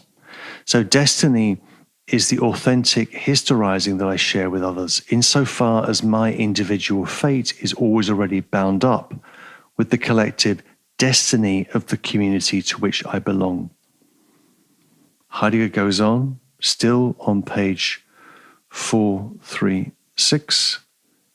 And I'm going to skip over a sentence and pick it up from about 10 lines up from the bottom, just after the footnote Romans 7.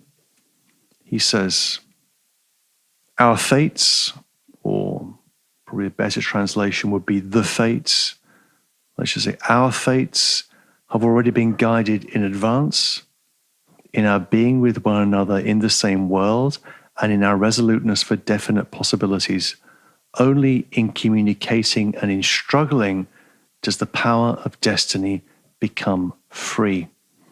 The fates are guided from the front in being with one another in the same world. So resoluteness, my individual fate, is always already guided by the fate that I share with others, which is the power of destiny here, right? The power of destiny. And this power of destiny becomes free in communication and in struggle. Communication and struggle. Mitteilung and Kampf. The mention of struggle is repeated in these lines. So the fates of authentic individual Daseins are guided from the front by the destiny of the collective, a destiny that first becomes free for itself, or self-conscious, not the term that Heidegger will use, self-conscious in the activity of communication and struggle. Now, obviously, the word struggle, Kampf, has acquired some various political connotations between the period that saw the publication of Being in Time and the present, right? Heidegger reads Hitler's Mein Kampf, My Struggle, in 1930 and is impressed. But that, of course, that idea of calling a book My Struggle has also been picked up, imitated, extended, kind of ad nauseam by Karl Ove Knausgård in his monumental autobiography, My Struggle. So the notion of struggle is a little bit compromised. But let's just leave it at that. Here's the kicker. Here's where this is taking us. So, fateful Dasein is with others. That co-historizing with others is destiny. That destiny is something which is expressed in communication and struggle. And he then says a few lines further up, sort of bang in the middle of page 436, this is how we designate the historizing of the community, of a people. This is how we designate the historizing of the community, of the people. Damit bezeichnen wir das Geschehen der Gemeinschaft, des Volkes. Right? The concept here is Volk. Again, strong concept. Problematic concept. Maybe an essential concept. We can think about it. The argument is that the authentic communal mode of being with that masters the inauthenticity of the they is the people. So the question that's been kind of in our minds, reading Being in Time, is that we have the they, right? Them, das Man, the one. That's inauthentic average everydayness. That's my being with others defined by curiosity, ambiguity, and idle talk. What is the counter concept to that? Well, the counter concept to that, it would appear, is the people. And in my view, it's the possible political realization of a resolute and authentic people in opposition to the inauthentic nihilism of modernity and the craving for the modern that we just saw in paragraph 75. This possible realization of a people in opposition to the modern, particularly when that gets understood in relationship to technology, by Heidegger, as it does from the mid-1930s onwards. This is what Heidegger would call in 1935 in the Introduction to Metaphysics the inner truth and greatness of National Socialism. The inner truth and greatness of National Socialism. This is in 1935. This is a year or so after he's resigned his rectorship, his position as provost of his home university of Freiburg. Now, what does it mean, this idea of the inner truth and greatness of National Socialism?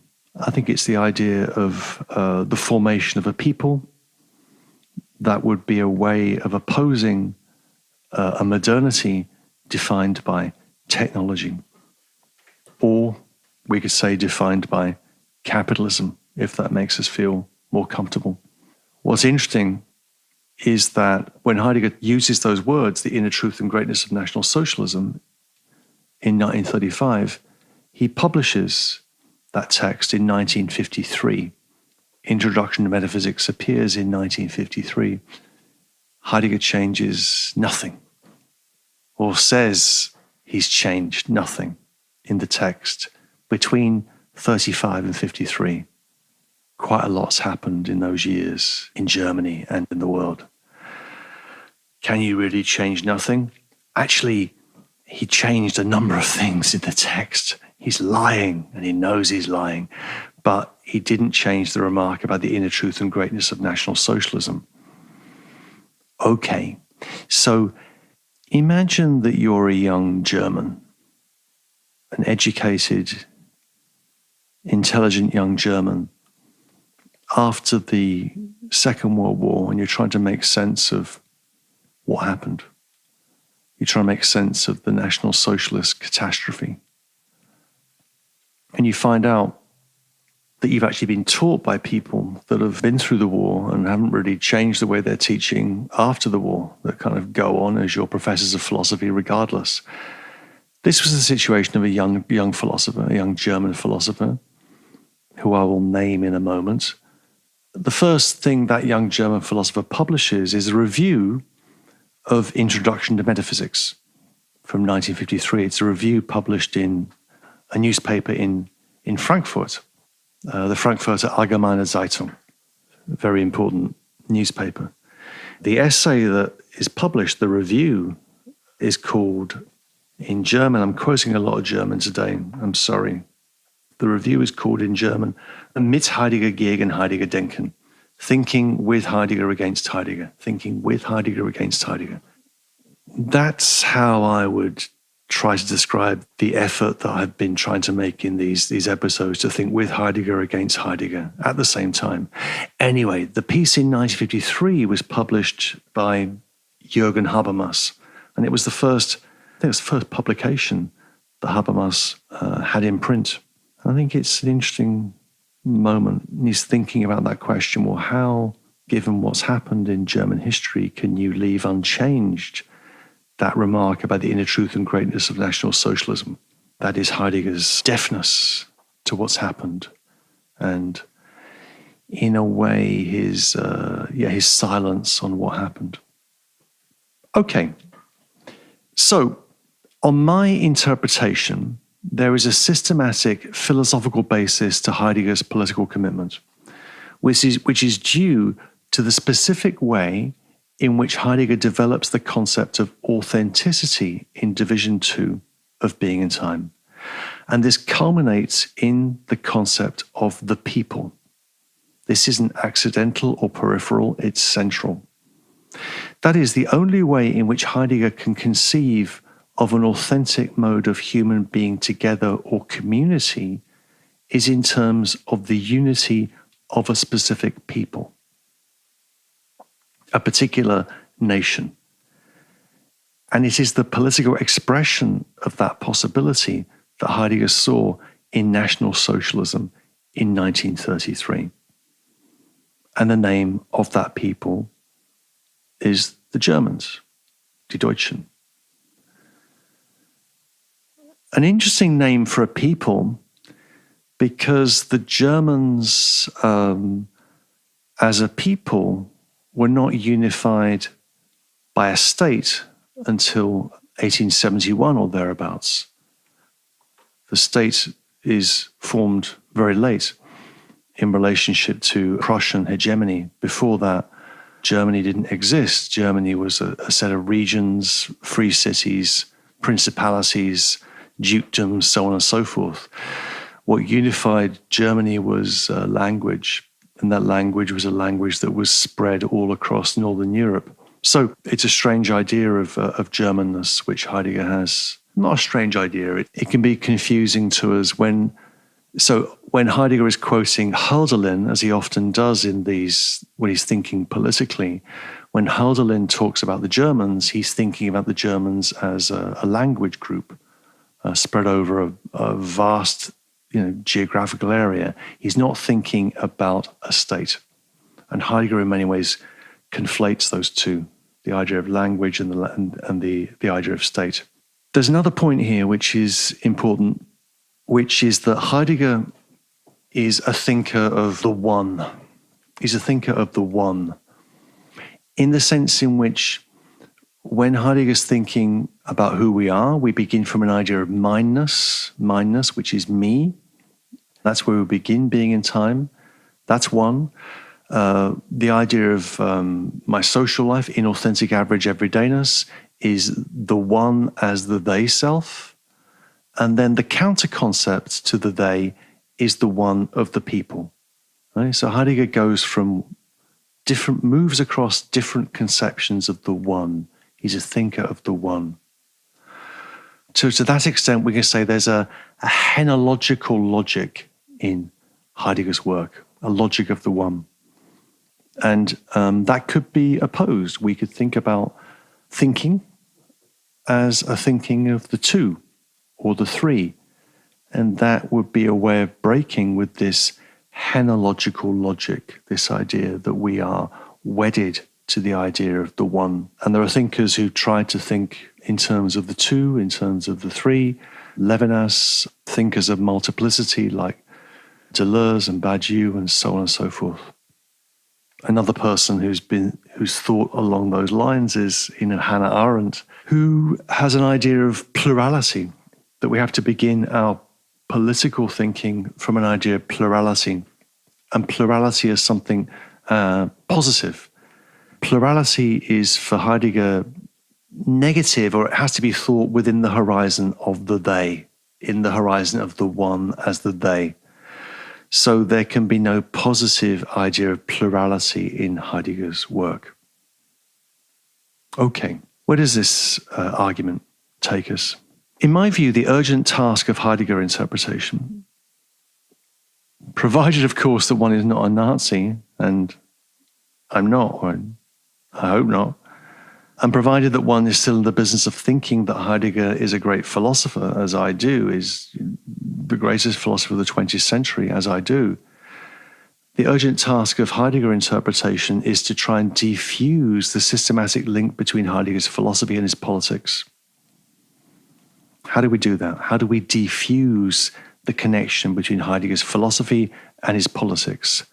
The key concept for establishing the link between philosophy and politics for Heidegger is authenticity. I think it's authenticity that's driving the logic of politics as it washes up in Being in Time. Therefore, if we want to criticize that, we have to criticize the idea of authenticity. This is why the idea of inauthenticity and what I call originary inauthenticity is one of the reasons why it's important to me anyway. Now, there are different ways of making this argument. There are people, it's surprising actually that the idea of authenticity, which I've relentlessly tried to render more complex in work over quite a long period of time, that idea of authenticity often survives intact in work that's influenced by Heidegger. People will be against Nazism, but in favor of authenticity. I don't think it's so simple. I think we have to lose the idea of authenticity. And there are people that will say, if we want to hang on to an idea of personal responsibility and individual autonomy that's influenced by Heidegger, then we have to hang on to an idea of authenticity. I'm not so sure.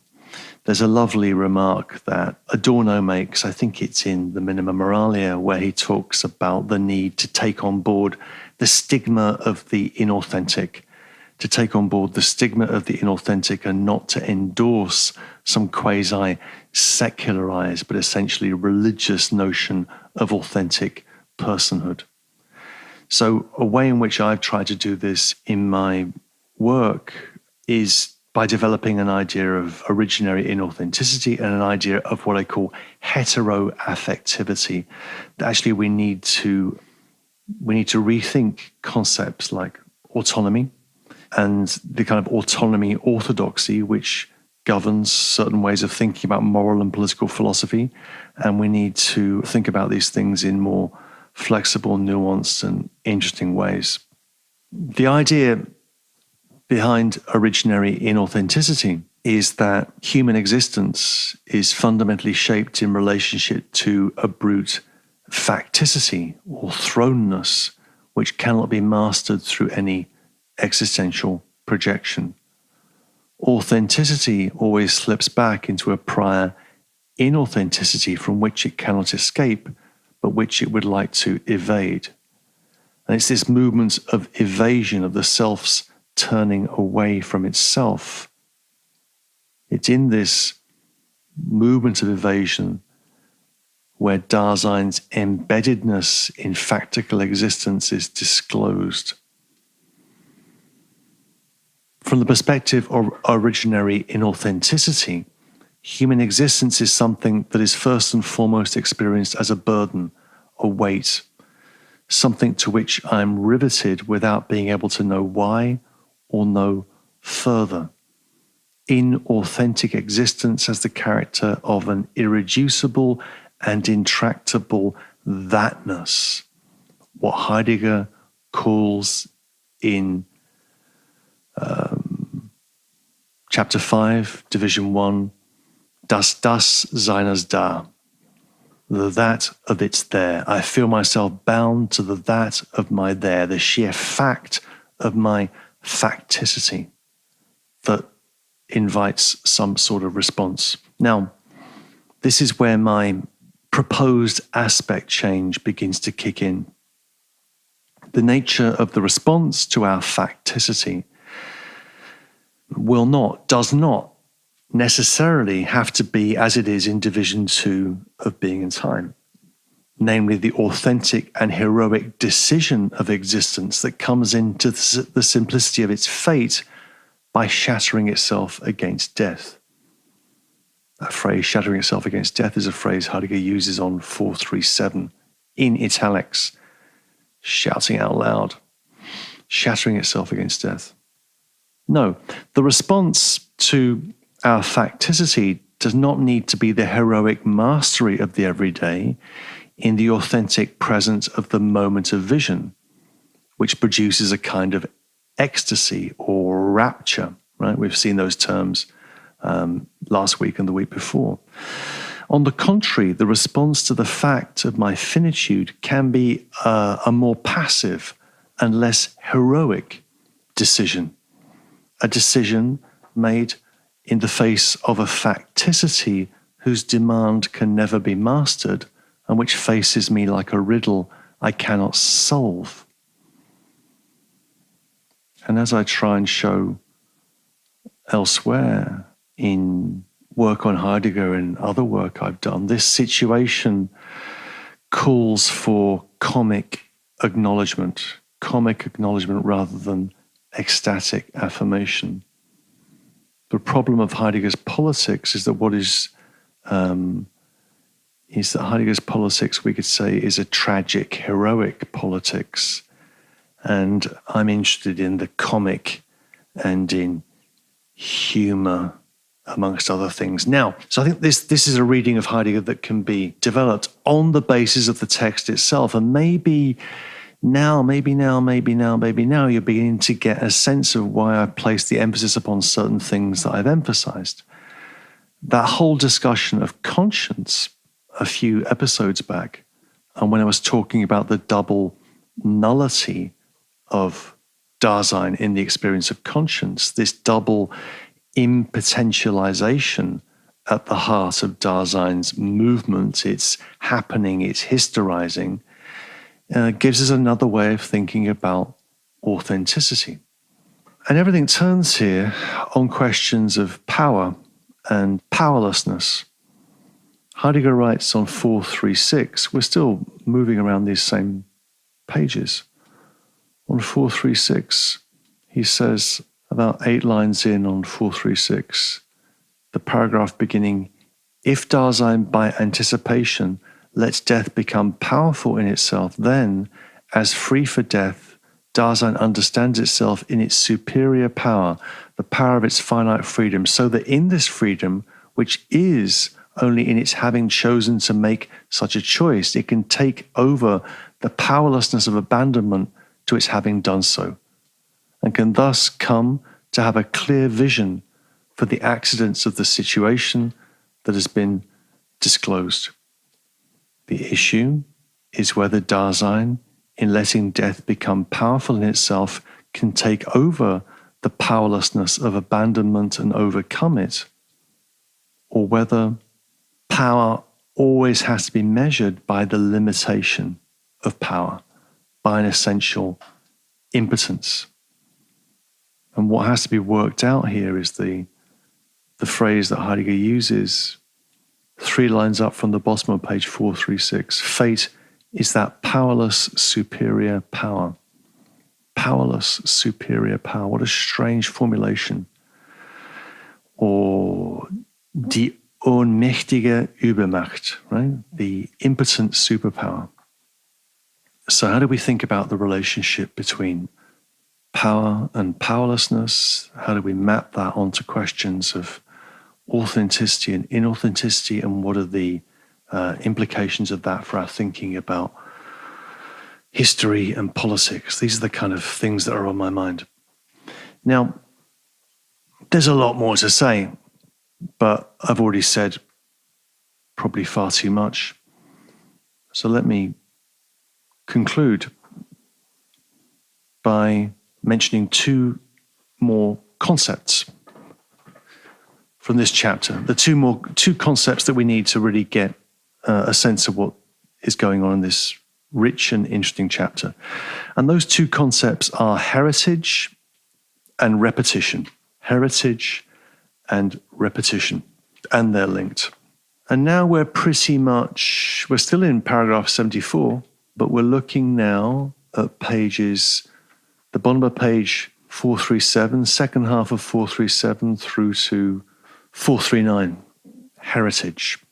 Heritage is the way in which we take over our factical thrownness, authentically and resolutely. When we take it over, we hand this down to ourselves, Heidegger says. So what Heidegger's doing here, and again, this is not dependent completely, but he's using elements of things that are possible in the German language to make his point. Tradition can be thought of as an idea of handing down, like the handing down of a ring, überliefern, to hand something down, Überlieferung. And this idea of handing something down is a way of thinking the past, which wouldn't just be tradition. So this is the bullet point. The concept which opposes the idea of tradition as dead tradition that needs to be destroyed in Heidegger, the counter concept to tradition is heritage. Heritage is an active handing down. And I've got a lot to say about the idea of heritage. It's a key concept in Derrida's work, by the by. But it's linked in these pages to the idea of repetition. So in 438, he says, this is 3/4 of the way down the page on 438, Heidegger writes, in repetition, fateful destiny can be disclosed explicitly as bound up with the heritage which has come down to us. By repetition, Dasein first has its own history made manifest. Right? History is made manifest in and as repetition. That's the thought. There's a link between heritage and repetition. But to unravel these two concepts, heritage, right? So heritage is the active, the good way of taking something over, opposed to tradition, is something which is enacted as repetition, fetching back. And those two concepts are linked, as I've just said, and they're developed in the following passage, which is the last thing I'm going to quote today. But it's a long one, but it's a good one. This is 437. So if you get your books open on page 437, halfway down the page, this is going to be a long quotation. The resoluteness which comes back to itself and hands itself down, right? This is the idea of tradition as handing itself down. The resoluteness which comes back to itself and hands itself down then becomes the repetition of a possibility of existence that's come down to us. Repeating is handing down explicitly. That is to say, going back into the possibilities of the Dasein that has been there. The authentic repetition of a possibility of existence that has been the possibility that Dasein may choose its hero. We saw that phrase last week in the last episode. May choose its hero is grounded existentially in anticipatory resoluteness. For it is in resoluteness that one first chooses the choice. One first chooses the choice, which makes one free for the struggle of loyally following in the footsteps of that which can be repeated. But when one has, by repetition, handed down to oneself a possibility that has been, the Dasein that has been there is not disclosed in order to be actualized over again. The repeating of that which is possible does not bring again something that is past, nor does it bind the present back to that which has been outstripped. Arising as it does from a resolute projection of oneself, repetition does not let itself be persuaded of something by what is past, just in order that this, as something which was formerly actual, may recur. Rather, the repetition makes a reciprocative rejoinder to the possibility of that existence which has been there. But when such a rejoinder is made to this possibility in a resolution, it is made in a moment of vision. And as such, it is at the same time a disavowal of that which in the today is working itself out as the past. Repetition does not abandon itself to that which is past, nor does it aim at progress. In the moment of vision, authentic existence is indifferent to both these alternatives. I told you this is going to be a long quote. We characterize repetition as a mode of that resoluteness which hands itself down, the mode by which Dasein exists explicitly as fate. But if fate constitutes the primordial historicality of Dasein, then history has its essential importance neither in what is past nor in the today and its connection with what is past, but in that authentic historizing of existence which arises from Dasein's future. As a way of being for Dasein, history has its roots so essentially in the future that death, as that possibility of Dasein, which we have already characterized, throws anticipatory existence back upon its factical thrownness, and so, for the first time, imparts to having been its peculiarly privileged position in the historical. Authentic being towards death, that is to say, the finitude of temporality, is the hidden basis of Dasein's historicality. Dasein does not first become historical in repetition, but because it is historical as temporal, it can take itself over in its history by repeating. For this, no historiology, science of history, is yet needed. This is a brilliant passage, complex, dense a few thoughts. The theme of repetition is very important. We have seen how it is that which underwrites the constancy of the self. The constancy of the self consists in the repetition of the three ecstasies of temporality, right? The to come, the having been, the present in the moment of vision, the three at once.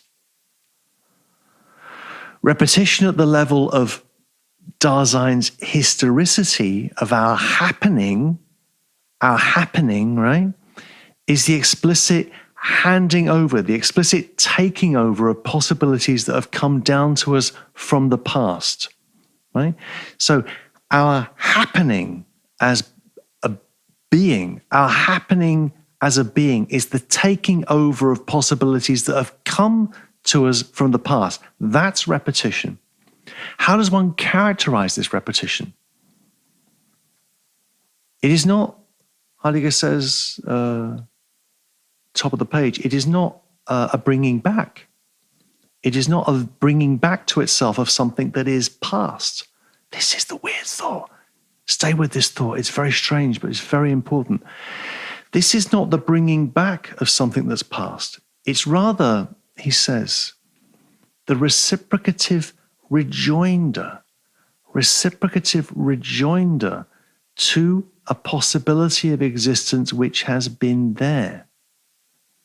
This word rejoinder, Erwiderung, is a response to the possibilities of the past. The point that Heidegger's making is that repetition has a very peculiar character. This is the point that I'd like you to understand, make sense of, use in whatever way you wish. Repetition is not the repetition of something past, but the repetition of the possible orientated towards the future. One repeats from out of the future. So history has its existential roots in the future of death that throws Dasein back onto its factical thrownness.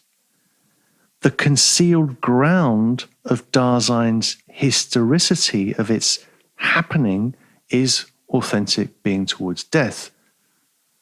That is to say, towards anticipation, towards possibility.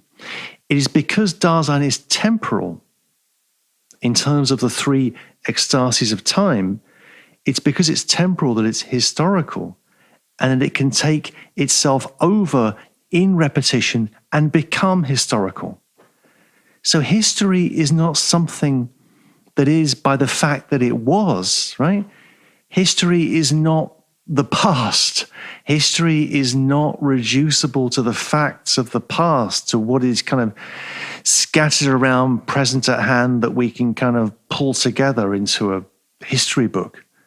History is something that comes to be from out of the future. That is to say, and this is the point, history is something that has the power of a beginning. History is something that has the power of a beginning. This is why history is seldom, why history is rare. History is an event, a transformative event, like a revolution, like an utter social transformation. So what I'm asking you to think about is this idea of history. We can think about history as, one damn thing after another, as a series of events within a present at hand, linear sequence of time. This would be an idea of history as dead tradition, flat continuity, stability, status quo. Or we can think about history as the possibility of emergence, right? The possibility of beginning, which we can initiate collectively. And this idea of history is something you can find obviously in Heidegger and, as I've said a couple of times, in Benjamin and a number of other figures. I remember when I was a student, I'm finishing now.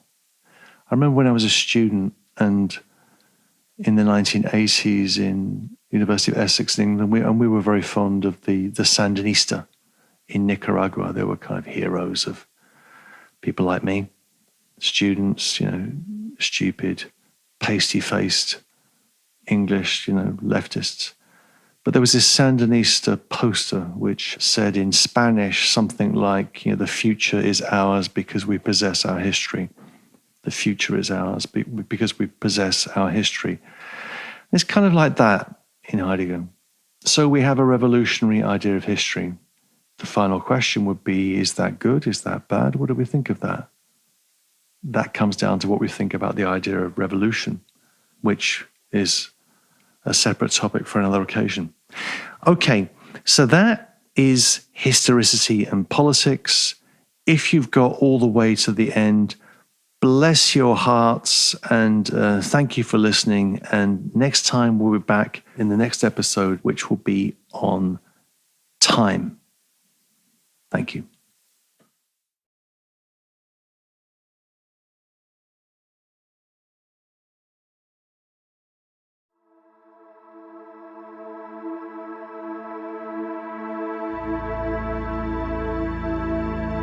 Apply-Degger.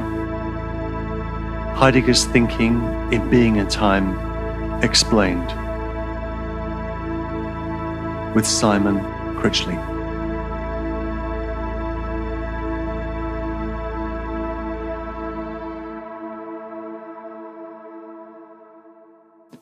Episode 17. Existential time and vulgar time. So we're approaching the end of Being in Time, and now we're looking at the final chapter. And what I want to do is I'll talk about the final chapter. That's going to be paragraph 78 to 82. And then I'm going to give you a little bonus extra episode on 83, the final paragraph in Being in Time, and take in the broader picture of where we are in Being in Time, what we've learned, and what's going to happen next. And that's going to be called Opening and Presence, because there's a place where Heidegger in the late work says that Being in Time could be retitled Opening and Presence. But here we are in the final chapter of Being in Time. And we finally, it's about time. It's about time, Martin, about bloody time, Martin. We finally get to a description of the concept of time that Heidegger's trying to criticize in Being in Time. The ordinary or vulgar conception of time that's been alluded to, been at work in the whole book, but not really been made explicit. And here, in the last chapter, it is. The main claim of this chapter is to establish the relation of priority between three conceptions of time. Firstly, primordial time, which is understood as ecstatic temporality. So the first layer of time, we've seen this in the previous chapters of Division 2, primordial time, ecstatic temporality. Secondly, what Heidegger calls here within timeness, inner Zeitigkeit of world time. World time is understood as a ready-to-hand conception of time. So, first layer of time, primordial time, ecstatic time, second order of time, world time, the time of the ready-to-hand world. Third conception of time, the vulgar, and the word vulgar is ordinary in German. Ordinary or vulgar, vulgaire. The vulgar or present at hand notion of time as what Heidegger calls now time. now time. We'll come to that.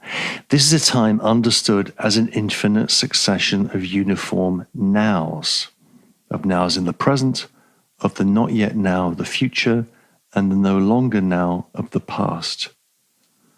Heidegger's broad claim that he has floated in being and time and is now making good on, explaining, his broad claim is that this conception of time has its origin in Aristotle's physics, and it influences the entire philosophical thinking of time and the theological thinking of time up to Hegel, who is discussed in paragraph 82, and even Bergson. Bergson, whose thinking of time is a competitor to what Heidegger is up to in being and time, and who has been barely mentioned in this book. There's a long, important footnote at the end of this chapter where Bergson is mentioned and dismissed. The main critical claim is that the ordinary or vulgar conception of time arises as the leveling off of primordial time and world time. Okay? So 3 conceptions of time: primordial time, world time, and the ordinary conception of time. This chapter documents the genesis of the tyranny of the now, the genesis of a certain metaphysics of presence. Heidegger doesn't use this expression. It's an expression that's associated with the work of Derrida, the metaphysics of presence. And we'll come back to Derrida very briefly at the end of this episode. The domination of the thinking of time by an idea of the present and a metaphysics of presence is really what's being documented in this chapter. I'm going to work through it in a fairly unimaginative way, and then we'll draw some conclusions in the next episode, the final episode, and then see what we've learned in the time we've spent thinking through this book. Paragraph 78. Heidegger begins by acknowledging an oversight in his previous analysis. And we should note here, there's always an oversight in Heidegger, right? There's always something left over. We might think we've got Dasein into our grasp as a whole, but we haven't until this has happened, that's happened. Heidegger keeps making that move. So here we have another oversight, namely that the approach to primordial time that we've had explained in the previous chapters does not take account of the way in which Dasein reckons with time in its everyday life. Reckoning with time is a good way of translating the German here, rechnen. Rechnen, counting. But you can say in colloquial English, I reckon it's about 5 minutes since you left, I reckon. It's about a day since that happened, I reckon. So reckoning is an everyday way of talking about the counting and accounting of time in an approximative and everyday way. And that's what Heidegger wants to focus on in this chapter.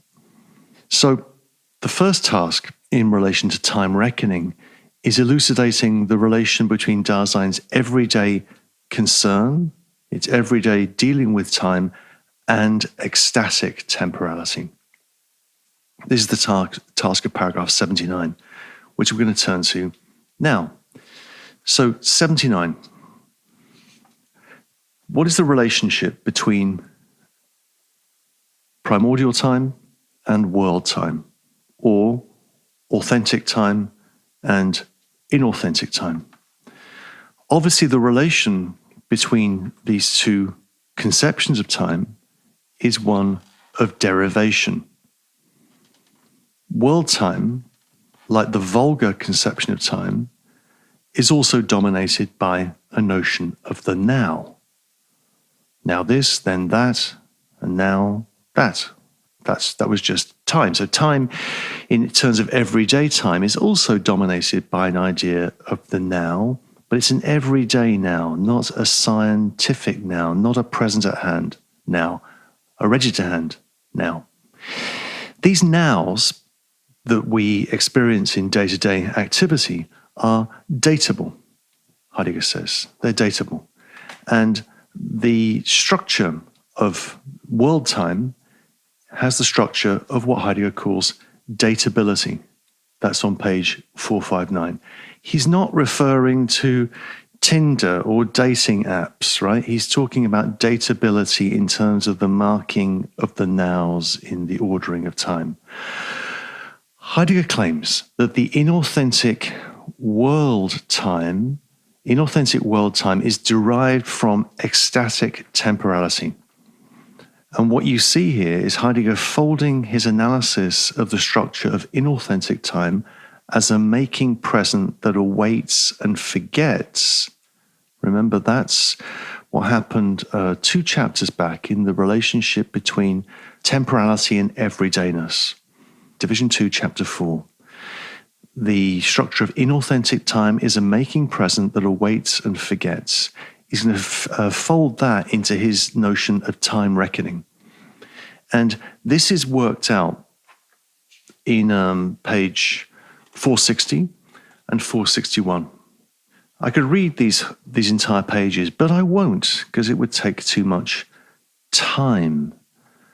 But if we look at those pages, I have the book open on page 460, or at least open in our minds, then we'll see that on 460 he talks about the making present which awaits and retains, interprets itself. So he's looking at the way in which we move from ecstatic time to everyday time.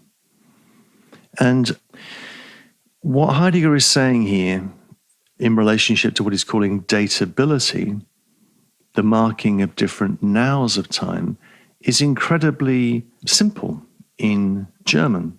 He's using a very colloquial, everyday language. He's talking about now, then, and on a former occasion. On page 461, he talks about jetzt, now, dann, then, and damals. Damals on a former occasion.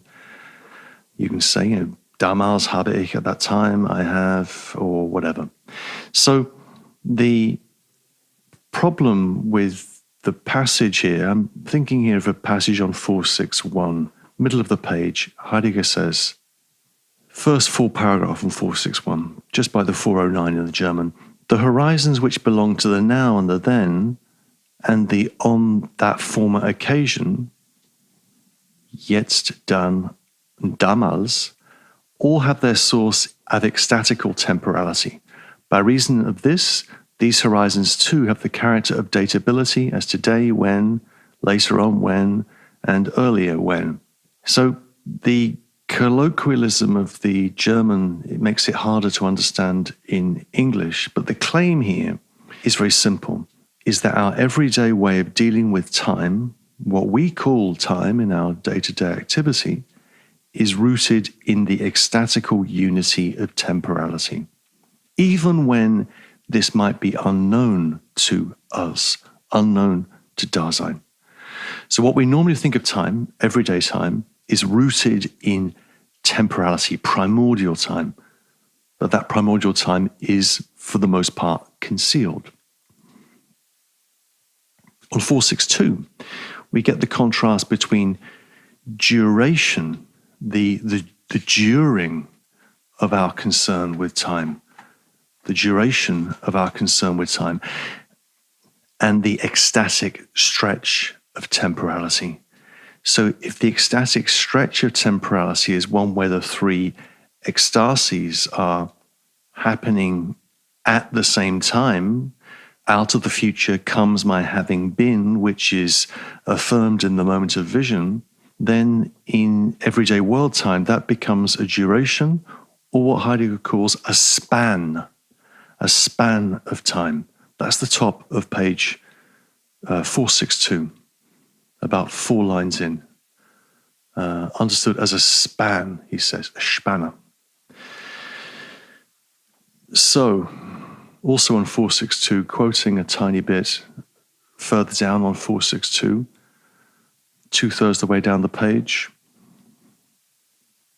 Heidegger writes, when Dasein is living along in an everyday concernful manner, it just never understands itself as running along in a continuously enduring sequence of pure nows. And this is a thought that's going to be worked out in the subsequent paragraphs, right? The distinction between this everyday, ready-to-hand idea of world time and the vulgar or ordinary experience of time. In the next little bit on page 463, we get an interesting distinction between authentic and inauthentic temporalizing.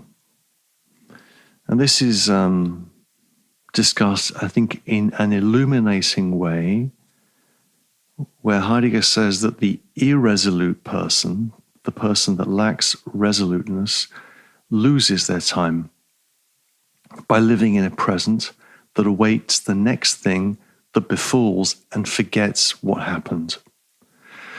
So inauthentic time, another way of thinking about inauthentic time, is in terms of losing time, right? The inauthentic person always says, I have no time. I have no time. If inauthentic Dasein loses time, then authentic Dasein always has time. Insofar as it exists in the situation of the moment of vision, Dasein makes the time in which and through which it moves.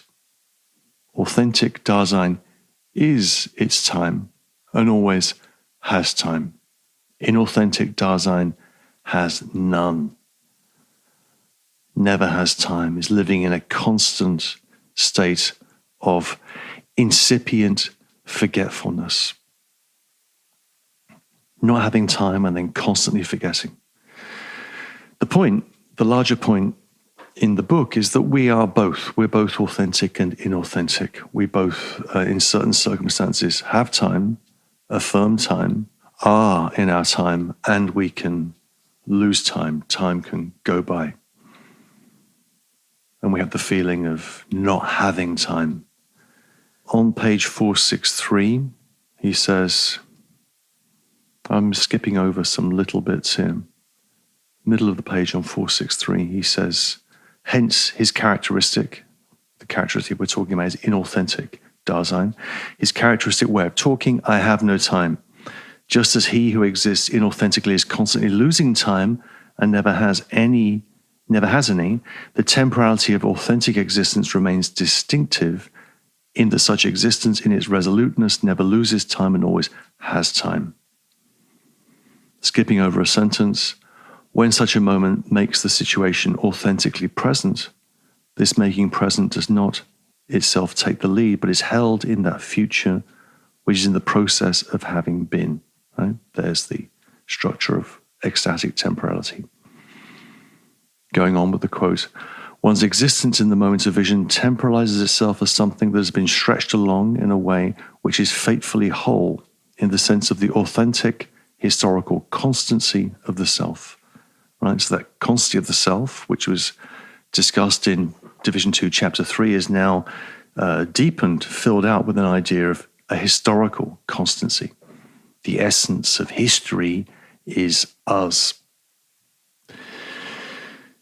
And then there's an italicized section a little bit further down on page 463. The there is disclosed in a way which is grounded in Dasein's own temporality as ecstatically stretched along. And with this disclosure, a time is allotted to Dasein. Only because of this can Dasein, as factically thrown, take its time and lose it. The takeaway here is that authentic Dasein takes its time. Inauthentic Dasein has no time. The philosophical stance is one where one takes one's time. Remember what Wittgenstein says. What does one philosopher say to another philosopher? What does one philosopher say to another philosopher? Take your time. Take your time. Paragraph 80. The concern in paragraph 80 is with concern, the time of concern, and what Heidegger's calling here within timeness. Within timeness refers to the time of entities other than us, entities other than Dasein. This is world time. So the time of concern, the time of our everyday circumspective concern in the world is world time. And we get in this paragraph a fascinating little history of time reckoning from the primitive, in quotation marks, natural time of Dasein, which is the sun, to, and one's shadow, we'll come back to that sun and shadow as the primitive natural time of Dasein, to advanced alienated Dasein who measures time with clocks. Heidegger emphasizes time reckoning in order to emphasize that the way in which everyday Dasein reckons with time does not necessarily imply what he calls the application of numerical procedures in dating. Application of numerical procedures in dating. Meaning that time is the time of the world, the time of the everyday world is estimated. It is not an exact measure. That happens at a third stage, primordial time, world time, ordinary or vulgar time. There's a lot of good material in this paragraph, particularly the line, which I'll come back to in a few minutes. It's quoted on page 471, where Heidegger says, time first shows itself in the sky. Time first shows itself in the sky. Which means that time shows itself, and remember, showing itself is the definition of phenomenon for Heidegger, shows itself in the sky, in space, the space of the world as a time-space unity, we could say. But let's back up a tiny bit. What about this everyday way of reckoning with time? What are we talking about here?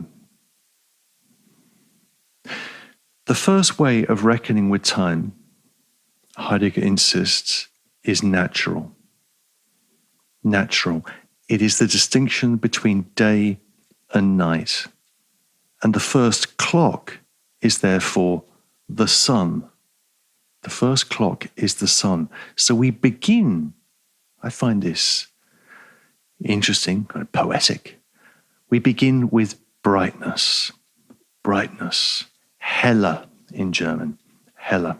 Heidegger writes 465. Whereabouts on 465? Yeah, halfway down the page. Everyday circumspective being in the world needs the possibility of sight, and this means that it needs brightness. If it is to deal concernfully with what is ready to hand within the present at hand, with the factical disclosedness of Dasein's world, nature has been uncovered for Dasein. In its thrownness, Dasein has been surrendered to the changes of day and night. Day, with its brightness, gives it the possibility of sight. Night takes this away. The most natural measure of time is the day, the movement between day and night, the way in which time is first marked by brightness. I wake up in the morning and it's bright. I know it's day. And this is what Heidegger means on 471 by saying that time first shows itself in the sky. Time first shows itself in the sky or in the heavens. The word in German is heavens, Himmel, sky. This is very interesting. The movement between day and night is the first way of reckoning with time and reckoning with it publicly in a way that is shared. Right? So what we have in the first clock, the natural clock, the clock of the movement between day and night, is a shared clock. On 466, Heidegger talks about the journeying sun, the time of the sky, heavenly bodies, and then in the middle of page 466, he says, sentence beginning, this public dating, in which everyone assigns himself his time, is one which everyone can reckon on simultaneously. Again, this natural clock of the day, movement between the day and night, is common. It's a common reckoning here. It uses a publicly available measure. This dating reckons with time in the sense of a measuring of time. And such measuring requires something by which time is to be measured, namely a clock. This implies that along with the temporality of Dasein as thrown, abandoned to the world and giving itself time, something like a clock is also discovered. That is something ready to hand, which in its regular recurrence has become accessible in one's making present awaitingly. Notice here, the making present awaitingly, he's building on that analysis of inauthentic time of the everyday world. He's building that into this analysis in a very skillful way. So the everyday measure of time is the sky, the movement between day and night. That's fine. A little footnote, side note, another way of thinking about the measure of time would not just be in relationship to the sun. It would be in relationship to water. Something I think I've mentioned before. The idea of the link between time and tide, the movement of the tide, the rising and lowering of the sea. In some languages, in many of the languages with which I am more and less familiar, say some of the Northern European languages, the Nordic languages, Swedish, Danish, Norwegian, Dutch, Flemish, and in English or in kind of older forms of English, tide is time and tide is time. Right? Tide is time and time is tide. The natural clock is the rhythm of the sea. Heidegger doesn't talk about this. Heidegger is a thinker of rivers, a thinker of hills, a thinker of mountains, and a thinker of woods.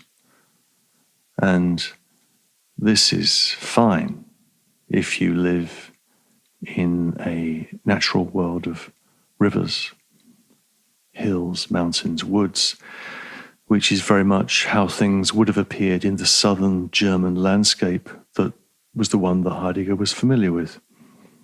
If you grow up near the sea, or if you grow up on an island or you grow up on the coast, where the primary element is water, seawater, and the rising and falling of seawater through the movement of tide, then we could end up with a different idea of the natural clock.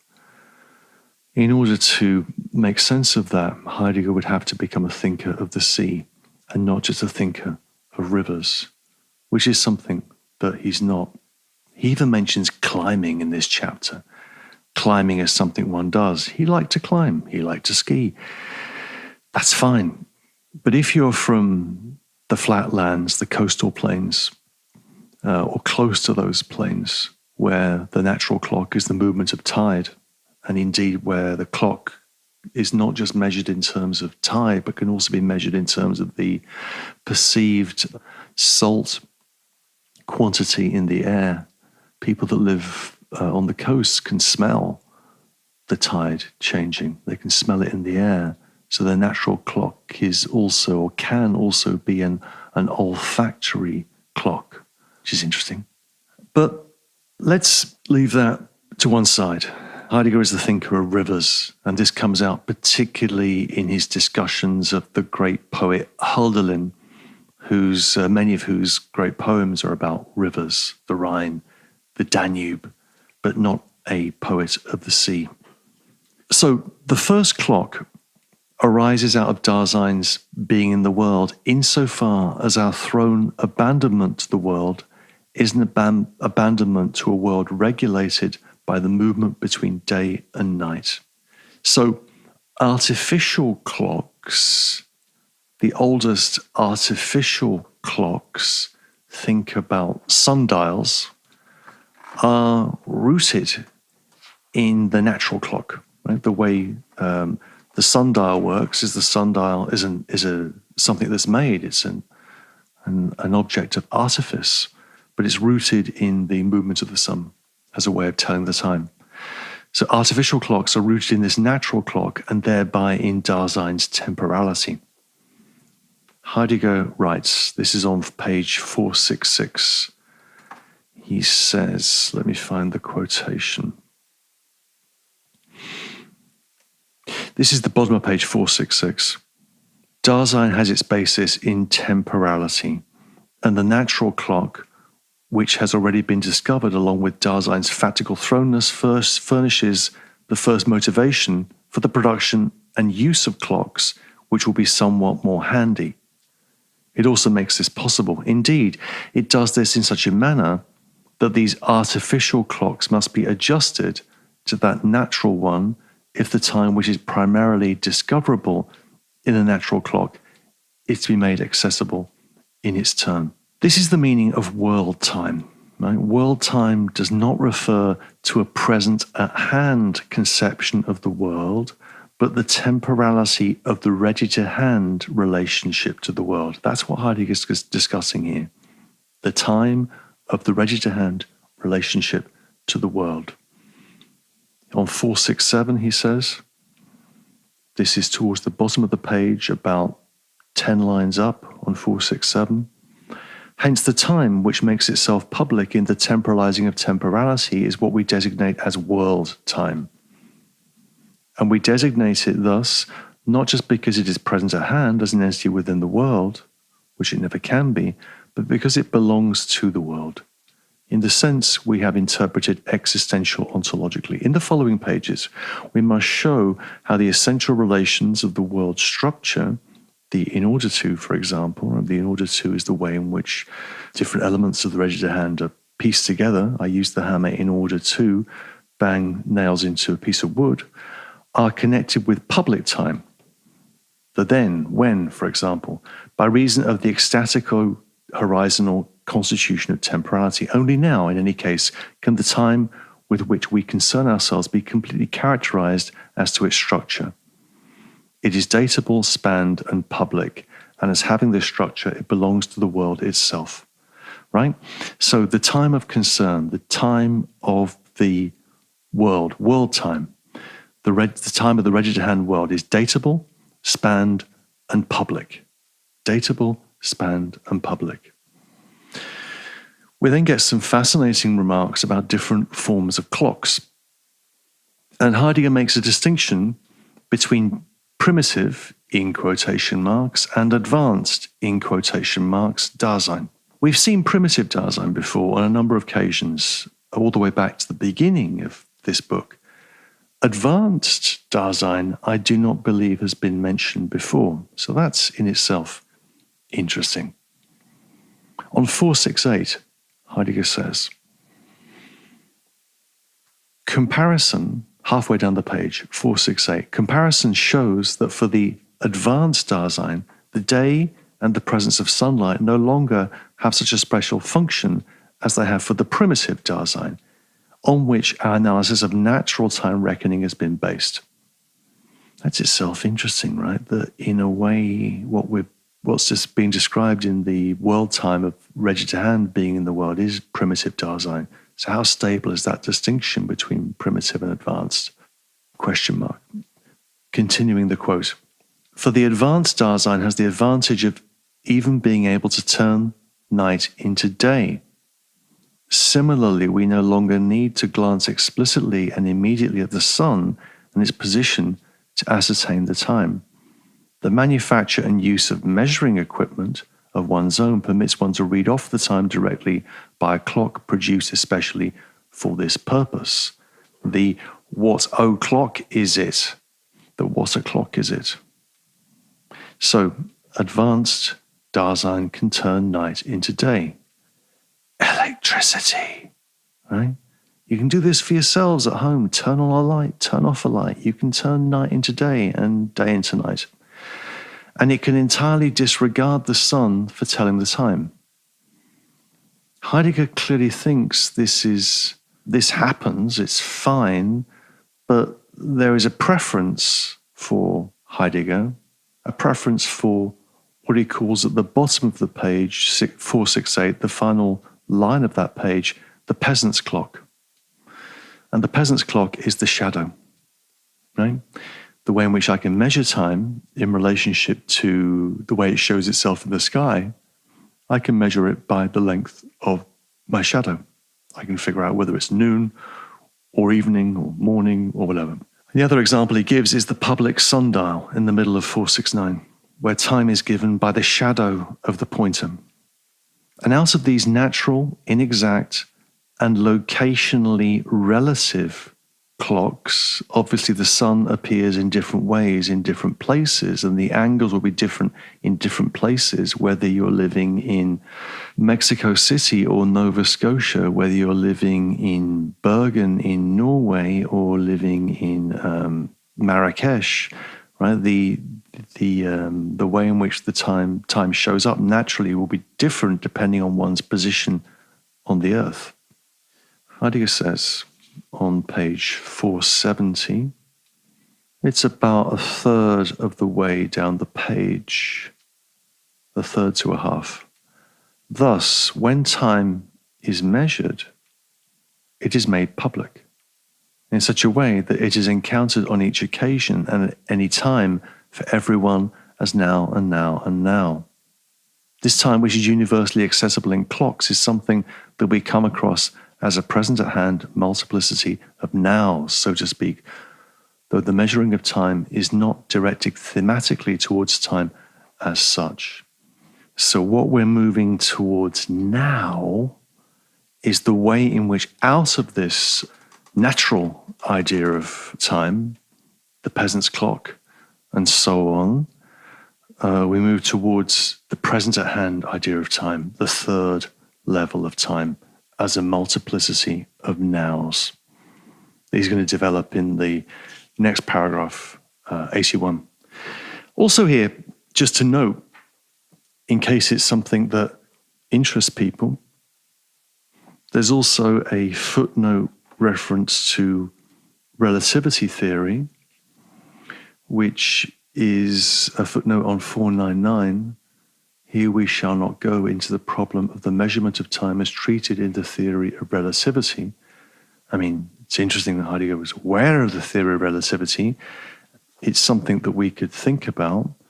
In many ways, the universe that Heidegger is assuming as the universe in relationship to which there will be the present-at-hand conception of time is a Newtonian universe rather than an Einsteinian one.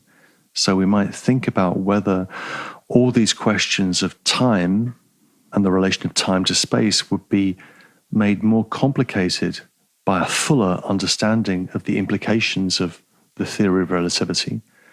Heidegger alerts us to that, but we might develop that independently. It's just a thought. But to close out this paragraph, and now I'm on page 471, we'll find a familiar rhetorical trick that Heidegger makes, familiar to us from previous gestures he's made in Being and Time. He'll say that world time is neither subjective nor objective, but it's more objective than any object, more subjective than any subject. He says that on page 471, towards the bottom of the page. World time is more objective than any possible object, and so on and so forth. Remember, this is a characteristic rhetorical move. It's also an argument. When Heidegger asks, well, does that mean that I'm making everything subjective? He'll say, no. To presuppose an idea of the subject would be to presuppose a metaphysical ground, a kind of substratum to experience. And then to contrast that with objectivity is to beg the question about the nature of the present at hand and the priority of that. So the world time as the time of the ready to hand is more subjective than any subject and more objective than any object. The interesting thought here is that time is not just psychical, right? I think a line of thought that could be developed, if you're interested in this, in your thinking, is that we can think about time as the time of the soul, the time of the psyche. And Heidegger is going to come back to that a little bit later on in this chapter. But the idea of time as physical is something we haven't really thought about much in Being and Time. The relationship between time and nature. The way Heidegger will develop this in his later work, from the origin of the work of art onwards, implicitly or more explicitly in some of the later work, would be in relationship to the Greek theme of nature, or physis. What is the time of nature, the time of physis? Given that physis as nature is a kind of donation of time, a kind of shaping of time, a framing of time. So when Heidegger says time first shows itself in the sky, there is a suggestion there of a physical understanding of time, provided that physical is not understood in a present at hand sense, but in a more lived way. That's just a thought. But the point is that time is not just the form of, inner sense, as Kant would say. It's not just in my head, or in my head conceived of Daseinly as being in the world. Time is also something which emerges in relationship to nature. There's a physical dimension here which needs to be kept in mind. So now let's turn to paragraph 81. This is very interesting, 81. Heidegger turns to the genesis of the vulgar conception of time, the ordinary conception of time. The problem here is how world time, as he's just described it, the time of the ready-to-hand world, is covered up in what Heidegger calls now time. And in now time, time is construed as a constant presence at hand. That is, as an infinite, uniform succession of nows flowing from the future to the past through the present. This is the idea of time as a line, right? A time is a line of uniform nows. The now that is the present, the no longer now that is the past, and the not yet now, which is the future. These nows are uniform. Now is now is now. They're infinite. They have no beginning and they have no end, and they come in succession, one after another. The key philosophical source for the vulgar conception of time is Aristotle's Physics. Aristotle's Physics, Book 4. In my edition, the Ross edition, that's Aristotle's Physics, Book 4, Greek pagination 219b, 219b, if you want to find the source here. If you turn to Aristotle in the Physics, Aristotle is trying to understand the nature of time and see it in terms of the idea of counting, of time as what is counted in the movement from the earlier to the later. It's worth looking at Aristotle on this because A, it's implicitly interesting, and B, you can see that Heidegger's just not making this up. It's actually there in the text. Time, for Aristotle, is counted nows. Counted nows. And when we count a now, we make it present. And this is what Heidegger calls Jetztzeit, now time. On 474, we get, this is introduced. He says on 474, first line, now here, now here, and so on. The nows are what get counted. And these show themselves in every now as nows which will forthwith be no longer now, and nows which have just been not yet now. The world time which is cited in this manner in the use of clocks we call the now time. So time is a sequence of nows simultaneously passing away and coming along in an endless succession as a flowing stream. Right? So time can be thought of it as a flowing, an unendingly flowing stream of nows. Time is endless. Time is infinite. Time has no gaps. Time can have no gaps. Time, on this conception that Heidegger is going to oppose, time is an infinite fullness. An infinite fullness that even Plato, Heidegger writes on 475, even Plato, 3/4 of the way down the page on 475, because Plato was pretty clever for Heidegger, even Plato in the Timaeus calls time the moving image of eternity. Right? The moving image of eternity. So how do we understand time? Well, time is this flowing stream, endless stream of nows, like a moving image of eternity. Eternity is, one imagines, static, it's not moving, or if it is moving, it is static at the same time, something like that. The point is that time is irreversible. Time has a flow. It flows from the future to the past through the present. Heidegger will question all of these assumptions about time. For Heidegger, time is finite. We've seen that. It's finite. It's reversible. Ecstatic temporality is a reversal in the order of time, right? Out of the future comes the having been in the present. And time is not constant. It's not a constantly flowing stream. Time is intermittent. Time has gaps, different speeds.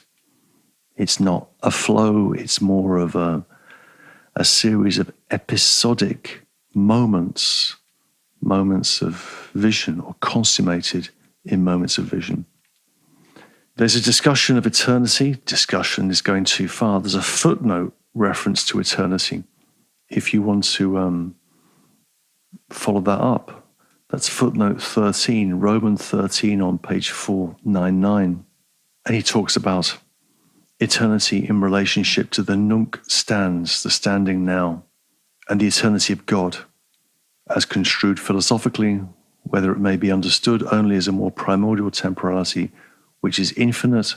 I'm quoting here 499, footnote 13, whether the way afforded by the via negationis et eminentiae is a possible one remains to be seen. What is Heidegger talking about? Well, he's alluding to the idea of eternity as the standing now, and alluding to the way in which there is in philosophy and in theology a kind of, if you like, a divinization of the vulgar concept of time as a way of thinking about the constant presence at hand of God to himself and to us. Do you see here, the idea is that we have, on the one hand, time as a flowing stream of nows, a moving image of eternity, and then eternity, which would be where God is, as a kind of metaphysical rendering, a kind of theologization of the vulgar conception of time. And the reference to the way of negation and the way of eminence is an allusion here to different ways of predicating God, predicating the divine in thinkers like Duns Scotus and Aquinas. And Heidegger wrote his doctoral thesis on that material. The reference to God here, I think, is Heidegger being polite and circumspect. He's not at all persuaded that we need an idea of God in order to understand time. On the contrary, we need to get rid of the idea of eternity and get rid of the idea of God. Whether this continues in Heidegger's later work or not is a moot point that can be discussed, debated, and interpreted on the basis of Heidegger's texts. But I think that Being in Time is an atheist book. He wants to get rid of God and eternity. Why do we say that time cannot be reversed?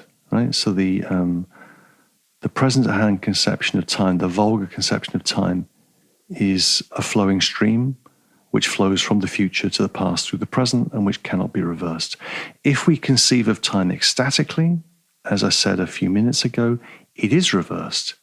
It is at least back to front. The present, as the moment of vision, comes out of the having been, which comes out of the future. Yeah? Or historicity in Heidegger, that we saw in the last chapter. Historicity is the repetition of the past that comes out of the future as the event of the new. So Heidegger wants to argue that primordial time is reversible, and vulgar time's irreversibility is simply a secondary way of thinking. Heidegger's claim is not that the vulgar conception of time is wrong, right? But that it's secondary. And the way he puts that thought in these pages is that the vulgar conception of time is a leveling off. And indeed, it is a double leveling off. It is both a leveling off of world time, or the within timeness of the ready to hand, but it's also a leveling off of ecstatic temporality. So in adopting the vulgar conception of time, we level off and lose the true significance of time. On 474, he says, this is 3/4 of the way down the page, in the ordinary interpretations of time as a sequence of nows, both datability and significance are missing. Datability is the way of marking the everyday, ready-to-hand experience of time. Significance, remember? Significance is the nature of worldhood, right? We find a world meaningful. In the vulgar, ordinary conception of time, datability and significance are missing. These two structures are not permitted to come to the fore when time is characterized as a pure succession. The ordinary interpretation of time covers them up. When these are covered up, the ecstatico-horizontal constitution of temporality, in which the datability and the significance of the now are grounded, gets leveled off. So, leveling off. How does this leveling off happen? How do we slip from authentic to inauthentic time? And how do we slip from inauthentic time into vulgar time? How does this happen? If Heidegger is right, how does it happen that our experience is dominated by this vulgar conception of time? The reason lies in Dasein's falling. Right? Falling. Insofar as Dasein cannot bear to look its finitude in the face, it looks away from itself towards the world at which it falls, and it falls away from an ordinary conception of world time to a more scientific conception of time. So the reason why there is a leveling off in our experience of time is explained by our propensity to fall at the world. On 478, Heidegger says, he makes this point on 478, 3/4 of the way down the page, just after asking the question, why cannot time be reversed? He says, the ordinary way of characterizing time as an endless, irreversible sequence of nows which passes away arises from the temporality of falling Dasein. However, such an evasion of our primordial experience of temporality must still know finitude. It must still be there in what Heidegger calls in these pages a fugitive way. This is interesting. So that we must still know time as it is, primordially, in a fugitive way, but it's hidden away, and we refuse to see it. We fall to the world. Heidegger on 477 talks about this in relationship to a theme that we've kept coming back to in our discussion of being in time, the theme of enigma. And this is the last enigma in being in time, the last reference to enigma, Rätsel, riddle. He says, last words on page 477, but just as he who flees in the face of death is pursued by it even as he evades it, and just as in turning away from it, he must see it nonetheless, even the innocuous infinite sequence of nows, which simply runs its course, imposes itself on Dasein in a remarkably enigmatical way. So the thought here is that we flee from the enigma. We run away from the enigma of ourselves. We cover it up. It's still there in the same way as, being towards death is still there, quietly throbbing away inside our being, but we can forget about it, cover it up. Heidegger draws out the contrast between vulgar and ecstatic temporality in terms of the contrast between the primacy of the present versus the primacy of the future. Primacy of the present versus the primacy of the future. On 479, he makes this point. This is a quotation from the middle of 479. Second full paragraph. Ecstatico-horizontal temporality temporalizes itself primarily in terms of the future. Okay, we know that. We've seen that in Division 2. Back to the quote. In the way time is ordinarily understood, however, the basic phenomenon of time is seen in the now, and indeed in that pure now which has been shorn in its full structure. That which they call the present. That which they call the present. One can gather from this that there is in principle no prospect that in terms of this kind of now, one can clarify the ecstatico-horizontal phenomenon of the moment of vision, which belongs to temporality, or even that one can derive it thus. So what Heidegger is describing here is the emergence of the metaphysics of the present, the metaphysics of presence, which misconceives time in order to disregard or level off the experience of finitude and radically finite time. The futurity that opens a having been, that explodes in the presence of the moment of vision, right? That ecstatical experience of temporality gets misconceived, leveled off, dumbed down. Paragraph 82. On the basis of two quotations, and these two quotations appear at the bottom of page 479, the top of page 480, 479, 480, quotations from Aristotle and Augustine. The quotation from Aristotle is very roughly that if there were no soul, time would be impossible. If there were no soul, time would be impossible. And Augustine, the issue there is the idea of time as extendedness. So Augustine says something like, it seemed to me that time is nothing else than extendedness, but what sort of thing it is an extendedness of, I do not know, and would be surprised if it were not an extendedness of the soul itself.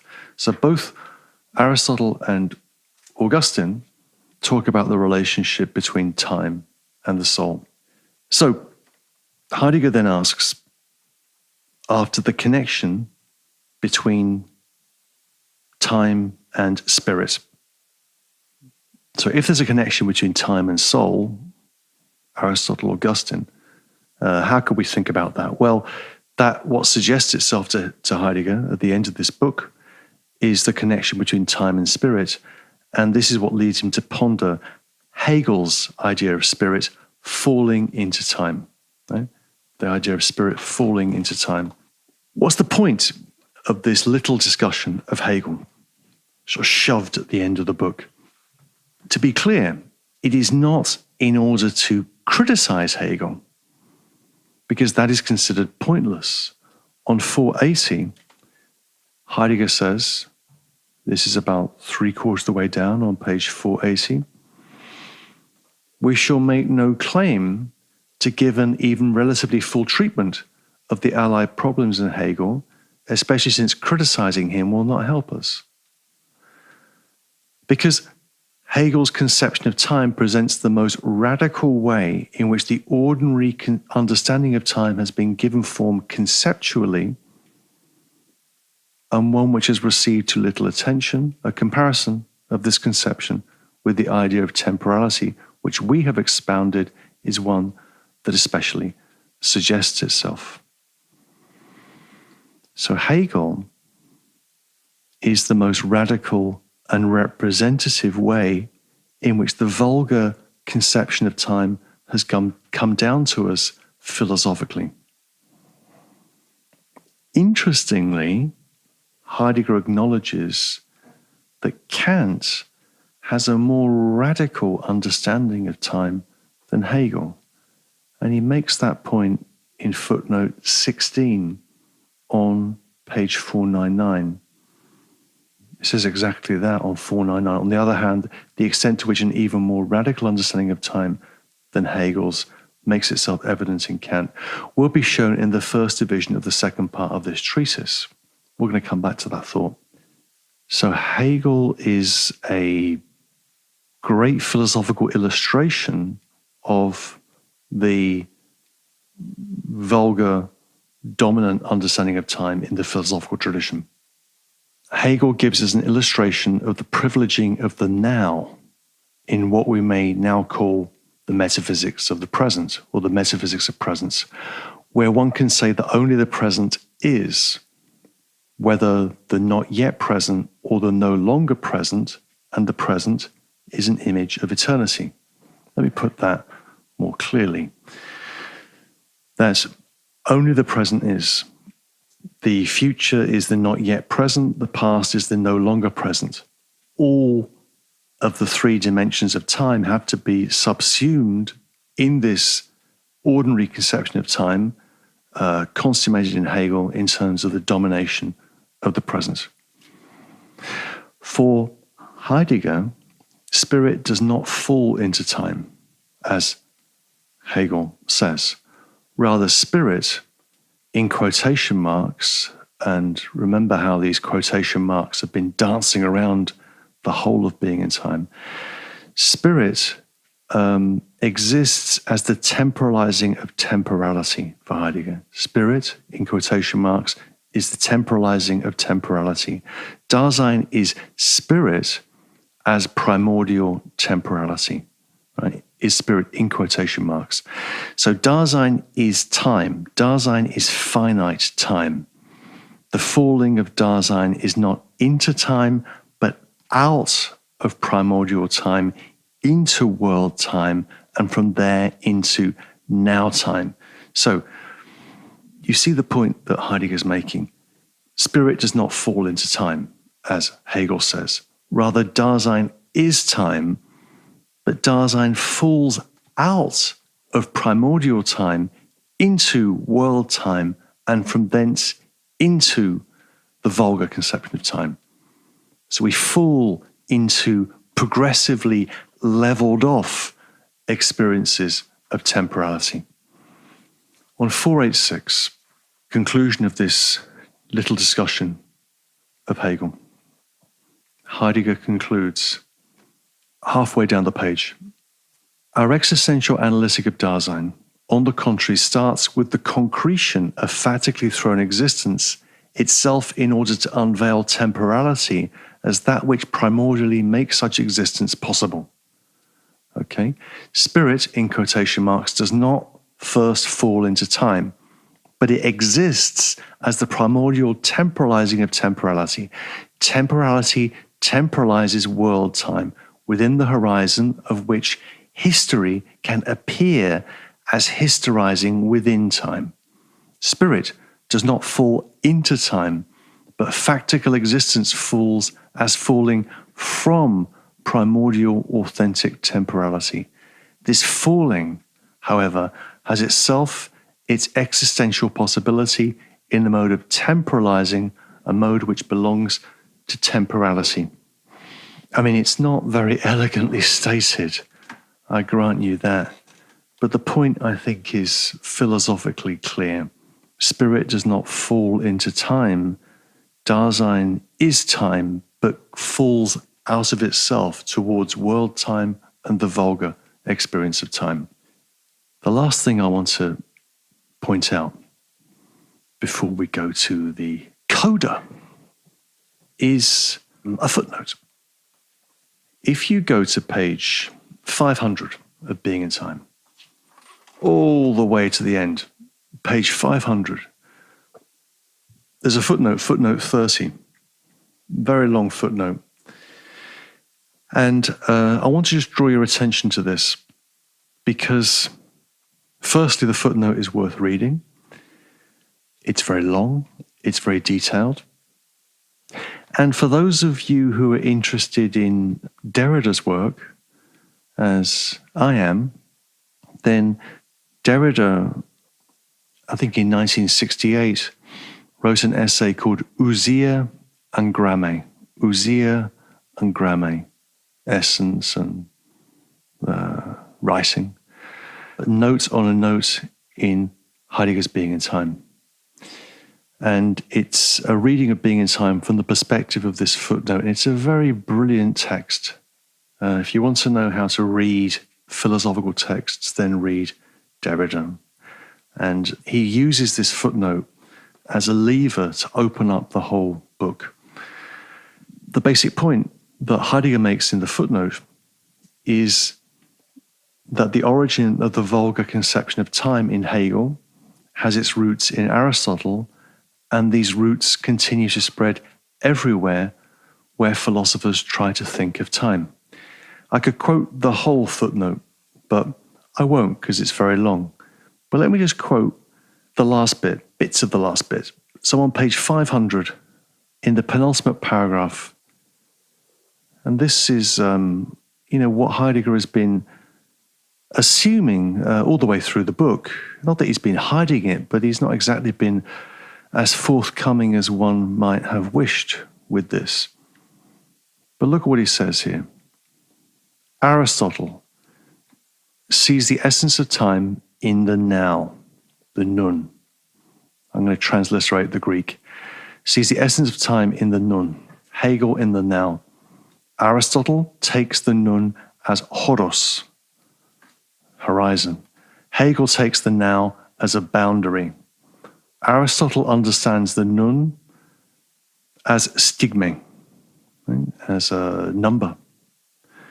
Hegel interprets the now as a point, stigme point. Aristotle describes the nun as to de ti. Hegel calls the now the absolute this. Aristotle follows tradition in connecting chronos with the sphera. Hegel stresses the circular course of time. Chronos is time in Greek, sphera is sphere, rounded sphere. Hegel stresses the circular course of time. To be sure, Hegel escapes the central tendency of the Aristotelian analysis, the tendency to expose a foundational connection, akaluthein, between the nun, the horos, the stigme, and the todeti. A lot of Greek there and really rather confusing. But the point that Heidegger's making is very simple, is that Hegel's privileging of the now is the way in which he inherits Aristotle's conception of time, based upon the primacy of the now, the primacy of the point, the primacy of the absolute this, and the idea of time even as a kind of sphere, a kind of circle, as a well-rounded circle that we can find in Parmenides, in the Parmenides poem, being is a well-rounded circle. And then, going back to the footnote, look what happens next. In its results, Bergson's view is in accord with Hegel's thesis that space is time. In spite of the very different reasons they've given, Bergson merely says the reverse, that time is space. And he goes on. Obviously, Bergson is competition for Heidegger, because here's someone who's thought time in terms of what Bergson calls duration, la durée. So Heidegger's claim here, last footnote pretty much of Being in Time, is that Bergson reverses Aristotle. But by reversing him, he simply affirms the traditional conception of time. So Bergson is as much a traditional thinker as Hegel, and they're both indebted to and drawing from this Aristotelian idea of time. So much for him, right? So much for Bergson. And then the last thing from this footnote, which is, nerdy. It's a nerdy footnote. But, I guess I'm a bit of a nerd. The last lines of the footnote, Heidegger says, so far as anything essential has been achieved in today's analyses, which will take us beyond Aristotle and Kant, it pertains more to the way in which time is grasped and to our consciousness of time.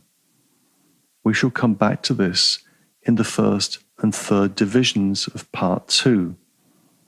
Parenthesis, the preceding sentence has been deleted from in the later editions, and those parts of Being in Time weren't written.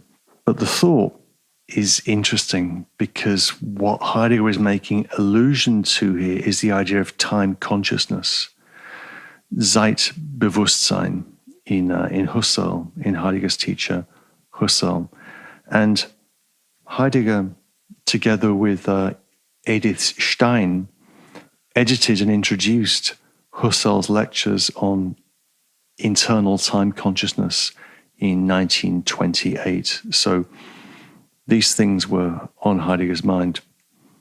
The point that Heidegger's making, elliptically and not as obviously as one would like, is that all philosophical conceptions of time derive from Aristotle, Hegel and Bergson included. And if there's a way of stepping beyond that, then we have to look at time consciousness. Husserl is onto something. The problem with time consciousness is the idea of consciousness.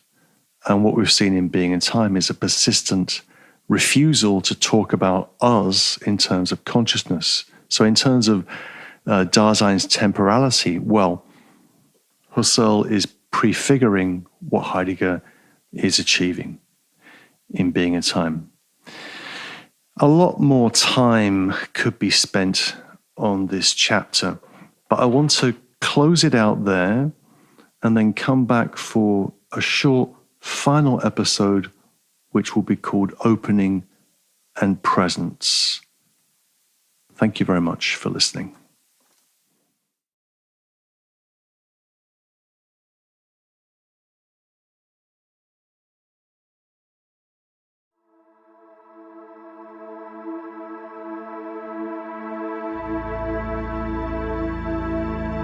Apply-Degger. Heidegger's thinking in Being in Time explained, with Simon Critchley.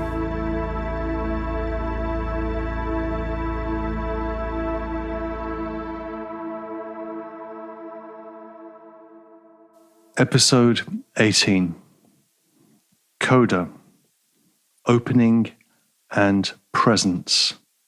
At the end of the last episode, we looked at a footnote on page 500 where Heidegger traces the vulgar conception of time that he is opposing back to Aristotle and shows how figures like Hegel and indeed Heidegger's near contemporary Bergson, their thinking of time still derives from this Aristotelian conception. And this, at the end, brings us back to the beginning. In the end is our beginning. And I want to begin this ending by thinking about the relationship between the phenomenological and deconstructive aspects of this book that we're very close to finishing, Being in Time. That is the relationship between the constructive aspects of Being in Time, its extraordinary philosophical construction, innovation, and the relation of that to destruction, to what we're trying to dismantle, get away from. And this leads us back at the end to the beginning of the book and the way in which Heidegger designs the treatise, Being in Time. So I'd like to get you to look at page 63 of the introduction. If you turn to page 63, 64, you see that Being in Time was originally designed, envisaged to be in two parts. The first part, interpretation of Dasein in terms of temporality, explication of time as the transcendental horizon for the question of being. And part two, the basic features of a phenomenological destruction of the history of ontology with the problematic of temporality as our clue. Those two parts break down into three divisions. And what we've done in these now 18 episodes is that we've looked at part one, divisions 1 and 2, which constitute the published version of Being in Time. But here I just want to remind you that Being in Time was projected to be in these two parts. The first part, of which we've done divisions 1 and 2 of Being in Time, and then part 2 likewise has three divisions. As Heidegger tirelessly insists and insisted after he'd written Being in Time and published it, and it had been read, the whole project of the published portion of Being in Time is provisional, and it's conditional upon the deconstruction of the history of ontology. As he says on page 26 of the German, which is, let me see, what page is that in the translation? Page 49 of the translation. The question of being does not achieve its true concreteness until we've carried through the process of destroying the ontological tradition. So as I've said a number of times in these episodes, the whole premise for the phenomenology of Dasein and the phenomenology of Dasein as a preparation for the question of being as such is conditional upon part 2, the destruction of the history of ontology, none of which was published. So, as is known, and as is perhaps too well known, Heidegger didn't complete his task. He didn't finish the book, Being in Time, and therefore the published volume remains a fragment or a torso, as many writers on Heidegger have said over the years. And that's true, right? We've just looked at part of a much larger picture that Heidegger imagines in the design of this treatise. But, there's a tendency to exaggerate this fragmentary nature of being and time. There's a tendency to exaggerate. There's a tendency in Heidegger himself and amongst Heideggerians towards what I would call a pathological provisionality. Pathological provisionality, where we continually emphasize the preparatory, provisional character, the maybe doubtful character, the questioning character of what's being articulated. We're always on the way to something. We're never quite there. We're always on the way. And indeed, Heidegger's collected works, the Gesamtausgabe, which are in many volumes. There's a motto to Heidegger's collected works, which was Heidegger's own plan, and certainly his own motto.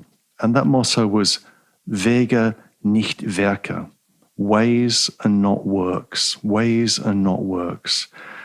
And Heidegger's was very fond of this idea of the way, of the Feldweg, of the way in the field, the idea of thinking as a way.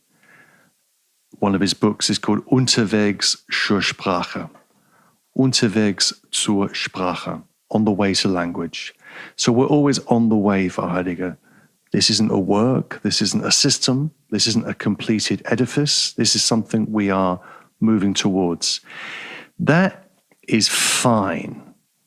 But what it leads to is a kind of the risk of a fetishization of preparatory thinking, a fetishization of the provisional.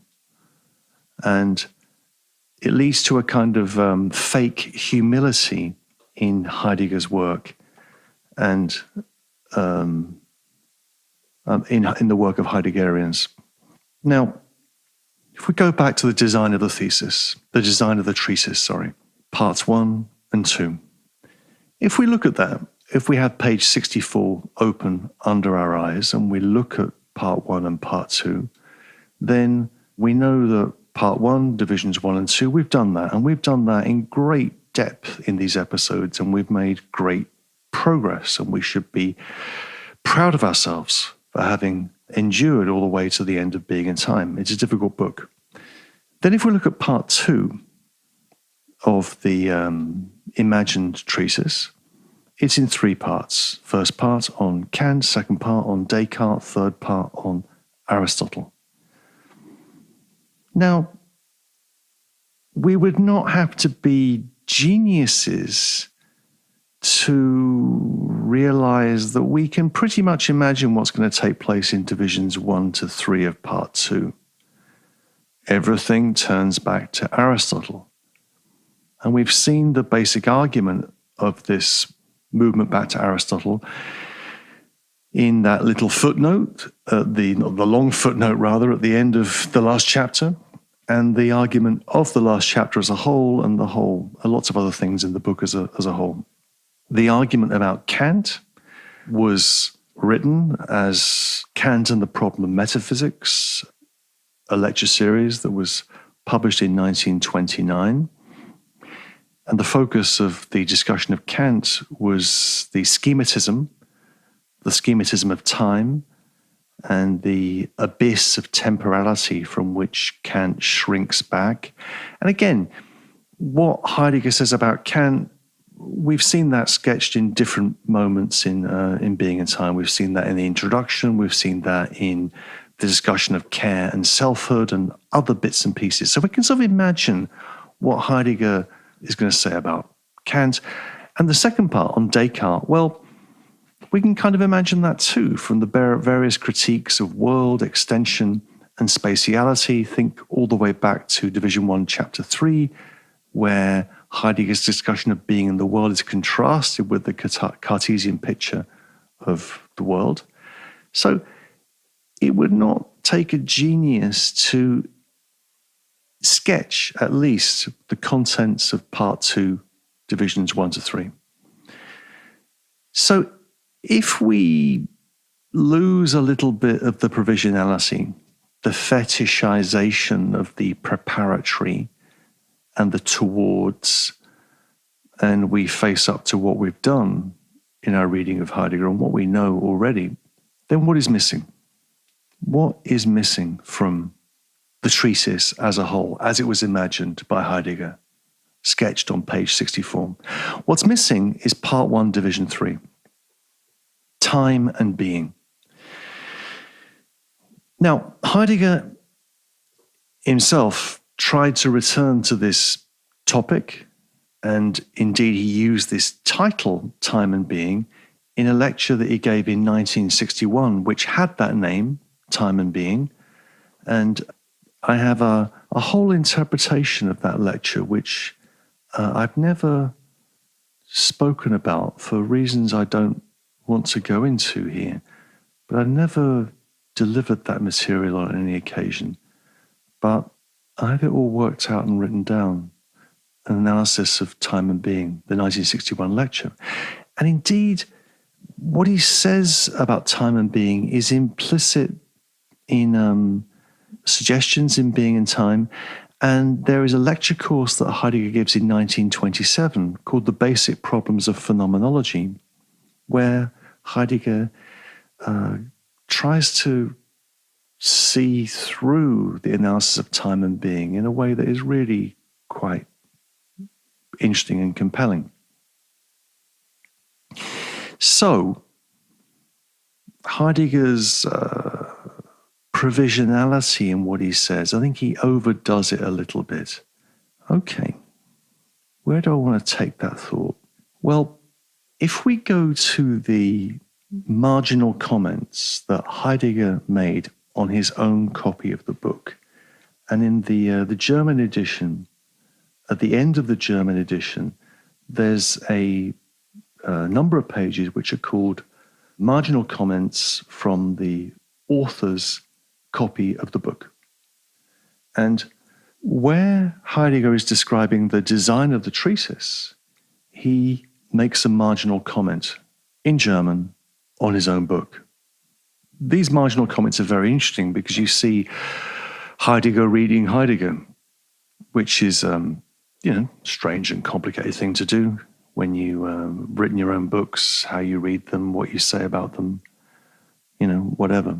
So Heidegger makes a comment on his own copy of Being and Time, just where he's laid out the design of the treatise, and he says the following. I'm translating here. What Heidegger says is the following. Difference in terms of transcendence, the overcoming of the horizon as such, the turning back into the source, and the presencing out of this source. Right? That's Heidegger commenting on himself. I'm going to read that in German. Die transzendenzhafte Differenz, die Überwindung des Horizonts als solchen, die Umkehr in die Herkunft, das Anwesen aus dieser Herkunft. Difference in terms of transcendence, the transcendentality of difference, overcoming of the horizon, turning back into the source, the presencing out of the source.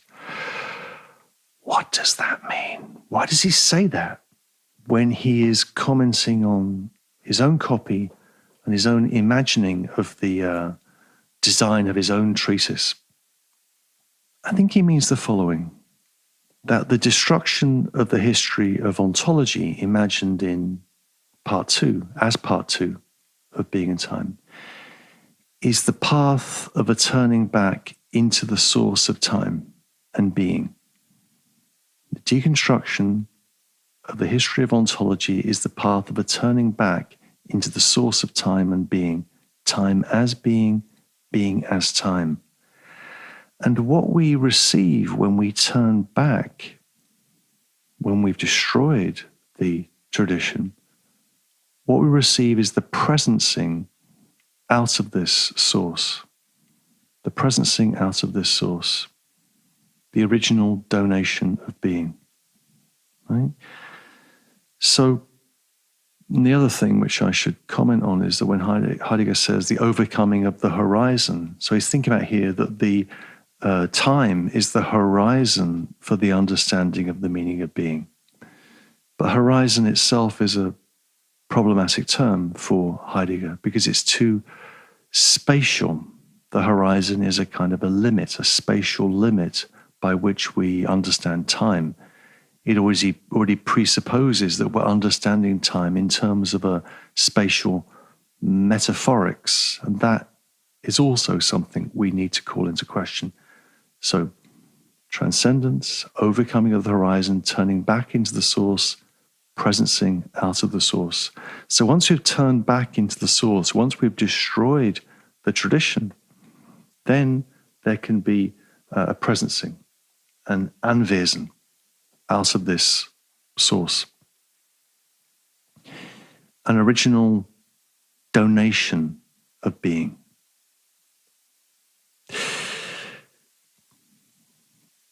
I hope this doesn't sound too mysterious, because I don't want it to sound mysterious, but to make things worse, there is a late text by Heidegger called The End of Philosophy and the Task of Thinking.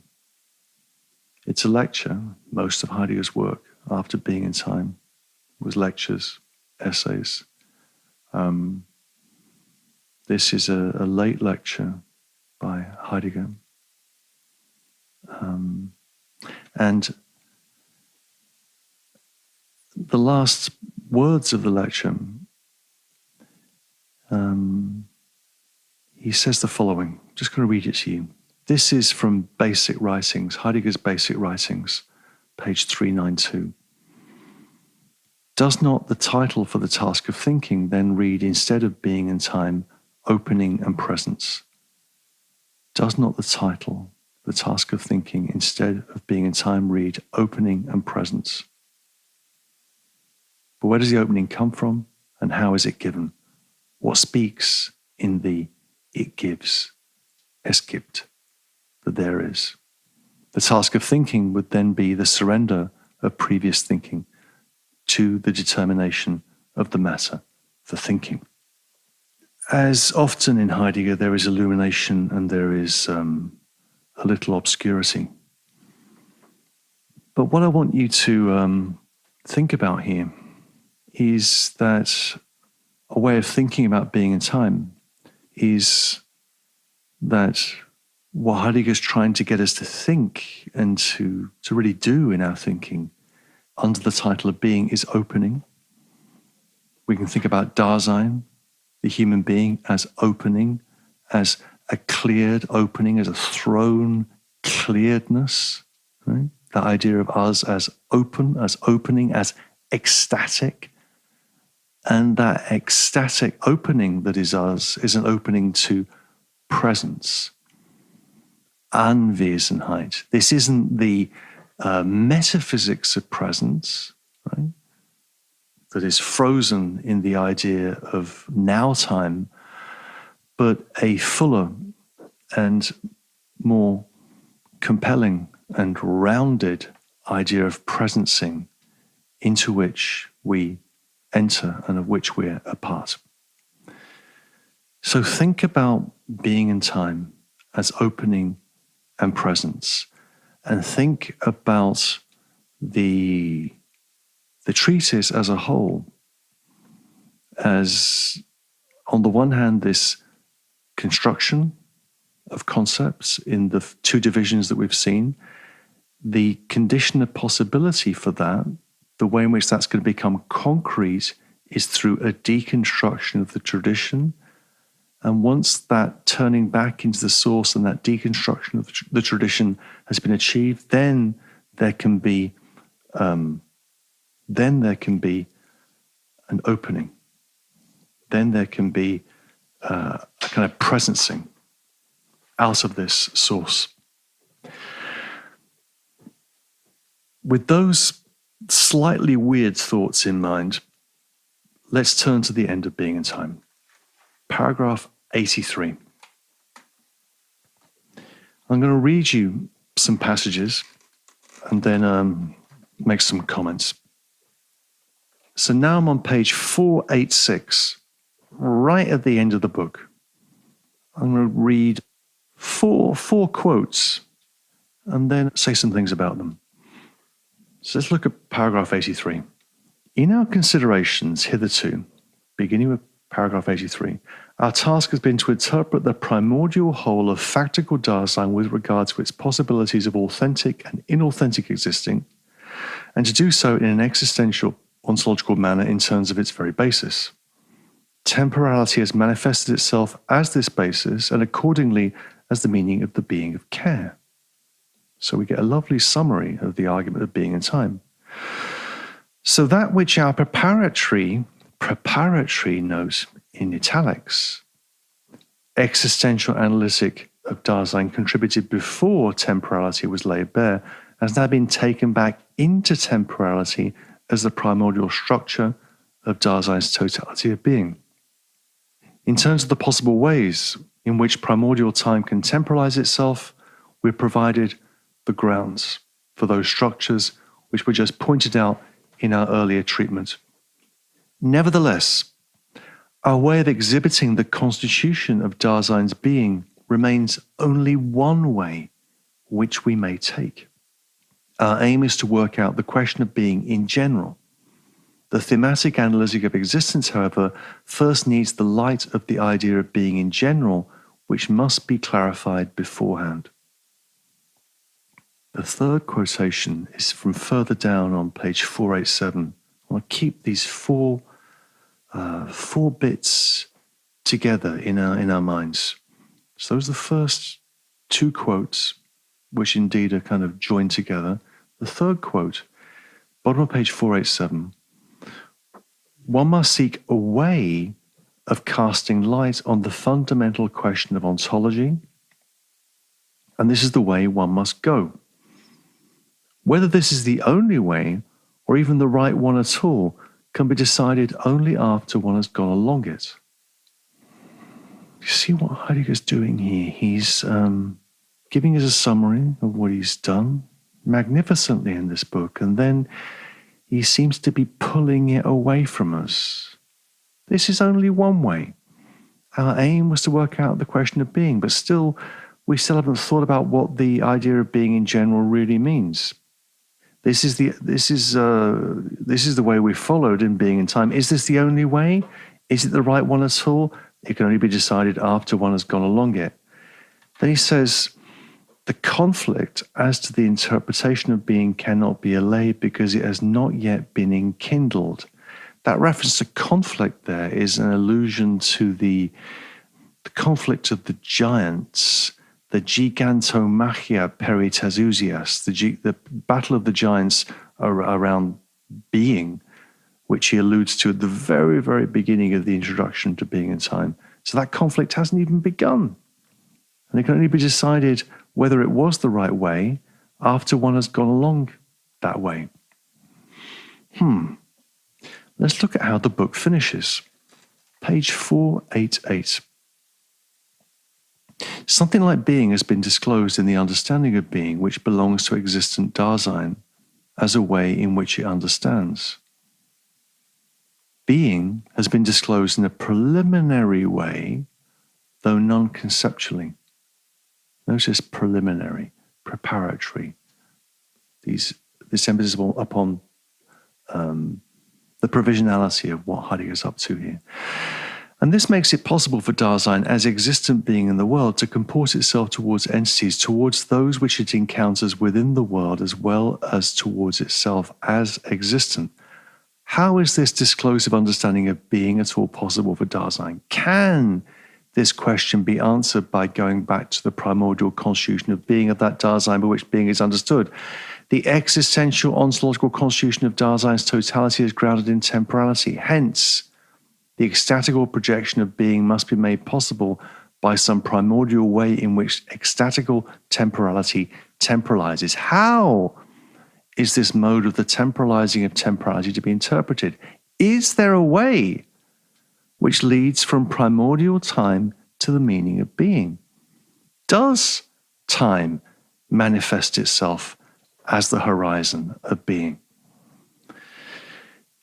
At which point one is inclined to say, what the fuck, Martin? You said on the first page of this book that time is the horizon for the understanding of being. And now you say at the end, does time itself manifest itself as the horizon of being? Why are you pulling everything away?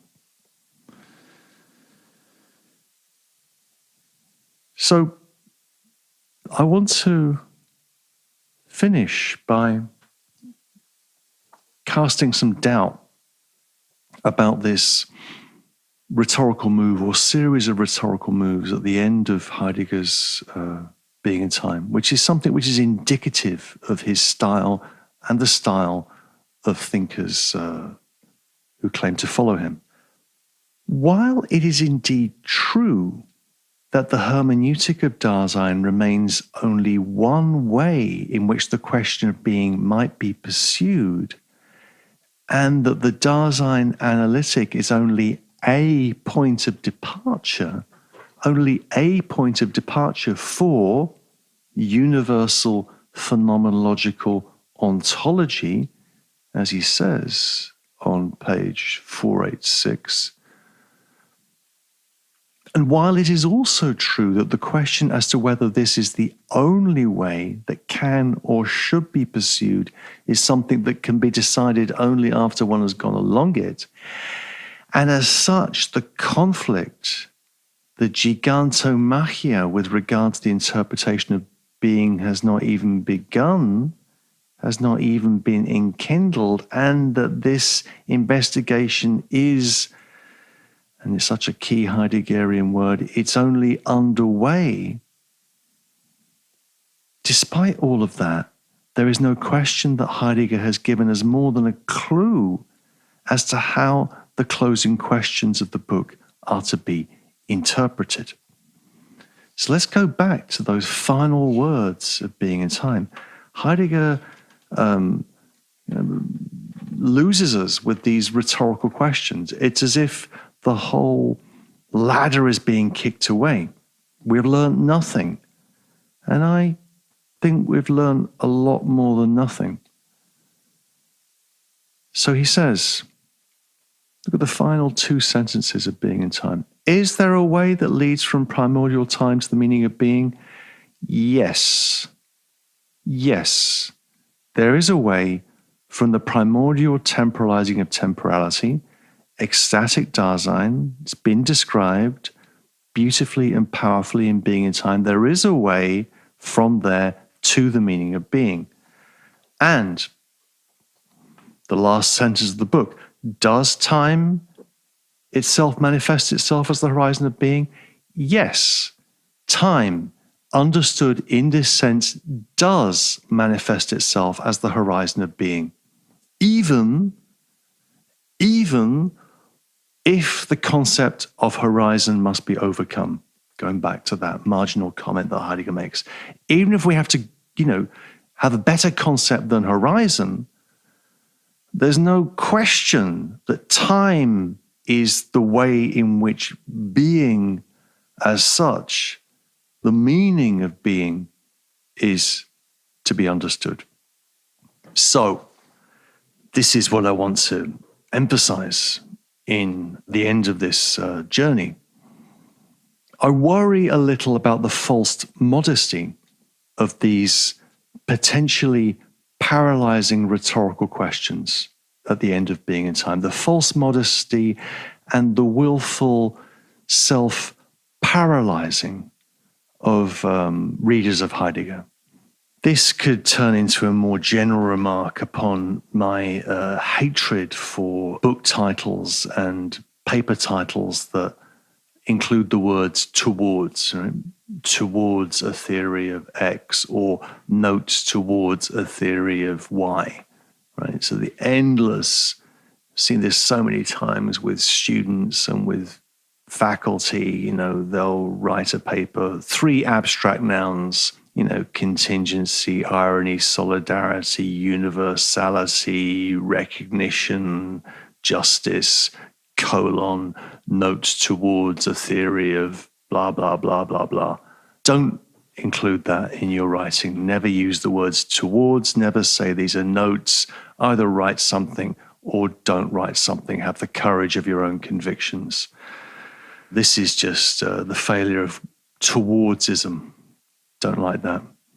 And also in relationship to what we've done in these episodes, this long journey that we've taken reading Being and Time, we've learned a ton of stuff, a massive amount. And we need to acknowledge that, absorb it, and then use it to transform our understanding of everything. Ourselves, others, world, space, time, history, you name it. Being in Time is a book that changes one's life. I do believe that. Doesn't mean it's right.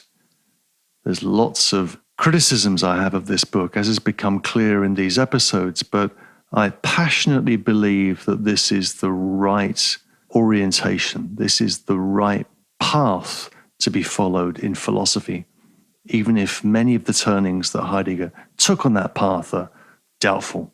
Other ways could be chosen. So, the Dasein analytic is a point of departure.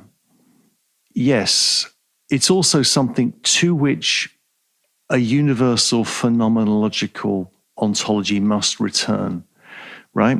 So there's a tendency in Heidegger discussion to say, well, early Heidegger was fine, but he was much too concerned with the perspective of the human being, and we have to concern ourselves with being as such.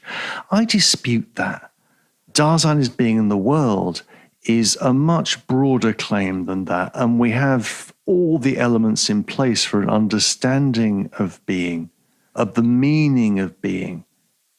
It's evident, and we have to continually return to the standpoint of us, Dasein, and our mindness. That's where we begin. So the Dasein analytic, the analytic of us, is ineliminable, even if its character must change, its method perhaps must change, and indeed it does change in Heidegger's later work.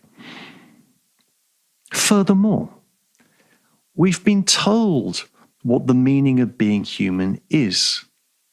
The meaning of being human is finitude. That's it.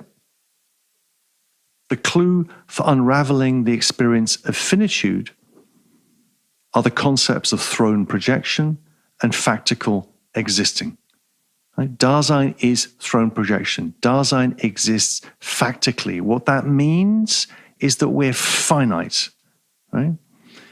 And these are clues that we followed in these discussions over these episodes. Discussions of death, conscience, temporality, and historicity, each of which deepen and thicken the insight into throne projection, into the being of what Heidegger calls care. So we've learned a lot. Our view of things has changed, and I want that to stay with us. But, and here's a closing thought. If the being of being human is finite, then can the meaning of being as such be anything other than finite? No. Right? So the way Heidegger throws up his arms at the end of this book is perfectly pointless. We are finite. Right?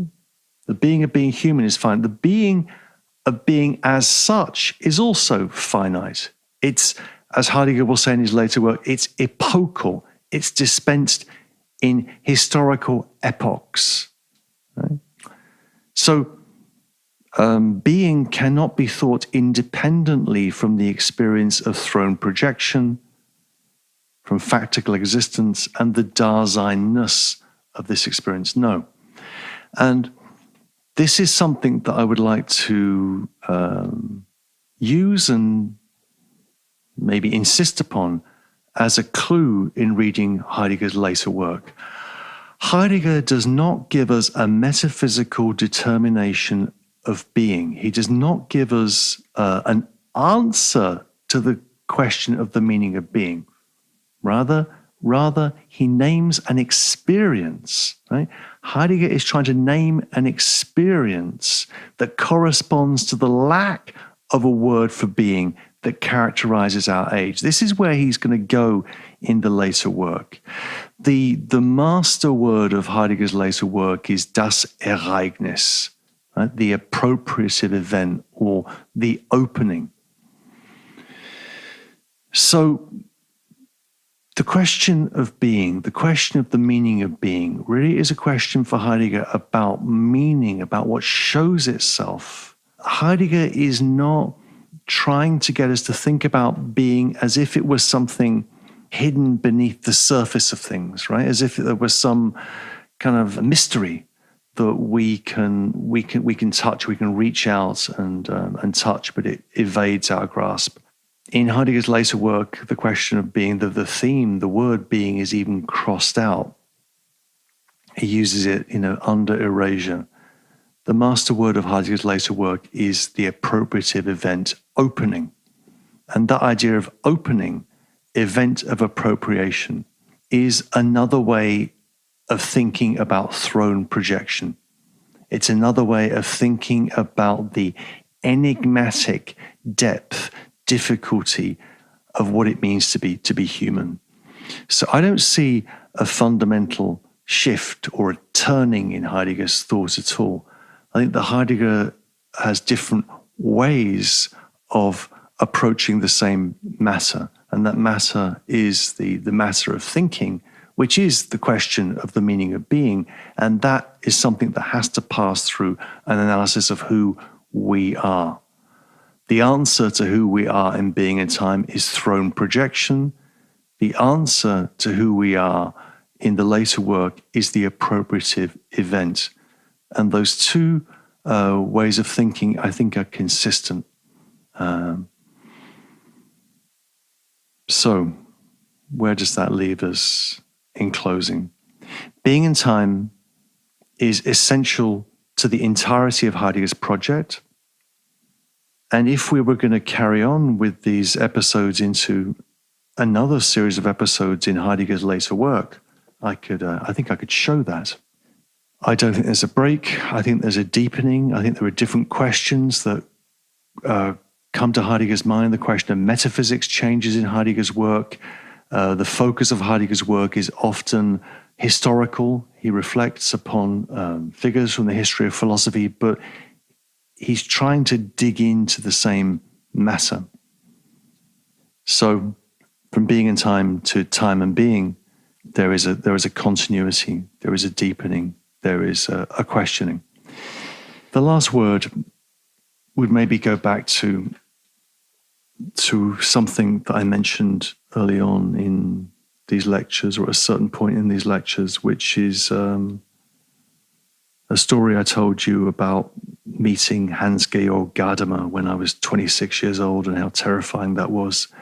And I was having breakfast and I was in Italy for the first time in my life, and I was hungover. I was hiding in the corner of the breakfast room and trying to eat and gather my wits, and in came Hans-Georg Gadamer on his walking stick and slowly seemed to was moving towards me and sat down at the table. And I thought, oh no, it's Gadamer. What am I going to talk to him about? And he just started to talk. He started to speak. At this point, Gadamer had decided that he was going to serve as a kind of messenger for his teacher, Heidegger. He thought of Heidegger as a greater thinker than himself, whether rightly or wrongly. And this was when the Marburg lectures, the lectures where Heidegger had worked out the shape of being in time, had been published in German and English, and Gadamer was going around talking about them. And so he sat there at the breakfast table and was talking to me, or just speaking. And he said to me, and I mentioned this once before, that, Heidegger, wrote one book, Being in Time. Everything else he published were collections of essays or lecture courses or fragments that were put together. This was his book, and it's a failure in the sense in which Heidegger abandons the method of transcendental phenomenology as a way of access to the question of being. He thinks that there are other ways of approaching this question in his later work, historical, reflective, poetic. Gadamer said that Heidegger spent his career building castles in the air. And that's another way of kind of playing down the importance of what Heidegger's up to in his work. Sure, these are castles in the air, but this is not a criticism. The activity of thinking is building castles in the air. All that there is air. This is air, the air I'm speaking to you through and with. Hopefully it's not just been hot air, but we've learned something over these episodes, and we build castles, and that's fine. And then we discover those castles are not perfect, and we construct other castles, and we go on. The point is that we have learned a huge amount. I think that Being in Time, unlike any other book that I know, can fundamentally shift the way in which one understands oneself, the world, and other people. And it's a way of focusing on the simplicity, obviousness, and banality of everyday existence, and a way of finding concepts that are the equivalent to that. And it makes other ways of doing philosophy redundant. It makes traditional ways of doing philosophy redundant. It opens up a whole series of questions.